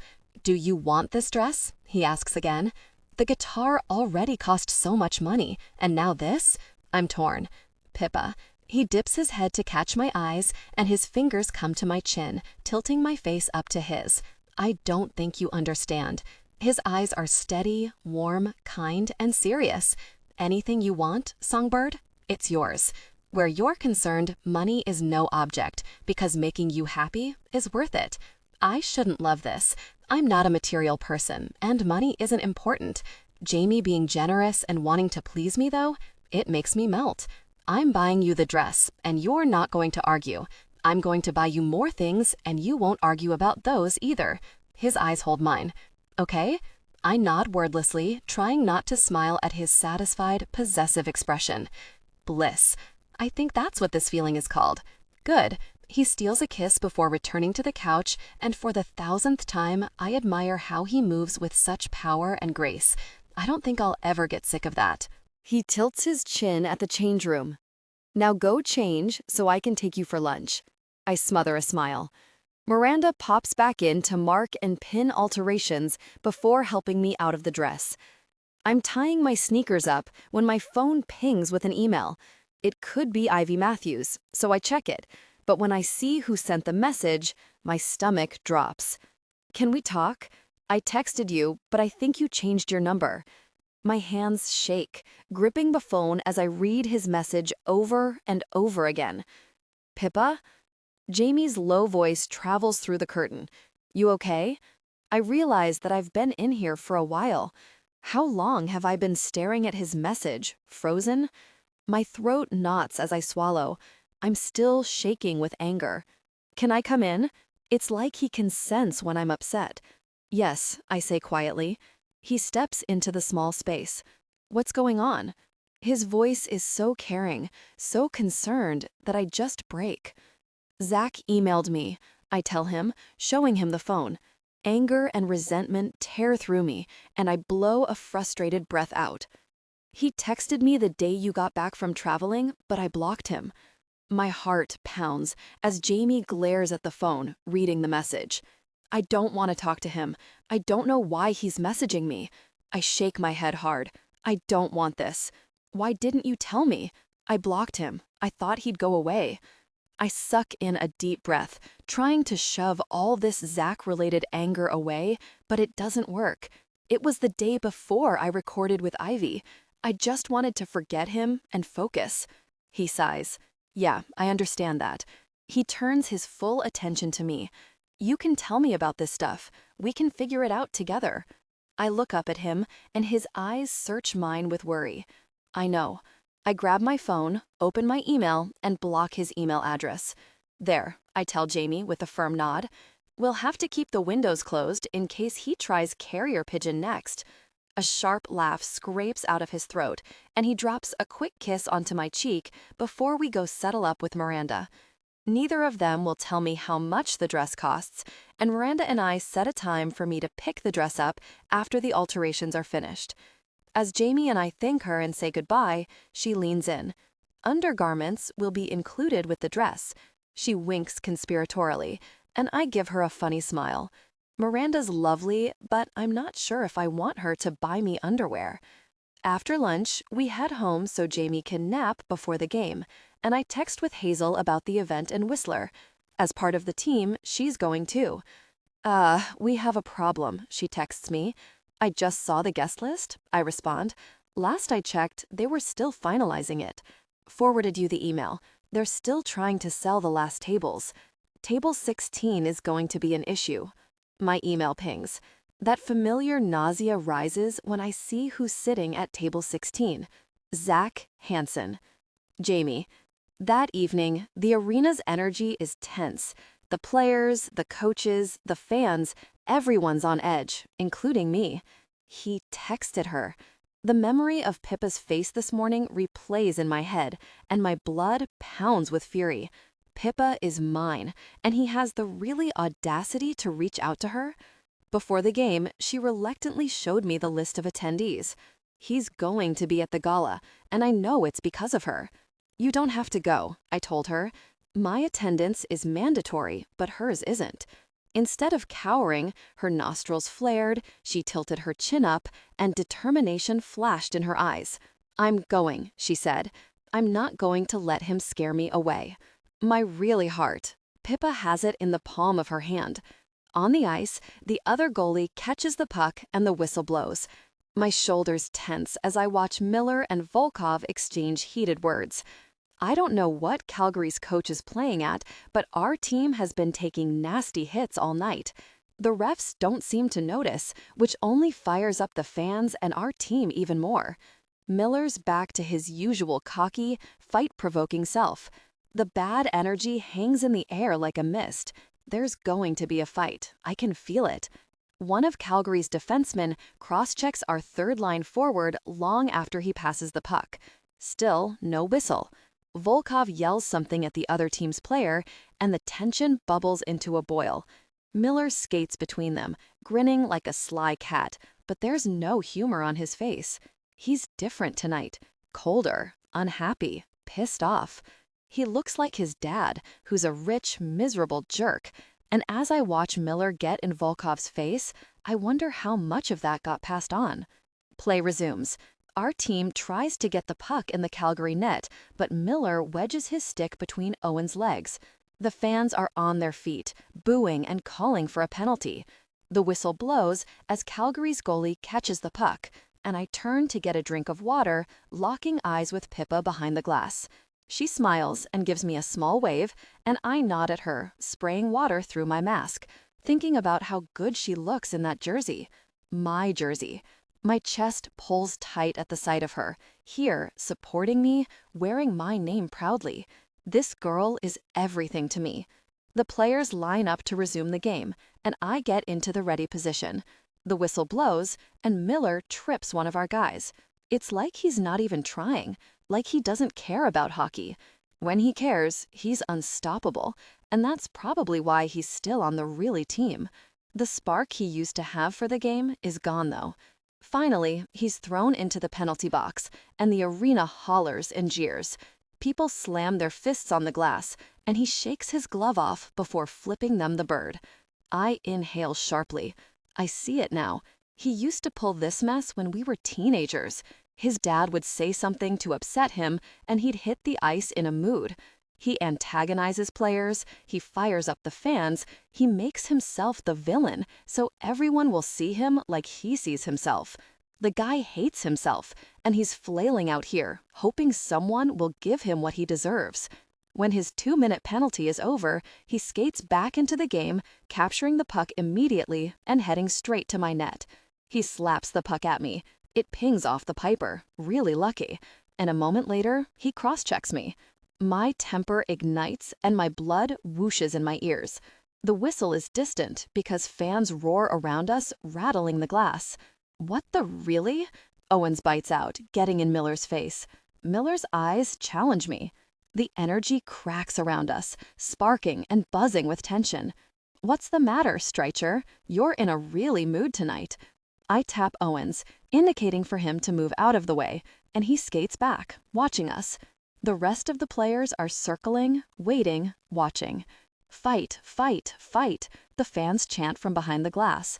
The fight I felt in the air? It's me and Miller. We've only fought once. We were 16. He showed up for practice in a foul mood after something his dad said, and he pulled all the same mess he pulled tonight. What? He cocks an ugly, hateful grin at me. You gonna hit me? You, up in your ivory tower? Jamie Streicher, the most responsible guy in the room? The noise around us fades away as I glare at him, gritting my teeth at his baiting. Come on, he spits at me, eyes flashing. I deserve it, don't I? My fists clench. He was the one who changed. He was the one who turned into a really difficult person. He used to care about hockey. Now it's a big, really joke to him. Everything's a joke to him. Go on, he goads. Blood rushes in my ears. In the NHL, both players need to agree to a fight, or the player who instigates will get a penalty while the other doesn't. All the anger I've held inside for years at the guy who used to be my best friend bubbles to the surface, overflowing, and I rip my gloves off. The crowd roars. Goalies almost never fight. I pull my helmet off, and the glass behind me shakes from the fans. The refs and linesmen circle us, ready to break up the fight when it goes too far. Until then, they'll let us deal with it, because this is how the score is settled in hockey. I don't dare look at Pippa. I can hold my own in a fight, but I don't want her worry and concern in my head as I do this. Really? Finally, Miller snaps, and I remove my goalie pads and toss them aside. I skate at him, and his fist flies. I block his punch before throwing my own. It connects with his jaw, and a second later, his fist sears the outer corner of my eye. It hurts, and it feels good. Chaos breaks out around us. Fists fly as players let the pressure off, clutching each other's jerseys as they land punches. The energy in the arena boils over. I've never heard it this loud in here. My blood beats hard, flooded with adrenaline, as Miller and I take out our aggression on each other. The fight is all instinct, all primal rage. I'm gripping his jersey, he's gripping mine, and we're hitting each other. The pain feels cathartic, and my face is wet. There's blood in my mouth and more trickling down from Miller's eyebrow. Whistles blow left and right, and it's a tangle of limbs, helmets rolling around on the ice, guys sitting on each other, jerseys getting ripped. The fans are going nuts. I land one more punch and wait as Miller straightens up, the linesman struggling to pull us apart. The fight dies from his eyes as he catches his breath, watching me. Done? He asks. He means the fight, but I think he means this 7-year tension. I wipe the back of my hand over my mouth. Blood smears over my skin. My chest heaves for air, and adrenaline whistles through my veins. Something shifts between us, and my anger deflates. I don't want to be angry anymore. I just want to move on. I glance at Pippa, who's peeking through her hands with a worried expression, and my heart clutches. I don't want to hold a grudge, because life is too short and sweet. I give Pippa a nod to say I'm okay. On the bench, I expect Ward to be livid as players get hauled into the penalty boxes, but instead, his smile stretches from ear to ear. Yeah, I tell Miller, meeting his gaze. Done. Pippa, your eye. I gasp when Jamie finds me in one of the staff hallways at the arena after the game. My hand automatically drifts up to his cheekbone, careful not to brush it. The area around his eye is swollen and bruising, and his lip is cut. I'm okay, Songbird. The untouched corner of his lip quirks up. Despite the bruises, he seems lighter than before the game, less stressed. Do I look hideous? You're too handsome to look hideous. You look even hotter with the black eye. His eyes spark with amusement. You think I'm handsome? You know I do. Bossy and demanding, but unfairly handsome. His smile lifts even higher, and I don't miss the way his hand comes to my lower back as he leads me down the hallway to the parking garage. I look up at him again, so tall, his hair still damp from his shower. My gaze falls to his lip, and I can feel the worry all over my expression. He chuckles and stops walking. I promise you. He pulls my hand to his chest, flattening his palm over mine so I can feel the steady thump of his heart. Feel that? His eyes are on me, watching me with affectionate amusement. I nod, and I can't look away. Still beating. He studies me, and it feels like he wants to say more. What happened out there tonight? His thumb strokes over the back of my hand absently as he looks away. Miller and I settled what's been building for a long time. I've never heard the arena like it was tonight. The fans were livid and bloodthirsty. Watching Jamie fight tore my heart out, but it also stirred a deep desire within me. He looked like a warrior, all power, strength, and brutality. It was hot. He strokes my skin again, and I remember the other night, their shared intimacy, and the powerful connection they felt. A warmth spread through me at the idea of it. Let's go home. His eyes trail over my face, and my gaze snags on his cut lip again. Tonight, I'm going to take care of my goalie. Jamie frowns at the huge bathtub piled high with bubbles. His bathroom smells like my vanilla chai bubble bath. He's shirtless, dressed in only low-slung athletic pants, and I'm trying not to get distracted by the deep-cut V muscles leading into the waistband. Get in, I tell him, gesturing at the tub. His eyebrow goes up, and he winces. The bruise around his eye is getting darker. You want me to have a bubble bath? His tone is flat. It'll help you feel better. His gaze flares with heat, and I get another glimpse of him from last night, their shared passion, the intimate sounds they made. His gaze drops to my lips, and his tongue slides over the cut on his mouth. Only if you get in with me. The flutters of anticipation intensify, and heat crawls up my neck. Fine, I say, and a dark look flashes through his eyes. When he slides his pants and boxers off, his powerful physique is revealed. There's something in his eyes that I like, a little bit of pride, a lot of arousal, and a possessiveness that sends a shiver through me. His muscles move as he gets into the tub, his thick thighs, the ridges of his abs, his rounded, strong shoulders as he lowers himself into the water. He settles back and his gaze sharpens, pinning me. Your turn, he says, and the way his mouth tugs up feels dangerous. Anticipation pumps in my veins. I pull my jersey off, laying it on the counter before I start to take my sweater over my head. Slower. He props his elbow on the side of the tub as he watches, and although his body language is relaxed, his eyes are determined, watchful, cataloging me. This is what he looks like on the ice, watching every move. My clothes come off slowly, and a wave of warmth spread through me as his eyes darkened.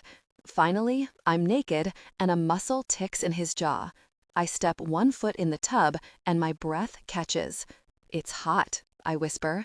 Come here. He leans forward and guides me between his legs, back against his chest, just like the time with the toy. His body pressed against my backside, sending thrills through me. I sigh in comfort as he locks his arms across my collarbone, pulling me against him. That's better. I feel his low voice through his chest, and we sit there in comfortable silence as the bathroom fogs up. My fingers trail a slow path up and down his thighs, and he relaxes around me, breath turning steady. Eventually, his hands slide over my skin to my shoulders, and his thumbs dig into my traps, working out the tension in the muscles. How's your face feeling? His laugh is low. Hardly feeling it right now. He drops a kiss onto my shoulder, and I smile. You're the perfect distraction. He brushes the skin between my breasts, light as a butterfly, but my nerves dance with his touch, and I feel it everywhere. I've never done this with a guy, just sit in the bathtub and explore each other's bodies. His fingers drift to my nipple, circling it, and the breath whooshes out of my lungs at the sharp ache between my legs. Against my lower back, his body pulsed, and he drops another kiss to my shoulder. "You're supposed to be resting," I whisper. He tugs and rolls the peak before moving to the other, and it's making my head spin. It feels so good. "How does this feel?" he asks, ignoring me. "Good." My eyes fall closed as he pinches me, and my center clenches around nothing.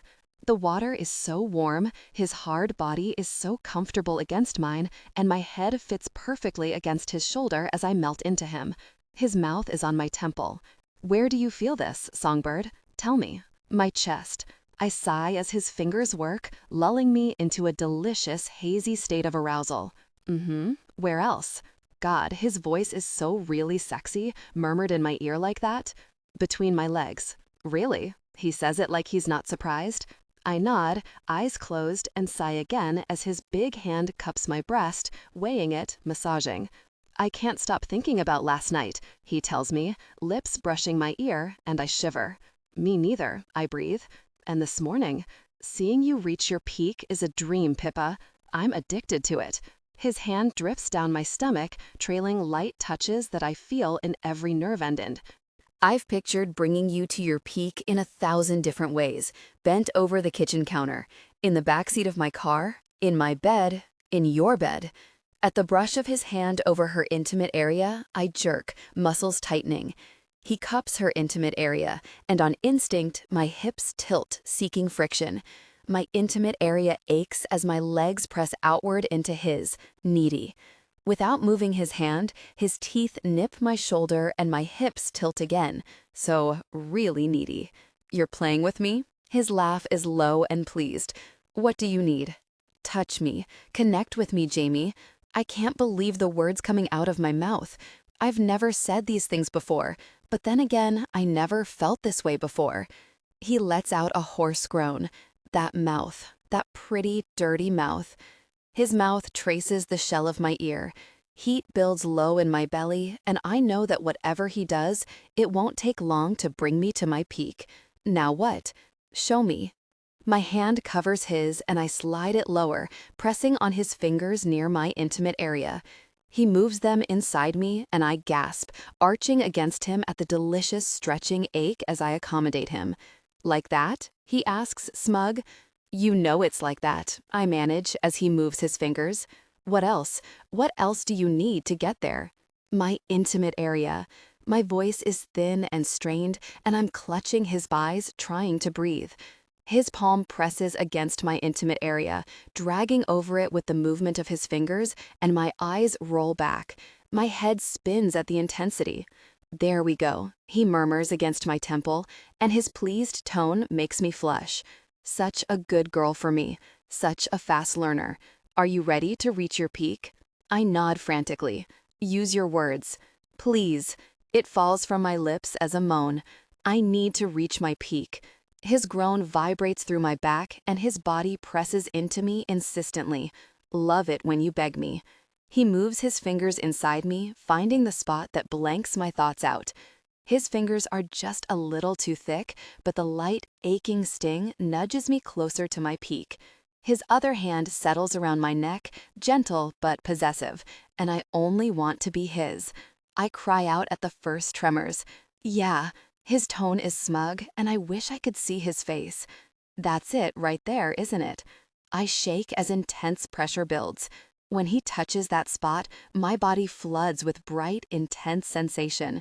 "Jamie," I whimper, "it feels too good, too much." The friction on my intimate area, his arm around my waist, anchoring me to him, his lips against my temple, his fingers moving, electricity courses through my muscles as the wave gains strength. It peaks, and I crash. I'm reaching my peak. The words are puffs of air as I shake, suspended while pleasure pulses through me from my center. I'm clamping down on his fingers, pressed into him from head to toe, writhing under the pure, intense ecstasy that is a Jamie Streicher-induced peak. "So good," he murmurs as I reach my peak. "Good girl. Perfect. Just like that, baby. You're so responsive to my touch. I fade back, and Jamie's hand smooths up and down my thigh while I catch my breath. He lets out a ragged sigh. I love doing that. You're very, very good at it, I say lightly, and when he brushes my intimate area, I jerk, laughing. Too sensitive. His laugh is low against my hair, and it puts a dumb, goofy smile on my face as he settles me back against his body. When we get out of the tub, Jamie insists on drying me off. He was still aroused, and as he pulls the towel around my back, tipping a small grin at me, I reach for his intimate area. He groans, and I smile up at him as I draw my thumb over his intimate area. When I open them, his expression is agonized, dark eyes glazed and jaw tight. I'm growing to love this moment where I hold complete power over him. I get an idea and bite my lip before reaching for my jersey on the counter. Anticipation lights me up because I think he's going to like this. With the jersey in one hand, I lead him to the bedroom. What? His words cut off as I pull it over my head and his eyes travel down my form, flashing with lust. Gosh. They came together in passion. Tension broke, gave in to desire, connecting deeply. We look at each other for a long moment. I want to say it, but now that we're in this, the thought of losing him terrifies me. I know he'd never do any of the things that Zach did, but there's no guarantee what we have right now won't fade away one day. Telling him I love him would make a breakup so much worse. I'm frozen like I'm standing on a crumbling cliff, rocks breaking off around me, and any sudden movement will bring the whole thing down. Tomorrow, we drive up to Whistler for the charity gala. I can picture it, his hand on my lower back, the private smile he reserves just for me. My heart aches. I want it to be real and forever. Jamie's eyes flicker with an emotion I can't pin down. I want to tell you something, he murmurs. My heart stutters. He stops himself, searching my eyes. I wait, and it feels like I'm standing on that cliff edge again, clinging to it. I'm equal parts terrified and excited at whatever is about to fall out of his mouth. He blinks like he's pulling himself back, reining it in. I'm really looking forward to going to the gala with you. Even if that jerk is there, we're both not saying. Me too, I whisper. His lips press to my forehead, and we fall asleep like that. Pippa. The next day, Jamie pulls up to the hotel in Whistler, and I gape at the elegant chateau-style building. It's the highest-rated luxury hotel in Whistler, where all the celebrities stay, and with the whimsical winter lights and snow-topped trees, it looks like something out of a fairy tale. Anxiety weaves into my mind because Zach's going to be there tonight. Maybe he's even staying in the hotel. My stomach tightens. This morning, my phone buzzed with an unknown number, but I ignored it. They didn't leave a voicemail, but I have a cold, sinking feeling that it was Zach. I really, really don't want to run into him. But more than that, I don't want to bail on Jamie.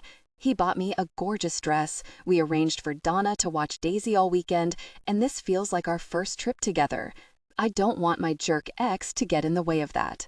"Welcome, Mr. Streicher," the valet says, taking Jamie's keys when he steps out of the car. Jamie thanks him, and when the valet walks around to open my door, Jamie shakes his head. "I got it, thanks." He opens my door and lifts his eyebrows at me, the corner of his mouth tipping up. I climb out and give him a shy smile. "Thanks." His eyes are soft. "Don't mention it." "We'll take your bags," the valet says.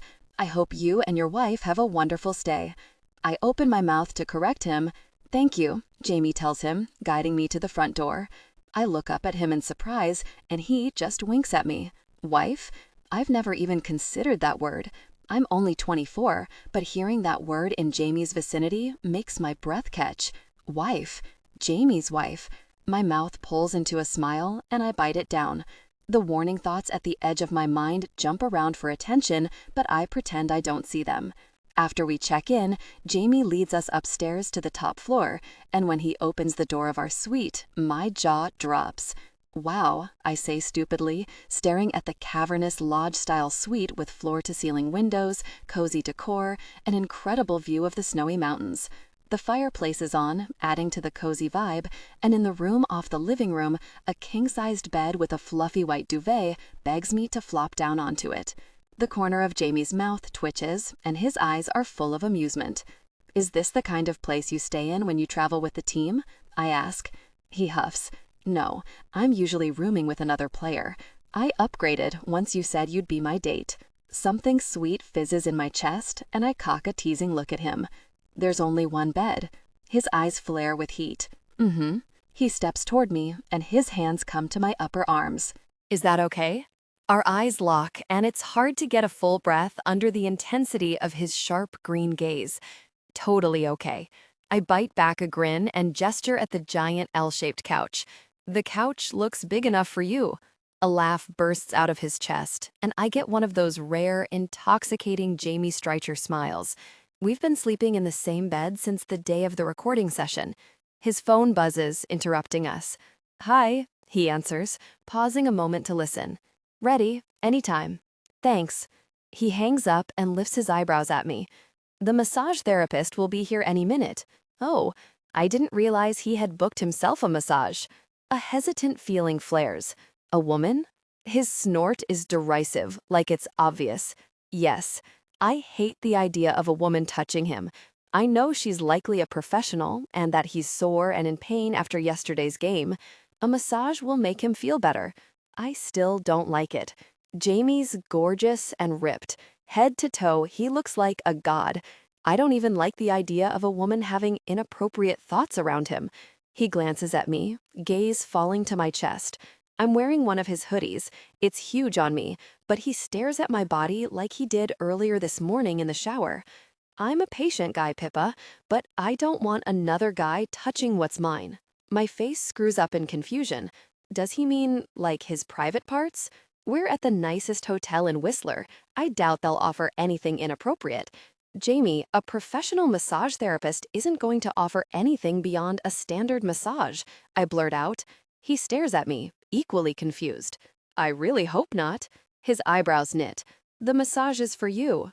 Oh, I let out a high laugh and my face burns. Sorry. He tilts his head, eyes narrowing.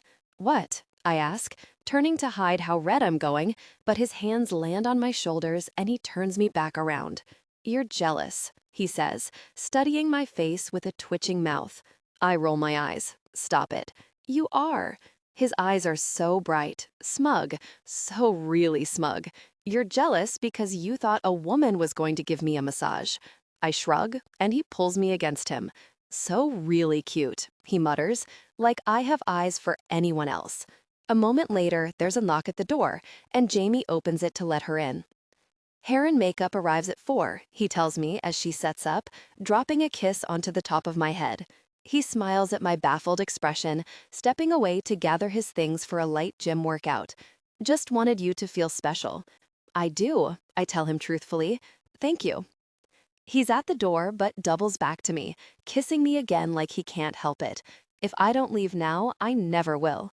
I smile against his mouth, gently pushing on his chest while laughing. I'm overflowing with delight, and I can't stop smiling. He leaves, and later, as the massage therapist works on my traps, I let myself replay the past few weeks with Jamie. Something thrashes in my chest, desperate to get out. What if I told him how I felt? The damage is done. I'm in love with the guy. I've been telling myself that keeping it a secret will keep me safe. It'll hurt less if it ends. Is that true, though? Or will not telling him how I feel be one of my biggest regrets? I think about how he's encouraged me over the past few months. What's the point of learning to push myself out of my comfort zone if I don't do it for the things that matter? Jamie matters. I think he might matter more than almost anyone. Touching what's mine, he said earlier, and something stirs in my chest. Floating in this blissed-out, happy in-between zone is starting to not be enough for me anymore. I need to tell Jamie how I feel. Jamie gets back just as I finish putting the undergarments on that Miranda provided for my gown. Okay, I wouldn't call them undergarments. They're lingerie. I'm wearing lingerie. Lacy, expensive, seductive as hell lingerie, made in France. My hair is loose around my shoulders in polished waves, and the makeup artist did a soft yet sexy look that makes me look like a Victoria's Secret model. I'll admit it, I look insanely hot. Pippa? Jamie calls, and I hear his footsteps. In the bedroom. Until moments ago, I was the only one here, so I didn't bother closing the door. Jamie appears in the doorway and stops short at the sight of me. Hi. I smile at him, embarrassed that I'm standing here alone, staring at myself in lingerie. Goodness, Pippa. His eyes darken, gaze moving from my face down my body, and then back up. Stay right there. What are you? Tension broke. They gave in to desire, connecting deeply. You're going to wear this again, he said. Fine by me. I kiss him and rake my hands through his thick hair. We should probably finish getting dressed. After I'm finished getting ready and Jamie's showered and dressed, I walk into the living room in my gown. My breath catches at the sight of him standing by the big windows, gazing out at the snow-covered mountain with his hands in his pockets, looking so handsome and strong in his tux. He turns at the sound of my footsteps. Pippa. He says my name like a prayer, taking me in. He blinks at me like I'm a dream.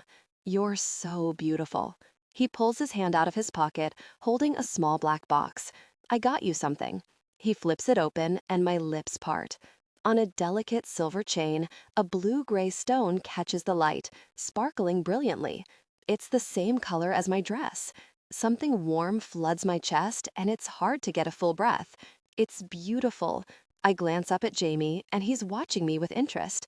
It's too much, I tell him, because my heart is exploding into confetti right now. Do you like it? I nod, gazing at the necklace. I can't help but smile. It's gorgeous. I love it. Then it isn't too much. He gently lifts the necklace out and unlatches the clasp with impressive dexterity. It's so funny seeing his big hands hold something so dainty. He tilts his chin at me. Turn around, Songbird. His voice is low, and a shiver runs down my back. I do as I'm told, and Jamie drapes the necklace over me. More shivers run down my spine as his fingers brush the back of my neck. There, he says, and I turn. His gaze drops to the necklace, and when he gives me that small, serious smile, my stomach does a slow, warm roll forward. Beautiful. Thank you. I bite my lip, looking down at the necklace, running my fingers along the fine chain. I love it. Good. My smile is shy as I glance down at my dress. Everything about today, about my life right now, feels like a fairy tale. The princess goes to the ball in a beautiful dress, swooning over the handsome prince.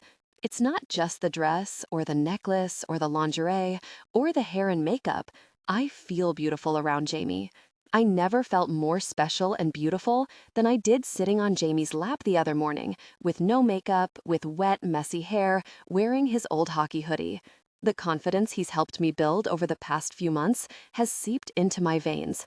Every time he said, "You can do it," or "I believe in you," or "You're so talented, Songbird," and now it's a part of me. I give Jamie the brightest smile I have. Let's go, handsome. He laughs in surprise, and I can tell he likes that nickname. Pippa. Outside the ballroom, Jamie's hand slips into mine, and his serious, watchful gaze searches my face. My heart is pounding. In the elevator, he didn't want to mess up my makeup, so he kissed a soft, torturous line down my neck as I watched our reflection in the mirror, breathless. Part of me wanted to stay in that elevator forever so I didn't have to face Zach. Part of me couldn't believe the gorgeous, towering guy in a tux was mine. And part of me roared with anger and resentment for Zach pushing his way back into my life like this after what he did. Jamie's thumb strokes against my hand. We're about to encounter the person who hurt me, and his protective instincts are flaring, just like at the rap party.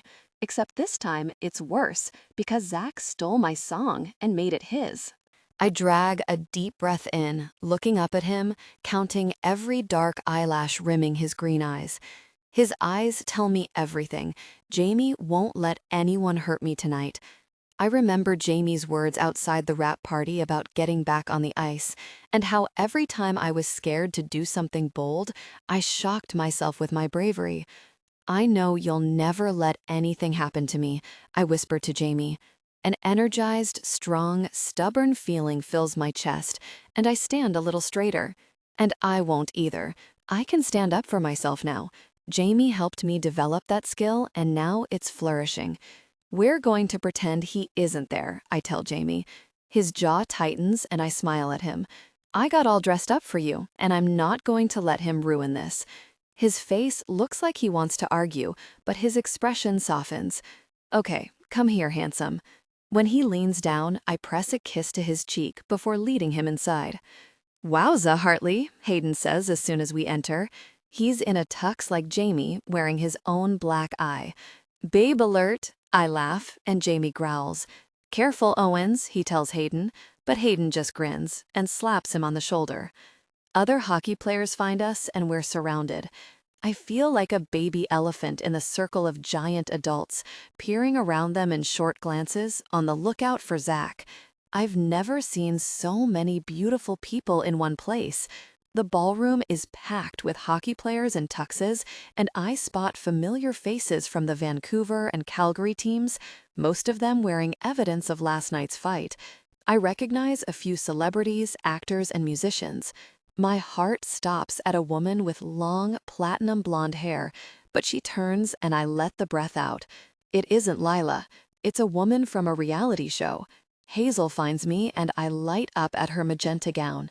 You look lovely, she gestures at me, eyes bugging out of her head. You look great. I nudge Jamie at my side. Someone hired hair and makeup to get me all pretty for tonight. He glances down at me, the corner of his mouth curling up before he nods. Hazel, Jamie, she glances between us. Jamie's hand is on my lower back, reassuring but possessive, and she smiles to herself as she looks at him with approval. Nice work, Streicher. I'm still going to beat the crap out of you in physio, though. He nods. I figured.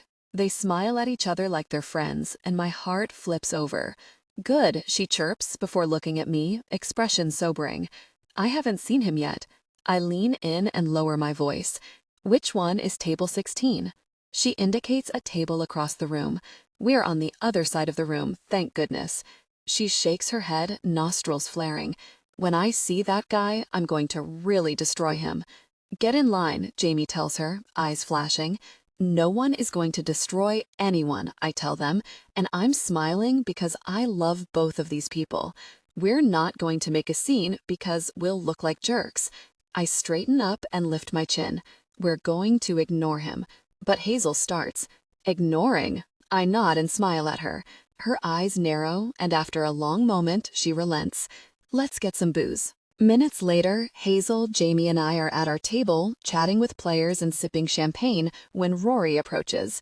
Purple bruising surrounds his left eye, and there's a red scrape across his jaw. Even with his wounds from last night, he cleans up nicely in his tux and fresh haircut. Hey, Pips, he wraps me in a big hug. You look so much better when you aren't wearing that ugly Vancouver jersey. A laugh bursts out of me before I can stop it. I spare a glance up at Jamie, and he rolls his eyes. The corner of his mouth twitches, though. Rory pulls back and nods at Jamie. Streicher. He tucks his hands in his pockets, studying the damage he did on Jamie's face. Nice shiner. Jamie tips his chin back at him. Likewise. A beat passes, and I wait for the familiar tension that runs between them, but it doesn't show up. Jamie clears his throat. We go to Hazel's hot yoga classes on Sundays, he tells Rory. Hazel's just out of earshot, talking with Alexi. It might help you get in better shape. Rory laughs. You really jerk. Jamie almost smiles at that. I glance between them, fascinated. Men are so weird. Hartley? Rory raises his voice, gaze straying to Hazel. His mouth tips into a teasing grin, but there's more to his expression. Sincerity, like he wants to make sure she wants him there. That okay with you if I join yoga? She studies him before shrugging with a cool expression, like she doesn't care. Whatever. In one hand, she holds a drink, but the other is at her side, her pointer finger rubbing the pad of her thumb in quick circles. Her nervous tell. She likes him. Excitement flutters in my stomach. Hazel never likes guys, preferring to use them and cast them aside. Rory's eyes are soft as he watches her. His expression is a lot like how Jamie looks at me.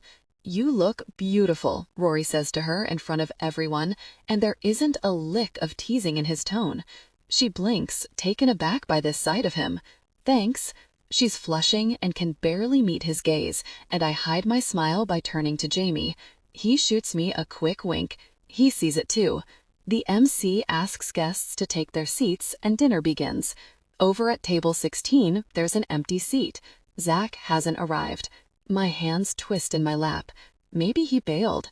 There are speeches, a presentation about the charity's work this year, and a video of players and other celebrities at the local children's hospital. At one point, Jamie appears on screen, sitting on a tiny chair, letting a little girl put a tiara on him, and it's so freaking cute that my heart hurts. His hand comes to my lap as we listen to the last of the speeches, and he gives me that quiet, private smile. My heart flutters, and I know I have to tell him how I feel. Soon, when the time is right. When the speeches are over, the real party starts. Music plays and drinks flow. I eat all the desserts Jamie keeps bringing me, and Hayden makes me and Hazel laugh so hard we can't breathe.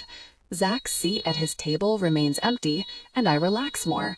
I glance over at Jamie, and he's talking with Coach Ward, who looks too handsome in his tux to ever have been a hockey player. Jamie's at ease, surrounded by all these guys who clearly admire him, and I feel a rush of gratitude that he has them. I finish the last of my champagne and catch Jamie's eye, motioning to him that I'm going to use the ladies' room. When I step out of the washroom moments later, Jamie's leaning on a nearby table, waiting patiently. "You didn't have to accompany me," I tell him. He shrugs. "You were looking a little wobbly there, Songbird." I giggle. "I'm not drunk, I'm just feeling a little silly tonight." Zach didn't show, and I feel like a weight has lifted. My head buzzes pleasantly, but I'm not drunk. "You can be both." I don't care. He reaches up and brushes my hair off my shoulder. Amusement glitters in his eyes. "I'll hold your hair back while you barf." My chest shakes with laughter. I love this silly side of him. I'm not going to barf. I loop my hand around his arm, feeling floaty and happy. Zach didn't show up, and this gala has been so fun. I feel beautiful and special. Just outside the doors leading into the ballroom, someone steps in our path, and my pulse flatlines. In an instant, the floaty, happy feelings evaporate, leaving me hollow. Zach. I can't breathe. Beside me, Jamie stiffens. "Pippa," Zach says. His eyes move over me in wonder, like he sees me in a new light. The new Pippa. Instead of sneakers and jeans, I'm wearing an expensive dress, with my hair in glamorous waves, with a professional hockey player hovering over me. Zach looks at me like my value has gone up. Anger flickers in my stomach, because none of this matters. The dress doesn't matter, the hair and makeup don't matter. It doesn't even matter that Jamie's a professional athlete, because he's so much more than that. I'm so much more than all of this. Jamie cared about me long before tonight. I remember the way he looked at me after I played that song for him in his living room in the middle of the night. That's what matters to Jamie, the real stuff, not all of this artifice. "Can I talk to you?" Zach spares Jamie a glance, lip curling. "Alone?" "No," Jamie and I say in unison. My hand slips into his, and he gives me a reassuring squeeze. I give him one right back. "Okay." Irritation flashes across Zach's face, and the familiarity of it makes me feel sick. In my head, I scramble for the calm, cool game plan I laid out hours ago. Ignore Zach. He doesn't matter. Don't make a scene. Rage drums in my blood, and my molars grit. This guy made me feel like I wasn't enough. He broke my heart, and then he invited me to that stupid rap party so he could shove it in my face. Have you met Lila? He took something I created, laughed at me, and then made it his. All that stuff with Lila, Zach starts, shaking his head. "It's not working out. I made a mistake." He shifts on his feet. "She's not you." Something splinters through my rage. She's not me? That's because she stood up to him?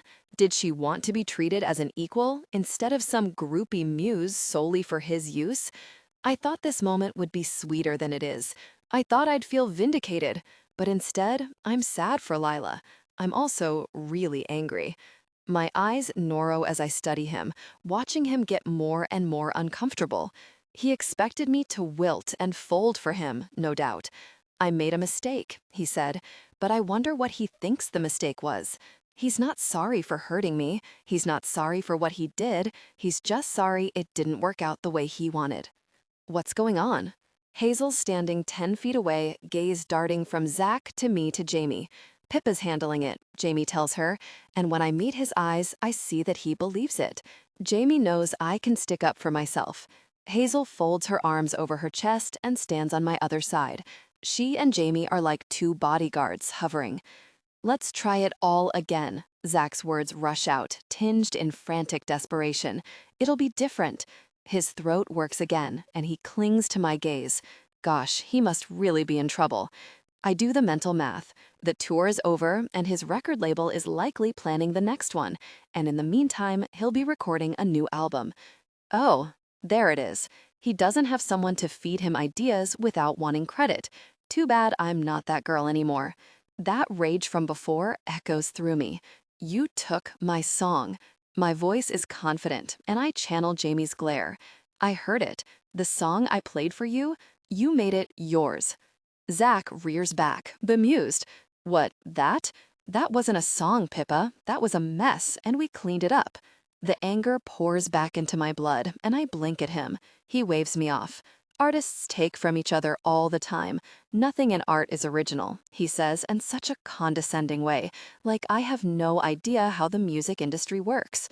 My heart pounds, and I've never been so pissed.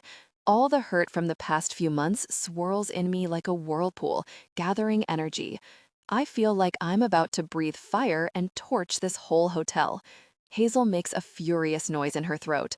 Finish him, she says under her breath, like in the video games we used to play as teenagers. Something strong courses through me, and I let it free. You don't want the best for me, I tell Zach, a wry smile twisting onto my mouth. You want the best for you. You always have. He blinks, stunned. We were never equals. Even though my hands are shaking, my shoulders slide back, and that flame in my chest flickers brighter, hotter. And we still aren't, are we? You think you're doing me a favor. He blanches before scoffing, and he's never looked uglier than when he's looking down at me like this, like I'm nothing. I am doing you a favor, he snorts, and it hurts. What are you doing now? Nothing in music. She recorded a demo with Ivy Matthews, Jamie cuts in with a sharp tone. His words hit their mark because Zach looks stunned all over again. Ivy is his white whale, and I got her. Even if nothing comes of my demo with her, she chose me and not him. I give Zach a sad smile. I don't want to be mad at him anymore, because while this anger energizes me, it's going to leave me drained. I just want to be rid of him, to move on to a better life. Goodbye, Zach. I look up at Jamie and see the pride in his eyes. Let's go, I tell him and Hazel, and Jamie's arm comes around my shoulders. I don't look back as we walk away. Jamie, I'm in awe of Pippa. You don't want the best for me, you want the best for you. You never saw us as equals. I love this woman, and I need to tell her. When we lay in bed last night, I almost said it, but I held back. Now, in the elevator up to our suite, I can barely keep from blurting it out. I love taking care of Pippa, but she doesn't need me. She can take care of herself, and I love her for that. In my mind, I see our future together, and I want it too badly. Pippa's my forever person. I know that now. I think I always knew it. You're incredible, I tell her, and a smile lifts on her face. Because of you. No, I shake my head. That was all you, Songbird. I walk her back against the wall, holding her eyes. Electricity simmers around us, and I love the way she looks up at me, so trusting and sweet. Have I told you how really beautiful you are? I murmur, brushing her hair back before kissing her neck. She laughs quietly under my touch. Yes. Good. I nip her shoulder. Her breath catches, and I love the sound of it. I'm so gone for this girl. I love every sound she makes. The doors open on our floor, and I take her hand, leading her to the suite. Inside, her gaze foams the space. The fireplace is on, there's a bottle of champagne waiting in an ice bucket, and through the windows, the ski hill lights twinkle. She presses her hands together in front of her chest with a dreamy look on her face. I never want to leave this place. I'm buying a place in Whistler, I decide, for weekends. A place just like this, cozy cabin style, where Pippa and Daisy and I can come to relax. What's the point of making millions if I don't spend it on the people I love, doing the things that matter? This is what matters. In the bedroom, I lace my fingers in hers, heart pounding as I kiss her, sinking into her warm, welcoming mouth, loving every catch of her breath, every quiet moan. I work her zipper down, letting the dress pool at her feet. Pippa stands there in that lingerie, looking really delicate. Every cell in my body sings for this goddess. I run my hair through my hair as desire pulses in my blood. Gosh, I breathe, memorizing how the lace hugged her form, how the panties hugged her curves. I brush my thumb over one of the delicate points, and her eyelids fall halfway.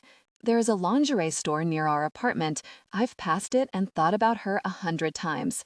I'm going there tomorrow, I decide, to buy half the store for Pippa. My jaw tenses as I picture Pippa wearing panties I bought for her, her gasping as I tear them off. Gosh, that is really hot. My pretty Pippa undoes my bow tie, and I feel a twist of affection. Undressing each other feels familiar, and I think back to when the valet referred to her as my wife. I liked that. My mouth tips up as she undoes my shirt buttons. I liked that a lot. I picture this woman with my ring on her finger, and something possessive beats in my chest. I like that image too. She pushes my jacket and shirt off, and they fall to the floor before her hand moved intimately. I love your desire, she breathes, watching her hand move over him through his pants before glancing up at me with a playful smile. Oh yeah, she's getting a ring, a big one, loud and flashy, disgustingly over the top. She'll hate it, I'm sure, but I want people seeing it from a mile away, from space. I want it to signal to everyone that she's taken. What are you grinning at? She asks me, smiling. She's so pretty. I won't force her to wear a ring she doesn't like. I could never do that. She can wear whatever ring she wants. I rest my forehead against hers as she offered an intimate touch. Need tightens in my body, and my blood beats for her. Wait, her hand stills. What is it? My nostrils flare as I drag a breath in. My feelings for Pippa swell and pitch, crashing like waves on a stormy ocean, desperate to get out. Without telling her the truth of how I feel, all of it, intimacy between us feels incomplete. I pull back and search her eyes. I love you.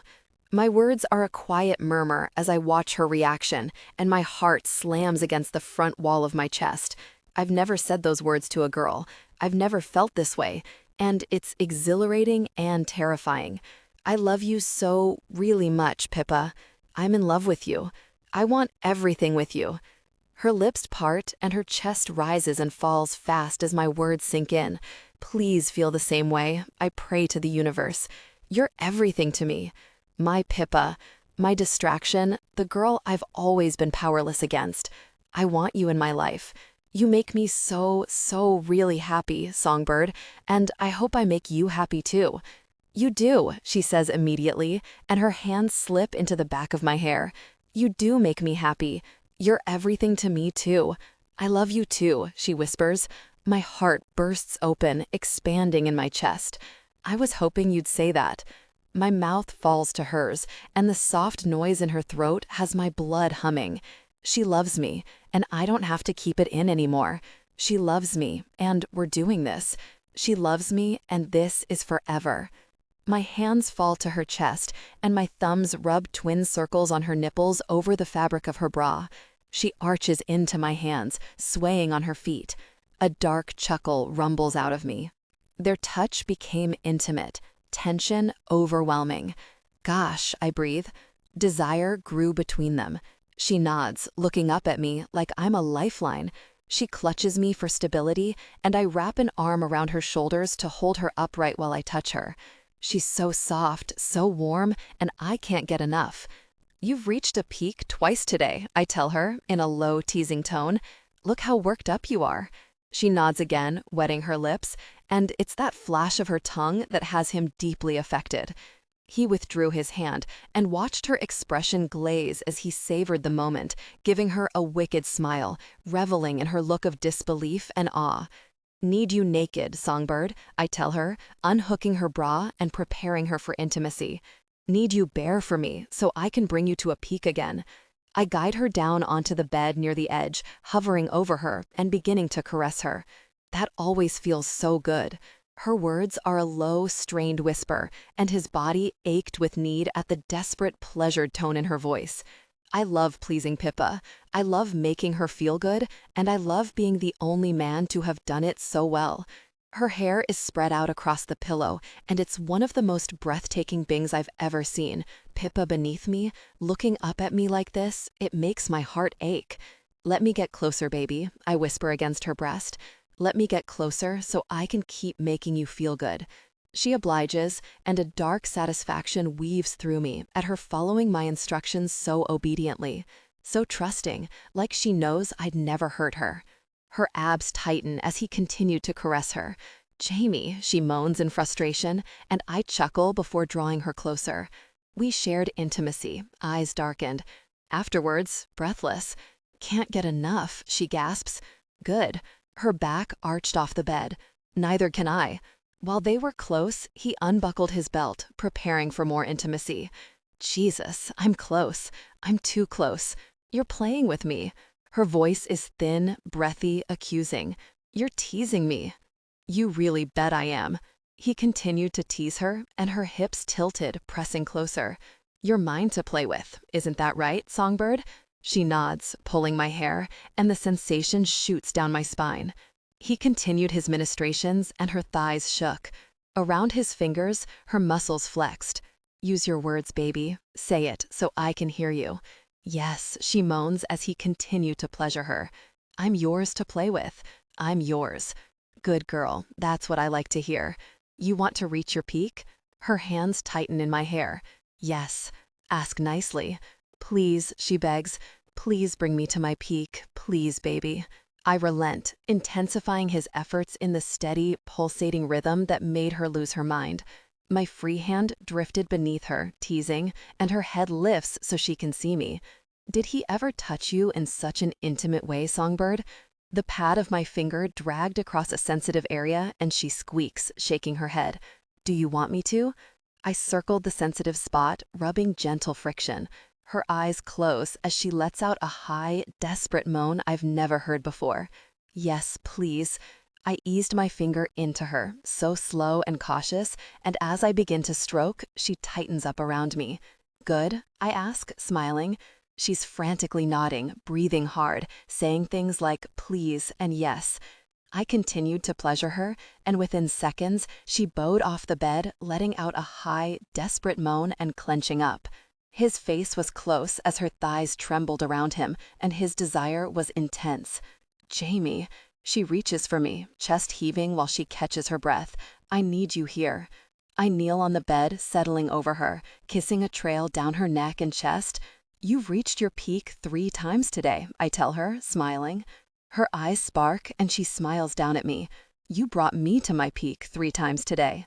Pride pulses in my chest. "Really, right?" I bite out, and I lowered my hips, moving intimately against her.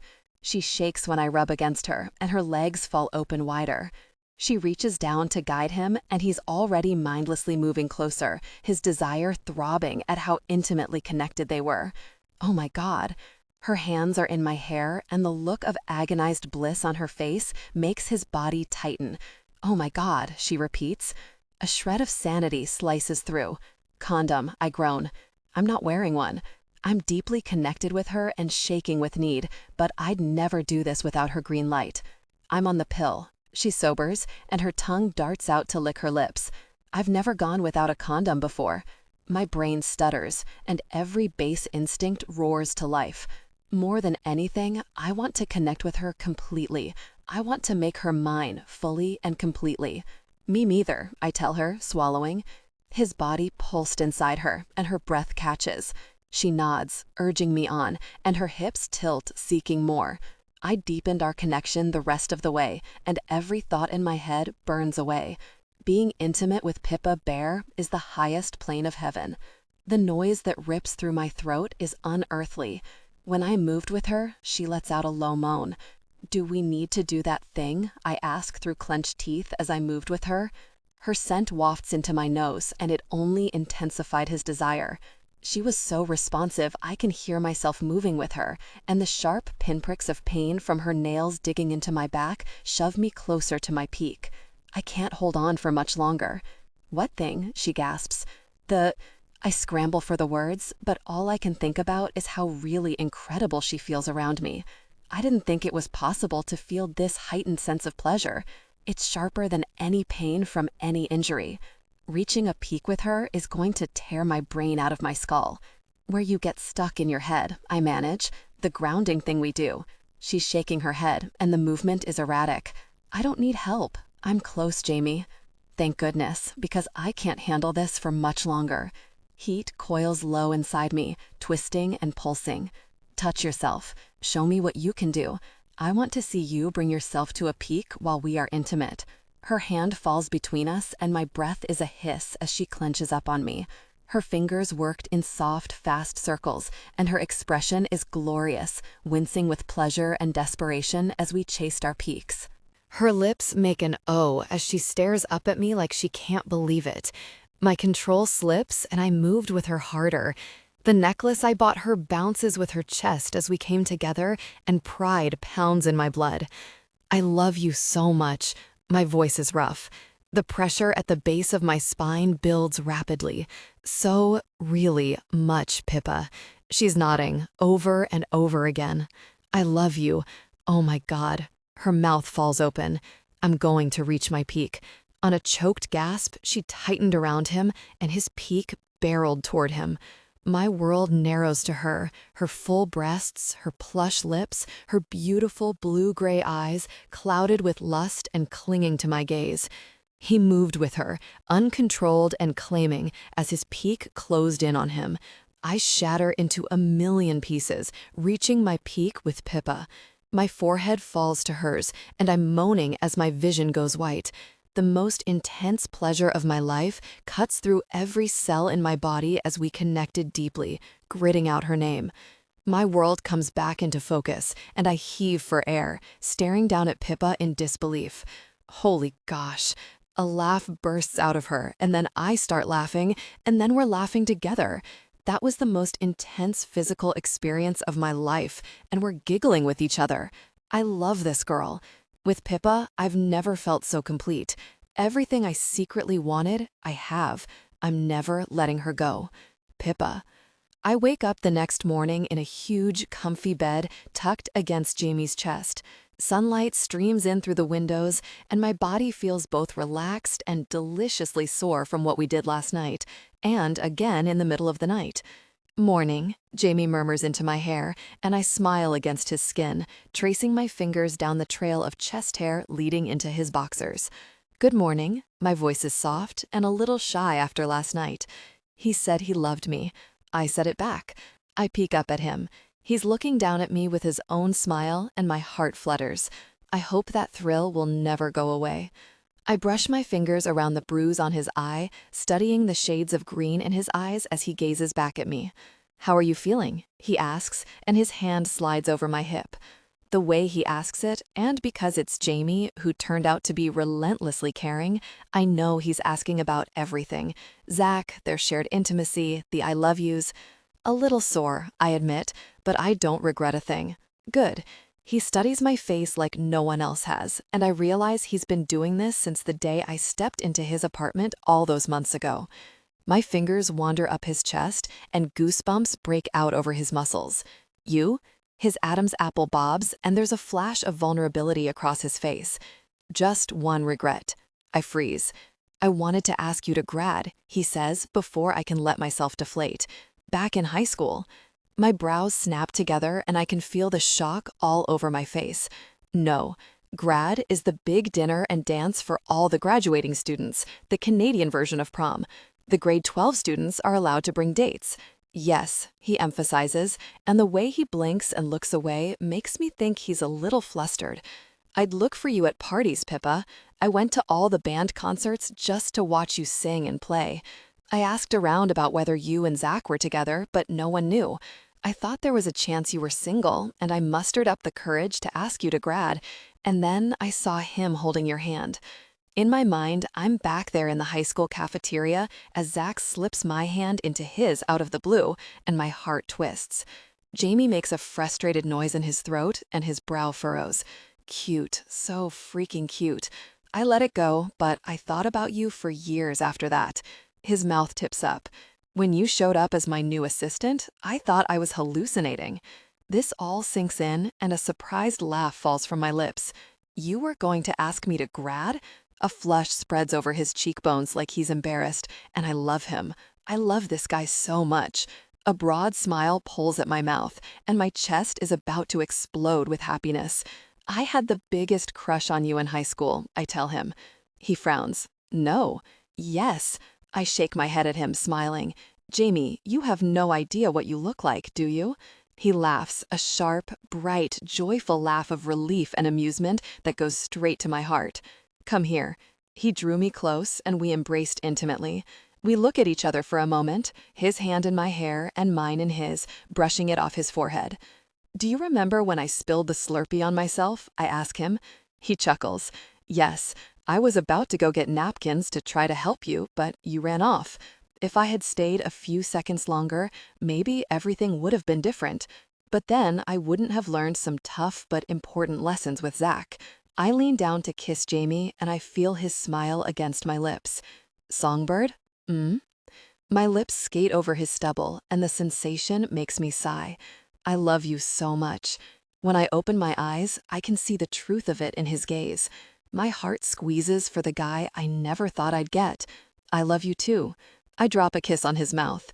Handsome, I add, and in a split second, he flips me onto my back as I yelp with laughter. Jamie. Pippa and I are driving home on the winding sea-to-sky highway, listening to music, talking, and admiring the forested mountains and clear blue lakes. I've never been so really happy. I've never felt like this. And when I think about how hard I tried to resist her, I laugh. What are you grinning at? Pippa asks from the passenger seat. I'm laughing at the fact that I thought I could ever walk away from her. I'm laughing because I somehow thought pining after her for the rest of my life was a better option than this, better than being together, better than telling each other how we feel. Just happy, I say, and she smiles back at me. Me too. Good. My phone rings through the car's Bluetooth. It's my mom's number. Hi, I answer. We're on our way home. We should be there in an hour and a half. Is this Jamie?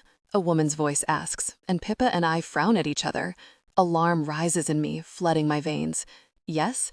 I'm calling from the emergency room at Lionsgate Hospital, she continues. The alarm blares and my mouth goes dry. That's the hospital in North Vancouver. We're approaching a lookout point on the highway, so I pull off to park. Your mom had a panic attack. She's okay, but we'd like someone to pick her up. My mind reels as I white-knuckle the steering wheel.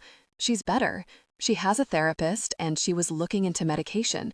She hasn't had a panic attack since that night that Pippa and I went over. We're past this. She's better. Pippa's hand is on my shoulder, and her eyes are full of concern. Okay, I say, because I don't know what else to do. Her car has been towed to a local shop, the woman continues, and something in my chest crumples. She was driving? I stare at Pippa with shock. She's worrying her bottom lip with her teeth. It seems that she had a panic attack while driving and then hit a police officer's car.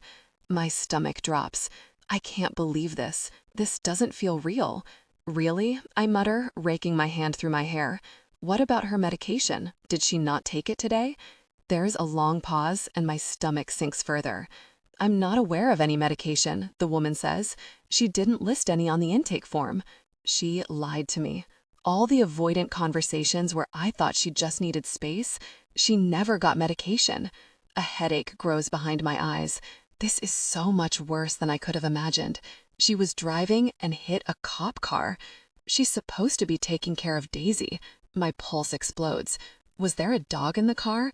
If something happened to Daisy, I couldn't bear it. I'd never forgive myself. No, the woman answers. She said the dog is at home. Pippa and I look at each other in relief. That's something at least. We'll be there as soon as we can, I tell the woman. We hang up, and I look over at Pippa. I feel lost and confused, and suddenly I'm 10 years old again, coming home from school to my mom sleeping at 3 in the afternoon, blinds drawn closed. There's a sinking feeling of disappointment and dread in my gut. I thought she was better, I tell Pippa.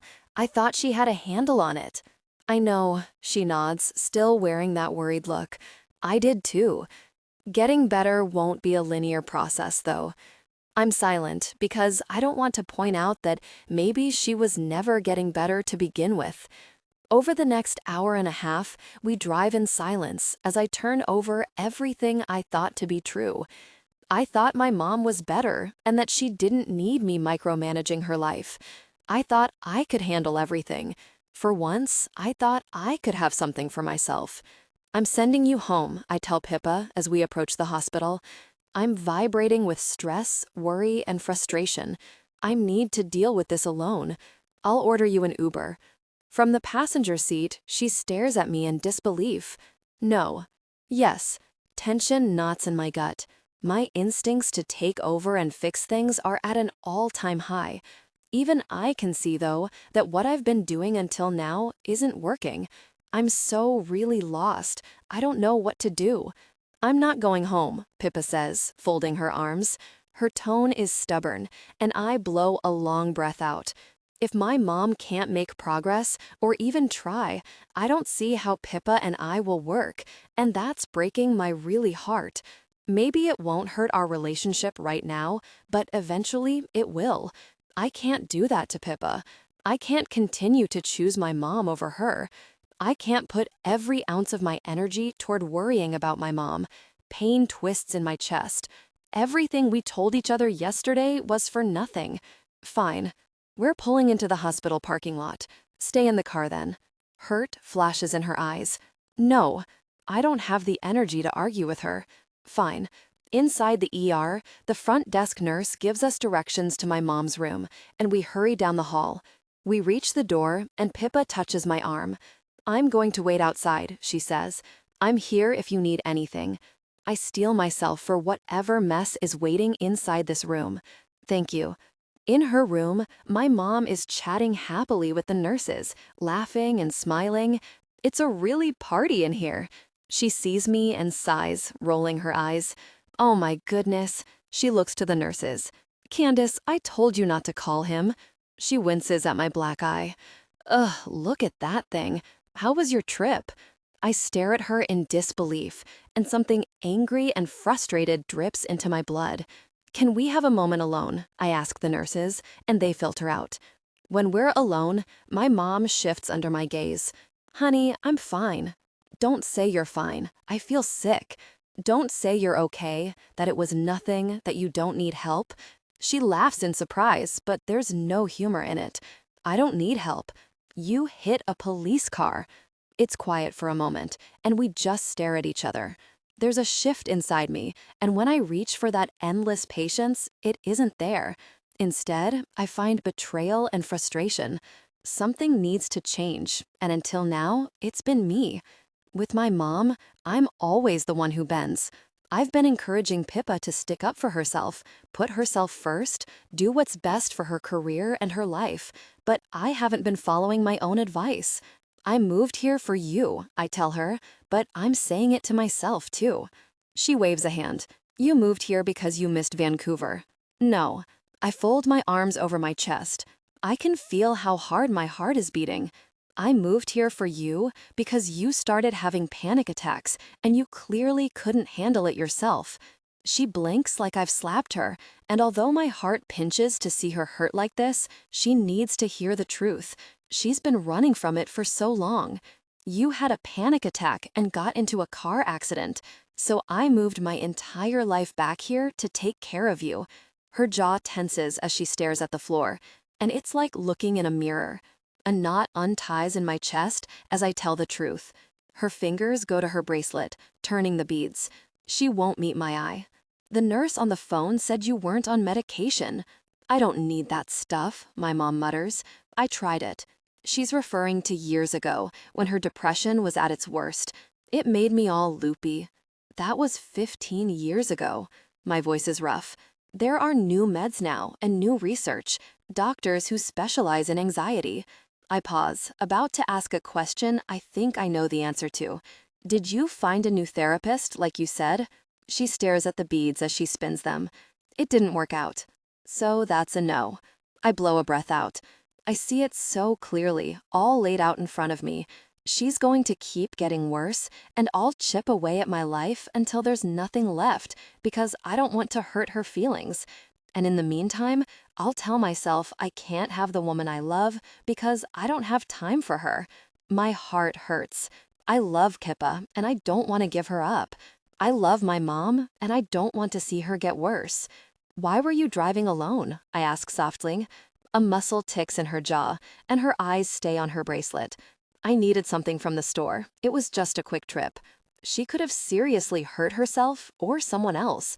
If Daisy was in the car, I can't even think about that. I love that dog so much. You know you get panic attacks while driving, and yet you got behind the wheel? How is this any different from what Dad did? Her head snaps up because I've hit a nerve.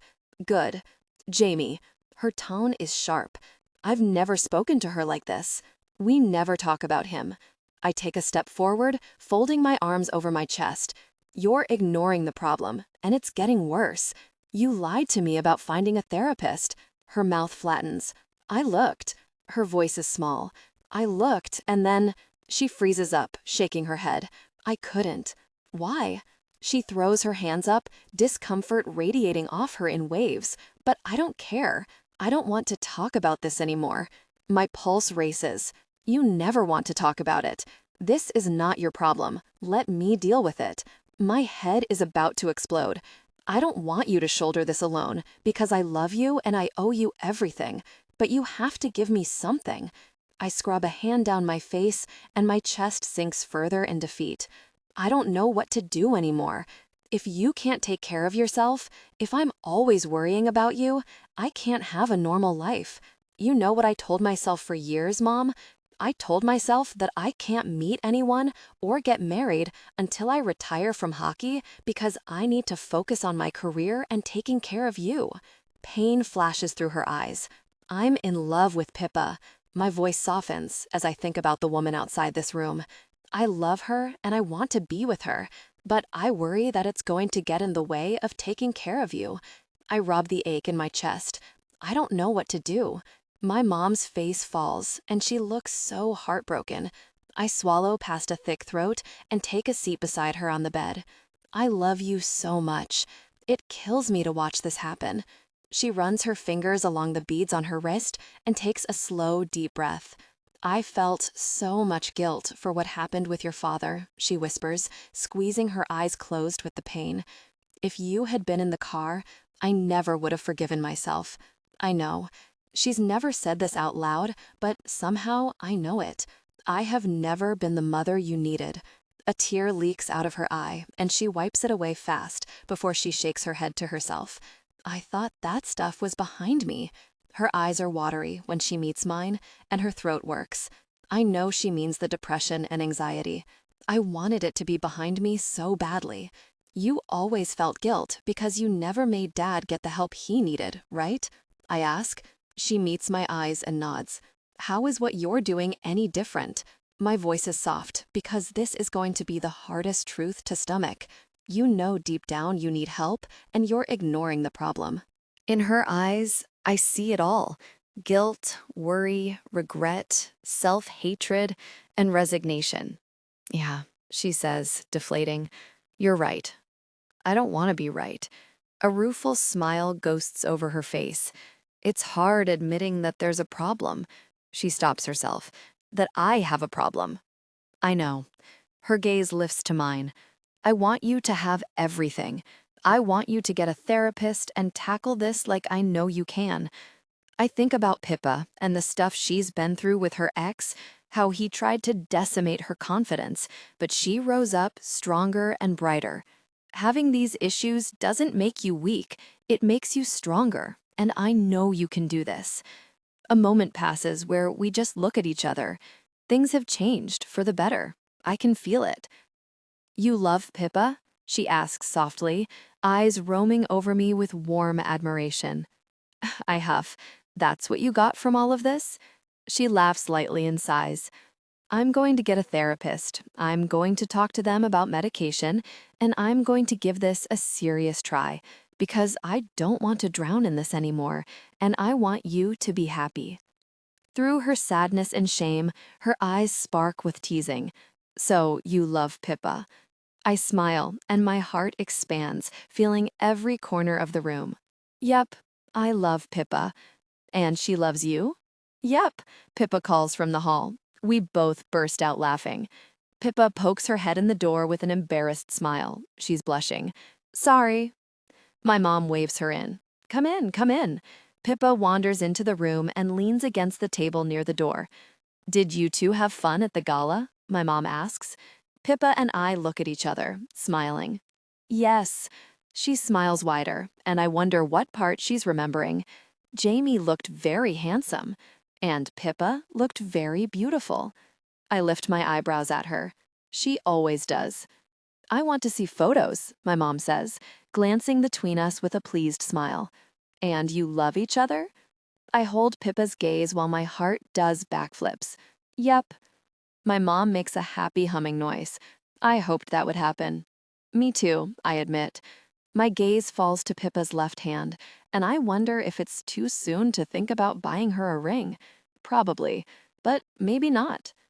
We leave the hospital and drive my mom home, and when Daisy sees us, she races over and jumps into my arms, wiggling like crazy with excitement as Pippa and my mom laugh.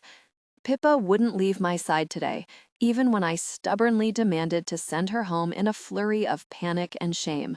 She's been there for me since day one, even before we were together, and I know that even if my mom's recovery takes longer than expected, I'm not alone in it. Pippa isn't just the love of my life, she's my family. Pippa.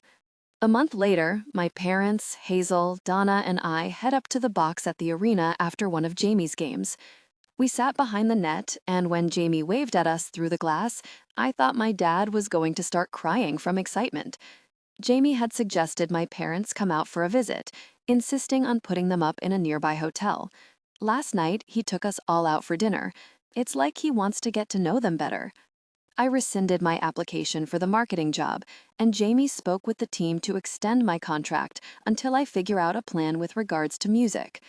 There's been radio silence from Ivy Matthews, and although I'm disappointed, it's not holding me back from writing more. I've played 6 open mics around the city in the past month. I'm doing this, and I'm going to give it everything, because it matters.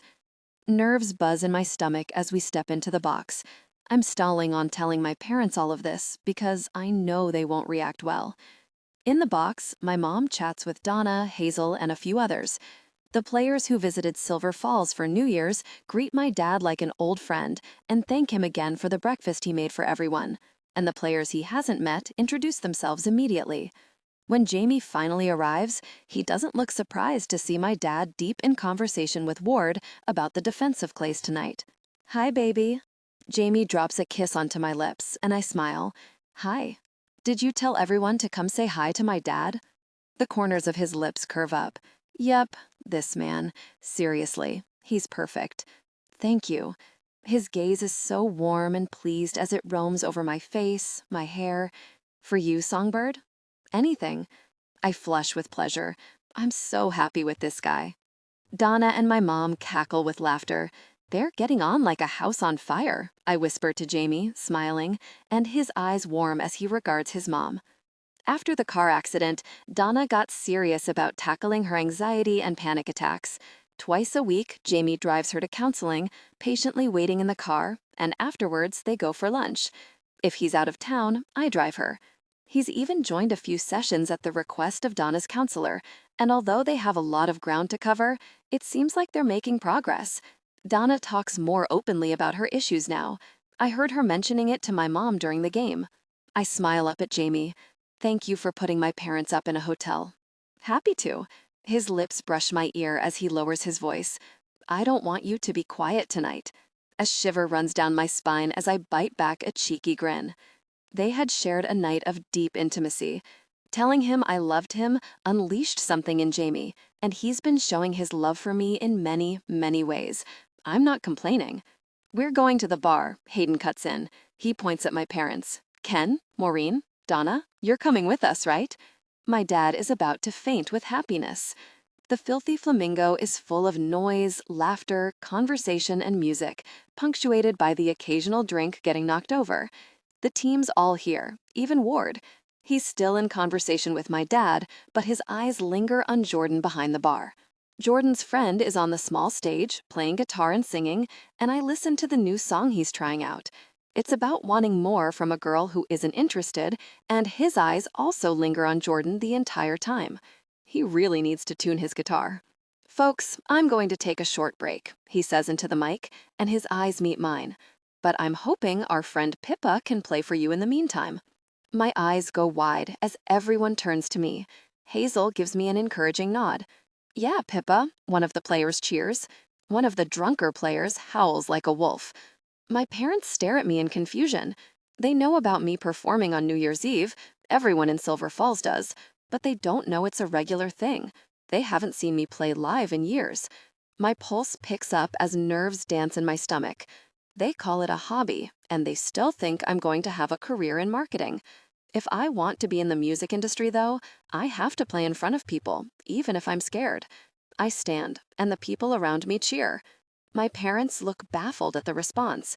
My pulse drums in my ears as I make my way up to the stage. I know what song I'm going to play, because it's all so clear now. When I wrote song after song about Jamie, that was me telling him I loved him. When I wrote a song about struggling with the expectations of others, that was me thrashing against the cage placed around me. Hi, I say into the mic, strumming the guitar. I'm Pippa Hartley. A few people chuckle, because I'm friends with everyone in this room. I launch into the song, and when I look at my parents, they're listening with rapt attention. My mom wears a sweet yet sad smile, and my dad looks at me like I'm an NHL player. Something aches in my chest. My mom reaches for my dad's hand, and he murmurs in her ear. She nods and smiles again. I sing my heart out. I sing about wanting more, wanting to believe in myself, wanting to break free and be my own person. I sing about going for what I want because I don't want to regret a single moment. I don't want to waste a second doing something other than following my passion and purpose. Being up here is where I'm meant to be, even if nothing comes of it, even if I play dive bars for the rest of my life.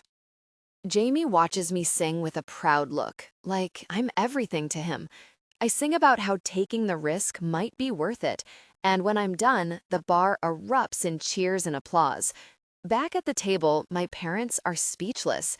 They haven't seen me perform since high school, and back then, I'd only perform cover songs, never something I wrote. I take a seat, and Jamie glances between me and my parents, ready to jump in if needed, but I shake my head.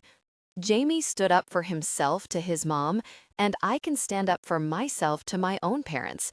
If I want a career in the music industry, I'm going to have to get used to standing up for myself. I'm not taking the marketing job, I blurt out to my parents. My mom's expression is guarded. Was the offer too low? You need to negotiate. My dad leans forward. They expect you to negotiate the salary, Pippa. No, I shake my head. Please, let me finish. Concern passes over their features. Beside me, Jamie waits, letting me handle this.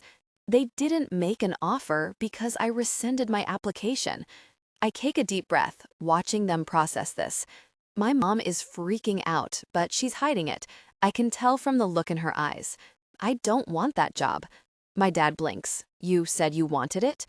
I don't think I did, I wince. I thought it was the right thing to do. I gesture over my shoulder at the stage, and I think about that thought exercise Jamie had me do in the forest and all the incredible moments I pictured. That's what I want to do.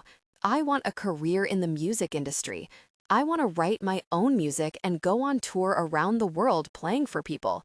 It makes me happy. I meet Jamie's steady gaze. And I can do it. I'm talented and I work hard. My parents are silent as this sinks in. I'm so grateful for everything you've done for me, I continue.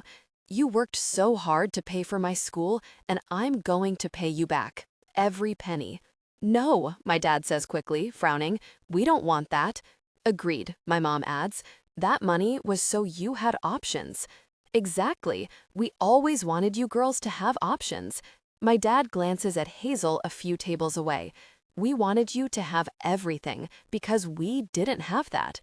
My mom takes a deep breath, shifting in her seat, looking uncomfortable. I know she's thinking about how she didn't get into the ballet company in her 20s. She spent 3 decades teaching dance when it wasn't her passion. I know what you're thinking, I tell her, and she raises an eyebrow. My pulse races because I hate being in conflict with them like this.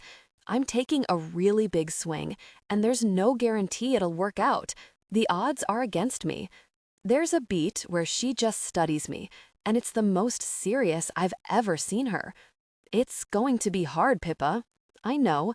It's going to be the hardest thing you've ever done, and there's a likely possibility that you'll end up teaching music to 5-year-olds.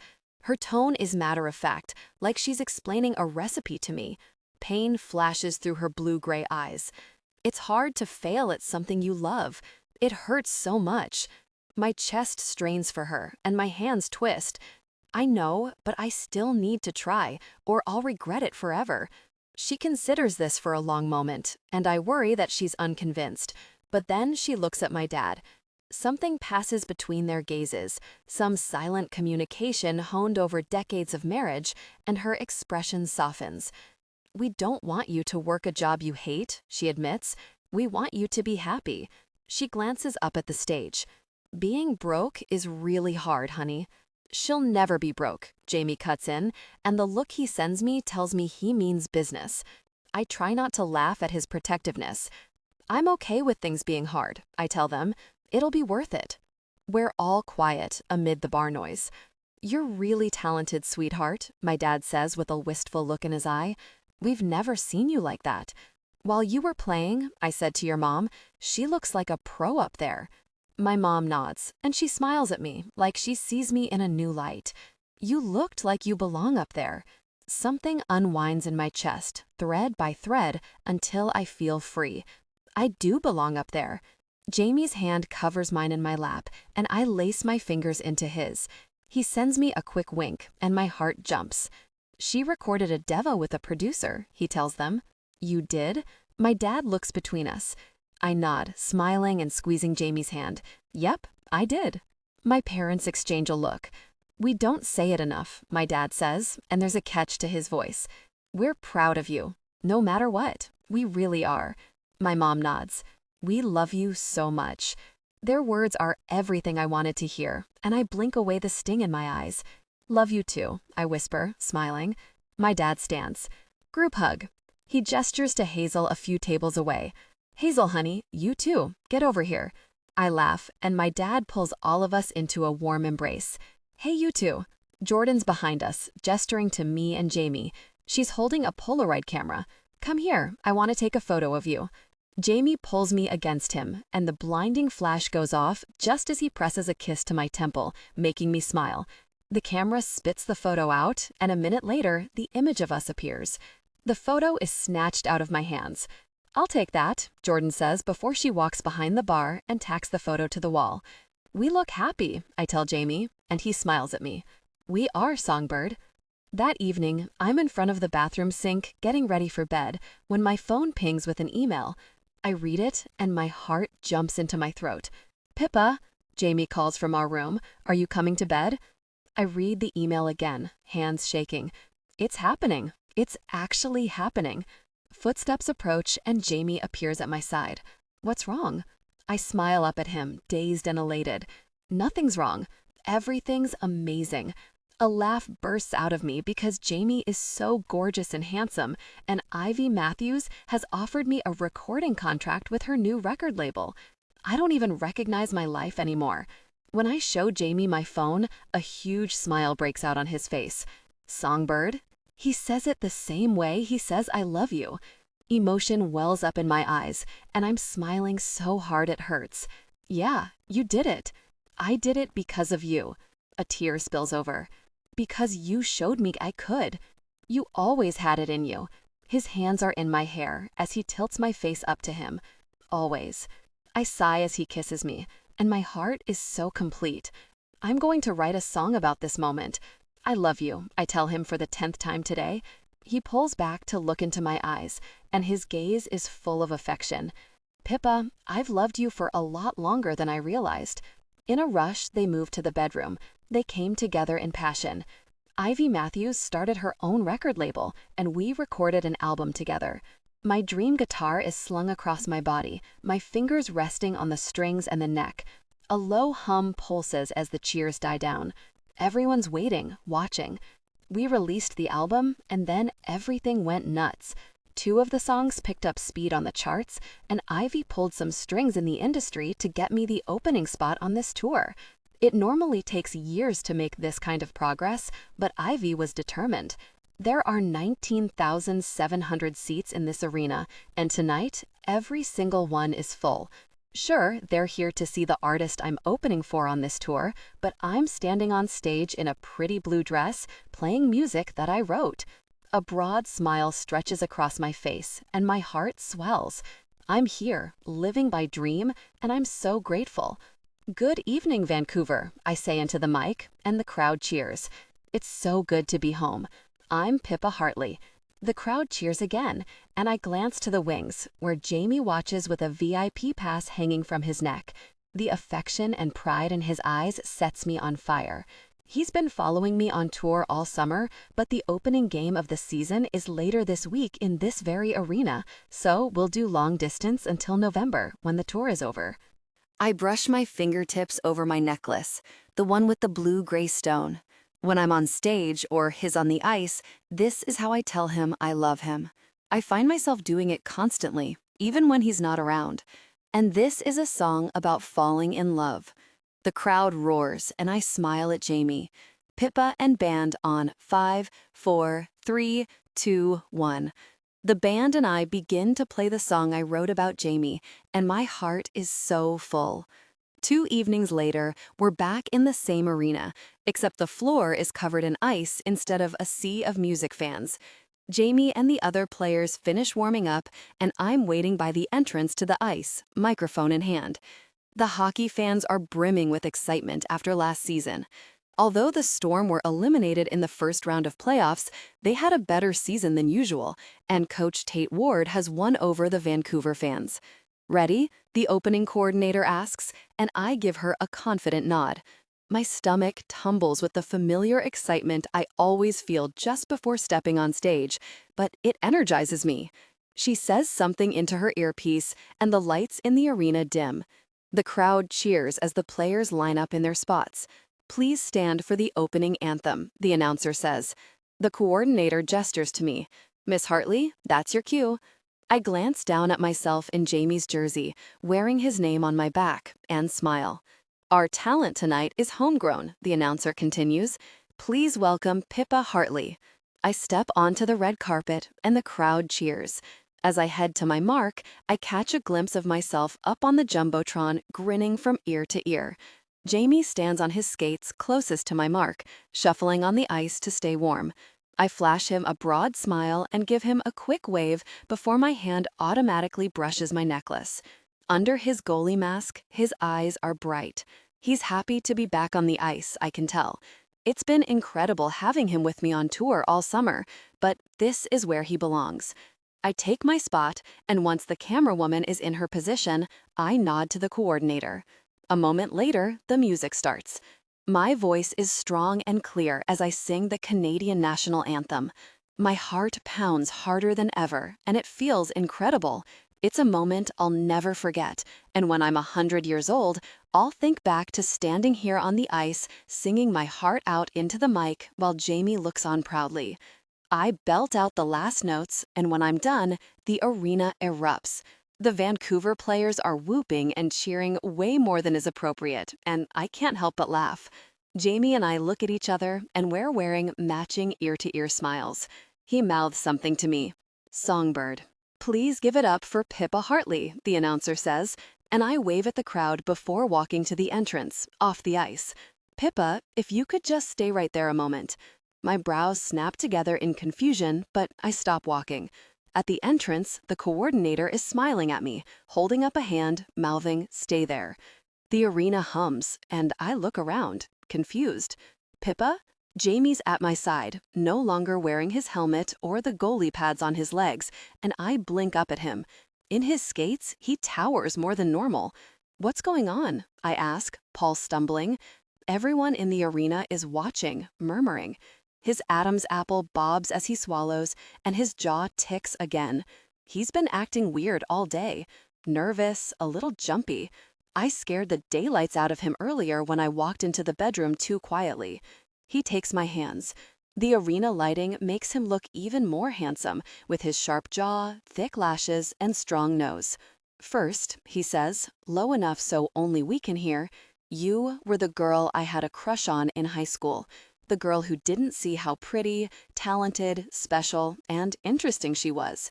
His throat works. What the actual heck is happening right now? And then you were my assistant, the distracting woman who demanded her job back and called me a jerk. A laugh bursts out of me, and Jamie's eyes dance. "I don't think I used the word jerk," I whisper. "Seriously, what is he doing? The entire arena is watching." "You did," he says. "You definitely did. And now you're my girlfriend." My eyes are locked on his, and I can't look away. "But I want you to be my wife, and I want to be your husband. I want us to be a family and live long, happy lives together." Understanding rushes at me like a freight train, and Jamie drops to his knee to tie his skate. He's not tying his skate. My heart pounds. He's looking up at me, holding a small, black velvet box. It fits right in his big palm, and there's something very sparkly. His free hand slips into mine, and he gives me a warm, reassuring squeeze. I can already hear the song I'm going to write about this moment. A rush of noise, cheering, whooping, applause swells around us, and my gaze snaps back to Jamie's. It quiets down as the arena waits. My heart is in my throat, and my eyes are welling up. I want that too. All those things. I know we're young. His eyes search mine. And that we haven't even been together a year. The corner of his mouth pulls up. I don't care, though. I love you, Songbird. There's no doubt in my mind that you're the one for me. I can't even speak. I'm just smiling at him, blinking while my pulse gallops. This doesn't feel real. This feels like the best dream I could ever imagine. I'm so glad he isn't mic'd for this. Even though everyone is watching, it feels like this moment is just for us. "I think we should try something new," he says, mouth twitching. His eyes are the brightest green I've ever seen. His expression is so soft, so sweet, so loving. "We should try being married." His expression breaks, and he huffs with amusement. "You should see your face." I'm laughing. I'm busy looking at something else. I can't get a full breath as I meet his eyes. I think I'm crying. I'm not sure. "I love you too." It flies out of my mouth. Telling Jamie I love him is like breathing. It's so effortless and true. A tear spills over, and his hand lifts to wipe it away. "I want to marry you." Jamie's chest swells, and his expression melts into something gorgeous, so proud and happy and at ease. "I was hoping you'd say that." He stands, and his mouth finds mine immediately. Our kiss is soft, intimate, and loving. Around us, the crowd is screaming, cheering, hollering, stamping their feet, rattling the glass, whistling. I don't even care that thousands of people are watching, probably more, because this is being broadcast on TV. Everything was worth it. All the heartache, all the pain, all the scary moments. They were all worth it for this, and I'd go through it 1,000 times so I could end up with Jamie Stracher. "You should probably look at the ring," he whispers against the corner of my mouth. I glance down at the box he's holding, and I melt all over again. It's like my necklace. A striking blue-gray stone sits on a white gold band with tiny diamonds scattered around the perimeter of the large center stone. It's delicate, unique, and perfect. I wanted it to match, so you can wear this every day too. He gently pulls it out of the box. "You want to try it on?" I can't take my eyes off this ring. I've never seen anything like it. "Yes, please." Jamie's deep chuckle makes me smile, and I flush with pleasure as he slides the ring onto my left ring finger. The arena explodes with noise, and I swear the ice is shaking under my feet from the volume. The players are tapping their sticks on the ice, grinning and whooping for us. I love it. I bite my lip as my chest squeezes with a million warm, fluttery emotions. Jamie holds my hand, and when I look up into his eyes, I see it all in front of us. This is just the beginning, and I can't wait to see where our incredible life goes. "You ready to be mine?" I ask. "Songbird." He smiles down at me with that breathtaking smile that's just for me. He smiles at me like I'm adorable and like he loves me more than anything. I always have been. Hazel and I are in the box upstairs with Donna, waiting for the third period to start. Donna keeps grabbing my hand and grinning at the ring before tearing up. She's so excited. It's adorable. Hazel's phone buzzes, and she unlocks it. Around us, other staff members are pulling out their own phones as notifications chime. Hazel's eyes move across her phone screen, and she goes rigid. Hello? I nudge her. When her eyes meet mine, she looks like she's about to be sick or faint. I'm not sure. There's a new trade memo, she says quietly. The team staff get an email every time a new player is traded to the team, so each department can prepare. The emotionless tone to her voice makes me pause. Who is it? Her movements are swift as she shoves her phone into her back pocket. Rory Miller. At her side, her fingertips brush in fast circles, her nervous tell. The season is about to get interesting. That kind of guy. There was the tinkling sound of someone clinking their glass, and the entire restaurant quieted down. Emmett stood at his table with his glass raised. Oh my God. My gut wrenched with panic, my lungs constricted, and I remembered the conversation we had a few days ago, right after I woke up. I had forgotten about it. My mind raced. Here? No. Tonight? He was going to do it tonight? But we had only talked about it a couple days ago. There was supposed to be more planning involved. The guy could have given me some warning. I spun around, intending to sprint back into my office, lock the door, and slide the filing cabinet in front. Max, however, the little brat, blocked me again. No, you don't, he said, turning me back around. He locked his arm around my shoulders to hold me steady. What are you doing? I hissed at him. Whose side are you on? He continued smiling at Emmett while whispering to me out of the corner of his mouth. Emmett slipped me $100 to make sure you were here for this. That bastard. A tiny fraction of me was impressed. I shouldn't have been surprised. The guy was always strategizing, always scheming. The deal we cooked up, it had come to him so naturally. He had everything figured out before I even said yes. Of course he had this time to the minute. Most of you know me, Emmett was saying to the restaurant.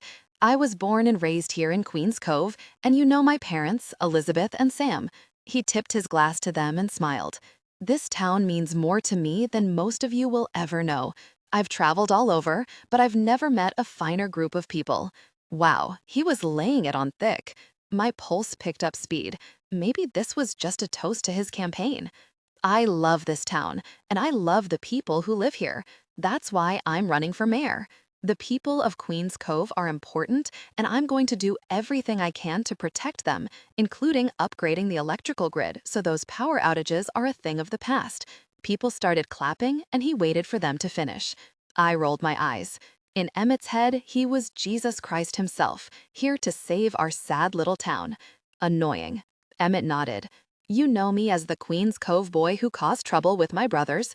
You know me as the upcoming mayor, but there's a side of me you don't know. Emmett, the showman he was, let this last sentence settle in the room. There was a ripple of curiosity throughout the restaurant. My stomach was in knots, twisting and churning, and adrenaline dripped into my bloodstream from the anticipation. His family exchanged curious glances. I'm also a man in love. Every woman in the room except me swooned. My face tingled, and I couldn't tell whether it was from exasperation, nerves, or nausea. Diners watched me with big smiles. They must have seen Mira's photo of us online. Emmett gave them all a bashful look. That's right, I've fallen head over heels for the last person I expected. He set his wine glass on the table and reached into his pocket. I closed my eyes.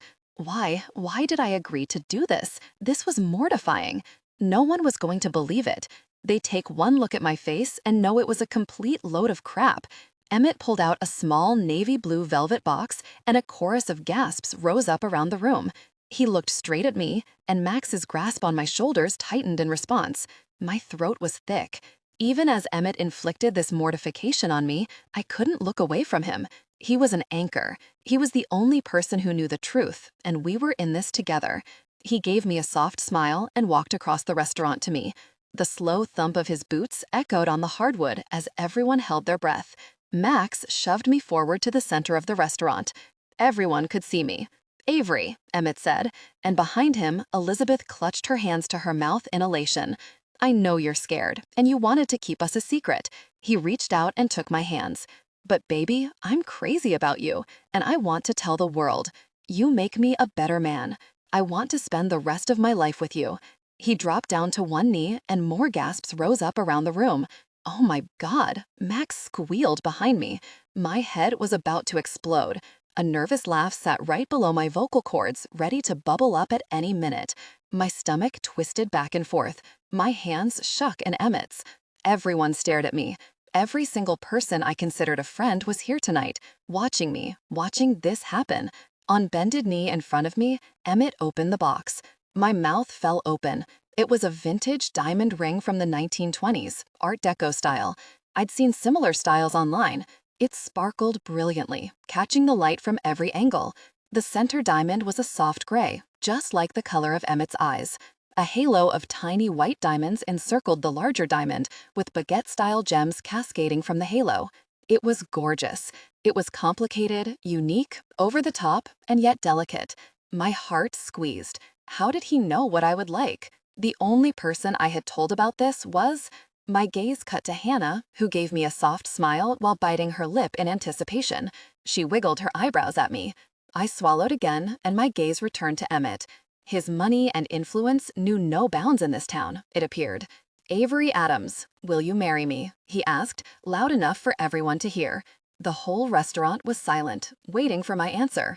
Emmett watched me with a gentle, reverent look on his face. I was frozen. My thoughts moved through jello, slow and sluggish. The longer I was silent, the more the tension grew. Gosh, what was I doing? I had to say something. I had to say yes.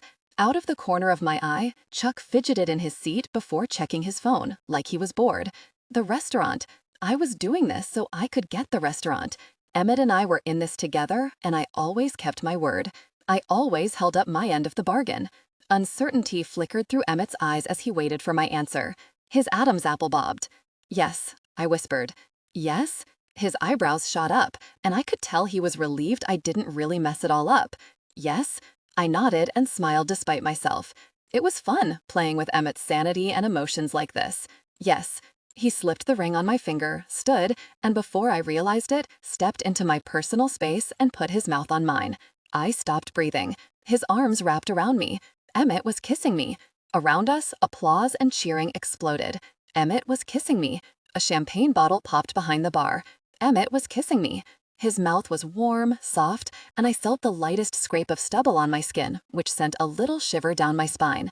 I could smell his masculine scent, and my hands instinctively came to his chest. I shivered again when his fingers tangled into my hair. Before my brain could make sense of what was happening, he pulled back and smiled down at me. "Nice work," he murmured into my hair. "Please paste the content you want me to rewrite." "Okay, I'm ready. Please paste the content you want me to rewrite."